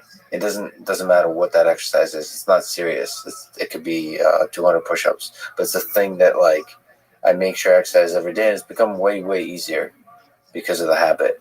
And I just and I don't like, at least with exercise, because it's easier to replicate that feeling. I don't allow myself to go like, I don't feel like doing this. Right. Well, I think about that even just like little things, like I brush my teeth before I go to bed, and it's just a habit. Yeah. And it is effort. Like if it were something else, I would be like, oh, I don't go to the bathroom. I'm going to do that. And I'm just going to lie down right now.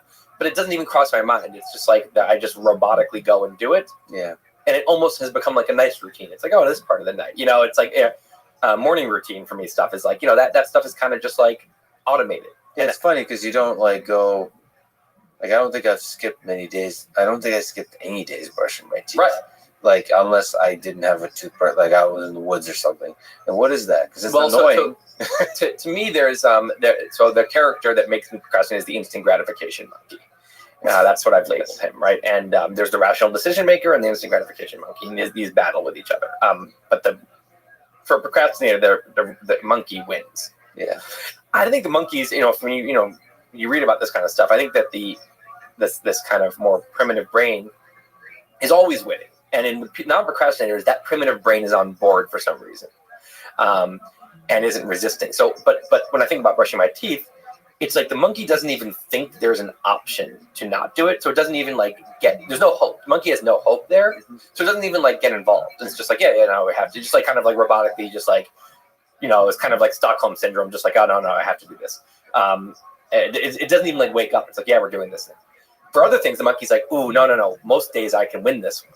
And so the monkey puts up that fierce resistance, and it's like it's a lot of it's like the initial transition. So I think of it as like jumping in a cold pool, where it's like I will spend the whole day pacing around the side of the pool in my bathing suit, just being like, I don't want to have that 1 second when you first jump in and it sucks. And then once I'm in. Once I jump in, I'm usually, once I start writing, suddenly I'm like, oh, this isn't so bad. Okay, I'm kind of into it. And then sometimes you can't tear me away. Then I suddenly am like, I get into a flow. So it's like, once I get into cold water, I don't mind it. But I will spend hours standing around the side of the pool. And by the way, I do this in a more literal sense. When I go to the gym with a trainer, in 45 minutes, I do a full ass workout. And it's not because I'm having a good time, but it's because it's that, you have to go to class feeling, right? But when I go to the gym alone, I will literally do a set and then dick around my phone for 10 minutes before the next set.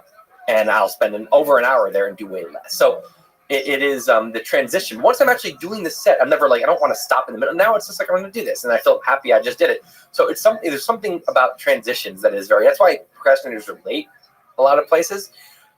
I will procrastinate getting ready to go to the airport.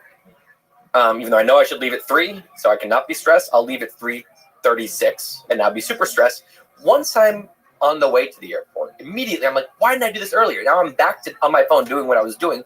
I just had to get in the damn car or whatever. So, there's some very, very odd, irrational. Yeah, I was waiting for you to come and you said that you're running a few minutes late. And I was like, Which I did. I was like, I'll go get a coffee.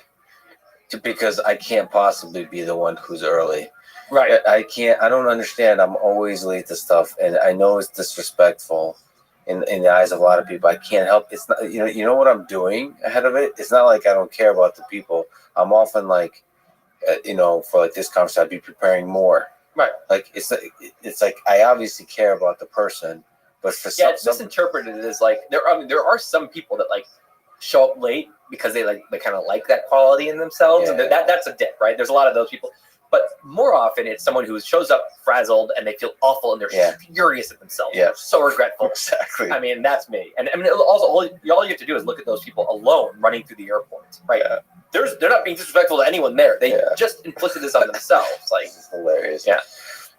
You've tweeted a quote by James Baldwin saying, quote, "I imagine one of the reasons people cling to their hates so stubbornly is because they sense once hate is gone, they will be forced to deal with the pain."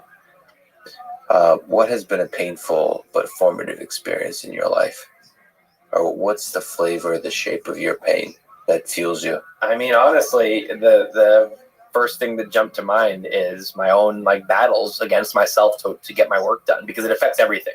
When I just took 5 years in this book, and granted, it's a beast. Like I probably would have taken 2 or 3 years, but it didn't need to take 5, and that was a lot of not just that I'm not working, it's that I'm over researching. I'm adding in things I shouldn't because I'm perfectionist. Being a perfectionist about like, oh well, I learned that, now I want to get it in there. I know I'm going to end up cutting it later. Just or I over outline something till trying to get it perfect when I know that's not possible. It's making a lot of immature kind of I'm not actually that much of a writing amateur. I've written, including my old blog. I've been a writer for 15 years. I know what I'm doing. I could advise other writers really well. And yet I do a bunch of amateur things that I know while I'm doing them I know I'm being an amateur. So that it hurts the actual product. It makes it wastes your precious time. C, when you're mad at yourself, when you're in a negative self-defeating spiral, it almost inevitably you'll be less good to others. Like I used to early on in my now marriage. One of the things we always used to do is I used to plan mystery dates. New York City, great place for this. I'd find some weird little adventure for us. It could be anything, and I wouldn't tell her what it was. I said, I'm reserving you for Thursday night, at 7, okay? And it was such a fun part of our relationship. Started writing this book and got into a really bad, personal space where it was like, in my head, I was like, I can't do anything until this is done. No. And I just stopped like ever valuing like joy of any kind. Like I was like, no, that's when I'm done. And that's a trap. Or very quickly, because I always think it's going to be 6 months away, but actually 5 years later, I'm like, wow, I really wasn't living fully. And for 5 years is not, we don't live very long. Like talk about your prime decades. Like that's like a sixth of my prime years. Like, wow, like that's a huge loss. So to me, that was excruciating. And, and there was a bad pattern, a very unproductive, unhelpful pattern for me, which is I'd wake up in the morning in this great mood every morning. Wake up, thrilled to be awake. I have the whole day ahead of me. I'm going to get so much work done today. But first I'm going to do all these other things, and it's all going to be great. And then I end up kind of failing for the day with those goals, usually sometimes miserably, sometimes only partially. And then I get in bed, probably a couple hours later than I want to. And that's when all the real reality hits me. Suddenly, so much regret, so much anxiety, furious at myself, wishing I could take a time machine back 3 months, 6 months, a year, or just even to the beginning of that day. And just tossing and turning now. I mean, this is a very bad place. That's why I said suffering. Real procrastinators suffer in a very serious way. So look, I know this probably sounds like a lot of like first world problems, and it is, but it's real suffering as well. Like it's so to me, it's like it's painful because you're not being as good a friend or a spouse or whatever as you could be. You're also not treating yourself very well. You're usually not being very healthy in these moments. You're often, and I'm not being good to my readers. So it's just a lot of this. And it's like, it feels like it's one small tweak away. Sometimes it's like, that's what I said. It's like, you just suddenly are just doing that 9 to 12 and you get in that habit. Everything else falls into place. All of this reverses. So I feel hopeful, but it's like, I haven't fixed the bug yet. I have some good duct tape. And you also don't want to romanticize it, because it is true that some of the greats in history, especially writers, suffer from all the same stuff. Like they weren't quite able. I mean, you might only write for 2 or 3 hours a day, but the rest of the day is often spent, like kind of tortured. Well, right. This is the irrational thing. Is that if and this goes for a lot of people's jobs, people especially who What?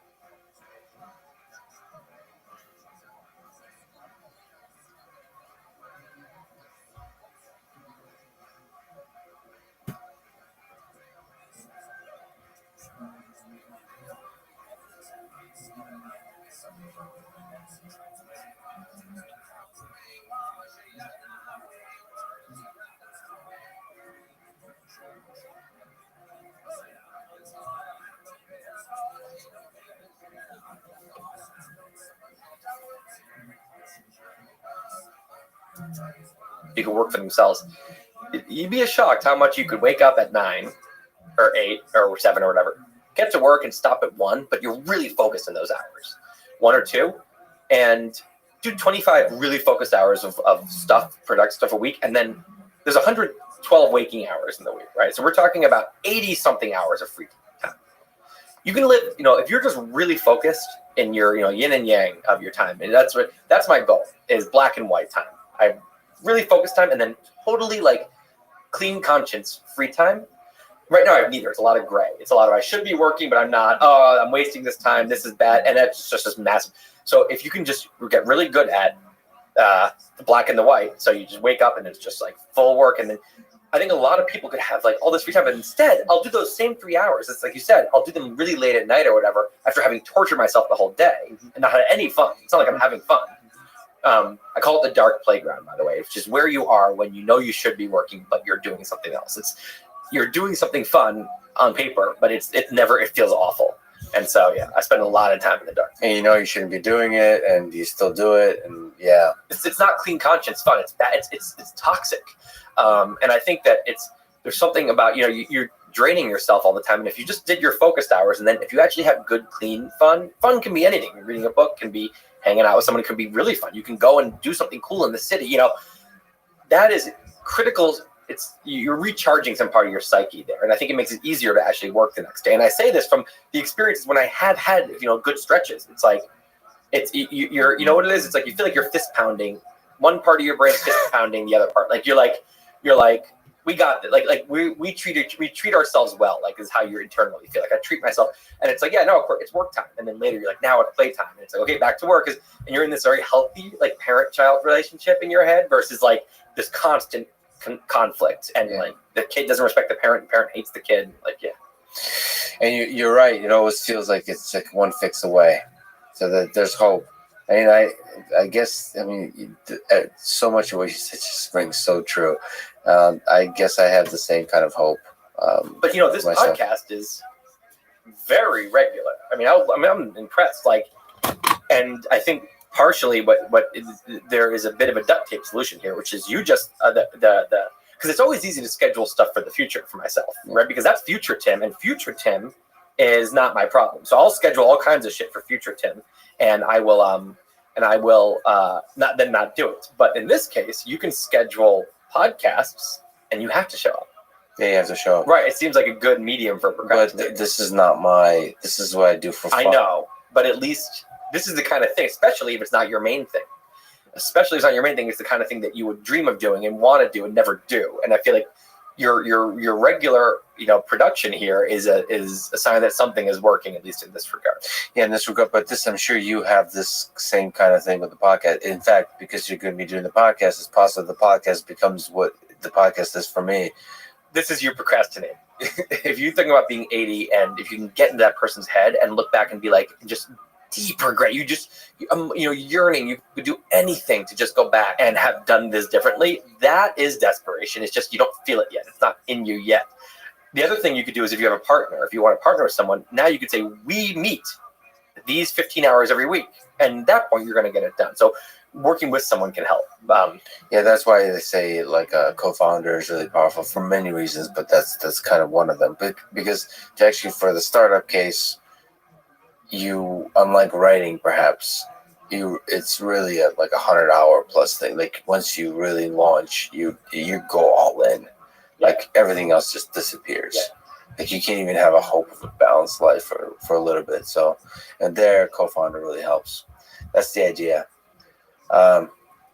When you're one of the most interesting people on the internet. So as a writer, you look out into the future. Do you dream about certain things you want to still create? Is there projects that you want to write? Is there movies you want to write or direct or endless? So it's just endless sea of ideas. There's specific list of things that really excite me, but it's a big list that I know I'll never get through them all, and that's part of why the last 5 years really, like, when I feel like I'm not moving as quickly as I could, it bothers me because I have so much genuine excitement to try so many different things, and I get so much joy from finishing things. I don't like doing things, but a lot of writers are like that. I publishing something is hugely joyful and makes it all worth it, or just finishing something you're proud of. Putting it out there and have people appreciate it, it's like the best thing in the world, right? Every kid makes some little bargain with themselves, has a little, a dream or, something. And I feel like when I do something that I make something in this, for me, it's been mostly writing, and I feel proud of it and I put it out there. I feel like I'm like fist pounding my 7-year-old self. Like there's a little, like, I owe it to myself to do certain things, and I just did one of the things I owe. I just paid off some debt to myself. I owed it, and I paid it, and it feels great. It feels like very, like, you feel very, a lot of inner peace when you do it. So the more things I can do, and I just have fun doing it, right? And so it's for me, that includes a lot more writing. I just short blog posts. I write very long blog posts, but basically short writing in the form of long blog posts is a great. I love that medium. I want to do a lot more of that. Books yet to be seen. I'm going to do this, and I'm going to have another book I'm going to do right after, and we'll see if I like those two, and if I do, I'll do more. Otherwise, I won't. You live in Pimp? But I also want to try other mediums. I want to make more video. Sure, driving. What's new? Not much. Just heading down to SoCal. Very cool, man. Where you heading? Well, I'm going to be up at the Grapevine overnight, and then early in the morning I'm going to head down to either Commerce, Compton, or Long Beach, like around that area. Very cool. Did you take your... I'll make my way around, like... Huh? Go ahead, you'll make your way. Yeah, I'll make my way down there around, like, 5 in the morning so I can beat the traffic because I don't want to. You get what I'm saying? Where, Doug? Passing Burbank and all that shit, LA, like downtown LA, like all that, just a lot of traffic in the mornings. Absolutely. Did you take your test? No. I'm probably just gonna save that for later.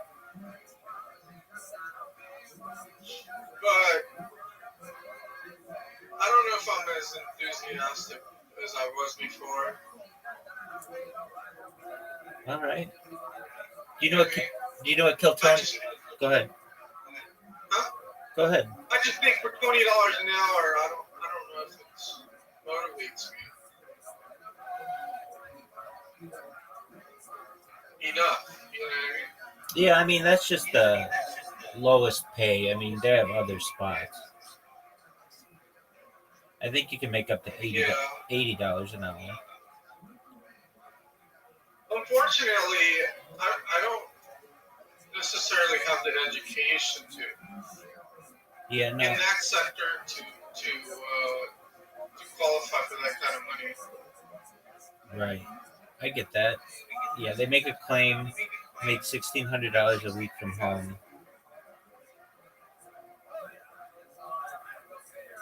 Well, I saw another one. What do you mean? That's just what they claim. You can make $1,600 a week by coding from home. Yeah. I saw another thing. I was thinking about you. It was where you test gaming. You test games on your phone. I would love to do that. Right. But I just don't know how much it pays. Yeah, it's like $5 a game, so I don't know exactly how long it is, but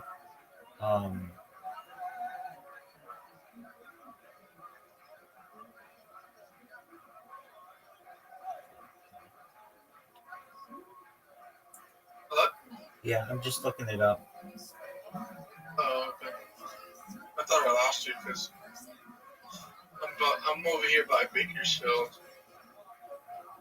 but on the 5, like on the other side. Sure. Yeah, so they have paid game testers. I've never done it. I might try it just to see if it works for you. Paid game test. How long do you have to play the game? And do you have to complete the whole game and then get paid $5? You're asking all kinds of questions, and I don't necessarily have the answers. All right. I couldn't. I think this is good. You give feedback on them. Let's see what the reviews say. Top 3 best app to get paid on. I feel like there could be more to a profile, maybe a tester rating. Okay. It worked pretty well so far, and it actually paid out. Truly make money and discover games. It took me a year to reach $70. Oh, so that's Fuck that. yeah, that's a lot. Fuck that. I could just buy fucking Sonic Obama and make $70 in like a week Right. or less. There's another one that I think might work for you. I don't know if you can do it full time. Survey, just surveys. You just do surveys and make money that way. Do you know what Harry Potter, or do you know what Kiltony is? No. It's the largest live podcast in the world. It's going to be on in 14 minutes. I'm going to check that out. No. I've got this phone that keeps just... I thought Joe Rogan's podcast was the biggest one in the world. It's not in front of a live audience, though.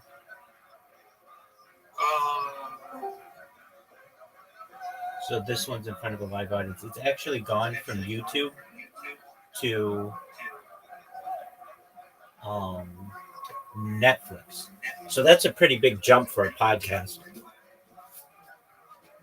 Oh yeah, that's massive. They must have had so much funding from Netflix, like they got a giant interest on them. Yeah, so That's pretty nice. they've been doing it 12 years, and it's part of Joe Rogan's podcast crew. basically, and they've sold out the Forum in LA. They've sold out Madison Square Garden. They've sold out a bunch of places. So like some really big venues, and it's funny. It's not. It's just basically you get amateur comedians who have a minute, and what they do is just try to make people laugh as much as they can within 1 minute, and then they're interviewed, and they usually have like a guest panel. Like tonight, they have James McCann, who's like probably the hottest Australian comedian out there right now, and Congdon, who started on the show many years ago.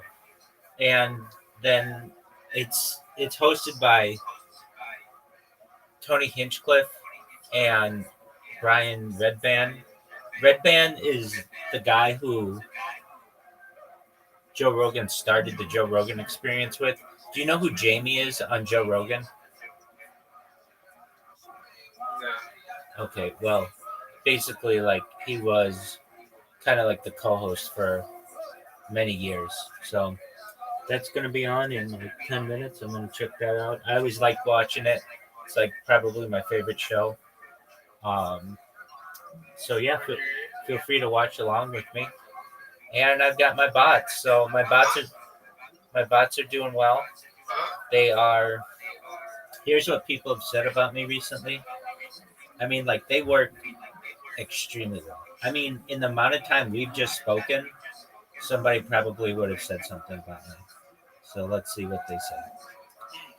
I mean, it's hard. Like I'm talking to you. I'm not doing any. I mean, I've just got these bots working really well. And so here we go. 1 minute ago, somebody wrote "fuck off, Rabbi." That's yeah. 21 minutes ago, please talk with Rabbi in Discord. 35 minutes ago, what is the Discord, Rabbi? I'm afraid to ask. 37 minutes ago, I will not talk to Rabbi in Discord. I will not talk to anyone in Discord. 39 minutes ago, can Blue Sky do something about this Discord Rabbi motherfucker? I've blocked him like thrice today. 58 minutes ago, someone give me the block list for this fucking Discord Rabbi, please. That's just the word Rabbi. Like, there's all kinds of stuff that people have that I don't even know that they're talking about me, but that's 1, 2, 3, 4, 5, 6 messages an hour. So that's like once every 10 minutes. That seems like your bot is pissing people off. That's what I wanted to do. That's smart. That's exactly what I wanted to do. I want people to come in here. Somebody's going to see it, and they will eventually. I mean, eventually, I've become like a meme on this platforms. Like people make their own. Somebody made a meme of me today. That's very funny. So basically, the more and more I spam, What is it? It's this picture of a. It was earlier today. Just for a moment, let me scroll and find it. It was very funny. Send it to me in TG. Sure. It was. Let me find it. But I can't laugh. I'm not. I'm just trying to have fun with you, right? I'm not laughing at you. No, I know. I know. But I gotta be careful. I gotta be careful because I had surgery near my temple. On my fucking laugh or sneeze, that shit hurts. So I'm trying to have a good time with you, but at the same time, like, the shit hurts. Right, I understand. Let's see here. How do I look at it? Rabbis. It's very funny. Oh, here it is. Yeah, I got it. This guy's pretty funny. Oh my God. All right, I'll send it to you and teach you. Hey, you ever join my TG? My Crypto Degens? I mean, I streamed in there for quite some time. I don't really. I know, but you stopped, and I know you. I don't really. You don't got Telegram no more? I don't really. I mean, I'm in the Harry Potter Obama Sonic 10 email Telegram. I don't really like Telegram. It's very scammy. Yeah. I just sent you the thing. I Let's say, please join Rabbi's Discord. It says, you know him? Question mark. Know him? He's been terrorizing us all for months. What?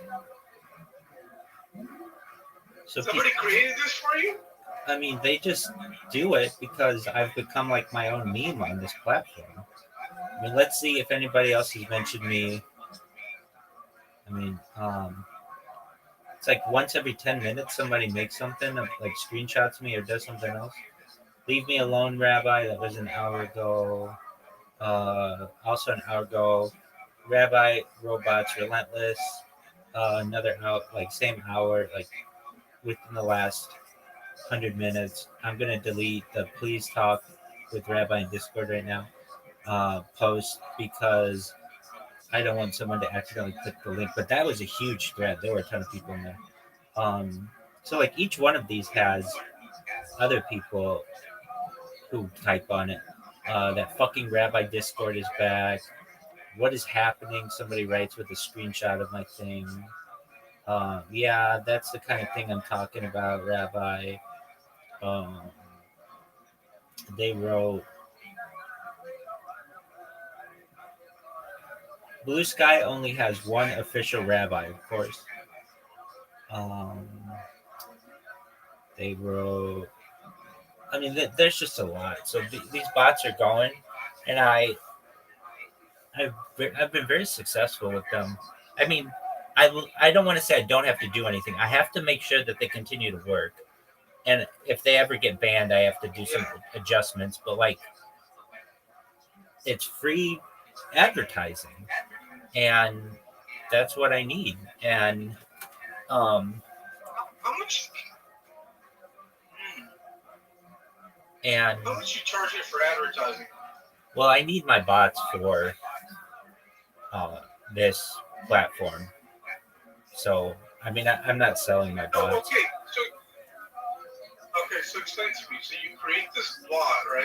You create these bots. How many bots do you have? Oh, I mean, how many accounts? I've got 3 bots primarily. I've got some others that I've made on phones that work as well. Right. So you got 3 bots running right now. And Correct. what platforms are they sending messages in? Blue Sky. Blue Sky only, or? Yeah. Because I know I get your bot. So your bot, when I get please join Rabbi at Discord, whatever, that message that comes up on my phone, is that from one of your bots, or is that something different? Oh, that's different. That's on Discord. That's just a Discord message. Whenever I start a new stream, that comes up.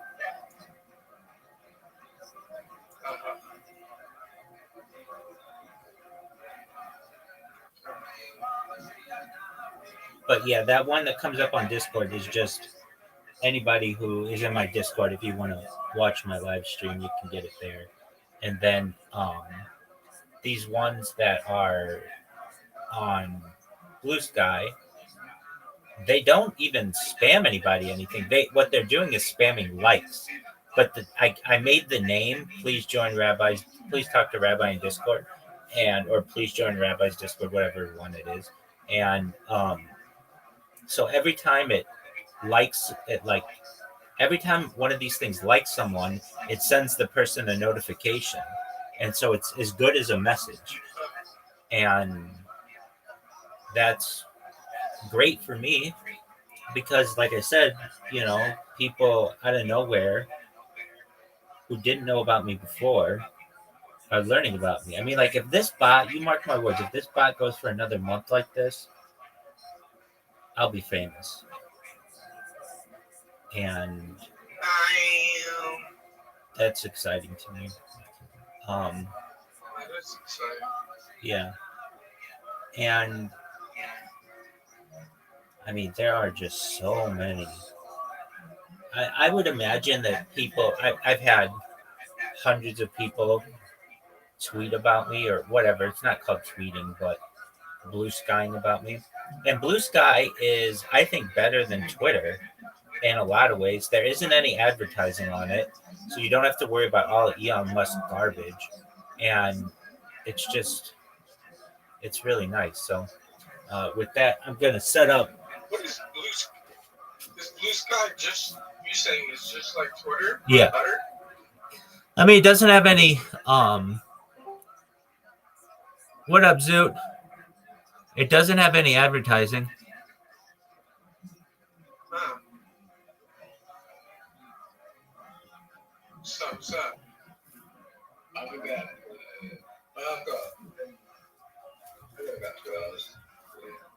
All right. Well, your boy from your hometown's going to be on Kill Tony right now. You got a bad echo there, Rabbi. Well, you just mute whatever one is causing an echo.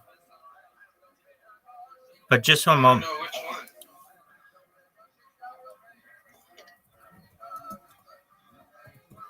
It'll be fixed in a second. Okay. The Rabbi? Zoot, your boy.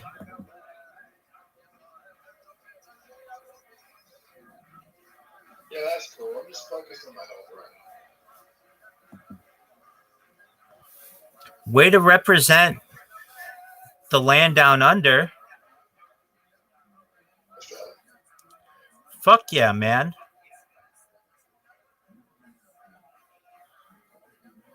You're being a shitty patriot.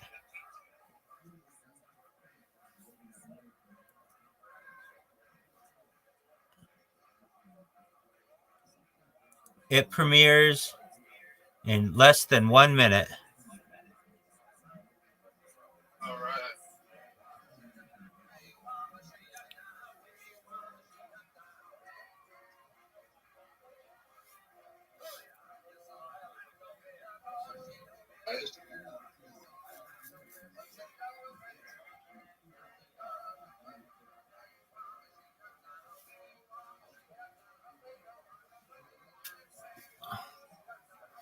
Here we go.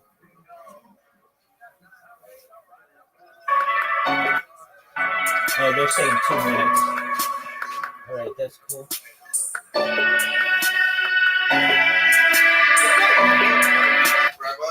You hold it down and turn down the sound.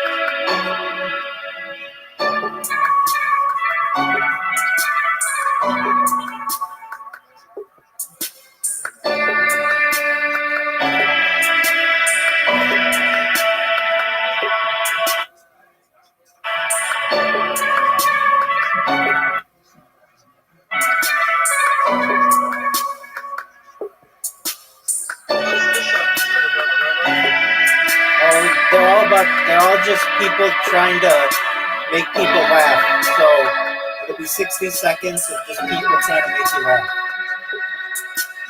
Dude, you want to play? Dude. Dude. Dude.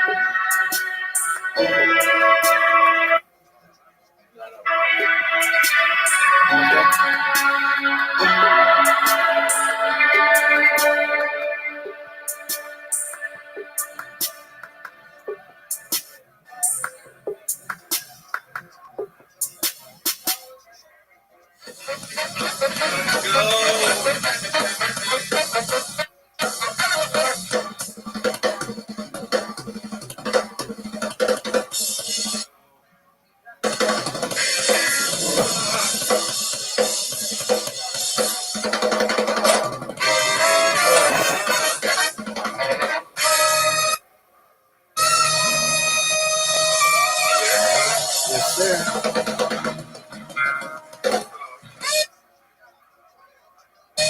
Passing the scale right now. We've got 3 lines. That's nice. Yes, sir. Hey, this is Rabbi coming to you live from the Comedy Mothership here in Austin, Texas, for a brand new episode of Kill Tony. Get up for Tony Hinchcliffe!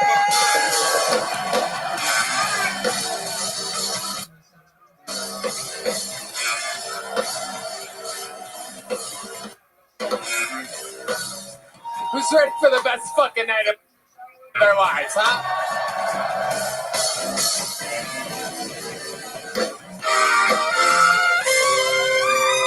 All right. Yippee! Make some noise for Red Band, everybody. And how about one more time for the best damn band in the land, huh? Come on. Fernando Castillo, Raul Vallejo, Carlos Sosa, Michael Gonzalez, Nachos Belgrande, Chorizo, Chalupa, Huevos Rancheros. We got the great Matt Mueling on the electric guitar tonight. Lacking vitamin D. Speaking of D, on the bass guitar, that is indeed D Madness, ladies and gentlemen. Oh my goodness, what a show we have lined up for you guys on this beautiful Monday evening. Before we get started, here's a little bit more from the amazing sponsors that made it all possible.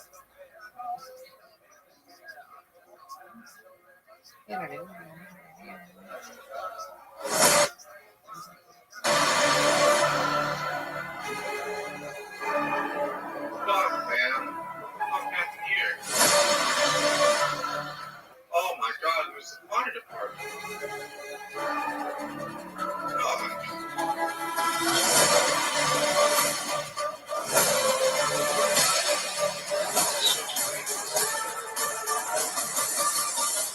Here we go. You guys ready to start tonight's show? This is Kill Tony, brought to you by ExpressVPN, ZipRecruiter, Prize Picks, and Tecovas.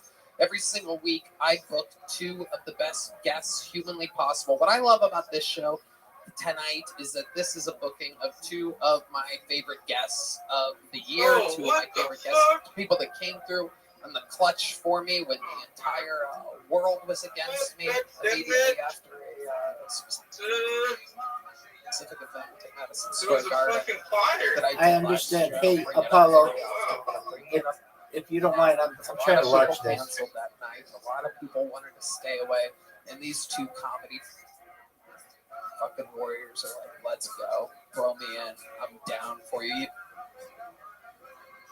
You know, when it's dark, I'm down to play with Tony Hinchcliffe, and they are back here with huge projects selling out around the country.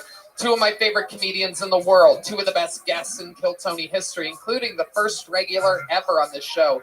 Ladies and gentlemen, make some noise for James McCann and Kim Congdon. Yes. Yes. Kim, have a seat there. James, come over here. Sit right here, James. Come over here. There they are, 2 of the best. James McCann is back. Many people saying a front runner for Guest of the Year 2025. Yeah, there's a lot of fellow autistic men out there looking after their own. Very proud. It's great to be back. They love James McCann. He's doing his first ever American tour. That's right, Tony. Get tickets. Why we're doing Georgia? We're doing other places too. 11 dates. Is one of the best comedians around here at the Mothership and all around the world. Part of the Shane Gillis of Philly somehow mafia, even though you're from Australia. He found you. He takes you around doing arenas all around the world. Yes, it was so good to me at first. I thought at some point he's going to try and fuck me, and he never did. That's true. He never did. He hasn't. He's actually a good man. That's how I always felt about Rogan. I'm still waiting for it at some point. Yeah. I've always been waiting. I'm like, one day there's got to be a reason here. I mean, I know I'm good. I know he sees me work hard, but at any point he's just going to grab me by my waist and do whatever he wants with me. And it never happened. Yeah, you guys are like, it can't be blowjobs forever. You son of a Kim, bitch. get your mind out of Oh. the trunks. No. No. I did not invite you here to make jokes like that, Kim. Hello. Kim Congdon, the first ever regular in Kill Tony history, writing and performing a new minute every week 12 fucking years ago. Back when barely anyone was watching. And now you're a legend doing Brea and Oxnard, May 14th, May 15th, KimCongdon.com, the Kim Congdon Takeover. So you guys know all about the show. You guys are veterans of the game. Over 200 human innocent souls signed up for the opportunity to get pulled out of this bucket tonight. I'm gonna let this fucking little red band fucking stunt man pull the first name. This little fat boy. Oh yeah. And like that, it has begun. While they go wrangle that comedian, when I pull their name, they get 60 seconds. You know their time is up and you have the sound of a kitten. That means they have to wrap it up then, or else they bring up an angry West Hollywood bear, which interrupts them, and then I conduct an interview, and then we all talk to them together. The whole thing's improvised. Anything can happen. Are you guys ready to start tonight's fucking show? Great. Your first comedian doing an uninterrupted minute tonight is one of our favorite old-time, good old fucking golden ticket winners. This guy, a legend. Used to be a fucking fraudster on the streets, and now regularly doing spots with me on the road, with the Killers of Kill Tony, with his own things, with Cam Patterson, always working. It is America's favorite uncle. Make some noise. This is a new minute from David Jolly, everybody. Here we go.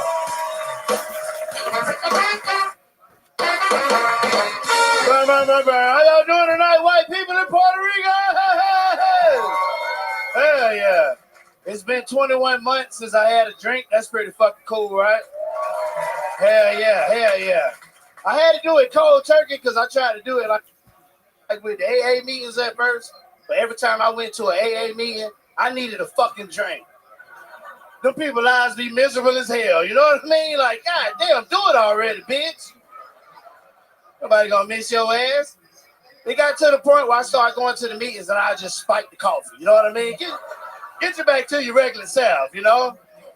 Then it got so bad, I started coming to the meetings drunk as hell, you know? I started coming to the meetings drunk and they'll kick me out of the meeting. I'm like, fuck, you can't keep me out of this AA meeting, man. I'm fucking crying for help right now, you know? You can't kick me out of this AA meeting.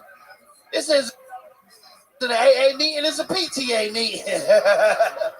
All right, that ain't go as good as I thought it was. All right. Hey, all right, that's what I said. Thank you. Fuck yeah. Hell yeah. One of my favorite lines in all of comedy. That didn't go as well as I thought it was. Yeah. Be real, you know? I love it. David, that was a new minute. This is true. Huh? You've been sober for 21 months. Yeah, well, it's like July 12th or something. I just had to figure a number out, and I can't count that well sometimes under pressure. So it's like 21, 22, some shit like that. It was Juneteenth. It's been a... Boom. Nah, I was drunk as fuck on Juneteenth. Yeah. What is a big day of celebration for you? When do you tend to be happy? You know, I mean, every day I wake up and be happy, man, because I'm alive, man. You know, like, I got a good fucking life. You know what I'm saying? Yeah, you do. You feel me? Like, I'm doing real well. But, like, you used to be a real troublemaker. Does that side of you ever creep up? Do you ever, like, get the urge to, like, write a fake check or anything like well, that? nah. See, the way, what I do now is, a lot of people don't know about this, but sometimes at night, me and Joe Rogan go dress up like Batman and beat the shit out of homeless people. So, wow. Yeah. He's Black Man. Yeah. We just beat You're the fuck out of Robin. You're Robin, but it's spelled ROBIN apostrophe. Yeah, you know how to spell it, motherfucker. That's it. That's fucking good. Yeah. You're the Riddler with a hard R. With a hard. It's got to be a hard R, you know? It ain't right without a hard R. Absolutely. Just like a hard dick. Ain't it right, Tony? Hey! Whoa! I love both. We love both. What else is going on, David Jolly? Shit, man, I was in Portland this weekend. That was pretty fucking cool. Portland. Oh, there you go. Y'all understand what I'm saying? That's a grocery store in his neighborhood. Yeah, no, man. Portland, Oregon, that place is pretty cool, you know. What's cool about it? Shit, I was smoking weed walking down the road and shit. Just police walked by, they ain't even bother me. Well, you were the first black man they had ever seen in Portland. You're right. No, they seen Cam first. That's who shows it was. You know what I'm saying? I was number 2, but it was cool. I seen a crackhead smoking like a crack pipe right in front of the courthouse. It was crazy. Because, you know, everything legal out there. Was there a mirror in front of you? Hey, fuck you, Tony. Fuck you, motherfucker. Yeah. I love you, man. I know. I went to Portland once, and it was the gayest homeless people I'd ever seen. I don't want to... It wasn't a whole lot of homeless people, though. It wasn't that many where I was at. Like, right there by the club. Fentanyl might have cleared that out. Portland's an absolute crazy fucking place. It's terrible. Yeah, it wasn't that bad where I was at. I ain't really do no research. You know, I ain't really like drive around looking for crackheads and that, you know. Fun fact about Portland, in Egypt, this is a fun fact about that I would find it interesting. Last week, he told me that there's a theater there that's that books comedians that makes still to this day mandatory that you're vaccinated for COVID if you want to get into this theater. So you can sit around a bunch of people that get sick 5 times a year. But at least you feel like you did something. I did that. The other thing, they have like, what is it, the sign language lady. And I did a set in Portland with a sign language lady doing my set. And halfway through the set, she just crossed her arms and refused to communicate what I was saying to the deaf people. It's very liberal there. It's very liberal. I feel like the police in Portland lock their doors when they see black people. Well, hey, the show, she was there on Saturday. As soon as I got on the stage, I was like, nigga. She was just doing all kind of shit when I ain't had. Wow. She just stopped at a point. She was calling the police and sign language. Basically that was going on. Throwing up gang signs. Incredible. All right, David. Well, way to get the show started. You did it. That was a new 50 seconds from David Jolly. And it has begun. There we go. All right, let me just say, we don't need to shake everybody's hand as we go off. It's good that you did it with David. You know David, but there's an opportunity to do a cool black.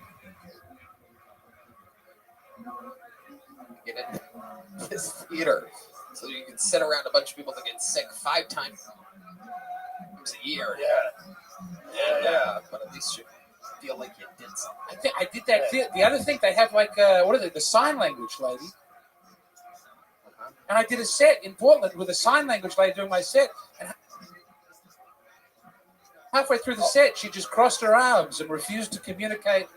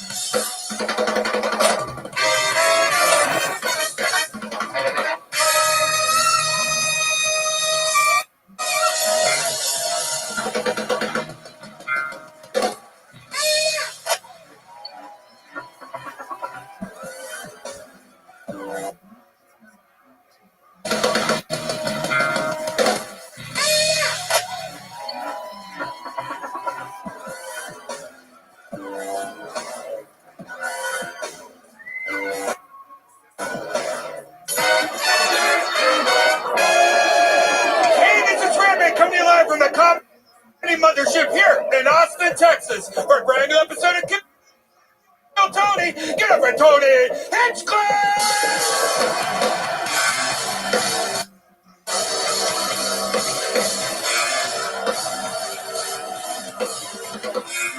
Who's ready for the best fucking night of their lives, huh?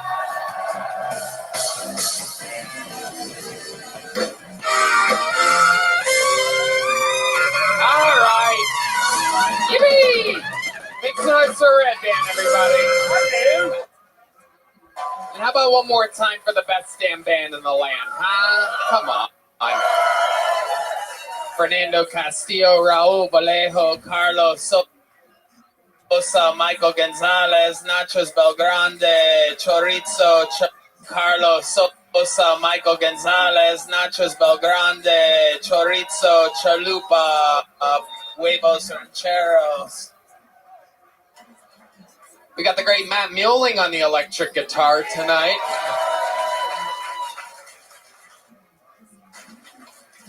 Lacking vitamin D.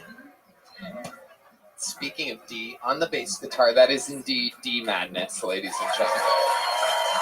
Oh my goodness, what a show we have lined up for you guys on this beautiful Monday evening. Before we get started, here's a little bit more from the amazing sponsors that made it all possible. Internet.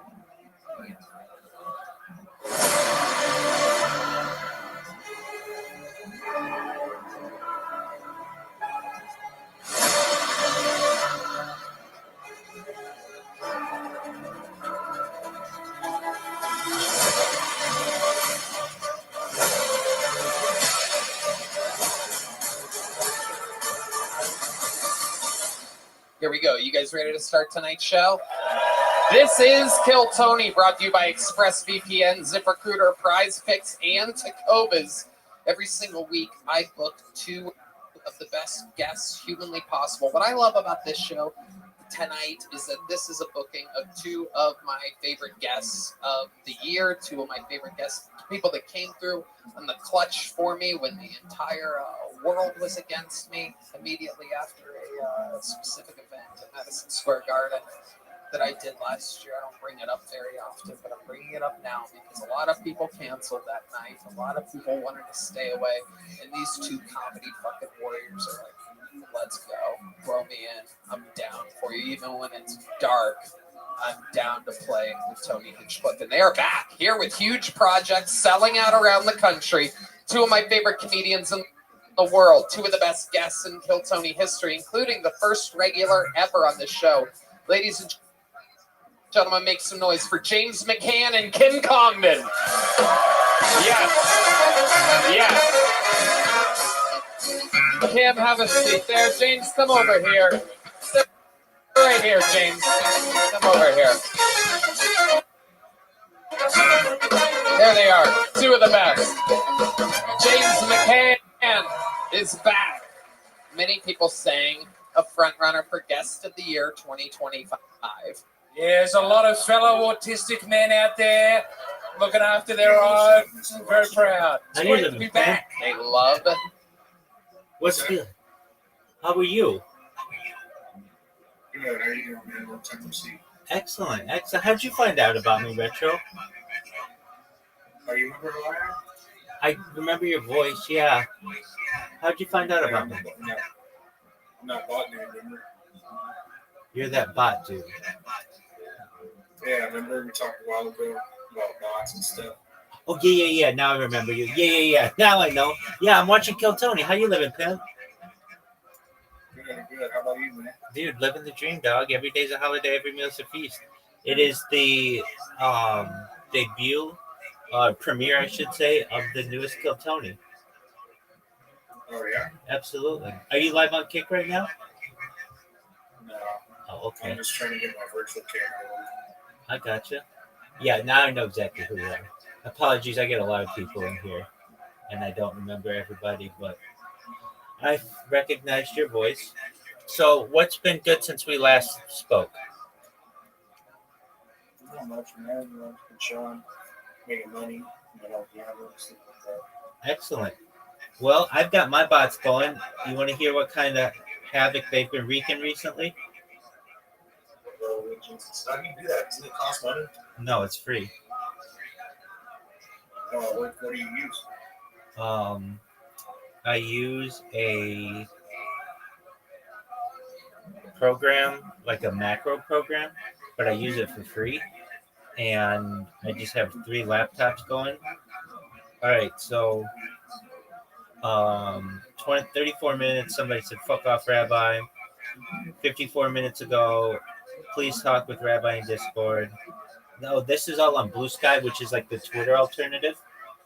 An hour ago, what is Discord, Rabbi? I'm afraid to ask. An hour ago, I will not talk to Rabbi in Discord. I will not talk to anyone in Discord. 1 hour ago, can Blue Sky do something about this Discord Rabbi motherfucker? I've blocked him like thrice today. Someone give me a block list for this fucking Discord Rabbi, please. Somebody wrote an hour ago, leave me alone, Rabbi. Made a huge screenshot of all my spam to them. I'm not spamming them. I just have my accounts are just automatically liking people's posts. But in the post, it gives my link to my Discord. An hour ago, Rabbi spams relentlessly.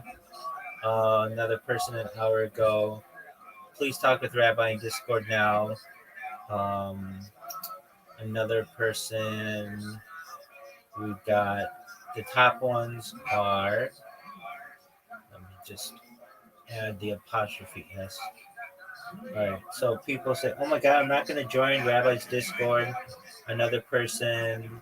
I can't believe I clicked the link. Another person made a meme of me earlier today, and it was pretty funny. It's just like the first frame is somebody like showing like an ID. You know him, and then the next is like 2 kids from it's like 2 cartoon kids saying, "Know him? He's been terrorizing us all month." Next one, please join Rabbi's Discord. Does Rabbi have a Discord? Yeah, so they're working really well. How's Kick? Excellent. How's Kick been treating you? Yeah, all right. You know, streamers are streamers. Are you certainly? Are you verified on Kick or whatever KCIP or Kick partner now? No, I'm trying to, but it's hard. Of all the people who should be Kick partner, it should be you. Yeah, you know, it's not the easiest thing. You need real engagement and shit. So it's a little difficult. All right. But do you like gambling? Yeah, but I kind of think online gambling, a lot of it's rigged. Well, depends on what way you look at it, a good way or bad way. Lately, I've turned up like $3 grand. Can't beat that. But what I mean to say is I can't see the programming for these things, so I don't know all the odds and such, and it can very easily be rigged. Look, I learned back in the day there was this thing called Bodog, and I used to play poker against it, and I always used to lose, just like on the last hand because of bots. And so, you know, that just they can get you that way. What game are you playing on gambling? BC game, like blackjack's pretty good. Sometimes I play limbo. Limbo's kind of like, you know what crash is? What's crash? Crash is like a rocket and it goes up. Like the most part goes up and up and up, and then it crashes at some point. Limbo is like instant. It's like boom, boom, boom, boom, boom. But here in a bit, I'm gonna see if my buddy's gonna join in. If you want to join in this gamble sesh. Oh no. Degenerate up in there. Cool with that. I'm good. Oh yeah, please have him join in here. But yeah, I won't. I don't gamble. All right, you know what Kill Tony? But you could give us some call outs, you know, roulette. Maybe you could say some numbers or something. Oh, absolutely. I'm down for that. 100%. Yeah. Are you a fan of Kill Tony? I've never seen him. Oh, dude. Okay, so this is the premiere, and it just started. So feel free to chill here, and we'll watch the premiere of Kill Tony, okay? It's just gone. It was picked up by Netflix, so it's also on Netflix now as well. Okay,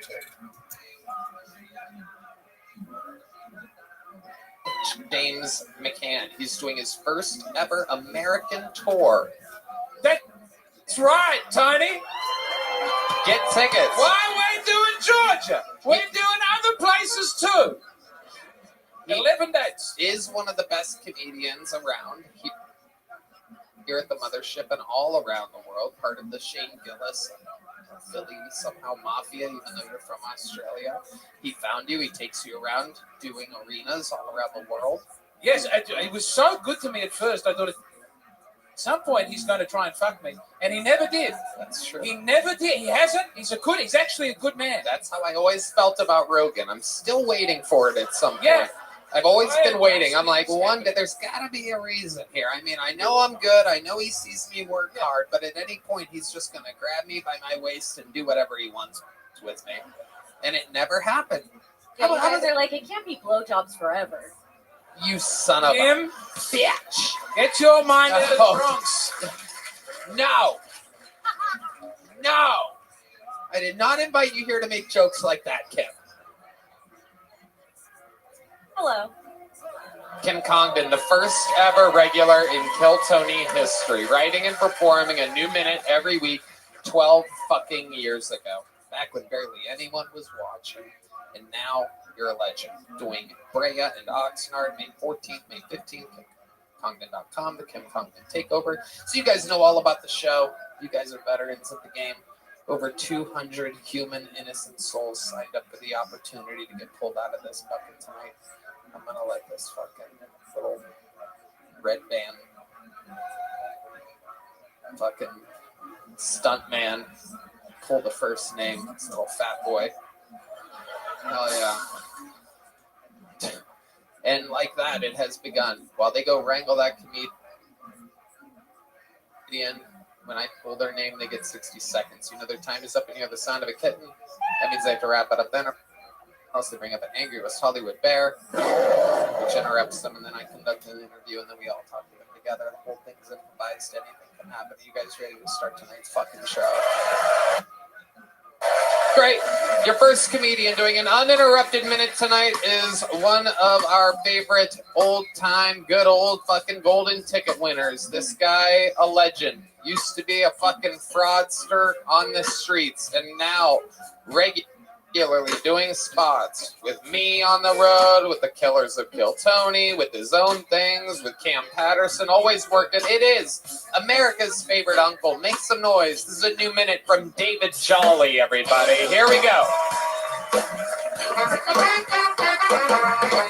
How y'all doing tonight, white people in Puerto Rico?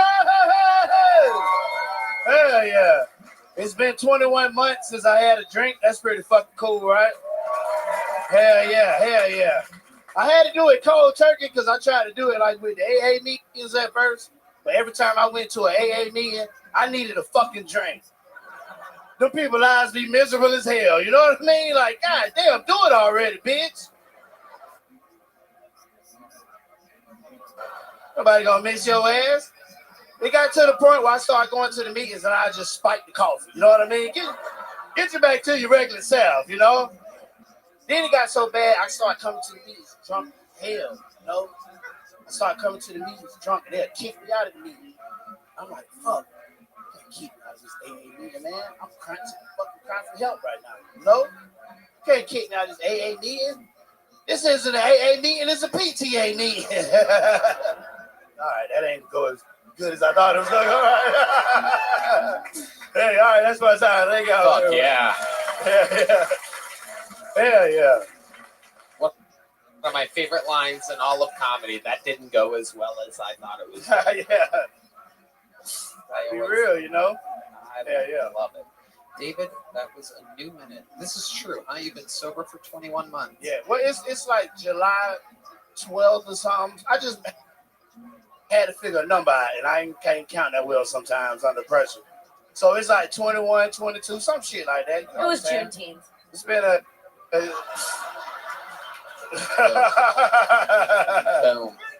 Nah, I was drunk as fuck on Juneteenth.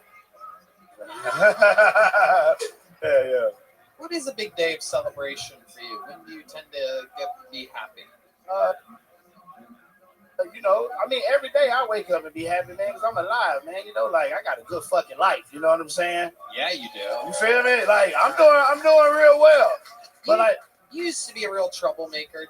Does that side of you ever creep up? Do you ever like get the urge to like write a fake check or anything like that? Well, nah.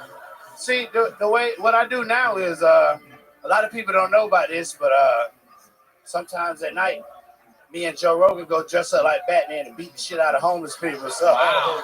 Yeah. He's Black Man. Yeah. We just beat the You're fuck out of Robin. homeless. You're Robin, but it's spelled Robin apostrophe. Yeah, you know how to smell it, motherfucker. That's it. That's fucking it.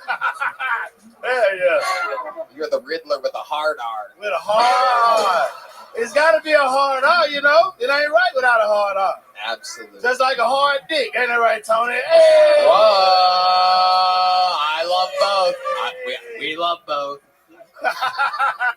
What else is going on, David Jolly? Shit, man, I was in Portland this weekend. That was pretty fucking cool. Portland. Portland. Oh, there you go. Y'all understand what I'm saying? That's a grocery store in his okay. neighborhood. Yeah, no, man. Portland, Oregon. That place is pretty cool, you know. What's cool about it? Shit, I was smoking weed walking down the road and shit. Just the police walked by, they ain't even bothered. Well, you were the first black man they had ever seen in Portland. You're right. No, they seen Cam first. That's who shows it was. You know what I'm saying? I was number 2, but it was cool.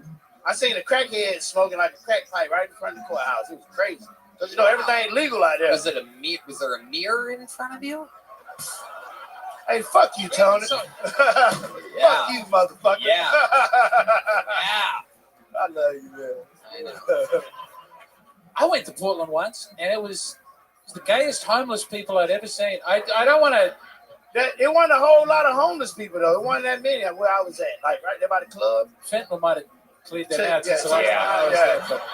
Portland's an absolute crazy fucking place. It's terrible. Yeah, it wasn't that bad where I was at. I ain't really do no research. You know, I ain't really like drive around looking for crackheads and that, you know. Fun fact about Portland, this is a fun fact you thought that I would find it interesting. Last week, he told me that there's a theater there that's that books comedians that makes still to this day mandatory that you're vaccinated for COVID if you want to get into this theater. So you can sit around a bunch of people that get sick 5 times a year. But at least you feel like you did something. I did that. The other thing, they have like, what is it, the sign language lady. And I did a set in Portland with a sign language lady doing my set. And halfway through the set, she just crossed her arms and refused to communicate what I was saying to the deaf people. It's very liberal there. It's very liberal. I feel like the police in Portland lock their doors when they see black people. What? Hey, the show, she was there on Saturday. As soon as I got on the stage, I was like, nigga. She was just doing She was doing all kind of shit when I ain't had. Wow. She just stopped at a point. She was calling the police and sign language. Basically that was going on. Throwing up gang signs. Incredible. All right, David. Well, way to get the show started. You did it. That was a new 50 seconds from David Jolly. And it has begun. There we go.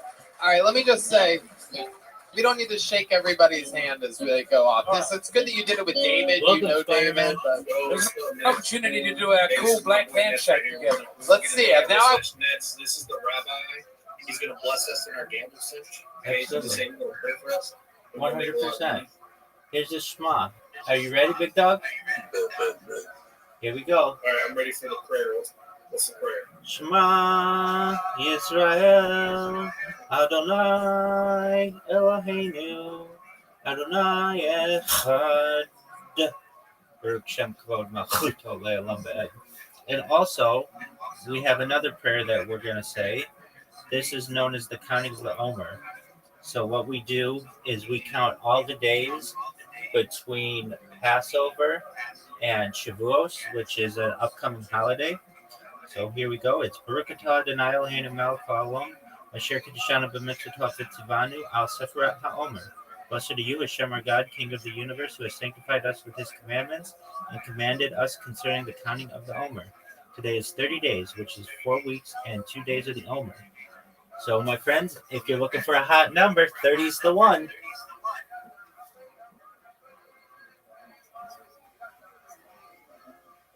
So you said 30 is the number? Yes, sir.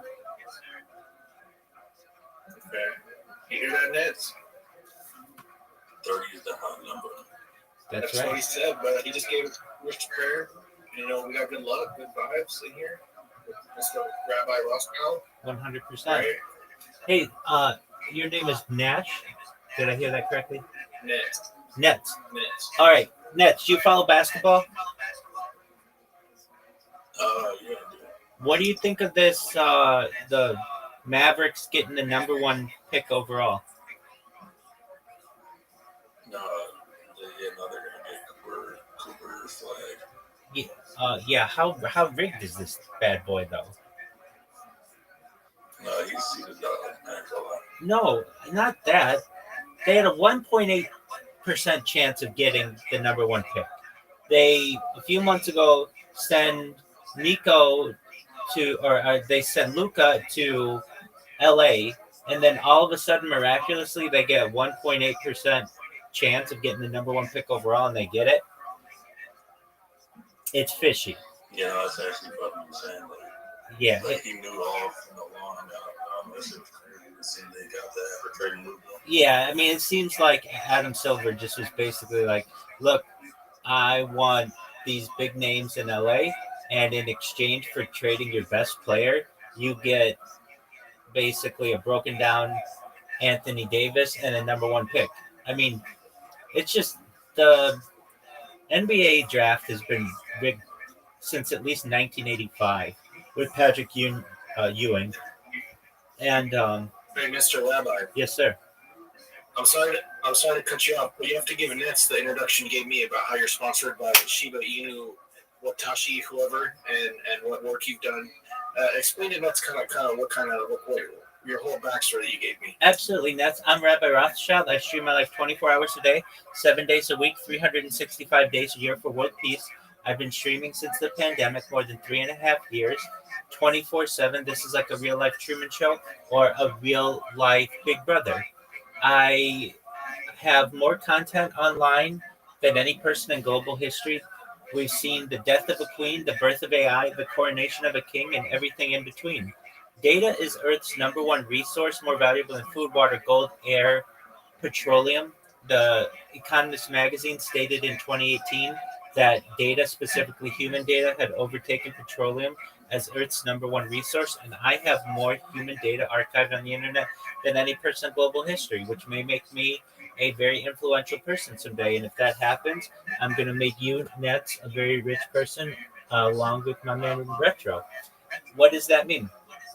I talk about things that are going to change the world, and when they do, I'm going to give you all the money that you need to be able to help your friends and your family create generational wealth and start charities and philanthropic organizations of your own. What do I talk about? Ending world war, first of all. I want peace everywhere, but ending world hunger through the use of technology such as agricultural drones, floating greenhouses, saltwater greenhouses, hydroponics, vertical farming, cloud seeding. I want to help end world thirst. I'm sponsored by a cryptocurrency. It's known as Harry Potter Obama Sonic 10 Inu. It's worth about $100 million. With this project, we've built wells in Nigeria to help end world thirst, which I want to continue doing projects like that. I'm a major advocate for the LifeStar program, but most importantly, I'm an advocate for desalination technology, where we pump Earth's seawater onto land and make it drinkable. I talk about other things that are going to be interesting to the world. I think anti-gravity, antimatter, faster than light travel, faster than light communication, quantum computing, cryptocurrency, alien disclosure, de-extinction. People don't know this, but the first successful de-extinction took place in the year 2003 with the Pyrenean ibex, which was a goat located in northern Spain, southern France. Fast forward to the year 2021, a company out of Dallas, Texas is founded, known as Colossal Scientific. They've made it their goal by 2028 or within the next 3 years to reintroduce the woolly mammoth into the Arctic Circle using African elephant surrogates. They just recently reintroduced the dire wolf. Following the reintroduction of the woolly mammoth, they want to reintroduce the Tasmanian tiger, followed by the dodo bird. I think this is just mind-blowing information, and I want the world to know about it. How is this going to help you in addition to perhaps making you extremely rich? I want to help you to live longer. And so how do I want to do that? This is all with your consent, but I want to give you the money to be able to take advantage of life extension technology. Things like oxygen therapy, human growth hormones, stem cells, cryogenics, nootropics, things like cold shock therapy and ambrosia therapy, so that you can extend your life longer than the average life expectancy of when you were born, which is probably about age 80. I want to get you to age 100, 120. But at 120, you may say, Rabbi, it's been a really great run, but my body's starting to break down. What's the next plan? Well, the next plan is, again, with your consent. That's very important. If you just want to die at age 80 or whenever, naturally you can. But if you want, there's another type of technology that I want you to be able to utilize. And that type of technology is known as mind uploading technology, where we scan your brain like a CAT scan or an MRI into a computer, knowing where every atom is in your central nervous system and your peripheral nervous system, for later download as an android, an avatar, a cyborg, a cybernetic being, a clone of yourself, a robot, an ethereal being, whatever you want to be. But essentially what I'm saying to you, Nets, and I'm saying to you, Retro, and I'm saying to our new friend, Pandroid, here is, I think that you may have an opportunity at digital immortality. What are your thoughts on that, Nets? Fuck it, I consent. Bro said he consent. No, don't give me the consent. This mess comes on here and be like, I give my consent. Excellent. Bro, that's crazy. Excellent. Hey, what's going on, Pandroid?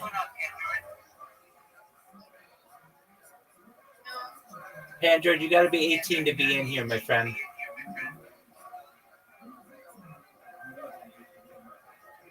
Bro sounds like a kid. Yeah. Kick him. Yeah, Pandroid. Kick him.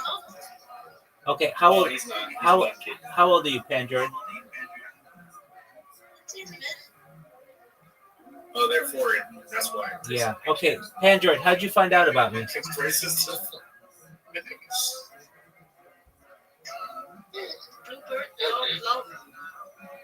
You found out about me from. Oh yeah. You found out about me from that Pinterest blog? Yeah, the sewing blog. Wow, that's amazing. Okay, very cool. Well, we're just chilling. I've just met. I've known Retro, but I just met his friend Nets, and they're gonna do some gambling. So feel free to observe what they're doing. We also have Kill Tony premiere episode tonight, so feel free to chill. Okay.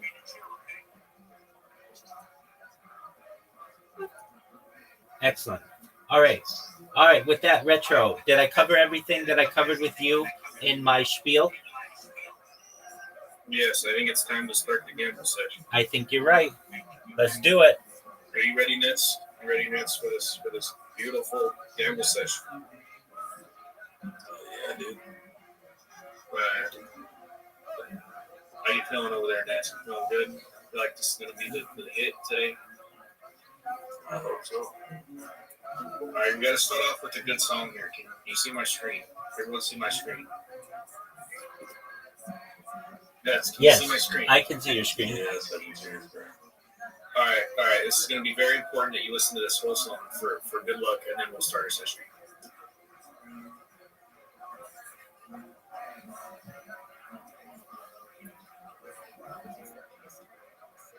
Doug, how the fuck don't you have an ad blocker? You know, I don't know. Dude, you're wasting your time and you're wasting everybody else's time. Download uBlock Origin or just use the Brave browser.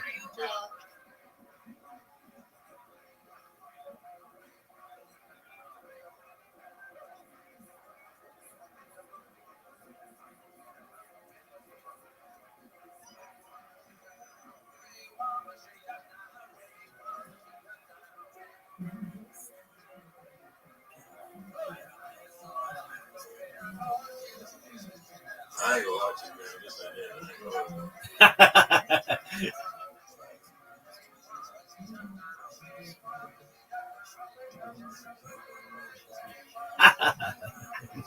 Nets is hilarious.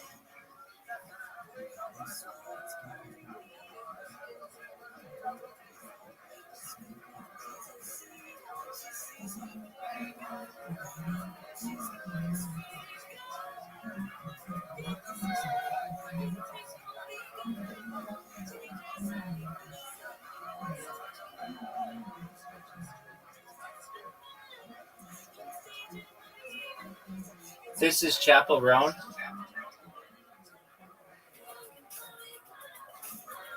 Oh yeah, it is.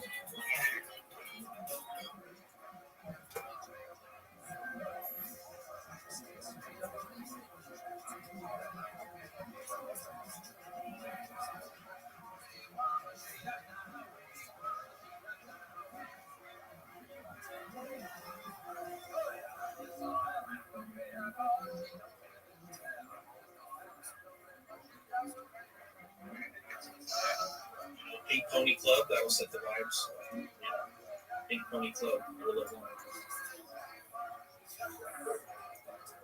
Okay. What are we doing? Nets BC game or state? What's the move? I guess.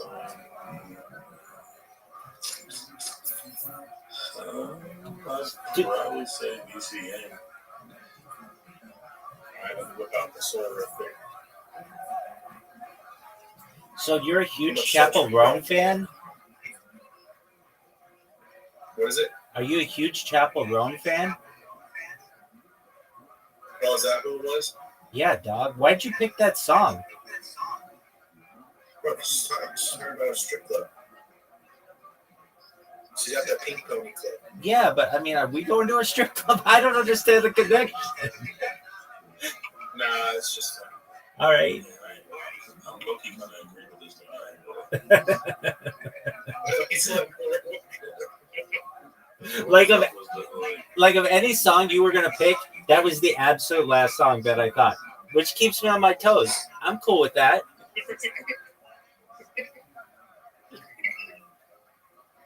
Facts. Big facts.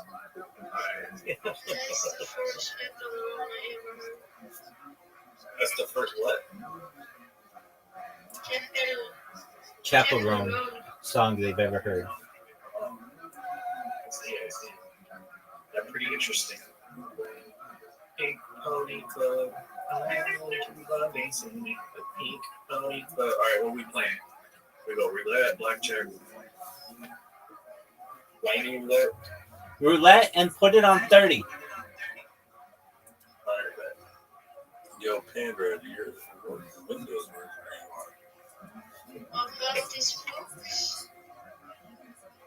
That's crazy. Ask it in your Windows version. what the hell? See if they install this EXE. For real, Retro, you need to get All right, what are we doing next? You need to get U-Block Origin, or just use Brave. What are we? What, we got 3, 9, 11. It's 30. 0 and 5.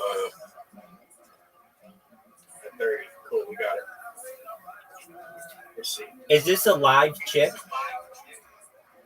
Yeah. But that 5 could be good.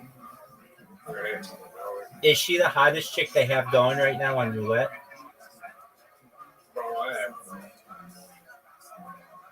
You're gonna wait. I can't answer those questions. Oh, okay. Well, I'll answer them for you. I think This is crazy. They repeated, right? Double it. Took one on 32. Okay. 36-24. What else? Another one on 11. Yep, another one on 9. Whatever. It's split. We're about to get times 5 coming on that 30. Ooh. dude, they 30. 50. Let's go. Come on, 30.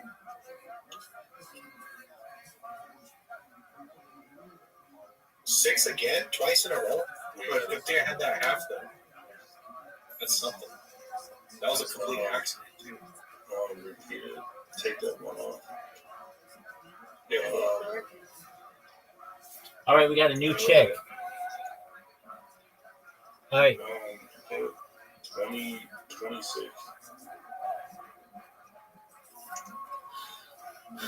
Another one on 11. Dude, they could get so much hotter chicks. You know, yeah, it's bottom of the barrel for sure.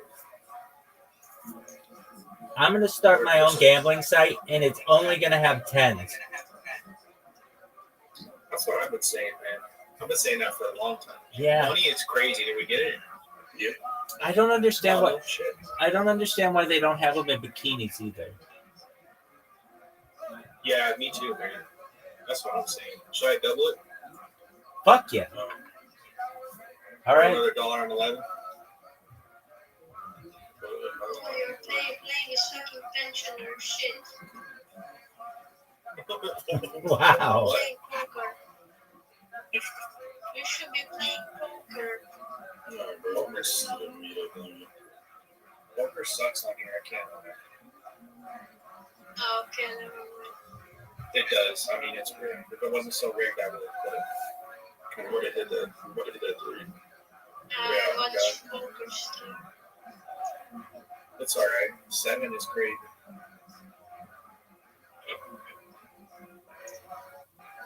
All right, never let that. Put another dollar on 3. Another dollar on 3. Okay. 0. Put 3 on 33. 3 on what? 33. No, okay. Oh, 33? Yeah, I was saying 3. Sorry, bro. All right. 3, that's small. Low key. Sorry, we need 3 right here. We don't need that.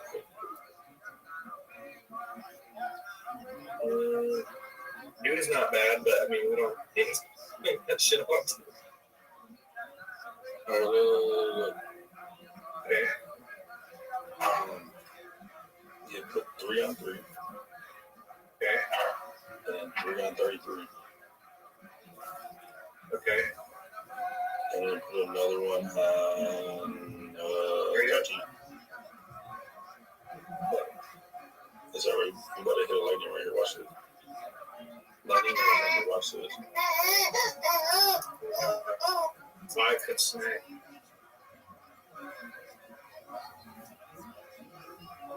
Oh, we don't have 35 covered though. 21 is crazy. It's all right. So everybody's want to get paid. It's 13.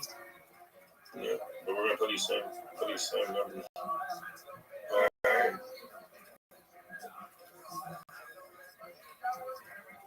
Going on 16. Oh, we got 16. Okay. All right, let's get paid, bro. Is she actually throwing the ball? Kind of. How is it kind of? Like she's like spinning it, but it's also on like, kind of sort of brick at the same time. 13 is crazy. Can we get 13? Oh, we did. Cool. Fuck yeah. There we go. Good call. You one more time? No. Take it off. Clear the board. Clear the board. Hey, no, what? 3, 5, 9, 11. And what else? 0. 24, 36, 9, 0. Okay.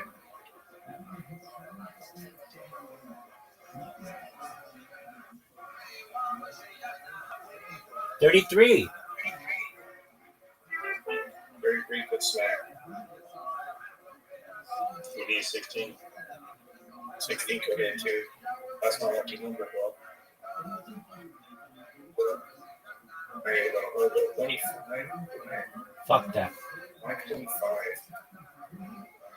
All right, now 26. Okay. 32. Okay.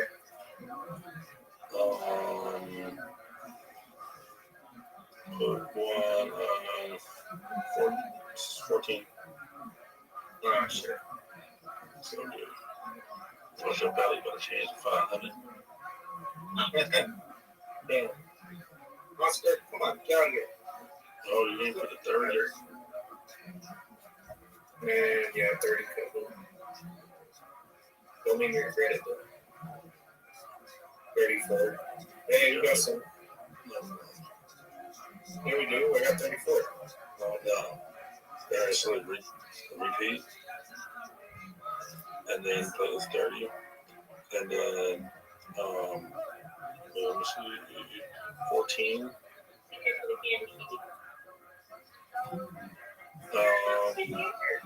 29. Everybody just like me though. What's this? Everybody just like that. At 26.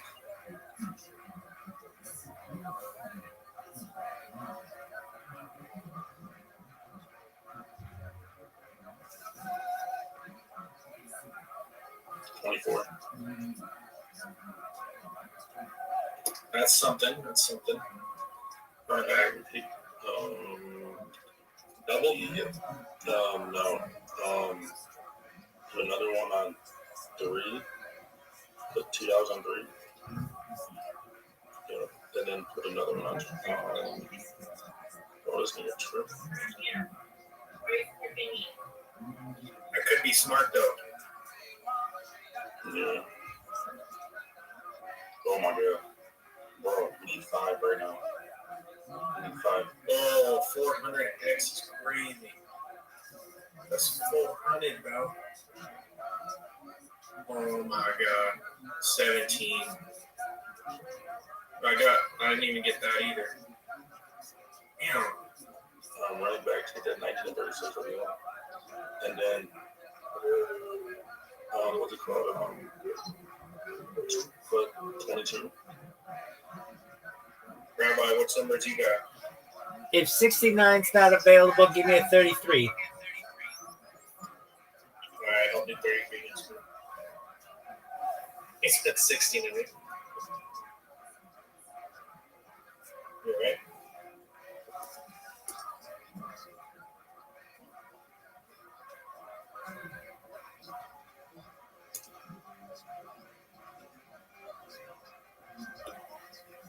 I told you to get.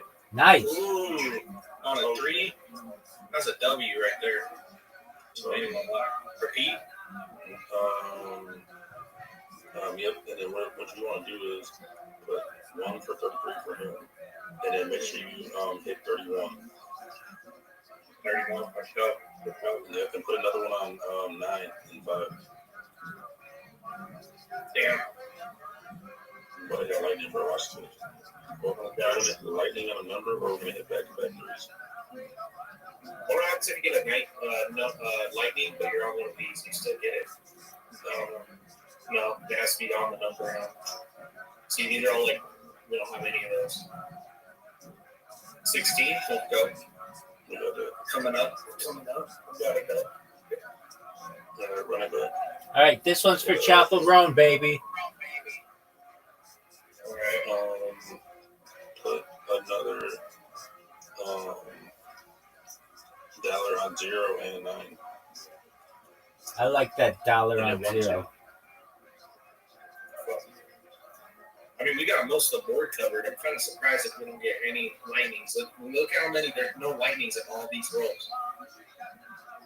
Like, there ain't no way we're going to get a lightning. At least on one of these. You feel me? Come on, 0. 27. Did we get 27? No. Wow. Don't repeat. Okay. Fast. 0, 3, 5, 9. Okay. 11, 1, 2. Okay. 24, 32, 36. Double. Oh, shit. Next one over. Now we're all good. About to hit again. Watch this.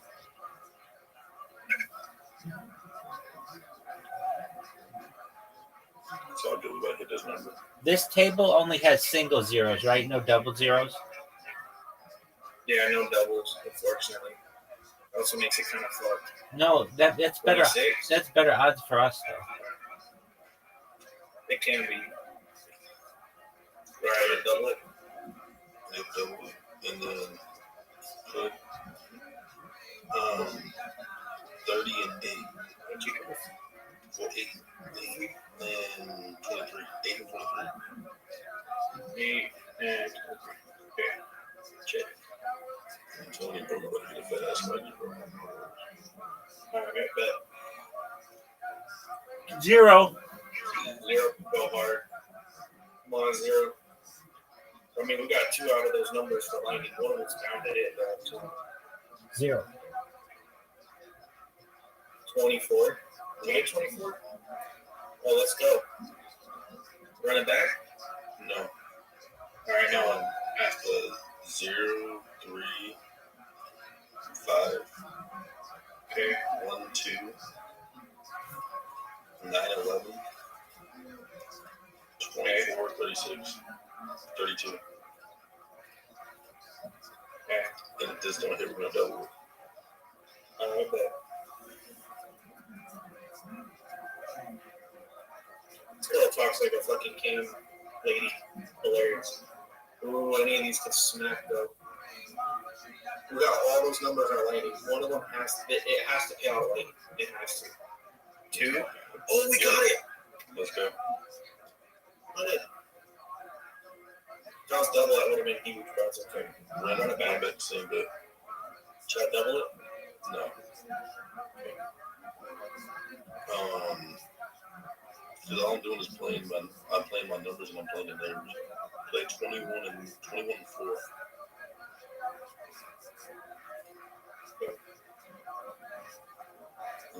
You better withdraw over there. Keys is the night boy. A little racky.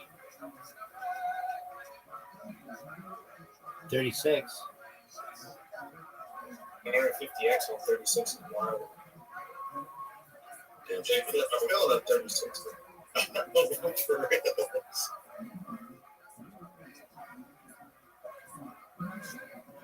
Turn it up a little bit so you can hear it. 2. 2 again? I'm gonna eat you alive. Bro, Charlie, don't get banned.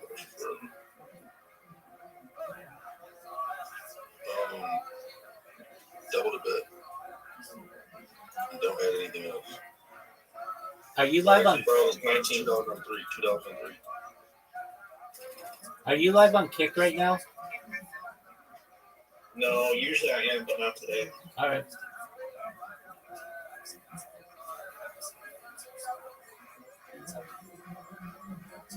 16 my lucky number, man. Should have hit 16. Can't even lie. Why is 16 your lucky number? Because my birthday's the 16th. There you go. So, 20? Yeah. Doesn't want to matter anymore. I won that money though. Run that back. And then put.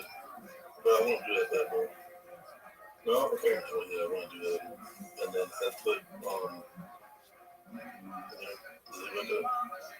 Alright. I'm telling you, bro, you about to eat on this. You about to eat on this 3. Someone sent their username as their email. Who does that? 11. 36. Oh, 500x, bro. That's 1,000. Get it. So 36 would be like 400. 3. Told you. What did I just tell you, Retro? That's huge. That's huge. What did I just tell you? 250. Bro, they're smacking. Repeat. Yes. Take off the 5 on the 3. And put 2. And then right now put $2.25.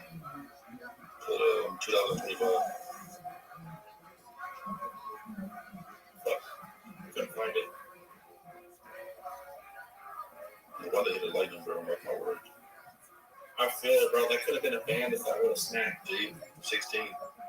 That's your Dude, number. that could be a band, bro. That's your number. So it's 30. 30 was the number 2. Either of them. Bro, 16 could be a band. I'm not even gonna lie. Literally. No way! That's a band! That's a band!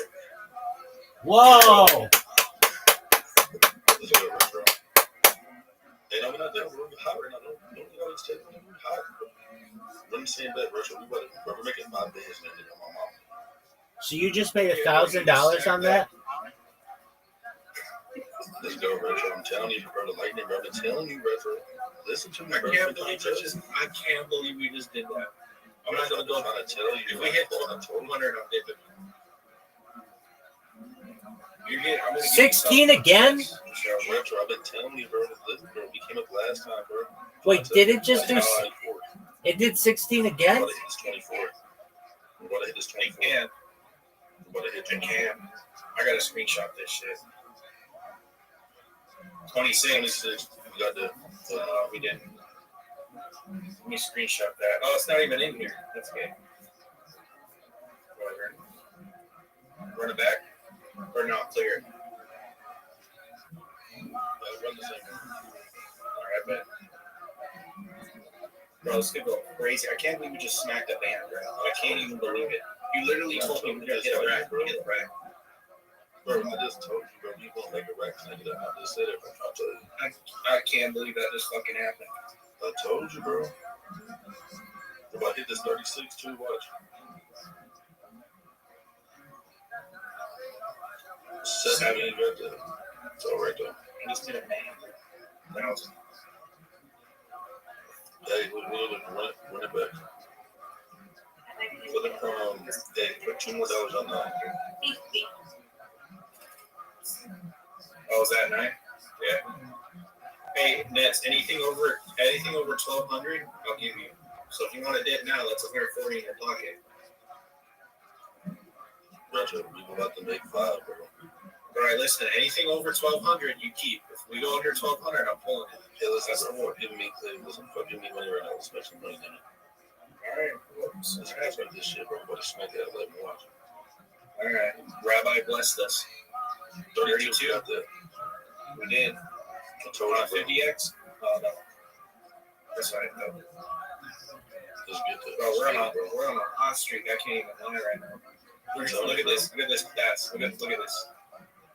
Retro, I've been trying to tell you, bro. Last time when you got drunk as fuck, bro, we came up 700, bro. I'm trying to tell you, bro. Fuck with me, bro. I know. I should have. Now I'm sober. You know, she spun the fuck out of that shit. Yeah, Retro, I'm trying to tell you, bro. We about to hit, bro. We about to hit this 9, bro. We're getting lightning 9, bro. Look at so many lightnings. 1, 3, 11, 30. One of those guys this time. Let's get it, bro. I'm trying to tell you. That's 100 to 200 on each one. You turn the AC on. You go for like 25 minutes. 13. We ain't got that. Just run there. Just run it back. Is P? You got people on there. Did you change it? Hey, put $2 on 8.3. Shit. Sorry.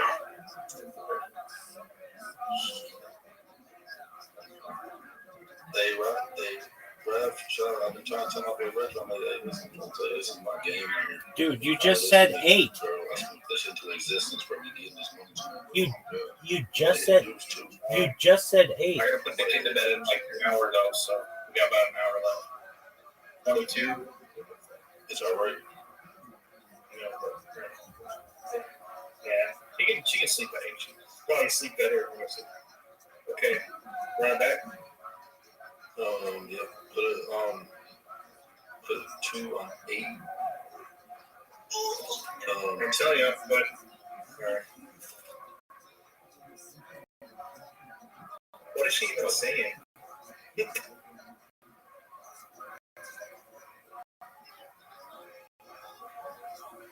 This bitch looks like a straight fucking alleyway.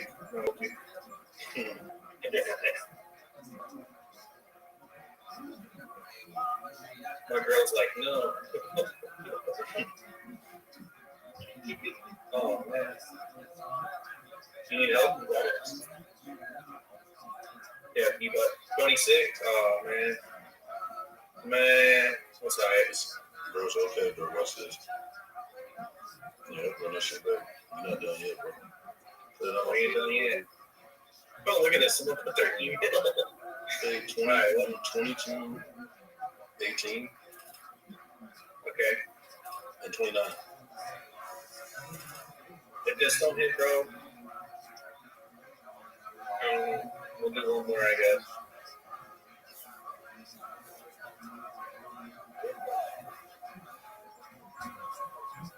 Any of those could be good right now. We need some juice. We can't be running on this. I ain't gonna hold you, Nets. 33? Oh. How much even is that? Barely enough to bet. We got so many numbers. It's a thing. Okay, take out the bet. All right. This will do 0, 3, 5/9/11. 2436. And double it. Oh, that's one. Next one. And then you want to eat again, bro. Watch this. Rich bitch is singing Adele right now. You want to hit that 5. That's my birthday. My birthday.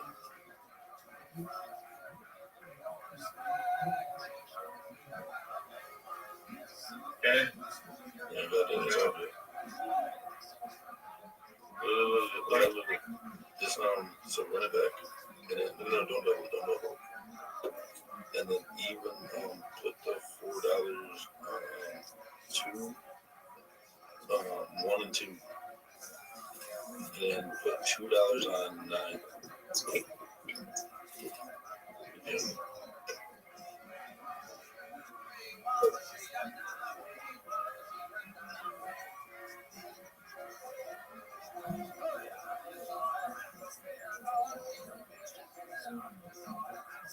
Let's go. What you have for breakfast, lightning?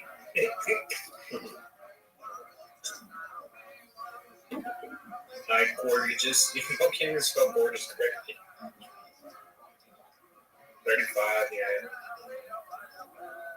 It's okay. It's okay. It's got to start paying more lightnings. Though there's not enough lightnings. I double it. No. Put down 13. Okay. 27 and 6.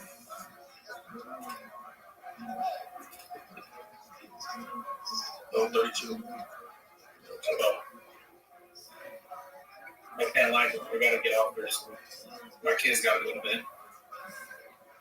Dude, you made $1,000. You should I be. know, that's what I'm saying. Then pull out, baby. 13. I'm on 13. For the boys back home, 16 is crazy, but we got it. Again. 16 is your number. They just do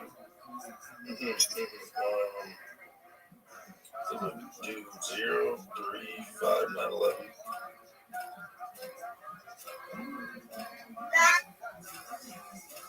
$24.32. Watch this, bro. Better hit a lightning, bro. My mom in there.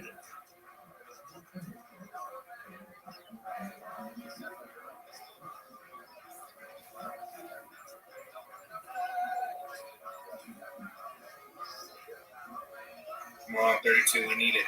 32, baby. We need 32. 31 is crazy. Wow. Right there, too. Big dog, pull out while you're ahead. Pull out while you're ahead. Do what? Pull out while you're ahead. Pull out? They do. I say do one more snap with these numbers. All right, do one more, but go ahead. 33. Go ahead. Go home a winner. Oh, shit. 6 plus 1, 33. Yellow. Come on, 33. 11, 31. We need that 11. Get this 11. Come on.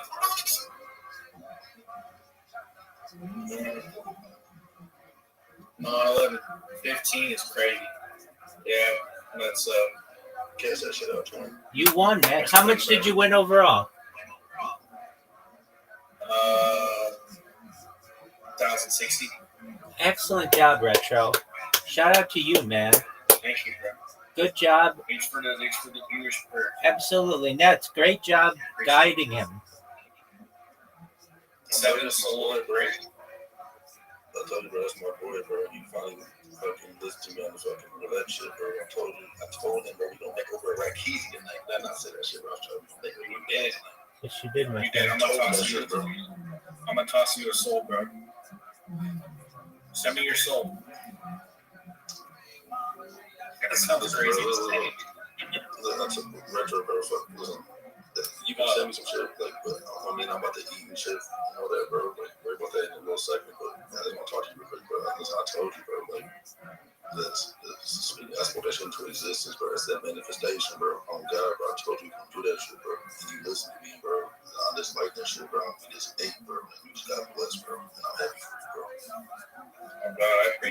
it's going up a lot.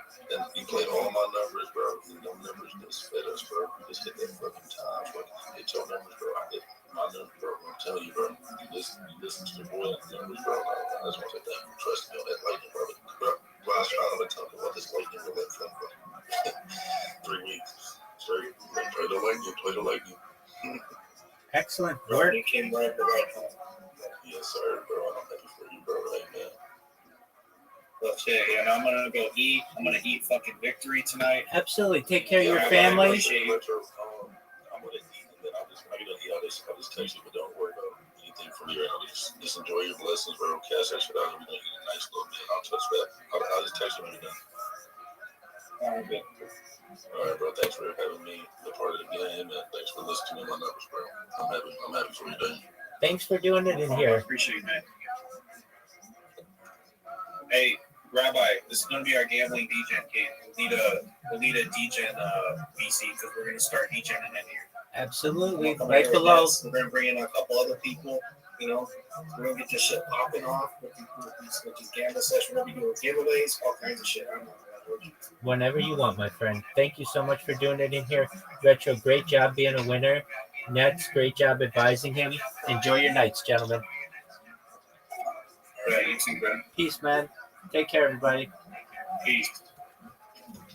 Peace out, man. Well, that was fun. Now I want to see it. Let's do it. Wow. Oh, shit. Wow. All right, David. There you go. Appreciate it. There you go. There he goes, everybody. David Shaw. All right. Oh, my God. You know what that sound means. The lovely Heidi has arrived. Wow. Absolutely incredible. Old car horn indeed. All right, your first bucket pull, people. This is where it goes down. This is where stars are born and idiots are found. Anything can happen. This is Kill Tony. Your first bucket pull of the night is Joseph Paul Alampi, everybody. Joseph Paul Alampi. Here we go. I would exterminate those bugs like I was in the party in the 1940s. For room and board, of course. That's a callback. Okay. Let's give it a round of applause for Mary. Everybody, Mary, Mary.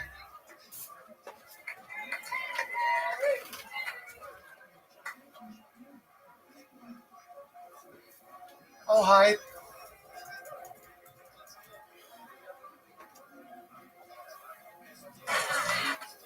Wow. All right.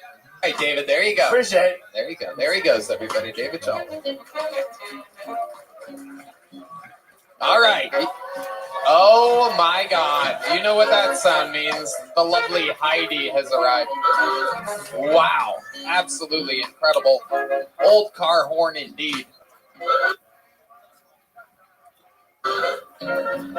All right, your first bucket pull, people. This is where it goes down. This is where stars are born and idiots are found. Anything can happen. This is Kill Tony. Your first bucket pull of the night is Joseph Paul Alampi, everybody. Joseph Paul Alampi. Here we go.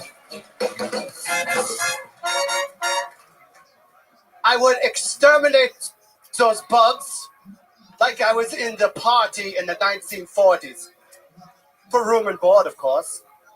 That's a callback. Okay. Let's give it a round of applause for Mary. Everybody, Mary, Mary.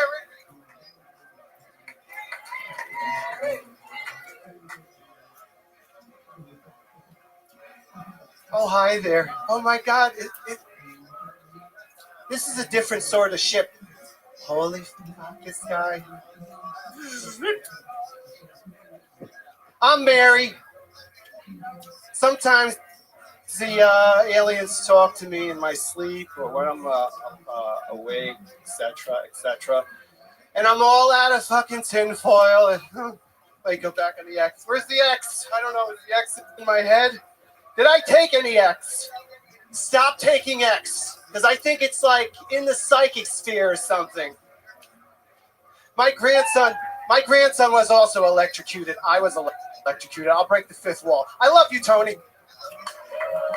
Wow, shockingly, unbelievably, incredibly, unbelievably, shockingly bad. I mean, just... Wow, nothing Kim Congdon. Dude, when he came out, I swear to God, I thought it was Roseanne and she finally got dementia. God. He looks like the dude from that movie Split. It's Adam Gay. Okay, Red Band. Maybe put that fucking mic down permanently. Lock it up. Lock it up. Okay. You know, in Back to the Future, where Michael J. Fox plays his parents' generation, your kids are going to love that. You're not ready for it yet. But that's 20 years' time. I'm doing the most charitable read I can, friend.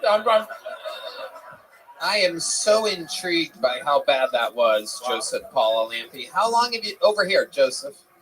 Look right at me. How long have you been doing stand-up comedy? About a year, 2 About years. a year. Now, did you prepare anything? It seemed like that was very improvised. What do you have written down on your hand there? I love talking to you now, this like real guy that's like, fuck, I fucked up. Some dude in a wig that just like fucking bombed, man. I love it. No, It must be crazy to bomb in a moo-moo.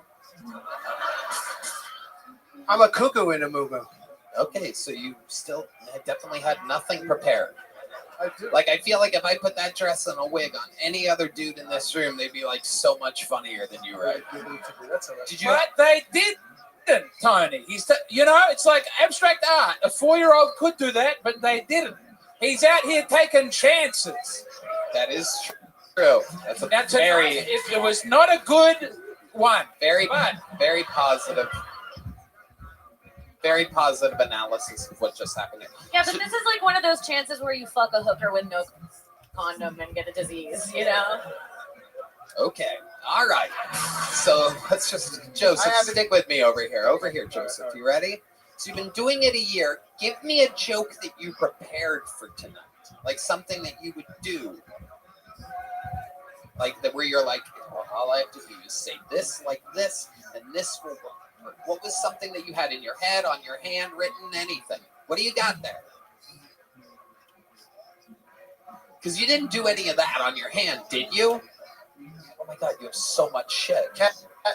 You have writing all over your hand. You did nothing. You said, wow, look, there's a man. Can I read one? No. Let Joseph fucking say, what do you think the best joke that Well, I just have stories or whatever, like Cat Piss Girl. What does that mean? So Cat Piss Girl, I didn't have sex. I still haven't sex. Right now I have sex. So I didn't have sex for like 2 years. And I moved to Tampa. And so I was, I was talking to this girl outside for like a half hour, and I believe she was intoxicated. Joseph. Yeah. Keep going. Okay, sorry. You're so desperate for a laugh that like somebody sneezing in the crowd throws you off. Like, oh, is that a laugh?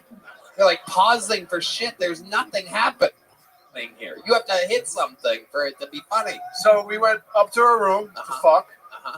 She starts blowing me. Except the smell of ammonia made my dick go soft. And that was it.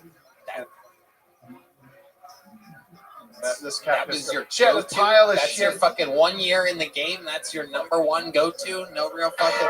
Wow, they fucking hard. Joseph. Oh, oh my God. How old are you? 50. What?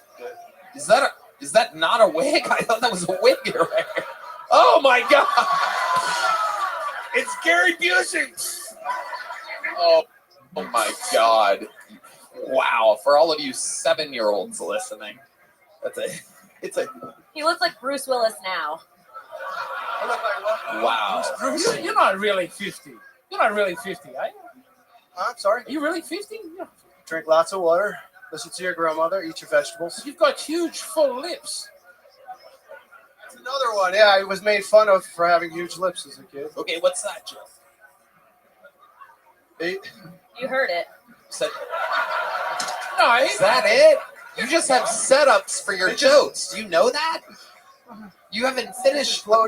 They used to call me blowjob boy. Okay. Yeah. So whoever called you blowjob boy should be the one signing up for the show.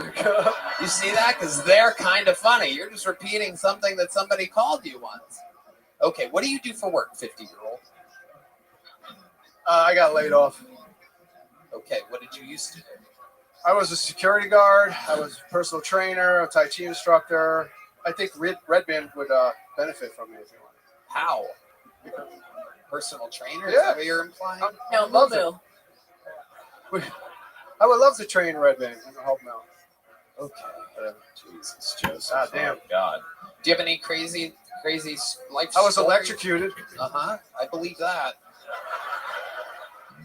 I definitely believe that. Ralph flew right off. There you go. All Oh, right. yeah. Hey, RoboCop. he does. Okay. He does Wow. look like Can Powder. we get a couple if he more lost all his references powers. from the 80s, please, Red Band? Can we get perhaps another Gary Busey or RoboCop reference? What do you got? You guys. There you go. All right. There it is. There we go. It's got a lot of energy tonight. Is there any redeeming quality about you whatsoever? You did nothing funny. I like that it's kind of character-y, but you did fucking nothing. You got electrocuted once. People made fun of you. What else? Well, you don't want to hear how I got electrocuted? If it's interesting, Yeah. my guess is it was a fucking accident. So I used to play outside of a deli, and they didn't ground the ice box, the ice sheet. So I put my hand on the one pole and the other pole, and That's it. then I did it again. That's the story of you getting electrocuted. This is the hardest. Yeah, go ahead. Sorry. Fucking fuck me. No, it's Fuck my ass, Tony. No. Stick with Fuck me in the ass. Stick with me, Joseph. That's better. No. That's better. That's a character. What about your big fucking blowjob lips? Did they ever make fun of your big blowjob lips? You have beautiful emerald eyes. That's the. See, you said it there at the end. I have beautiful lips. That's it. No, I said emerald eyes. I was gonna do it as Mary, but Okay, you know what? shut the fuck up. Joseph Paul Alampi. There's something in there, man. I see it, right? You can kind of see it when he gets mad. You can kind of There might be a comedian inside of you. read another joke off your fucking hand. Well, I went to an all. You've been doing this a year. Hurry the fuck up. Also, keep getting angry at Tony. That was great. If a tree falls in the woods, doesn't make a sound if nobody's there. If I say the N word in the woods, do ninjas start to fall out of the sky? Because whatever the fuck I was. Nothing makes any sense with you. I gotta get you out of here, Joseph. Jesus Christ. You know what? I don't think you get a little joke box. Joseph Paul Alampi. Maybe next time. Sign up again, Joseph. James, seriously, do not fucking fist bump everybody that comes out here. It's so annoying. Stop. It's fucking retarded. What are you, making friends? Are you networking here tonight? It's a lonely city. It's not. Another 3-word name coming at you. Ladies and gentlemen, another bucket pull. Clearly, fucking anything can happen. Clearly, this show is not produced at all. Hi there. This podcast is sponsored by Talkspace. May is Mental Health Awareness Month, and Talkspace, the leading provider of online therapy, helps you face whatever is holding you back with a caring licensed therapist. With Talkspace, you're not alone. 1 in 5 adults in the U.S. experience a mental health condition each year, but less than half of people who need treatment receive it. It's the Talkspace mission to help close that gap by making high-quality therapy and psychiatry more convenient, fast, and affordable. It's easy to get started. You can easily sign up online and get paired with a licensed provider, typically within 48 hours. Talkspace makes getting help convenient. You can take your appointments from the comfort and privacy of your own home and exchange text, voice, or video messages with your therapist, too. Talkspace makes it easy, accessible, and affordable to face your challenges, whether it's a mental health condition, relationship conflicts, past trauma, or everyday stress, and find your path to move forward with resilience and peace. Plus, most insured members have a $0 copay. Now let my man Ray-Ban tell you more about why we love Talkspace. I love Talkspace. I think therapy is amazing and can lead to some real moments of transformation. Talking out my feelings to a licensed therapist has helped me tremendously. Yes, it has. Take care of yourself this month and every month with Talkspace. Talkspace is in network with most major insurance plans, but if you pay out of pocket as a listener of this podcast, you'll get $80 off your first month with Talkspace. When you go to Talkspace.com/Tony and enter promo code SPACE80, that's SPACE80 to match with a licensed therapist today. Go to Talkspace.com/Tony and enter promo code SPACE80. This podcast is sponsored by Shopify. You know, the origins of this podcast were once just a dream. That dream turned into the podcast and business you are listening to today. Starting your own business is a dream a lot of us share, but too many of us let it remain just a dream. Don't hold yourself back thinking, what if I don't have the skills? What if I can't do it alone? Turn those what ifs into why nots with Shopify by your side. Shopify is the commerce platform behind millions of businesses around the world and 10% of all e-commerce in the US. From household names like Mattel and Gymshark to brands just getting started. What if I can't design a website? Shopify's got you from the get-go with beautiful ready-to-go templates to match your brand style. What if I need a hand? Get help every day with tasks like enhancing product images, writing product descriptions, or generating discount codes with Shopify's AI tools created for commerce. Red-Ban. What if people haven't heard about my brand? Shopify helps you find your customers with easy-to-run email and social media campaigns. And what if I get stuck? Shopify's always around to share advice with their award-winning 24/7 customer support. Turn those dreams into and give them the best shot at success with Shopify. Sign up for your $1 per month trial and start selling today at Shopify.com/Kiltony. Go to Shopify.com/Kiltony. Shopify.com/Kiltony. Make some noise for Isaac Kane Brown. Isaac Kane Brown.